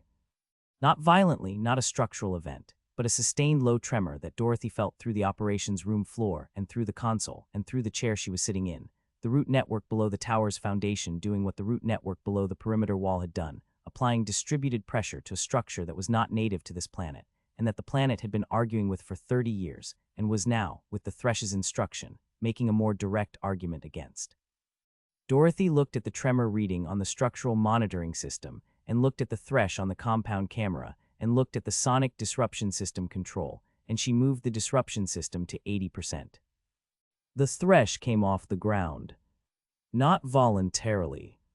The 80% disruption hit the root network at a level that the compensation the thresh had been running could not fully manage, and the network's response to the disruption was a cascading arrhythmia that traveled back through the thresh's biological integration in the way that a disrupted signal traveled back through its source. And the thresh came off the compound ground with the involuntary quality of a system that had just had its foundation pulled, and she went to one knee, and the bioluminescent patterns on her skin went through the disordered flickering that Dorothy had seen at full power in the previous segment, and the tower's tremor stopped. The 4 remaining retinue moved toward the tower. Dorothy activated the automated deterrents at the ground-level entry points, and 2 of the 4 retinue members found out about the deterrents directly and immediately, and the compound absorbed the sound of it, and Dorothy was already moving, off the console chair, because the thresh was back up from one knee, and the thresh's hands were not on the ground anymore, and the thresh was looking at the tower's south wall with the amber eyes doing something Dorothy had not seen them do before. Not the cold flat wave, and not the agitation wave, but something that was simply direct, the expression of something that had stopped processing variables and had identified the single relevant action. The south wall access panel. Dorothy was on the stairs before the thresh reached the panel, and she went down the stairs at speed, and through the ground-level corridor toward the bay, and she heard the south wall access panel open behind her, the code 7741 that she had told the thresh's guard on the road, and that the guard had told the thresh, and she heard the thresh come into the tower, and she heard the thresh's footsteps on the ground level. And the footsteps had a quality that was different from any footstep Dorothy had heard on this planet, a weight that was not just biological mass, but the accumulated weight of 100 years of integration, each step connecting with the planet through the tower's floor in the way the thresh's palms connected with the ground, a continuous communication that Dorothy could feel as a vibration through the corridor walls. Dorothy stopped running. She stopped in the corridor, and she turned, and she put her back against the corridor wall, and she thought about what she knew. Biological organism. 100 years old. Integration with the planet's root network as both capability and dependency. Sonic disruption at 80%, produced involuntary loss of physical control for an estimated 3 to 4 seconds, which was enough, but only if the disruption could be delivered at that intensity, while Dorothy was close enough to act on the 3 to 4 seconds, rather than watching it on a camera from the operations room. The sonic disruption system operated through the crystal road material and the root network filaments in the soil. It was a remote system, console-operated, and Dorothy was not at the console. She thought about what else she had. The combat blades. The carbine at 10% charge. The corridor's physical geometry, narrow enough that the Thresh's full biological capability, the plant network cooperation and the atmospheric root communication and the synchronized world breathing, was constrained by the alloy walls, which were not native biology, and which did not cooperate with the Thresh the way the compound ground had cooperated with the Thresh. She thought about the alloy walls and what they meant, and she thought about the Thresh's integration, and what integration meant when the thing you were integrated with was not present, and she thought about the difference between the Thresh in the forest and the Thresh in a metal corridor, and she thought that the difference was significant. The Thresh turned the corridor bend and saw Dorothy standing against the wall. She stopped. They were 8 meters apart in the narrow corridor, and the Thresh's bioluminescent patterns were running at the intensity they had been running at in the compound, maximum, the planet's language at full volume through her skin, and Dorothy looked at the patterns and looked at the amber eyes and thought about the difference between the forest and the corridor, and she said, "You can feel the disruption system from here." The Thresh looked at her. "Yes," she said. "It's less effective in here than it was in the compound," Dorothy said. "The root network density under the tower's foundation is lower than in the compound ground. Less filament contact for the disruption to travel through." "Yes," the Thresh said. "But it's still present," Dorothy said. "The road material in the compound path connects to the filaments under the foundation, and the filaments connect to you through the floor you're standing on, and even at reduced density, the 80% disruption is going to cost you something if I activate it from here." The Thresh looked at her steadily. "You don't have the console," she said. Dorothy reached into the coverall pocket and held up the remote access chip she had pulled from the console's peripheral port before she left the operations room, a small flat rectangle of the same alloy as everything else in the tower, Thrace's marginal notation on the console documentation having mentioned it in the entry about the sonic disruption system, remote activation capability, chip must be within 50 meters of primary transmitter. And the primary transmitter was in the operations room above them, and 50 meters was more than the distance between the operations room and the corridor. The Thresh looked at the chip. "The array," Dorothy said. "I need 20 minutes at the console. You let me have the 20 minutes and then the tower is yours, the array is yours, TCU-11 is yours, and I'm gone." The Thresh looked at her with the amber eyes and the maximum intensity bioluminescent patterns, and she said, "You already transmitted the files." Dorothy looked at her. "I felt the array operate at full power 6 minutes ago," the Thresh said. "I have felt that signature twice in 30 years, and I know what it means." "The transmission is done," she paused. "You don't need the arrays." Dorothy said nothing. "You came down the stairs," the Thresh said. "You could have stayed at the console. You came down because you wanted to be here, in this corridor, with me, and that is not the behavior of someone who needs 20 more minutes at a console." The amber eyes were very still. "What do you want from me?" Dorothy looked at her and thought about what she wanted from the Thresh, and she thought that what she wanted from the Thresh was what she always wanted from everything that was between her and the next thing, which was for it to not be between her and the next thing anymore, and the corridor and the Thresh in it, and the 8 meters between them, was currently between her and everything that came next. Which was Lock outside, and the warrant conversation, and Solt, and the legal network, and whatever the rest of her life looked like on the other side of all of it. "You've been managing things from a distance for 30 years, Dorothy said. "Watching the road. Sending scouts. Giving information. Taking positions. Waiting." "Yes," the Thresh said. "You're done waiting," Dorothy said. "Yes," the Thresh said. "So am I," Dorothy said, and she activated the sonic disruption system at 100%. The full power hit the root network through every filament under the tower's foundation simultaneously, and traveled back through the Thresh's biological integration, with the force of a system that had 30 years of stored capacity behind it, and that Dorothy had been building toward full power since she first activated it at 30%, stepping it up in increments that had been preparing the Thresh's compensatory response for progressive resistance rather than sudden maximum impact. And the sudden maximum impact after the progressive resistance was the difference between a door that had been leaning against and a door that had been hit. The Thresh went down. Not to one knee, all the way down, the full length of her on the corridor floor, the bioluminescent patterns on her skin going into the disordered flickering of a system hit at its foundation. The patterns not just flickering, but fragmenting, sections of the skin going dark while adjacent sections flared to maximum brightness, and then reversed. The planet's language in her body losing its coherence under the disruption, the way a signal lost coherence under sufficient interference. Dorothy crossed the 8 meters in the 3 to 4 seconds the full power disruption produced, and she closed the distance to 0, and she went to work. She had thought about the Thresh's biological vulnerabilities the same way she thought about all biological vulnerabilities, which was empirically and without romance, strip away the authority and the century and the integration, and what was underneath was an organism, and every organism had the same fundamental architecture, the same critical systems. The same points where sufficient damage to a sufficiently small area produced outcomes that the organism could not compensate for or recover from regardless of how integrated it was with a planetary biological network.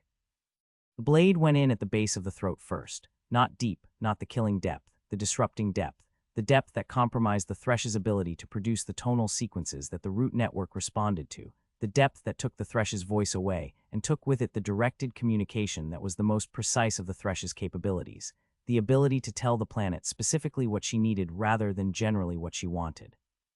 The Thresh's hands found the corridor floor, and Dorothy felt the vibration of the root network, responding even through the disruption system's interference, the planet reaching for its partner through the noise, and Dorothy hit the disruption system's maximum output a second time through the remote chip, a pulsed discharge rather than continuous. The pulse format that Thrace's documentation had noted as most effective against network-integrated biological targets, because the pulse interrupted the compensation cycle, rather than giving the compensation cycle a continuous interference to adapt to. The Thresh's hands came off the floor.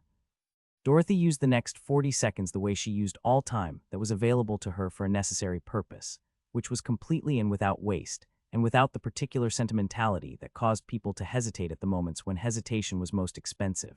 And she used the blade, and she used the knowledge she had accumulated of Viridia 7 biological architecture across 10 days of being processed by it, and trying to process it in return.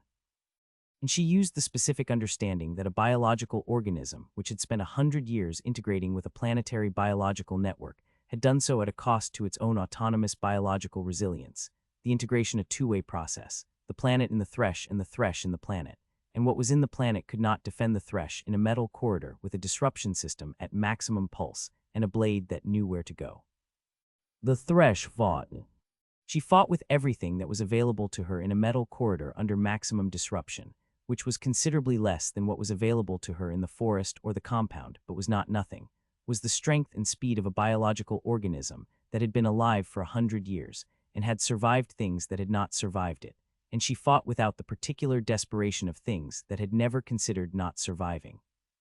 She fought with the quality of something that had always known this was possible and had made its arrangements accordingly, and was now experiencing the thing it had arranged for, and was meeting it with the same clear-eyed practicality it had brought to everything else. Dorothy respected that. She respected it in the flat operational way. She respected anything that performed correctly under the conditions it was designed for, and she met it with the same thing, her own clear-eyed practicality, and the corridor was 8 meters long, and the blade was sufficient, and the remote chip was in her left hand, and the disruption system was at maximum pulse, and the Thresh was on the floor of the corridor, and then the Thresh was still. The bioluminescent patterns on the Thresh's skin did not go out all at once. They faded the way the dead scout's patterns had faded, in patches, islands of the planet's language still running through the skin, while the surrounding areas went dark, and the fading was slow enough that Dorothy stood over the Thresh and watched it and thought about 100 years of integration, and what it looked like when the integrated thing stopped. The planet's language still trying to run through a body that was no longer running it, the network still reaching for its partner through the disruption noise. The vast biological conversation of Viridia 7 sending its signal into silence and receiving no signal back, and the corridor was very quiet except for the disruption system's subsonic pulse through the floor and the sound of Dorothy's breathing, controlled, 4 counts in and 4 counts out. The last of the bioluminescent patterns went dark. Dorothy looked at the thresh on the floor of the corridor, and she looked at the blade, and she cleaned the blade on the hem of the thresh's organic clothing, with the same motion she had cleaned it on everything else she had cleaned it on across 10 days on this planet. And she sheathed it, and she looked at the remote chip in her left hand, and she deactivated the sonic disruption system, and the subsonic pulse in the floor stopped, and the corridor was completely quiet. She stood in the quiet for a moment. Then she turned and walked back up the corridor toward the stairs, and she went up the stairs to the operations room, and Thrace was there, not at the console, behind the equipment rack on the far wall, the specific position of someone who had found the most solid thing in the room and had put it between themselves and the door, and he was looking at her from behind the equipment rack with the 30-year frightened eyes, doing something she had not seen them do before. Which was look at her with an assessment that was not about the situation but about her, about what she was and what she had just done, and what those two things meant in the same room as him.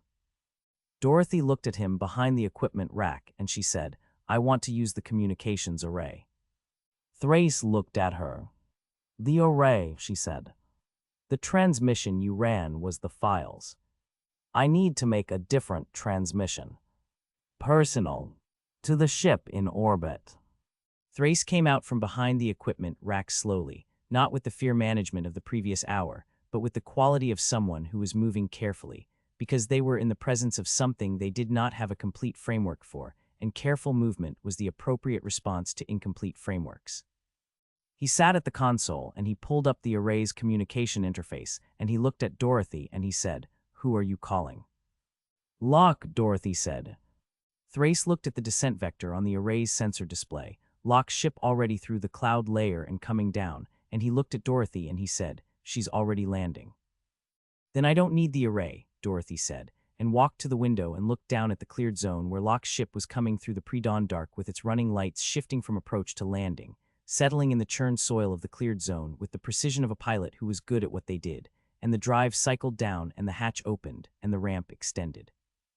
Thrace looked at her at the window and he said, carefully, "The woman in the corridor." "Is in the corridor," Dorothy said. "She's dead," Thrace said. "Yes," Dorothy said. Thrace was quiet for a moment. "She was the most powerful being on this planet," he said. "She was a biological organism in a metal corridor with a disruption system at maximum pulse," Dorothy said. "The power was in the integration. The integration required the network. The network was disrupted. What was left was biology." She looked at Locke coming down the ramp. "Biology has vulnerabilities. I found them." Thrace said nothing. Dorothy watched Locke reach the bottom of the ramp and stand in the cleared zone and look up at the tower, and she thought about the warrant and what came next, and she thought about the thresh in the corridor, and Vorn at the base of the stairs, and the travelers on the road and the guards in the compound, and all the accumulated debt of 10 days on a planet that had been trying to process her into its root network since the first hour, and she thought about what the planet's root network was going to do with the thresh now. Whether it was going to process her the way it processed everything, whether the vast biological conversation was going to absorb the thresh the way it had absorbed the scout's bioluminescent blood and the main's body chemistry, patient and thorough, and without judgment. She thought it probably would. She thought the planet was going to take the thresh back into itself the way it took everything back, and the thresh was going to be in the root network, in the way that everything that had died on this planet was in the root network, distributed and processed and present in the biological record of a world that forgot nothing and judged nothing and simply continued. Dorothy found that she had no particular feeling about that. She looked at Locke in the cleared zone, and she thought about what came next, and she went down the stairs to meet it. Locke was at the bottom of the ramp, and Dorothy was at the northwest gap in the perimeter wall, and they were looking at each other across the cleared zone in the pre-dawn dark when the sphere came down. It came from the north this time rather than through the canopy, descending through the open air above the cleared zone with the same deliberate slowness Dorothy had seen twice before on the road, the same resonant harmonic filling the pre-dawn air, the same amber-tinted flattering light doing its careful work inside the sphere, and it settled in the cleared zone between Dorothy at the perimeter gap and Locke at the ship's ramp, with the precision of something that had chosen its position deliberately, putting itself between the two of them in the way that things positioned themselves when they wanted to control the geometry of a situation. Locke looked at the sphere and looked at Dorothy across it, and her hand moved to the sidearm on her hip, with the reflex of someone who had been doing this long enough that the reflex was faster than the assessment, and Dorothy shook her head once, a small, precise movement, and Locke's hand stopped. The sphere dissolved, and Glinda stepped out onto the churned soil of the cleared zone, and she was dressed for this, not the elaborate, impractical layering of the road meetings, but something that had the quality of operational clothing while maintaining the aesthetic management that was Glinda's constant project. And she looked at Dorothy, and she looked at the tower, and she looked at the compound visible through the northwest gap, and she took her inventory with the rapid, systematic efficiency of someone who had been managing complex situations for a very long time. What she found was not what she had come for. Dorothy watched her find it and watched her process the distance between what she had come for and what was here, and the processing was fast and disciplined, and almost completely invisible in Glinda's face, almost, and the almost was the part Dorothy was watching for because the almost was where the true assessment lived. Glinda looked at the compound and the two bodies in it, and she looked at the tower and the open bay doors and the empty bay, and she looked at Dorothy standing at the northwest gap with the blade on her hip and the carbine in her hands and the 4 parallel claw lines closed with the wound sealant she had found in Thrace's medical supplies, and she looked at Locke at the bottom of the ship's ramp, and she looked at the ship, and she processed all of it, and she said, "The architect is gone." "Yes," Dorothy said. "And the thresh," Glinda said, and the way she said it was not a question. "In the corridor on the ground level," Dorothy said. Glinda was still for a moment. "Dead," she said. "Yes," Dorothy said. Glinda looked at the tower, and something moved through her face that Dorothy was reading as genuine rather than performed, a response to the thresh's death that was more complex than satisfaction, something that had grief in it alongside the calculation, the specific response of someone who had known the thing that had died for a very long time and was processing the death alongside the strategic implications of the death simultaneously, the two processes running in parallel and neither one waiting for the other. "She came for the tower," Glinda said. "Yes," Dorothy said. "And you were here," Glinda said. "Yes," Dorothy said. Glinda looked at her steadily across the pre-dawn dark of the cleared zone, and she said, "I didn't send her." "I know you didn't send her," Dorothy said. "You didn't need to. The thresh has been waiting for this for 30 years, and the architect being gone was sufficient. You didn't send her because you didn't need to, and because sending her would have cost you something you weren't willing to spend." Dorothy paused. "You sent your asset instead." The stillness that went through Glinda at that was the most unguarded thing Dorothy had seen from her across 4 meetings, a full-body response that the performance moved to cover immediately and covered almost completely, almost, and in the almost Dorothy saw everything she needed to see about what Glinda had known, and when she had known it, and what she had intended. "My asset," Glinda said carefully.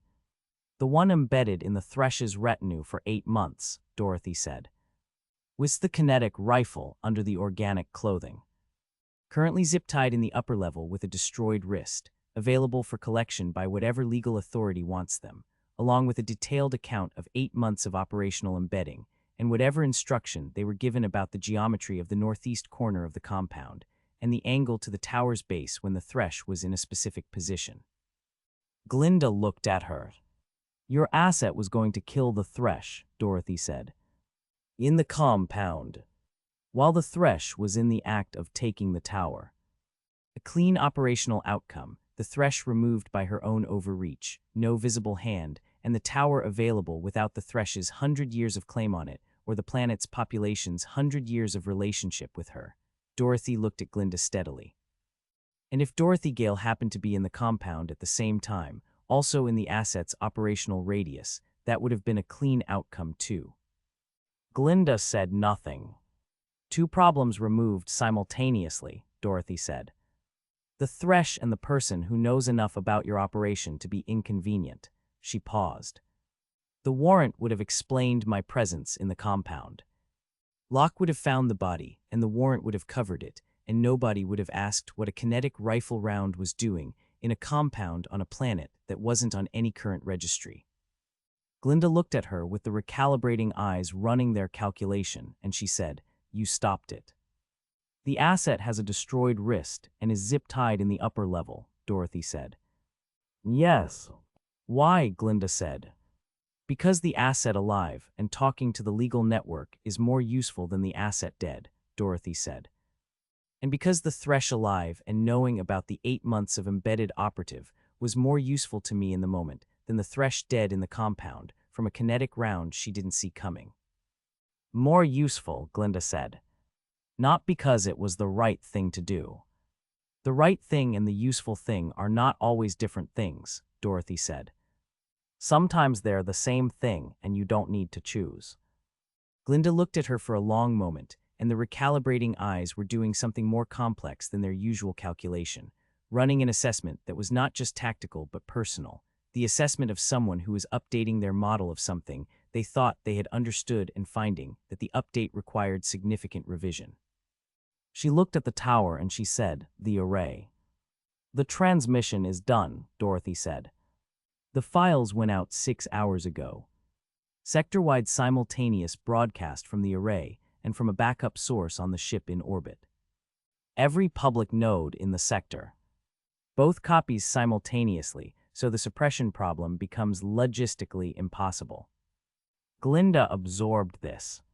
"The Gardener program," she said. "Everything Thrace had," Dorothy said.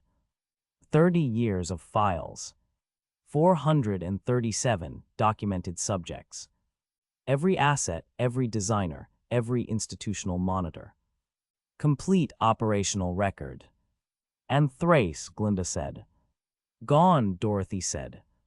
"In the short-range transport from the tower's bay. He'll be in contact with the outer system's legal network within 6 hours. He'll testify. He'll provide provenance verification." Glinda looked at the empty bay through the compound gap and looked at the descent vector that was no longer a descent vector because Locke's ship was on the ground, and she processed the full shape of what had happened in the tower across the past hours, and she did it quickly and completely, and Dorothy watched her do it and waited. "You used me," Glinda said. "The data chip. The information I gave you on the road. You used all of it to get to the array." "Yes," Dorothy said. "And the transmission you made from the array," Glinda said, "was not the transmission I was facilitating. I was facilitating access. The access produced a transmission that has nothing to do with what I needed from the array." "Yes," Dorothy said. Glinda looked at her. "The trade routes," she said. "The communication access. The array's operational control. Everything I have been working toward for 30 years. Is still in the tower," Dorothy said. "The array is operational. TCU-11 is standing down in the upper levels. The tower systems are intact. The architect is gone and his operational authority is gone with him, and the tower is currently without a principal to manage it." She paused. "That's a situation that requires resolution, and the resolution is not my problem." Glinda looked at her steadily. "You're giving me the tower," she said. "I'm telling you the tower needs someone to manage it," Dorothy said. "What you do with that information is your decision." "The Thresh is dead," Glinda said. "Her territory is without authority." "Yes," Dorothy said. "The Harrow's territory has been without authority since your ship landed on the Harrow's tax collector on your first day," Glinda said. "The Southern Territory has been without authority for 7 years. My territory is the only one currently with a functioning authority structure." She paused. "This is a significant consolidation of power." "Yes," Dorothy said. "You understand what that means," Glinda said. "It means you have everything you wanted," Dorothy said. "The array, the trade routes, the communication access, the consolidated territorial authority. Everything you told me on the road you were working toward. And in exchange," Glinda said carefully, "you want nothing. I want the asset in the upper level delivered to the legal network intact and talking," Dorothy said.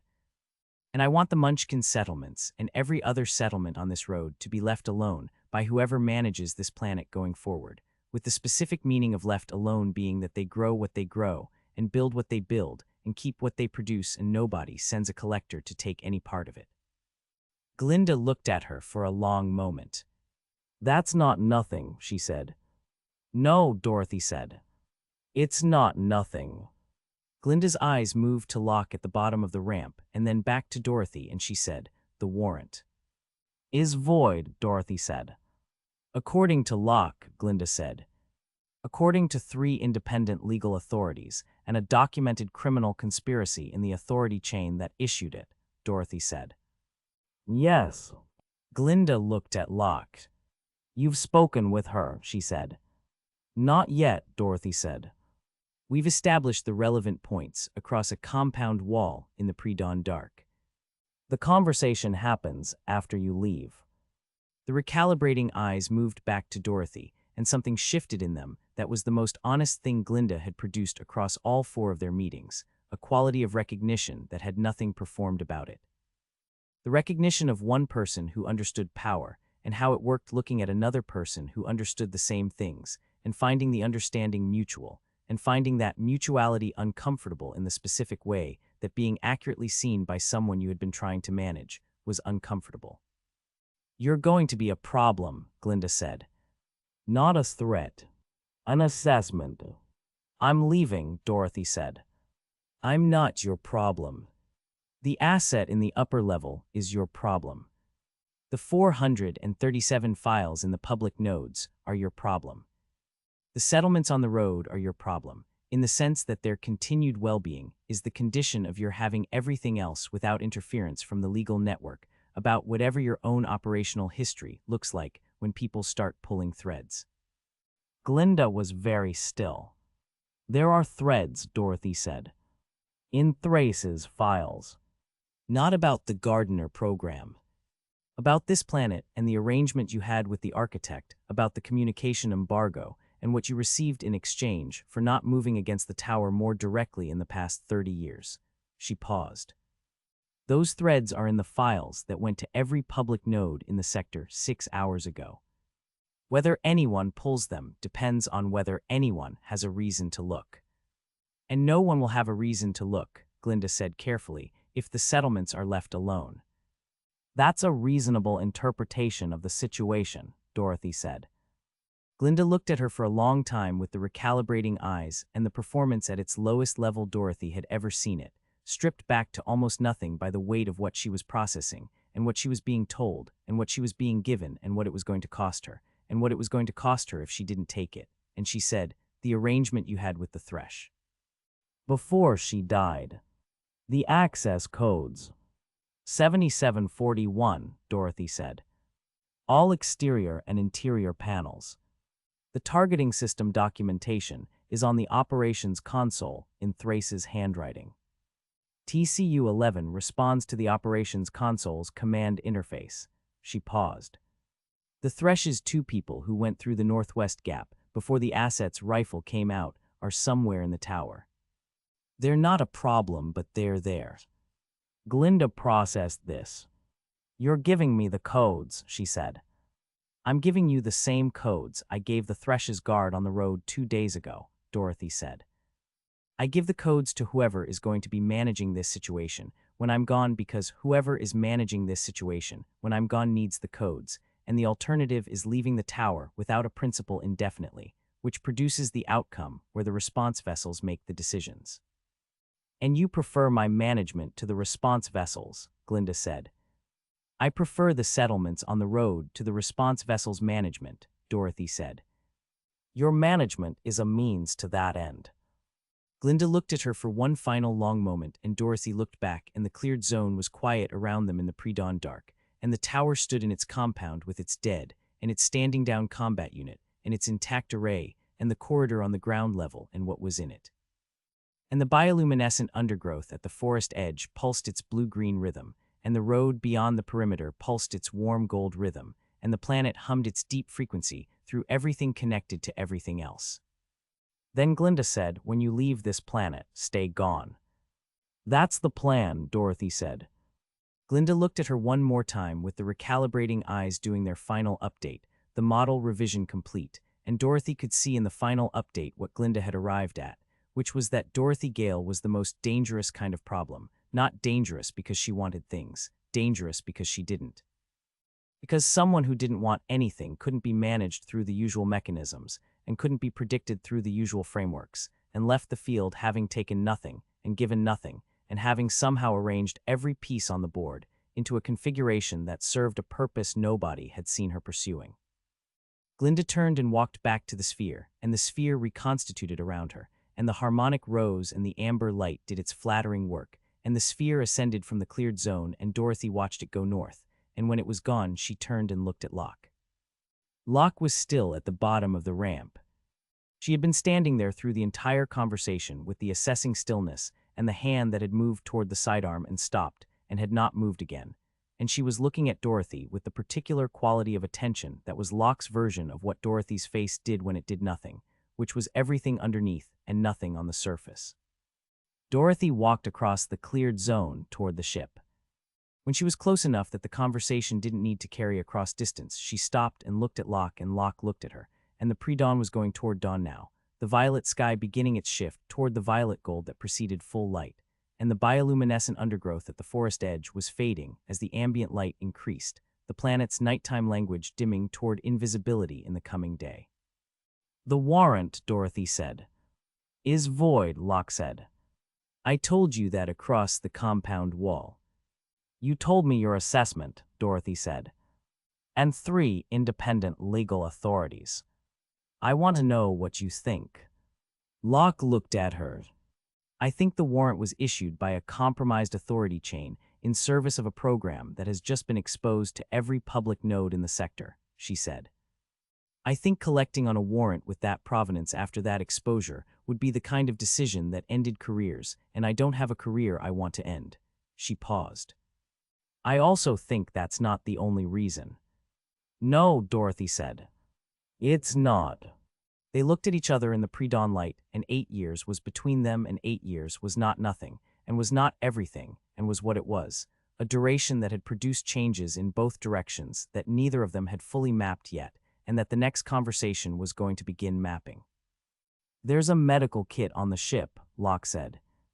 "The shoulder needs attention. And there's someone who wants to meet you." "Sold," Dorothy said. "Sold," Locke confirmed. Dorothy looked at the tower one more time, at the alloy surface catching the first light of Viridia 7 dawn in the hard manufactured gleam that had no organic relationship to the world it sat in, and she looked at the road visible through the northwest gap pulsing its warm gold into the morning, going northeast the way it always went, patient and biological and indifferent. And she looked at the compound, and the perimeter wall and the forest beyond it, and the column tree canopy moving in its slow autonomous undulation against the violet gold sky. Then she went up the ramp. The inside of Locke's ship smelled like recycled air and engine grease, and the specific functional smell of a working vessel that had been worked hard for a long time and maintained well throughout, and Dorothy stood inside the hatch and breathed it and thought that it smelled like the absence of Viridia 7, the absence of the dense biological richness and the bioluminescent chemistry and the root network's contribution to the air, and the absence was not unpleasant, it was just different. The smell of a manufactured environment doing what manufactured environments did, which was keep the outside out. Locke closed the hatch, and the outside was out. The interior was what a working bounty recovery vessel looked like when the person working it had been doing it for 8 years, and had opinions about how the space should function, spare and organized with the specific kind of order that was practical rather than aesthetic, everything in a position that made sense relative to everything else, and nothing in a position that didn't. And Dorothy moved through it with the automatic spatial assessment she made of every new environment, and found it clean and functional and absent of the kind of clutter that said a person was losing their discipline, which told her something about Locke that she had already known, but that it was useful to confirm. The medical station was in the aft section, and Locke went to it without being asked, and Dorothy followed and sat on the examination surface, and took the torn coverall off her shoulder, and looked at the 4 parallel claw lines that the wound sealant from Thrace's medical supplies had closed imperfectly. The edges of the closures showing the particular tension of closures that had been applied in less than ideal conditions to wounds that needed more careful attention than a frightened old man's field kit had been able to provide. Locke looked at the shoulder and looked at the rest of what was visible, the jaw scar and the forearm bruising and the knee scrape visible through the torn coverall fabric, and she said, 10 days. 10 days, Dorothy confirmed. Locke opened the medical stations kit, which was considerably better equipped than the GC standard kit Dorothy had been working with since the crash, and she began working on the shoulder with the focused efficiency of someone who had been doing field medicine for years and had no patience for the kind of hesitation that slowed the process down. And Dorothy sat still and let her work, and neither of them said anything for the duration of the cleaning and the proper closure application and the wound sealant and the dressing. Then Locke said, "Salt is forward. She's been awake for 30 hours waiting for the transmission to complete, and she wants to meet you." "Later," Dorothy said. Locke looked at her. "She's not going to sleep until she does." "She cannot sleep for a while longer," Dorothy said. "You and I are going to talk first." Locke held her gaze for a moment, and then she pulled the second chair from the medical station's storage recess and sat in it and looked at Dorothy, and Dorothy looked at her. And the ship was quiet around them, and outside the hatch Viridia 7 was doing what it always did, pulsing and humming and processing everything into its root network. And in here there was just the recycled air and the engine grease, and two people with 8 years between them looking at each other for the first time in 8 years. "You look the same," Dorothy said. "You said that across the compound wall," Locke said.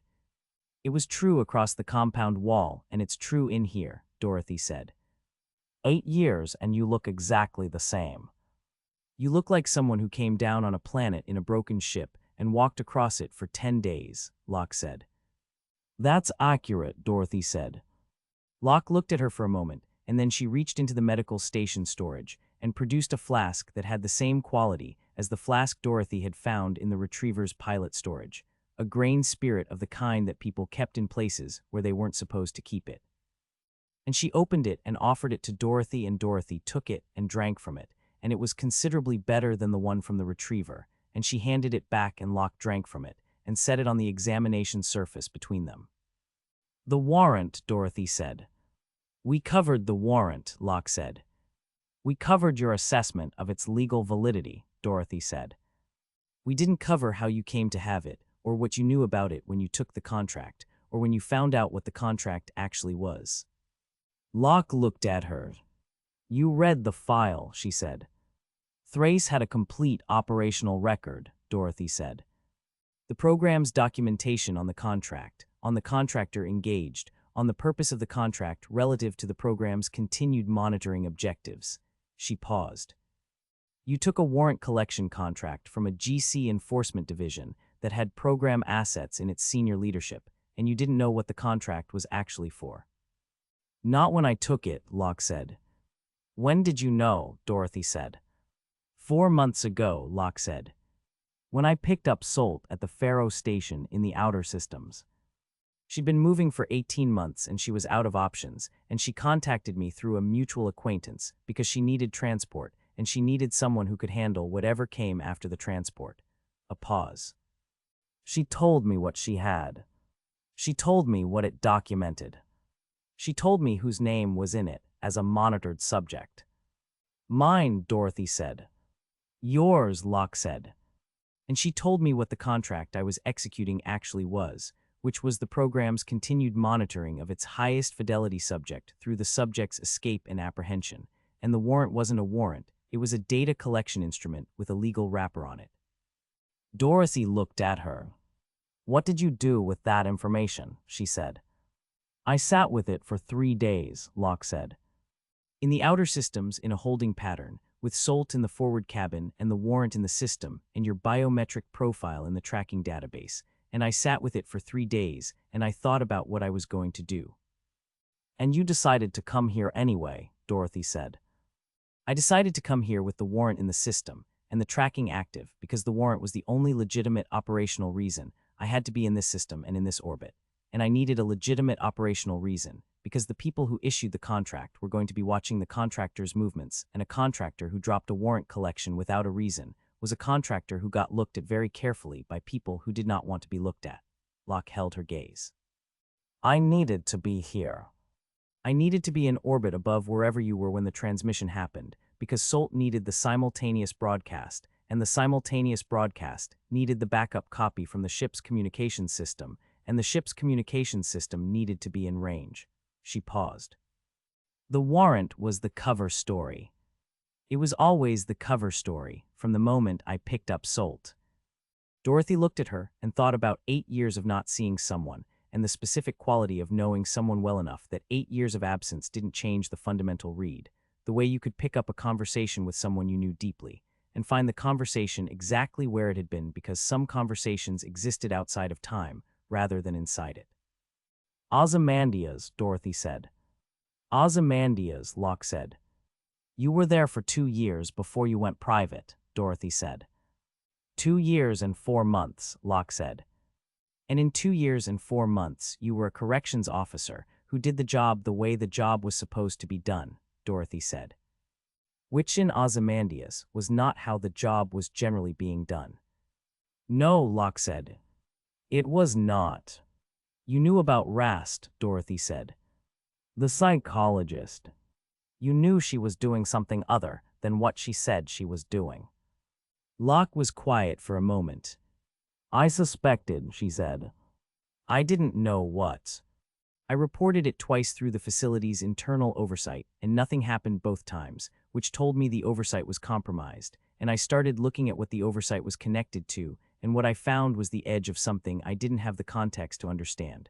She paused. When I left Ozymandias and went private, I took everything I had found with me. I've been adding to it for 6 years. What Salt had filled in the parts I couldn't reach. Dorothy thought about 6 years of Locke building a picture from the edges and Salt building it from the center and the backup copy, and the warrant and the holding orbit and the simultaneous transmission. And she thought about the specific kind of patience that was not waiting but working, the patience of someone who had a destination and was moving toward it through whatever route was available. The mutual acquaintance, Dorothy said. Who Salt contacted to get to you. Marin knows people across the outer systems, Locke said. The acquaintance was a former GC intelligence analyst who had worked with Thrace before Thrace ran. Someone who had been watching for the right moment to push the file into the open for years, and who identified Salt as the person carrying the means to do it. She paused. The network is larger than you know. Has been building for a long time. Dorothy thought about that and thought about what it meant that there was a network and had been a network, and the network had been building toward this, and she thought about the specific shape of something that had been moving toward a point for years from multiple directions, and had arrived at the point simultaneously, the transmission and the backup, and the legal network, and Thrace's testimony and Salt's provenance chain. And she thought that the program had spent 30 years engineering a subject, and the subject had spent 10 days dismantling the program's infrastructure on an alien planet, and neither party had fully understood what they were dealing with until it was too late to change the outcome. The program's damage control, Dorothy said. It's already running. Salt told me the first responses were in circulation within 20 minutes of the transmission completing. Yes, Locke said. We're monitoring it. 3 media operations in the core systems running coordinated counter-narratives, characterizing Thrace as unstable, the files as fabricated, the sources as compromised. She paused. It's fast. They had it prepared. They knew it was coming, Dorothy said. Since you picked up Salt. 4 months of preparation. Yes, Locke said. Which is why the dual-source, simultaneous transmission matters. And why Thrace's live testimony matters. And why the legal filing in 3 systems matters. They can run counter-narratives against one source. Against the full architecture, it's a different problem. Dorothy nodded. She reached for the flask and drank from it again, and handed it back, and Locke drank, and set it down, and they sat with the quiet of 2 people who had said the things that needed saying, and were now sitting in the space after the necessary things, and before whatever came next. The history, Dorothy said. What the novel has been building toward. You and mate. Say it. Locke looked at her. We don't have to. Say it, Dorothy said. Locke held her gaze for a moment, and then she said, You were in Ozymandias for 3 years before I left. I was there for 2 years and 4 months of those 3 years, and for 2 years and 4 months I was a corrections officer, and you were inmate 7741, and the framework of the situation was what it was, and there was nothing either of us could do about the framework without making things worse for both of us, so we didn't. We didn't, Dorothy confirmed. I knew what Rast was doing to you, Locke said. Not the full picture, I told you that, but I knew the assessments were not what they were presented as, and I knew the monitoring was not standard, and I knew you knew it too, and I knew you were managing it with the same discipline you managed everything else in that facility. She paused. I filed 2 reports. I looked for the edges of what was happening.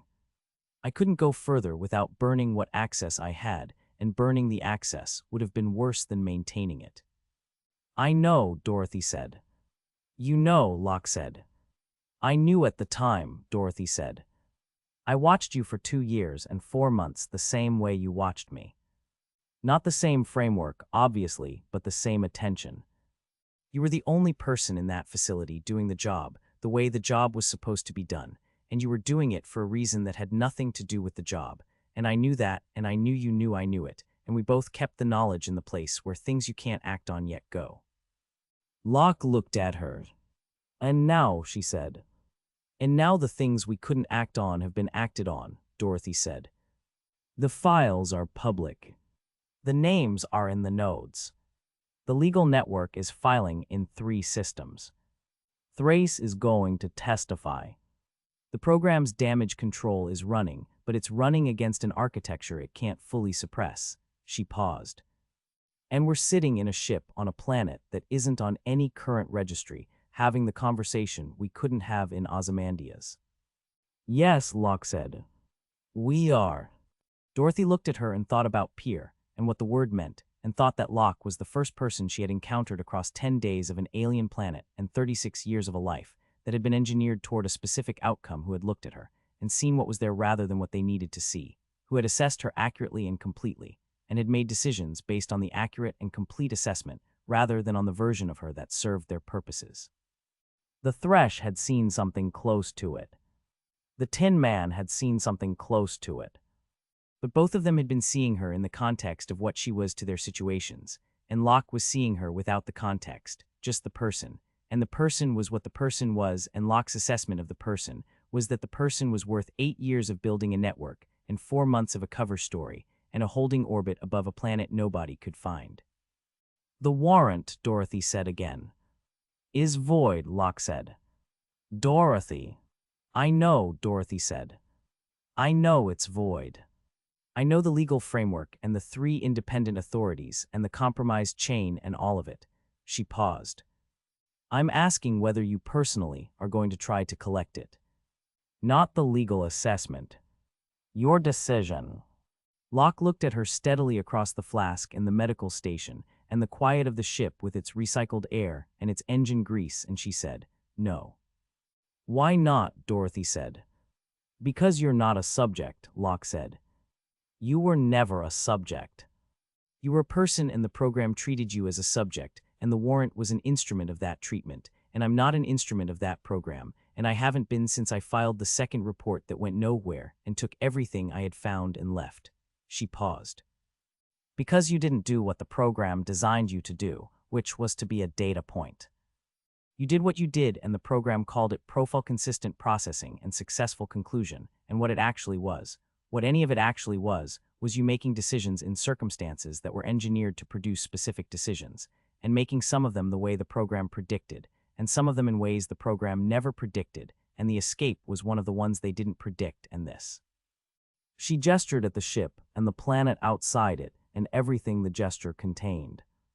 This was not in their model. Dorothy looked at her.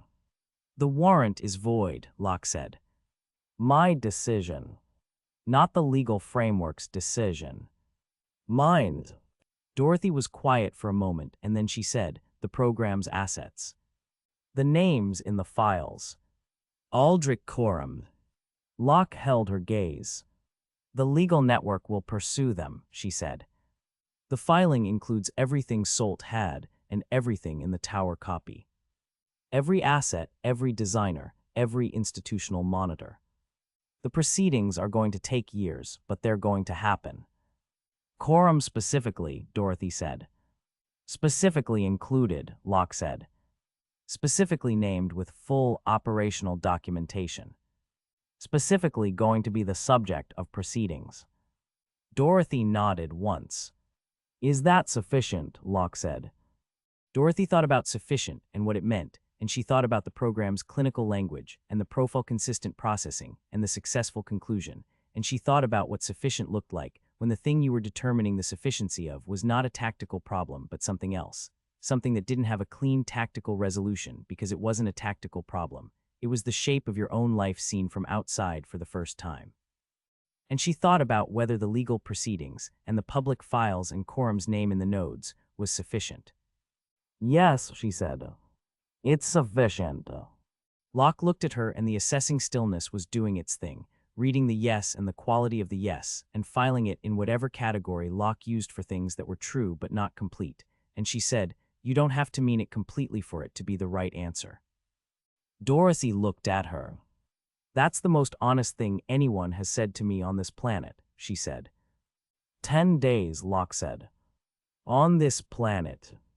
10 days, Dorothy said. Yes. Locke reached for the flask and drank, and offered it, and Dorothy took it and drank, and they sat in the quiet of the ship, and the flask went between them once more, and the dawn was coming up outside, and Viridia 7 violet gold light was finding the hatch's viewport, and making a rectangle of it on the deck between their chairs. So, Dorothy said. She wants to meet you, Locke said. I know what she wants, Dorothy said.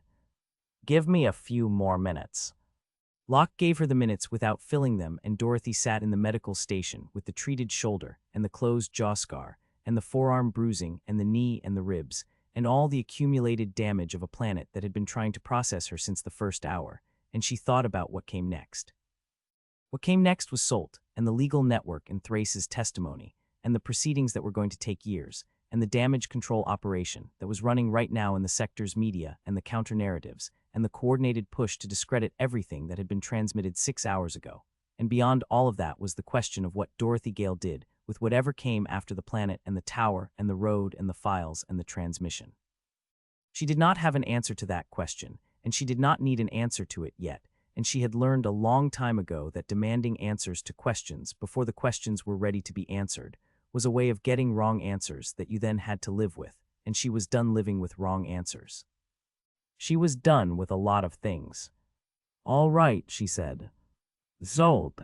Locke stood and led her forward through the ship, and the forward section opened around them, and Solt was there, at the workspace with the data chips and the documents and the organized chaos of 18 months of running and building and working toward a point.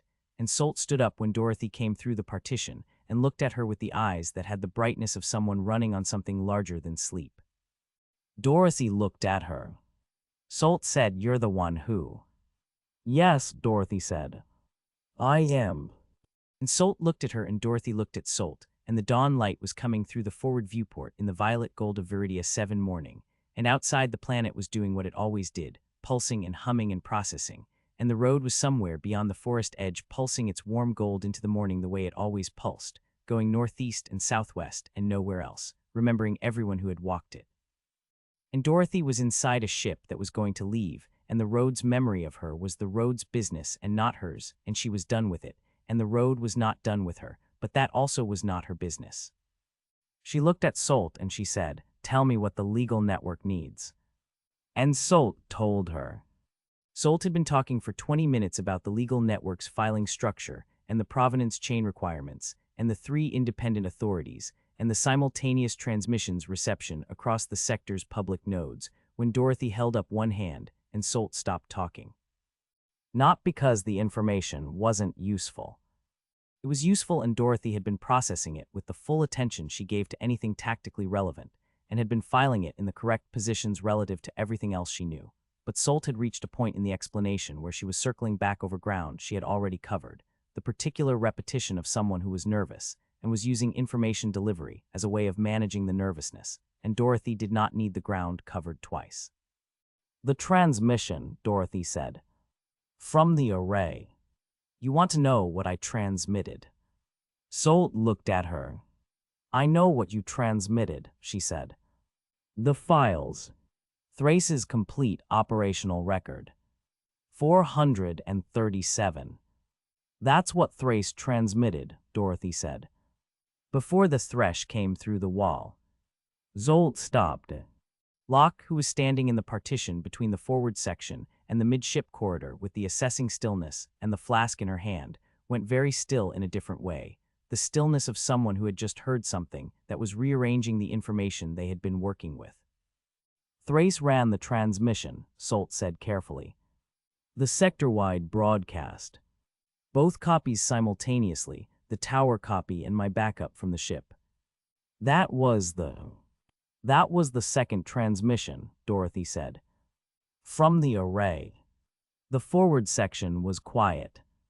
Outside the viewport, the dawn was fully established now, Viridia 7 violet gold morning light coming through the forward glass and making the workspace's data chips and documents glow faintly at their edges, and the planet hummed its deep frequency in the ground beneath the ship's landing struts, and the road pulsed its warmth somewhere beyond the forest edge, and the tower stood in its cleared zone with its dead and its standing down combat unit and everything it contained.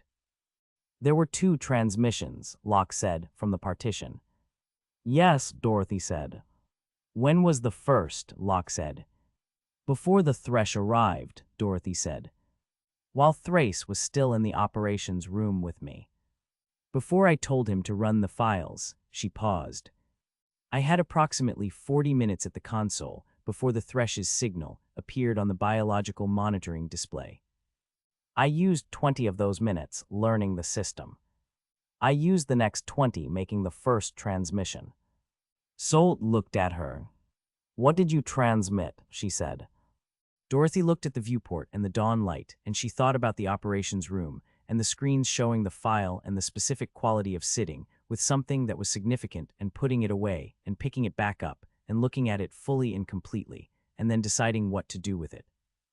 And she thought about the 20 minutes and what she had built in those 20 minutes from the array's sector-wide simultaneous transmission capability and Thrace's address matrix and the specific subset of the files that she had identified in the first pass through the documentation as the most immediately actionable. The Gardner program's operational personnel files, she said. Not the subject files. Not the developmental histories. The personnel files. The assets, the designers, the coordinators, the institutional monitors. Every name, every operational history, every documented action, every facility they worked in and every subject they managed, and every report they filed, and every instruction they gave, and every instruction they received. She paused. Specifically the asset designated in the files as Senior Field Operative, Eastern Developmental Sector, whose operational name was Aldrich Coram, and whose real name and current location and current operational status were all in the personnel file, because the program kept meticulous records of everything, including the current whereabouts of its active assets. Zolt was staring at her. I transmitted the personnel files to every public node in the sector, Dorothy said, and to 3 specific additional addresses that were not public nodes. The first was the Outer Systems legal network that Zolt's transmission fragments had been intercepted trying to reach 18 months ago, because the network's address was in the intercepted transmission documentation that Thrace had in his files. He had been monitoring all incoming and outgoing transmissions from this system for 30 years, and the intercept of Zolt's transmission was in his records. The second was the Independent Oversight Authority that Ferris had transmitted to on day 8 of his log, the GC Civilian Safety Office, because Ferris's log was in my pocket and the address he had used was in the log. The third was a public journalism network in the Outer Systems that Thrace's operational notes identified as having published 2 previous stories on GC institutional corruption that the program had subsequently suppressed, because a network that had been suppressed twice had demonstrated both the willingness to publish and the specific vulnerability that made it a useful recipient for information that needed to reach the public faster than the legal proceedings could move it. The forward section was very quiet. Zolt sat down. Not with the controlled movement of someone choosing to sit, but with the quality of someone whose legs had made the decision without consulting the rest of them, dropping into the workspace chair and looking at Dorothy with an expression that was several things simultaneously, none of them simple. Locke came through the partition fully and stood in the forward section and looked at Dorothy with the assessing stillness running at a depth Dorothy had not seen it run at before, the full assessment, everything Locke had, and everything Locke was brought to bear on the single problem of understanding what she was looking at and what it meant. "You planned this," Locke said. "From the moment I finished reading the file," Dorothy said. "The file," Locke said. "The Gardner program file. Your developmental history." "I read it," Dorothy said. "I processed it. I put it away. Then I looked at what I had available, and I looked at what the available resources could do, and I built the plan from those materials in the time it took Thrace to sit quietly in his chair and let me read." She paused. The files documented everything the program had done and every person who had participated in doing it, and the array was capable of reaching every public node in the sector simultaneously, and I was sitting at the console, with 20 minutes before the Thresh's signal appeared on the biological monitoring display. "The Thresh arriving was not part of the plan," Locke said. "The Thresh arriving was a variable I had identified as probable and had allocated resources against," Dorothy said. "The sonic disruption system, the emitters, the targeting system documentation. I spent 20 minutes learning the console, and part of what I was learning was what was available to manage the probable variables." She paused. The Thresh was a probable variable. She had been a probable variable since the synthetic told me about her on the road. Locke looked at her steadily. "So when you told Thrace to transmit the files," she said. "The sector-wide broadcast. The simultaneous dual source. That was the second transmission," Dorothy said. "The one the program's damage control operation is currently running counter-narratives against. The one that is going to take years to fully process through the legal system, and that may or may not produce the outcomes the legal network is working toward." She paused. "The first transmission was the personnel files. The names and the locations and the operational histories of every active asset. That transmission went out before the Thresh arrived and before the damage control operation was activated, and before anyone who needed to suppress it knew there was anything to suppress. The damage control operation is running against the second transmission," Solt said, slowly working through it. "The subject files. The developmental histories. The program's research record." "Yes," Dorothy said. "While the first transmission," Solt said. "The personnel files. The names and locations of the active assets. Has been in the public nodes for several hours longer than the damage control operation has been running," Dorothy said. "And in the Journalism Network's publication queue since approximately 20 minutes after I sent it, and the Journalism Network publishes in cycles, and the next cycle was approximately 4 hours after transmission, which has already passed." Solt looked at the data chips on her workspace and looked at Dorothy and said, "Aldrich Corum's name and current location have been in a published Journalism Network story for the past." She checked the time on the workspace display. 2 hours. "Approximately," Dorothy said. "And the active assets across the program," Solt said. "Every one of them. Names and locations." "Yes," Dorothy said. Solt put both hands flat on the workspace and looked at them and breathed and looked up at Dorothy and said, "The program can suppress the second transmission. With enough time and enough resources and enough institutional leverage, they can challenge the subject files and the developmental histories in Thrace's provenance, and they can run counter-narratives, and they can delay the legal proceedings, and they can make it complicated and expensive and slow." She paused. "They cannot unsupply a Journalism Network story that has been live for 2 hours with the names and current locations of their active assets. They cannot unexpose the people in that story. They cannot put those people back in their operational positions now that those positions are public." "No," Dorothy said. "They cannot." "The program is not damaged," Solt said, and her voice had the quality of someone arriving at a conclusion that was larger than the words available for it. "The program is finished. The operational infrastructure is gone. You can rebuild a research program. You cannot rebuild a field operation whose assets have been publicly named and located." She looked at Dorothy. "You ended the program with the first transmission. Everything after that, the subject files, the legal proceedings, the testimony, that's the record. That's the accounting. But the program itself ended 2 hours ago when the Journalism Network published. The forward section was quiet. Locke was looking at Dorothy with the assessing stillness, and the expression that was not quite anything Dorothy had a clean word for, something in the space between professional respect and the specific response of someone who was updating a model they had thought was complete and finding that the update was significant. You read the file, Locke said. And in the time it took Thrace to sit quietly in his chair, you built a two-transmission architecture that separated the operational destruction of the program from the legal record of the program, and sequenced them so the operational destruction happened before the damage control could activate. Yes, Dorothy said. While processing the information in the file about your own developmental history, Locke said. While processing the fact that the program had engineered your life from birth. The processing and the planning are not mutually exclusive, Dorothy said. I can do both at the same time. Locke held her gaze for a long moment, and then she looked at the flask in her hand, and she looked at the viewport and the dawn light, and she said, the warrant. Yes, Dorothy said. Is void, Locke said.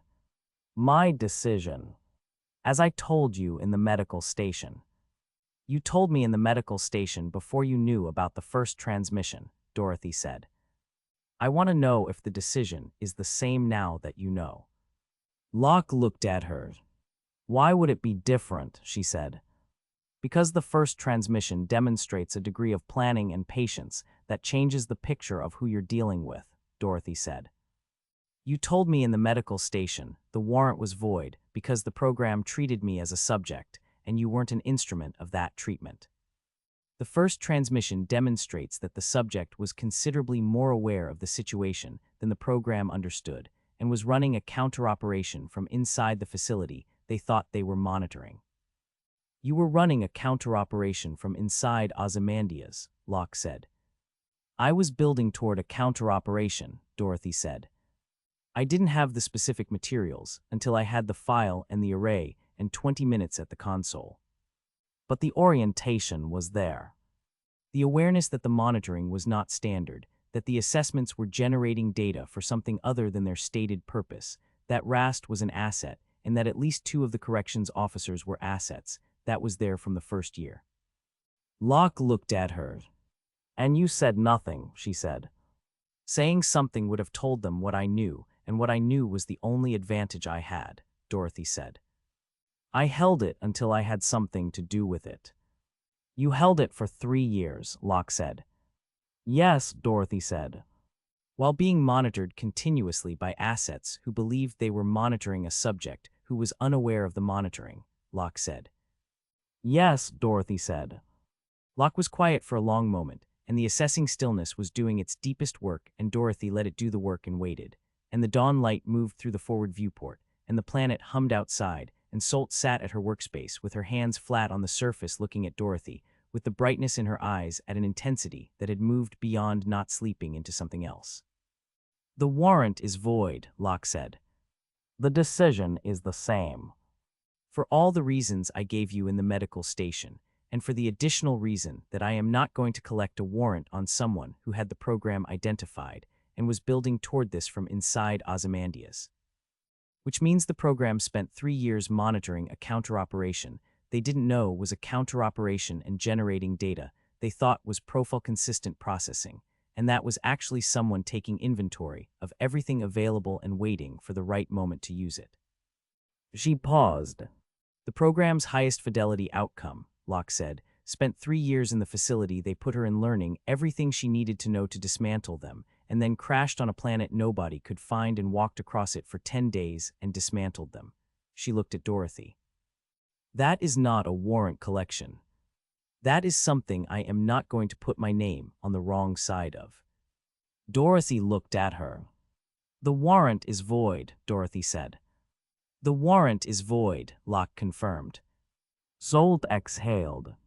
It was a long exhale, the exhale of someone who had been holding something for 18 months and was setting it down, and she looked at Dorothy and she said, I read your file 3 times. I thought I understood what you were. I didn't understand what you were. Most people don't, Dorothy said. What are you? Solt said.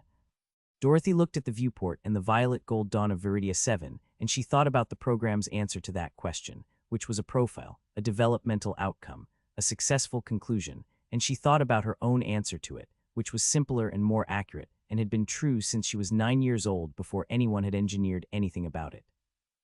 Patient, she said.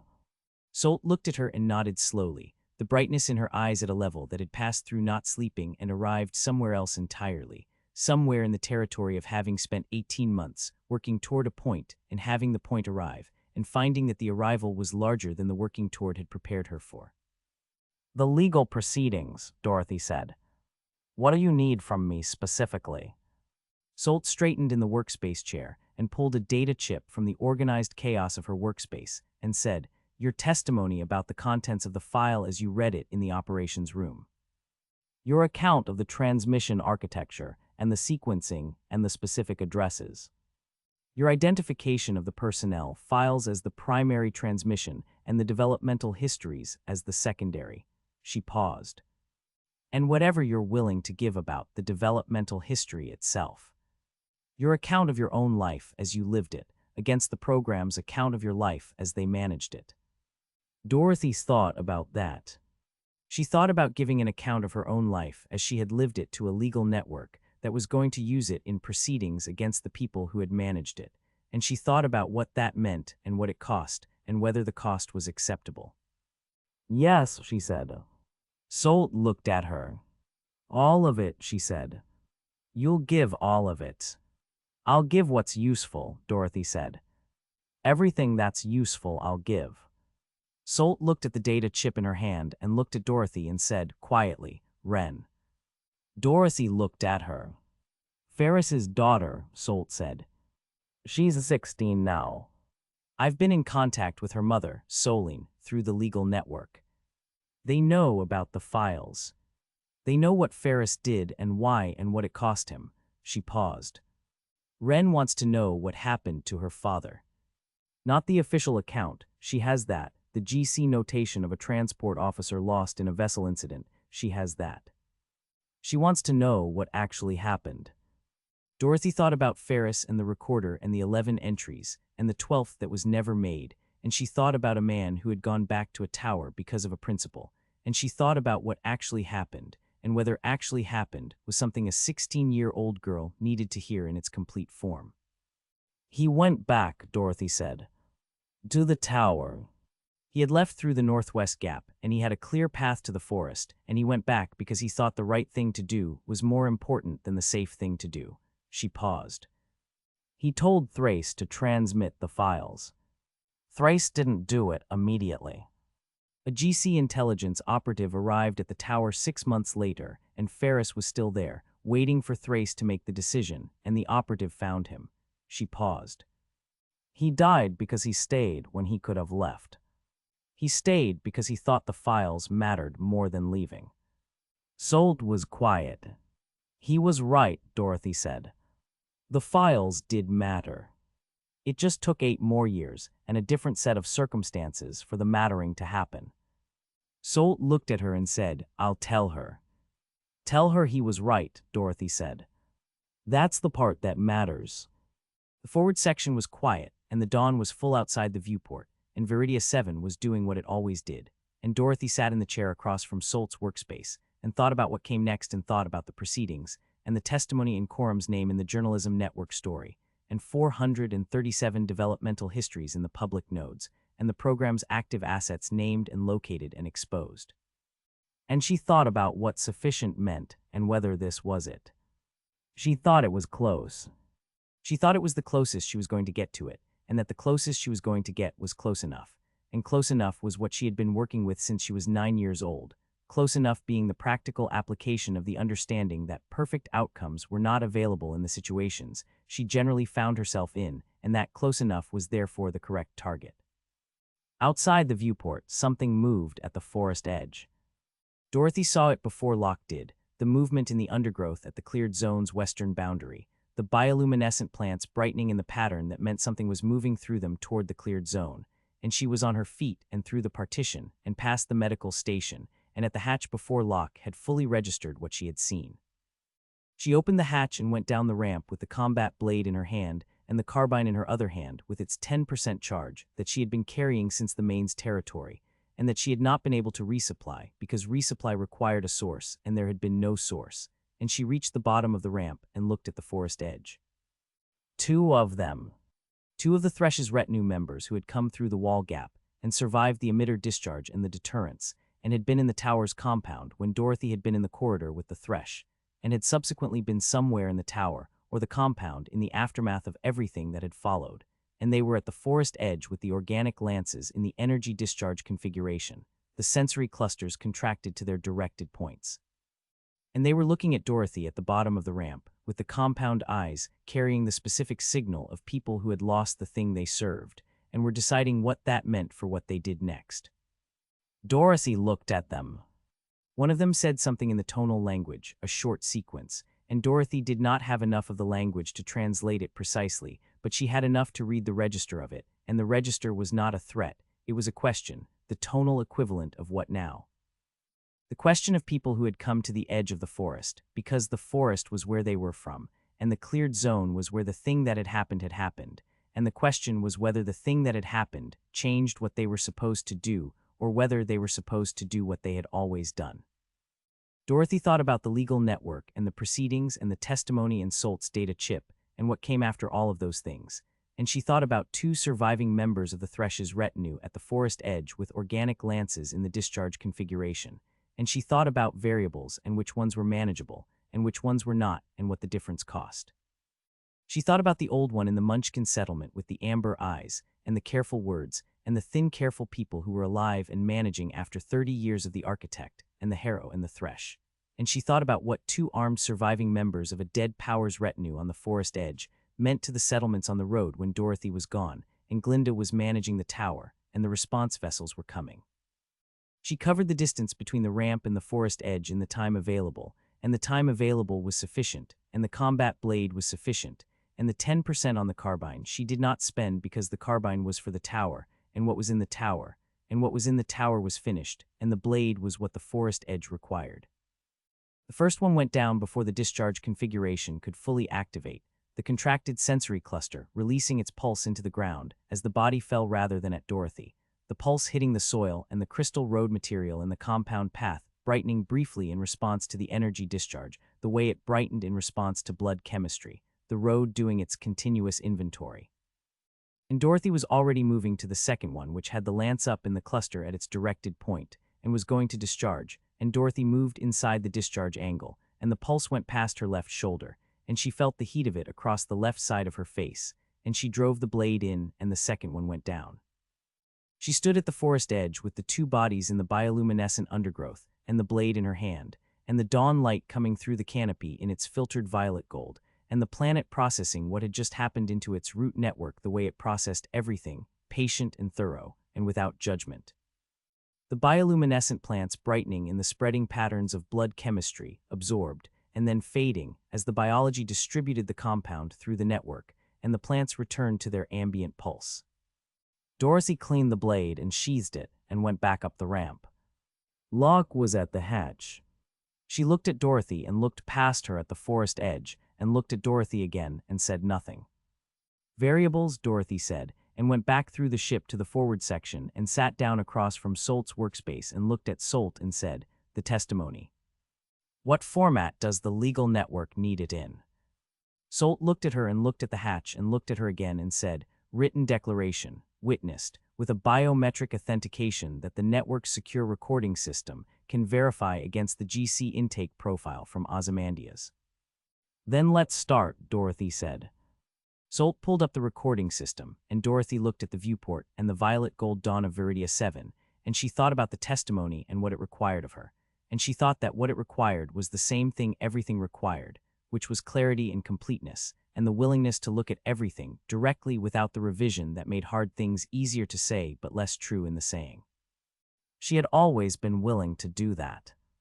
It was possibly the one thing the program had identified correctly about her, the one characteristic they had found in the baseline assessment that was genuinely hers, and not managed, and not engineered, and not the product of anyone's deliberate intervention, the willingness to look at everything directly, and she thought that it was fitting that the characteristic the program had selected her for was the one she was going to use to end them. "Begin the recording," she said to Solt. Solt began the recording. Dorothy looked at the viewport and the dawn and she started talking. The recording had been running for 40 minutes, and Dorothy was 3 years into the Ozymandias section of her testimony when the ship's external sensors produced the alarm tone, the 3-note sequence that repeated at 5-second intervals, and she stopped talking mid-sentence and looked at Locke. Locke was already at the sensor console. "What is it?" Dorothy said. "Everything," Locke said. Dorothy came out of the forward section and looked at the sensor console display and understood immediately what she was looking at and understood immediately why Locke had said everything, because everything was accurate. The sensor display showing the cleared zone and the perimeter wall and the forest beyond it, and the forest was not the forest anymore in any way that the word forest adequately described. The tree line was moving. Not in the way tree lines moved with wind or frond undulation, but in the way tree lines moved when the things that constituted them decided to stop being a line and become something else. The column trees at the forest's edge were moving toward the cleared zone. Not quickly. Not with the sudden committed speed of the Maine or the Scouts or anything else Dorothy had encountered on this planet that had decided to close a distance, but with the slow, inexorable quality of something that had all the time available and was using it, the massive trunks rotating at their root bases in the way she had seen individual root structures rotate in the forest that thinks, but here every tree at the cleared zone's perimeter was doing it simultaneously. The canopy shifting above them as the trunks moved, and the root systems below them cracking the soil as they rotated, and the bioluminescent undergrowth between the trunks flaring to maximum brightness in the way it flared when something significant was happening, the planet expressing its state in the only language it had. The biological monitoring display showed the root network activity at a level Dorothy had not seen on it before, not the thresh's directional signal, and not the forest that thinks reactive intelligence, and not the sonic disruption system's arrhythmia, but something that was all of those things simultaneously and more, the entire network operating as a single coordinated system at maximum activity. Every filament and every root and every bioluminescent plant and every crystal substrate connection running at full capacity in a pattern that was moving toward the tower from every direction at once. Not just the western tree line. Every direction. Dorothy looked at the display and she looked at the perimeter wall on the compound cameras, and the root filaments at the wall's base were doing what they had done when the thresh had put her palms on the compound ground and instructed them, the distributed hydraulic pressure against the alloy base, but without the thresh's direction, without anyone directing them, just the network itself doing what the network had decided to do. And the wall was already showing the deformation at its base that preceded the giving way. "The thresh," Locke said. "Her death." Dorothy looked at the display and thought about what the thresh had been, and what her death meant to the network she had been integrated with for 100 years, the planet's partner for a century, the woman whose bioluminescent patterns had been the planet's own language running through a biological body, and she thought about the root network reaching for the thresh in the corridor after the disruption system fired and finding nothing. And she thought about what a planetary biological network did when the thing it had been partnered with for 100 years stopped responding. The planet was not attacking. It was not a coordinated assault with intent and strategy. It was not the Maine's territorial aggression or the Thresh's directed power or TCU-11's programmed response. It was something more fundamental than any of those things. The vast biological conversation of Viridia, 7 registering an absence it had never registered before, and moving toward the last location of the absent thing, with the blind, patient momentum of a system that did not have the architecture for grief, but had the architecture for reaching. And the reaching was going to do what the reaching was going to do regardless of what was in its path. The ship was in its path. "Can you lift?" Dorothy said. Locke was already at the cockpit. "The root network is under the landing struts," she said. "The filaments have been growing into the strut housings since we landed. If I fire the drive now, I burn the filaments, and I burn the struts, and I don't know what burning the filaments does to the network's response." "It accelerates it," Dorothy said. "Everything that disrupts the network accelerates the response." The sonic disruption system at 80% accelerated the thresh's approach. Full power stopped her, burning the filaments from inside will. "Bring the whole forest down on the ship," Locke said. Yes. Dorothy looked at the sensor display and looked at the perimeter wall beginning to give it its base on the western face, and looked at the column trees moving toward the cleared zone on every bearing, and she thought about the ship and Solt inside it, and the testimony recording, and the data chips and the backup copy. And she thought about what the planet moving toward the tower in a tide meant for everything in the tower's immediate vicinity that was not the tower. Get the ship off the ground, she said. Not high. 20 meters. High enough that the root filaments can't reach the struts, and low enough that you can come back down when it's finished.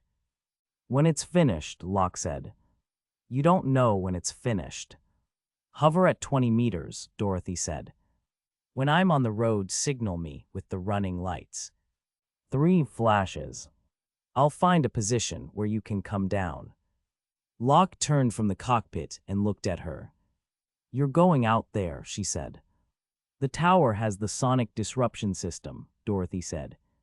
If I can get to the console and run the disruption at maximum pulse, it buys time, slows the network's response, gives you the window to get clear, and gives me the window to get out. She paused. The disruption system is the only thing on this planet that affects the network at the level this requires, and it's in the tower and I'm here. The disruption system is what killed the Thresh, Locke said. The disruption system plus the blade killed the Thresh, Dorothy said. The disruption system alone slows the network. Slowing it is sufficient. I don't need to stop it, I need to slow it enough to get out. Locke looked at her with the assessing stillness running its full depth assessment, and she said, the road. The road is biological, Dorothy said. The network is the road, and the road is the network, and the road running northeast is the network's primary substrate in this region. If I can get to the road and get northeast on it far enough that the tower is behind me, the network's convergence on the tower is what it's converging on, not me. The road remembers everyone who walks it, Locke said. The Thresh told me that, Dorothy said. On the road. Day 5. And you're going to walk it one more time, Locke said. I'm going to run it, Dorothy said. Get the ship up. 20 meters. 3 flashes when you see me on the road. Locke looked at her for one more moment with the assessing stillness, and then she turned to the cockpit, and Dorothy went to the hatch and opened it, and went down the ramp for the last time, and the pre-dawn dark that had been pre-dawn when she walked up the ramp was now full morning, and the violet gold light of Viridia 7 was coming down unfiltered in the cleared zone, and the cleared zone was changing. The root filaments at the cleared zone's soil surface were visible now in a way they had not been visible before, rising out of the ground as the network increased its surface activity, thin crystalline tendrils catching the morning light, and the ground between the ship and the perimeter wall had a quality of movement to it that soil did not normally have, a slow writhing at the surface level that was the network expressing its activity through every available connection point. Dorothy ran across the cleared zone toward the perimeter wall's northwest gap. The gap was still there, the alloy panels of the maintenance access point hanging open from the previous night's entry, and she went through it into the compound, and the compound was different from the compound she had left, the bioluminescent road material in the compound's central path running at maximum brightness, the gold pulse not slow and rhythmic but rapid and continuous. The road substrate carrying the network's maximum activity signal through its crystal matrix, and the light of it casting moving shadows across the compound walls. The 2 bodies she had left were still there, and the network was processing them the way it processed everything, the bioluminescent patterns moving through the ground around them as the root filaments absorbed the blood chemistry and distributed it, and Dorothy went past them toward the tower's south wall access door without looking at them. The south wall access panel took 7741, and the door opened, and she went in and up the corridor toward the stairs, and the corridor was vibrating, a low sustained tremor coming through the alloy floor, and the alloy walls that was the root network's pressure against the tower's foundation transmitted through the structure, the planet pressing against the thing that had been inserted into it 30 years ago, and that was now without the authority that had maintained the insertion. The architect gone and the architect's systems standing down, and the planet making its assessment of what that meant. She went up the stairs. The ground level was shaking with the foundation tremor, and Vorn's body at the base of the main staircase had shifted from its original position as the floor moved, and Dorothy went past it and up to the second level, and the second level was shaking, and the equipment on the storage racks was rattling against its housings, and 2 of the racks had come partially off the wall where the mounting points had pulled through the alloy surface under the sustained vibration. She went up to the third level where the array was, and the array was operational, the transmission complete but the system still warm, and she went past it to the operations room, and the operations room door was open. She had left it open, and she went in and sat at the console. The biological monitoring display was showing a reading she had no scale for, the root network activity so far beyond anything the display had been calibrated to represent that the indicator was simply at maximum and holding there, a flat line at the top of the scale that meant the sensor had run out of numbers for what it was reading. Dorothy looked at the sonic disruption system control, and she looked at the remote access chip she had put back on the console after using it in the corridor with the thresh, and she picked up the chip, and she activated the disruption system at maximum pulse from the console rather than the chip, because the console gave her direct control of the pulse frequency and the pulse interval, and the chip gave her only the on and off. The tower shook. Not the foundation tremor, but the full structural response of a building whose alloy construction was conducting the disruption system's maximum pulse output through every surface simultaneously. The system designed to operate through the root network substrate, transmitting its pulse through the crystal road material under the compound, and through the filaments under the foundation, and into the network. And the network's response to the pulse was visible on the biological monitoring display as a cascade of arrhythmia spreading outward from the tower's position through the network in every direction, the maximum activity flat line breaking into the irregular pattern that meant the network's coordination was being disrupted. The trees at the cleared zone's edge stopped moving. Not permanently. The arrhythmia was spreading, but the network was vast, and the disruption was localized, and the network's compensation was already beginning at the edges of the disruption radius. The same compensation the thresh had run, routing around the interference, and the window the disruption bought was not long, minutes rather than hours, but minutes was what Dorothy needed. She set the disruption system to run on automatic pulse at maximum output, and she left the console and went back down the stairs, and she went fast because fast was what the minutes required. The ground level was shaking harder than it had been 4 minutes ago when she came up through it, the foundation tremor deeper and more sustained, and she could see in the alloy floor the hairline fractures that the sustained pressure was opening at the floor's weld seams, the planet's argument with the tower's foundation finding its expression in the structure's material, and she went through the ground-level corridor toward the south wall access door, and she opened the door and went into the compound. The compound was not the compound she had crossed 4 minutes ago. The western perimeter wall had given at its base in the section adjacent to the original gap. A full 2-meter section collapsed inward, and through the gap the forest was visible, not the forest's normal morning aspect, but the forest at maximum bioluminescent output, every plant at full brightness simultaneously. The column trees that had been moving toward the cleared zone now at the cleared zone's boundary, and their root systems visible above the ground surface as the network's activity pushed them upward, the roots of the column trees thick as the Tin Man's torso breaking the soil and curling above it in the specific shape of things reaching for something. Things reaching for the tower.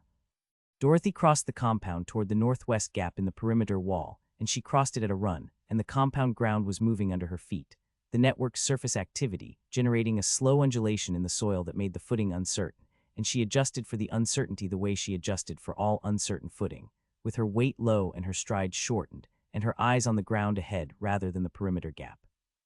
Something came out of the collapsed western wall section. Not a plant and not a root structure, and not anything she had a category for, something that was the network itself expressing a physical capability she had not seen it express before, a mass of root filaments and bioluminescent plant material, and crystal substrate fragments moving together in a configuration that had no biological precedent she knew of, the network assembling itself into something that moved with a purpose that was not intelligence, but was beyond pure reflex. The reaching of the vast biological system made physical and mobile, and directed at the thing that had been generating the disruption pulse. Directed at Dorothy. She had the carbine up before the thing had fully cleared the collapsed wall section, and she fired, and the 10% charge produced one shot, and the shot hit the assembled mass, and the energy discharge disrupted the filament connections in the impact zone, and the mass lost its coherence in that section, the filaments separating, and the bioluminescent material going dark where the charge hit. But the mass was not dependent on any single section's coherence, and it kept moving, and Dorothy had 0% on the carbine now, and she dropped it. The combat blade came out.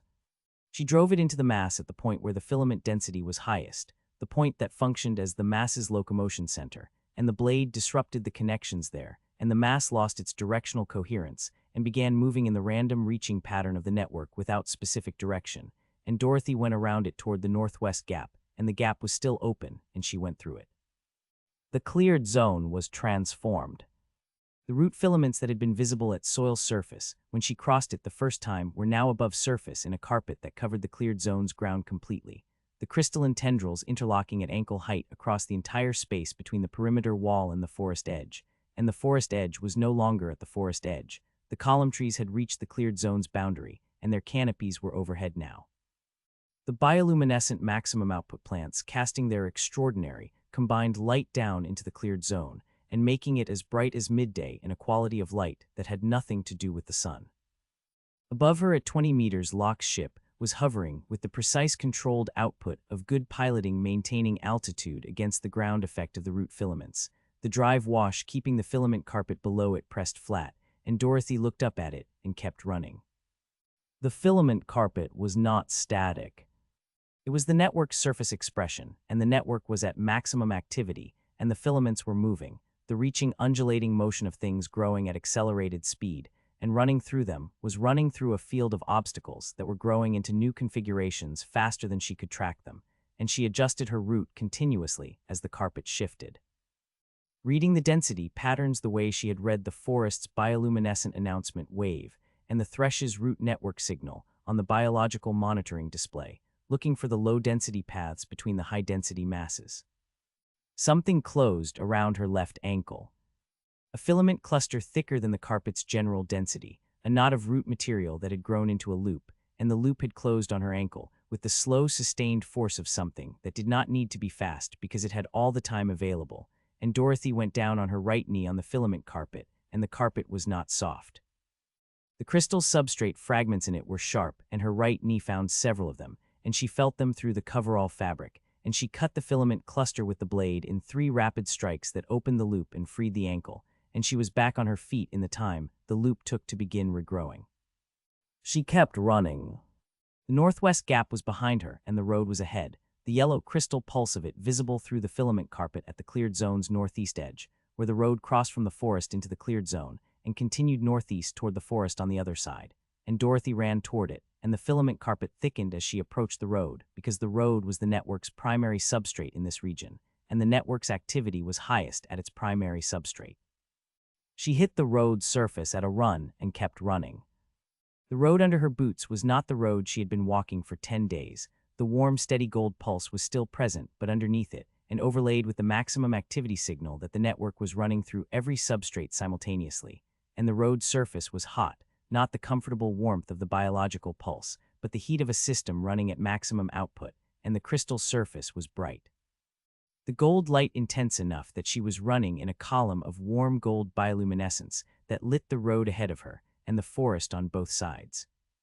The forest on both sides was the forest at maximum bioluminescence, every plant at full brightness, the column trees enormous overhead with their canopies interlocking, and the light they were generating making the forest interior as bright as the cleared zone behind her. And the road ahead was lit, and the road was hot, and Dorothy ran on it northeast, because northeast was away from the tower, and the tower was what the network was converging on, and northeast was where the road went. Things came out of the forest. Not the organized approach of the Thresh's scouts or the territorial commitment of the Maine, but the random reaching of the network's maximum activity expressing itself through whatever biological systems were connected to it, plants extending their root structures across the road surface in rapid growth bursts, the bioluminescent undergrowth sending out lateral shoots that crossed the road in seconds, the column trees rotating their roots at the surface and sending filament masses across the road's path. Dorothy went through them. She went through them with the blade because the blade was what she had, and the blade was sufficient for the filament masses and the lateral shoots and the root structures crossing the road, each one requiring a different application of the blade's edge and the blade's point, and the full rotation of her wrist and arm and shoulder, and the going through them was not clean and was not quick but was continuous. She kept moving and kept cutting, and the road kept going northeast, and the network kept reaching, and the cutting kept the reaching from closing around her long enough to keep moving. A root structure came up through the road surface. Not alongside it through it, the road's crystal substrate cracking from below, as the root forced its way up the way it had forced its way up in the forest that thinks. And this root was larger than those had been, the network's maximum activity producing a force that the normal root growth pressure did not produce. And it came up under her left foot mid-stride, and the road surface tilted, and she went down on her right side on the cracking crystal, and the blade went wide, and her right hand hit the road surface, and the crystal fragments in the impact zone opened 3 parallel cuts across her palm that she registered and kept moving through. She got up. She got up and cut the root where it crossed the road's surface, and kept running, and the blade was not what it had been at the start of this day, the edge compromised by the accumulated cutting, the biological material of the root structures, and the filament masses harder than it looked, and the blade having given a portion of its edge to every cut. And she thought about the blade's remaining useful life, and she thought about the distance between here and wherever here became far enough from the tower that the network's convergence left her behind, and she thought that the blade had enough left, and she had enough left, and enough was the relevant metric. Something large moved in the forest to her left. Not a predator, not the main's replacement, or anything in the main's category. The predators of this planet were biological organisms, and biological organisms were affected by the network's maximum activity, the same way everything connected to the network was affected, disrupted and disoriented rather than directed. But something large was moving in the forest to her left, and its movement was the movement of something large that had been disoriented and was thrashing rather than hunting. A column tree whose root rotation had destabilized its trunk and was in the process of coming down. It came down across the road. 40 feet of column tree, trunk hitting the road surface at the angle of a fall that had been in progress for several seconds before Dorothy saw it. And she saw it with enough time to assess the angle and assess her speed, and assess the gap between the trunk's projected impact point and her current position, and she assessed it as insufficient, and she left the road surface in a dive that took her left off the road and into the bioluminescent undergrowth on the road's left side, and the trunk hit the road where she had been with an impact that she felt through the ground and through her body where it was in contact with the ground, and that sent crystal fragments. Shattered road substrate in every direction, including through the air above her. She lay in the undergrowth for 2 seconds. The undergrowth was at maximum bioluminescence, and her contact with it was triggering the contact response brightening on top of the maximum output, and the plants were doing something she had not experienced from them before, not the passive tracking of her movement but an active contact, the plant material pressing against her with the slow, sustained force of something that was not strong enough to hold her and knew it, and was trying anyway, the network reaching through the plants for the thing lying in them. She got up and cut what was pressing, and got back on the road on the other side of the fallen trunk, and kept running. The road's heat was increasing. The crystal substrate under her boots was hot enough now that she could feel it through the boot soles, not burning but significant, the network's maximum activity generating heat through the substrate, the way a system at maximum output generated heat through any conductor. And the gold bioluminescence of the road was so bright that the road ahead was not just lit but radiant, a column of warm gold light extending northeast into the forest as far as she could see. Dorothy ran in the column of light, and she cut what reached for her from both sides, and she kept her feet on the road surface, because the road surface was the network's primary substrate, and the network was converging on the tower, and the road was converging on the tower from the northeast, and she was running northeast, which was away from the convergence, and as long as she was moving faster than the convergence, she was ahead of it. She did not know how much faster she was moving than the convergence. She knew she was still moving. At some point the carbine was gone, dropped in the cleared zone, and at some point the medkit was gone. She had no memory of losing it, but the weight that had been on her back was less than it had been. And at some point the second water bladder was gone, though she had not drunk from it in the past hour, and what remained was the blade and the coverall and the boots and the body inside the coverall. And the body inside the coverall was running on the specific fuel that bodies ran on when they had spent everything else, which was the refusal to stop, the pure physical stubbornness of a system that had not been designed to quit and had not learned to since. The blade was on its last edge. She knew it the way she knew all things about tools she was using at their limit, not from a measurement but from the feel of it, the way the cuts that had been clean in the first kilometer were no longer clean, the blade pushing through the root material, and the filament masses rather than cutting through them, and she was compensating for the lost edge with force, and force was also a finite resource, but it was the resource she had. The forest thinned. She did not notice it immediately because thinning was gradual, and she was running and running did not allow for gradual observations, but at some point she became aware that the canopy overhead had gaps in it, the column trees spaced further apart than they had been, and the bioluminescent undergrowth was less dense, and the filament carpet on the road surface was thinner, and the road's heat was decreasing under her boots. The substrate temperature dropping as the distance from the tower's foundation increased, and the network's maximum activity signal attenuated through the distance. She was past the density. Not past the network covered the entire planet, and she would never be past the network, but past the density of the network's convergence on the tower, past the point where the maximum activity was concentrated, into the region where the network was running at elevated activity, but not at the maximum output of the convergence zone. The plants were still bright. The road was still hot. Things were still reaching from the undergrowth. But the reaching was slower, and the plants were not moving toward her, and the road surface was not cracking from below, and the fallen column tree was behind her, and the filament masses were behind her, and the mass that had assembled itself in the collapsed wall section was behind her. Dorothy stopped running. She stopped and stood on the road in the night that had come while she was running, the planet's day having completed its arc during the time she had been inside the ship, and inside the tower, and in the compound, and on the road.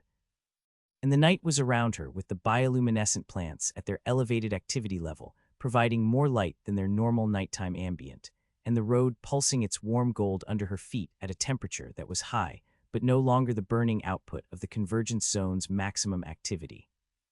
She stood on the road and she breathed. In for 4 counts and out for 4 counts, and the breathing was harder than it should have been. The ribs that had been taped since day 2 of the planet, objecting to the sustained demand of the past hour, with the deep structural ache that had been present since the crash, and that the tape and the time had been managing, and that the running had unmanaged, and she breathed through it in the controlled, incremental way she had been breathing through it for 10 days, and it found its level, and she kept breathing. Her right palm was bleeding from the 3 parallel cuts. The crystal fragments had opened in it when she went down on the road, and the blood was running down the back of her hand, and along the blade's handle where she was still gripping it and dripping from the blade's tip onto the road surface. And the road was doing what it did, the bioluminescent pulse brightening briefly where the blood found the crystal, and then fading as the road processed the chemistry and distributed it through the substrate. Her left ankle was bruised from the filament loop, and her right knee was cut from the crystal fragments, and her left shoulder had reopened under the exertion, the closure strips that Locke had applied pulling at the wound edges, and the jaw scar was tight from the impact with the road surface in the fall, and the right palm was cut, and the ribs were insistent, and she was, in the inventory that she took at the end of everything, alive. That was the only metric. She looked northeast along the road, at the warm gold bioluminescent column of it extending into the forest's elevated nighttime light, and she looked at the visor display of the tactical overlay that had been part of the maintenance coverall's original equipment, and that she had been using since she found it active on day 3, the display that showed range and bearing on objects within sensor range, and she looked at the display, and she found what she was looking for. Locke's ship. Visible on the display as a transponder signal, northeast, above the tree line, hovering at 20 meters with the controlled precision of good piloting maintaining altitude, and Dorothy looked at the transponder signal, and she thought about 3 flashes, and she waited. The running lights on Locke's ship flashed 3 times. Dorothy raised her right hand with the blood running down it, and held it up toward the transponder signals, bearing the way you held your hand up to something you wanted to see you. And she thought that Locke's sensors were good enough to see a thermal signature on the road in the forest's nighttime bioluminescence, and she thought that Locke had been watching her since she left the cleared zone, and had been tracking the thermal signature on the road, and had been following the signature northeast at 20 meters altitude with the controlled precision of good piloting, and had been waiting for the signature to stop moving. The signature had stopped moving. Dorothy stood on the road and breathed and held her right hand up toward Locke's ship, and the road pulsed its warm gold under her boots, and the forest was around her at its elevated bioluminescent activity, and the planet hummed its deep frequency in the ground, and the root network, and the crystal substrate, and everything connected to everything else. And the tower was behind her somewhere in the dark, and the convergence was behind her, and everything she had been and done and survived on this planet was behind her on the road she was standing on. By the time she reached the road, her legs were carrying her on something that was not strength anymore, the strength having been spent somewhere in the compound, or the forest edge, or the tower's ground level, or all 3 simultaneously, and what was left was the specific biological stubbornness of a body that had not been given permission to stop, moving because stopping was not an instruction she had issued, and her body knew better than to issue it without authorization. And the road was warm and gold beneath her boots, and the dark of Viridia 7 night was around her, and the visor's display showed Locke's ship on the horizon, dropping through the cloud layer, with the controlled precision of a pilot who had been watching the sensor feeds and had seen everything and was coming down anyway. Locke's ship still smelled like recycled air and engine grease, and the specific functional smell of a working vessel that had been worked hard for a long time and maintained well throughout.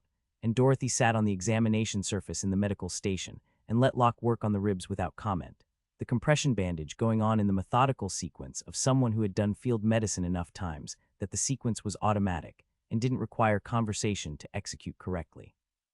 The ribs were the worst of the new damage, 3 of the original cracked ribs having progressed to broken during the planet's assault on the compound and the tower's ground level. The biological tide that had come out of the forest, doing what biological tides did when they had momentum and a direction and 30 years of accumulated opinion about the thing they were moving against. The shoulder closure strips had held through most of it and had not held through all of it, and Locke redid those too, and the knee had taken a new impact somewhere in the compound that had given the old impact company, and the forearm bruising was a permanent feature at this point, present since the Scarecrow's field and simply accumulating texture since. Dorothy sat through all of it without the kind of sounds that people made when things hurt, because the sounds required energy, and she was rationing what remained. Locke reset the 3rd rib, and Dorothy breathed through it, and Locke said, without looking up from the work, "Thrace." "What about him?" Dorothy said. "His current status," Locke said. "The short-range transport." "Where did he go?" "He had coordinates for the Outer Systems Legal Network's primary contact station," Dorothy said. "He'll be there within the transport's range parameters. Whether he's there already depends on how long I was outside." 4 hours, Locke said. "Then he's there," Dorothy said. "Or close enough." Locke applied the last compression wrap and stepped back and looked at the result and looked at Dorothy and said, "He's not going to survive the proceedings." "He'll survive long enough to testify," Dorothy said. "That's what the proceedings need from him. He's 72 years old, and he's been alone in a tower for 30 years, Locke said. "The proceedings are going to take years." "He survived 30 years of fear in a tower on a planet nobody could find," Dorothy said. "He'll survive the proceedings," she paused. "He wants to. That's the difference. Everything he survived before he wanted to be over. The proceedings he wants." Locke looked at her for a moment, and then she moved to the storage unit beside the medical station and produced the flask and offered it, and Dorothy took it and drank and handed it back, and Locke drank and set it on the surface between them. The comms unit on the midship console produced a soft tone, and Locke crossed to it and read the incoming intercept and handed the display to Dorothy without comment. The intercept was from the tower's external broadcast frequency, not TCU-11's standing down request for instruction, a different frequency, the array's outbound channel, and the transmission was brief and in standard and was signed with Glinda's household identifier, the same bioluminescent thread identifier Dorothy had seen on the guard's uniform and on the asset's clothing, and it was addressed to the Outer Systems contact stations of 3 separate trade networks, and it said, in the precise, careful language of someone who had been waiting to say it for 30 years, that the communications embargo on the system designated Viridia 7 was lifted effective immediately, and that the array was operational, and that inquiries regarding trade access and transit routing could be directed to the tower's new administrative authority. New administrative authority. Not Glinda by name.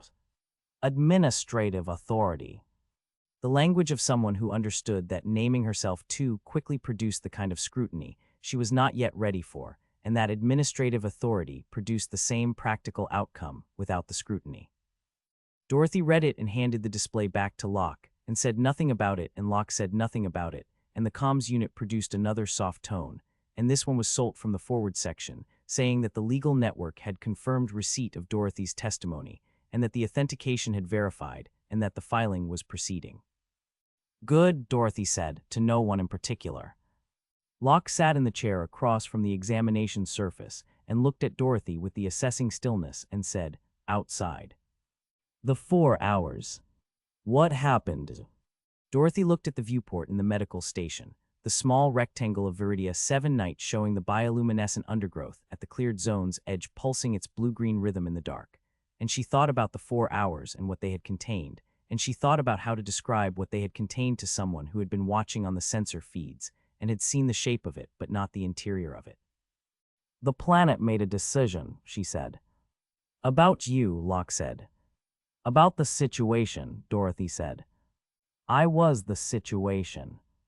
The biological tide, Locke said. The forest. The undergrowths.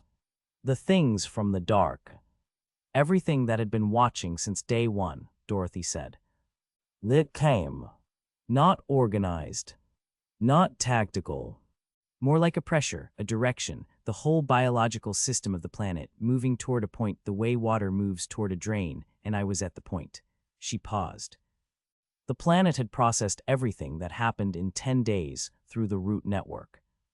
The Longjaw and the Scarecrow and the Scouts and the Main and everything that died in the tower and the Thresh, especially the Thresh. The Thresh going into the network was significant. 100 years of integrated biology returning to the system all at once, and the system processed all of it and arrived at a conclusion about the thing that had produced all of it. You, Locke said. Me, Dorothy said. And the conclusion was, Locke said, that I needed to be somewhere else, Dorothy said. It wasn't trying to kill me. It was trying to move me. There's a difference, she paused. I didn't understand that for the first 2 hours. I treated it as a threat and responded accordingly, and the response was expensive and not fully effective because you can't fight a tide. You can only move with it or against it, and fighting it is the same as moving against it, which is the same as the tide winning slowly. She paused. In the 3rd hour, I understood what it was doing, and I stopped fighting it and moved with it, and it took me to the road, and the road took me southwest, and the tide stopped at the road's edge because the road is not native biology, and the tide didn't cross it. Locke looked at her. You stopped fighting it, she said. I moved with it to the road, Dorothy said. On the way to the road, I dealt with what needed dealing with. The moving and the dealing were not mutually exclusive. The things in the dark, Locke said. That had been watching since day one. Some of them, Dorothy said. Locke held her gaze for a moment, and then she said, how many? Dorothy thought about the 4 hours, and the compound and the tower's ground level, and the outer grounds between the perimeter wall and the forest edge, and the forest itself and the road, and she thought about what had come at her across those 4 hours in the biological tide that the planet had sent. And she thought about the carbine spent in the 1st hour, and the blade doing the work the carbine had been doing before the charge ran out, and the specific accumulated weight of 4 hours of continuous engagement with a planet that had made a decision. Well, enough, she said. Locke looked at her steadily, and the assessing stillness was doing something that Dorothy recognized as the specific processing of someone who was sitting with information they had not fully integrated yet, and were not going to rush the integration of, and she said, when the sensor feeds showed what was happening, I considered coming in. I know, Dorothy said. I didn't, Locke said. I know that too, Dorothy said. Because you would have managed it, Locke said. Regardless of what it cost. Yes, Dorothy said. Locke was quiet for a moment, and then she said, the killing. Across 10 days. The things you killed and the way you killed them and what you, she stopped. Not the stop of someone who couldn't find the words, but the stop of someone who had found the words and was deciding whether to use them. Ask it, Dorothy said. Locke looked at her. Do you enjoy it, she said. The medical station was quiet, and the comms unit was quiet, and through the forward partition Solt was quiet, and the planet outside was doing its biological hum in the ground, and the bioluminescent plants were pulsing their ambient rhythm at the cleared zone's edge, and Dorothy looked at the viewport and thought about the question, and thought about honest answers, and what they cost, and whether the cost was different with Locke than it was with anyone else. She decided it was different with Locke. Yes, she said. Locke said nothing, and Dorothy looked at the viewport and continued. Not all of it, she said. The tactical problems I enjoy the way I enjoy any problem that has a clean solution when you find the correct angle. The geometry of it. The way the variables resolve when you understand them completely and apply the right response. She paused. But underneath the tactical problem there is something else, and the something else is also yes. The watching things die, Locke said very carefully. The watching things stop, Dorothy said. There's a moment when something that was moving stops moving, and the moment is completely clear. Everything before it is noise, the threat and the response and the calculation, and the moment itself is silence, and I find the silence. She stopped and thought about the word and said, satisfying. In the way that completion is satisfying. The problem existed, and then the problem didn't exist, and the transition between those two states is the most honest thing I know how to experience. Locke was still. The thresh, Dorothy said. In the corridor. 40 minutes. It was not clean and it was not quick, and the planet's language going out of her skin in patches, while the network kept trying to reach her through the disruption. That was, she paused. That was significant. That was not just a problem being solved. That was something else, and I am not going to characterize it as something it wasn't. You liked it, Locke said. I found it interesting, Dorothy said. In the way that a thing you have never seen before is interesting when it is also something you are in the process of ending. She looked at Locke. I understand that this is not a comfortable thing to hear. Locke looked at her with the assessing stillness, and Dorothy looked back, and the quiet between them had the specific quality of a quiet that was not empty but full, containing everything that had been said and everything that was being processed, and the particular weight of two people who were past the point where comfortable was the relevant standard. Are you going to kill me? Locke said. Dorothy looked at her. No, she said. Why not? Locke said. Because you're not a problem, Dorothy said. You're the first person in 36 years who looked at me clearly and made decisions based on what they saw rather than what they needed me to be, and I don't kill things that aren't problems. She paused. Also because I find you interesting in a different way than I find the other thing interesting, and the two kinds of interesting are not compatible. Locke held her gaze for a long time with the assessing stillness running at its full depth, and then she said, That's the most honest thing anyone has ever said to me. You asked an honest question, Dorothy said. It deserved an honest answer. Locke picked up the flask and drank, and offered it, and Dorothy took it and drank, and they sat in the quiet of the medical station, with the planet outside doing its patient biological work, and the comms unit quiet, and the dawn somewhere above the cloud layer beginning its approach to the horizon. At some point Locke went forward to prepare the ship for departure, and Dorothy sat in the medical station and looked at the viewport and the bioluminescent plants pulsing their rhythm in the last of the night, and she thought about 10 days and what they had contained, and she thought about the road and what it remembered, and she thought about the Tin Man dark on the floor of the level above the corridor, and she gave that 3 seconds, and then she stopped giving it anything.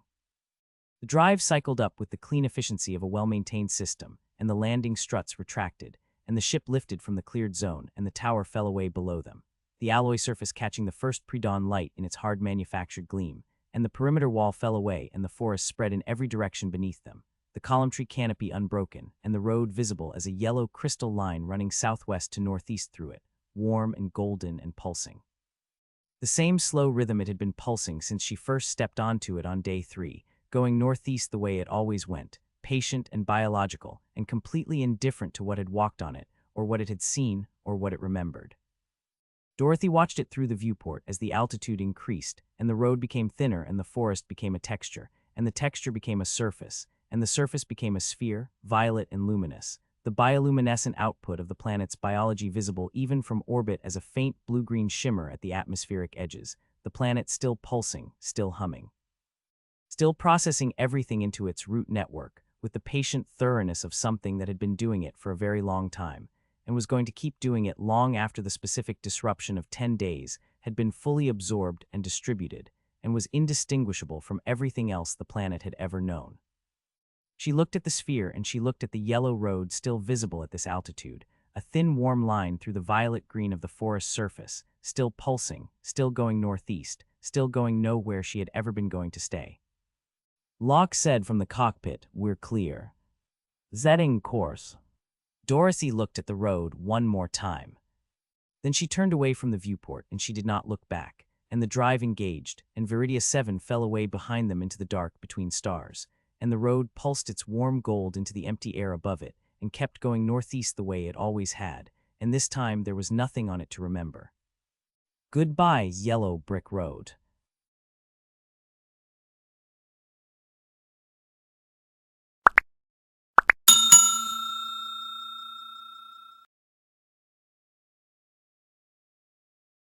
I would like to thank you for watching the video to the end. To encourage us to make more videos, please like, subscribe, comment, as well as share.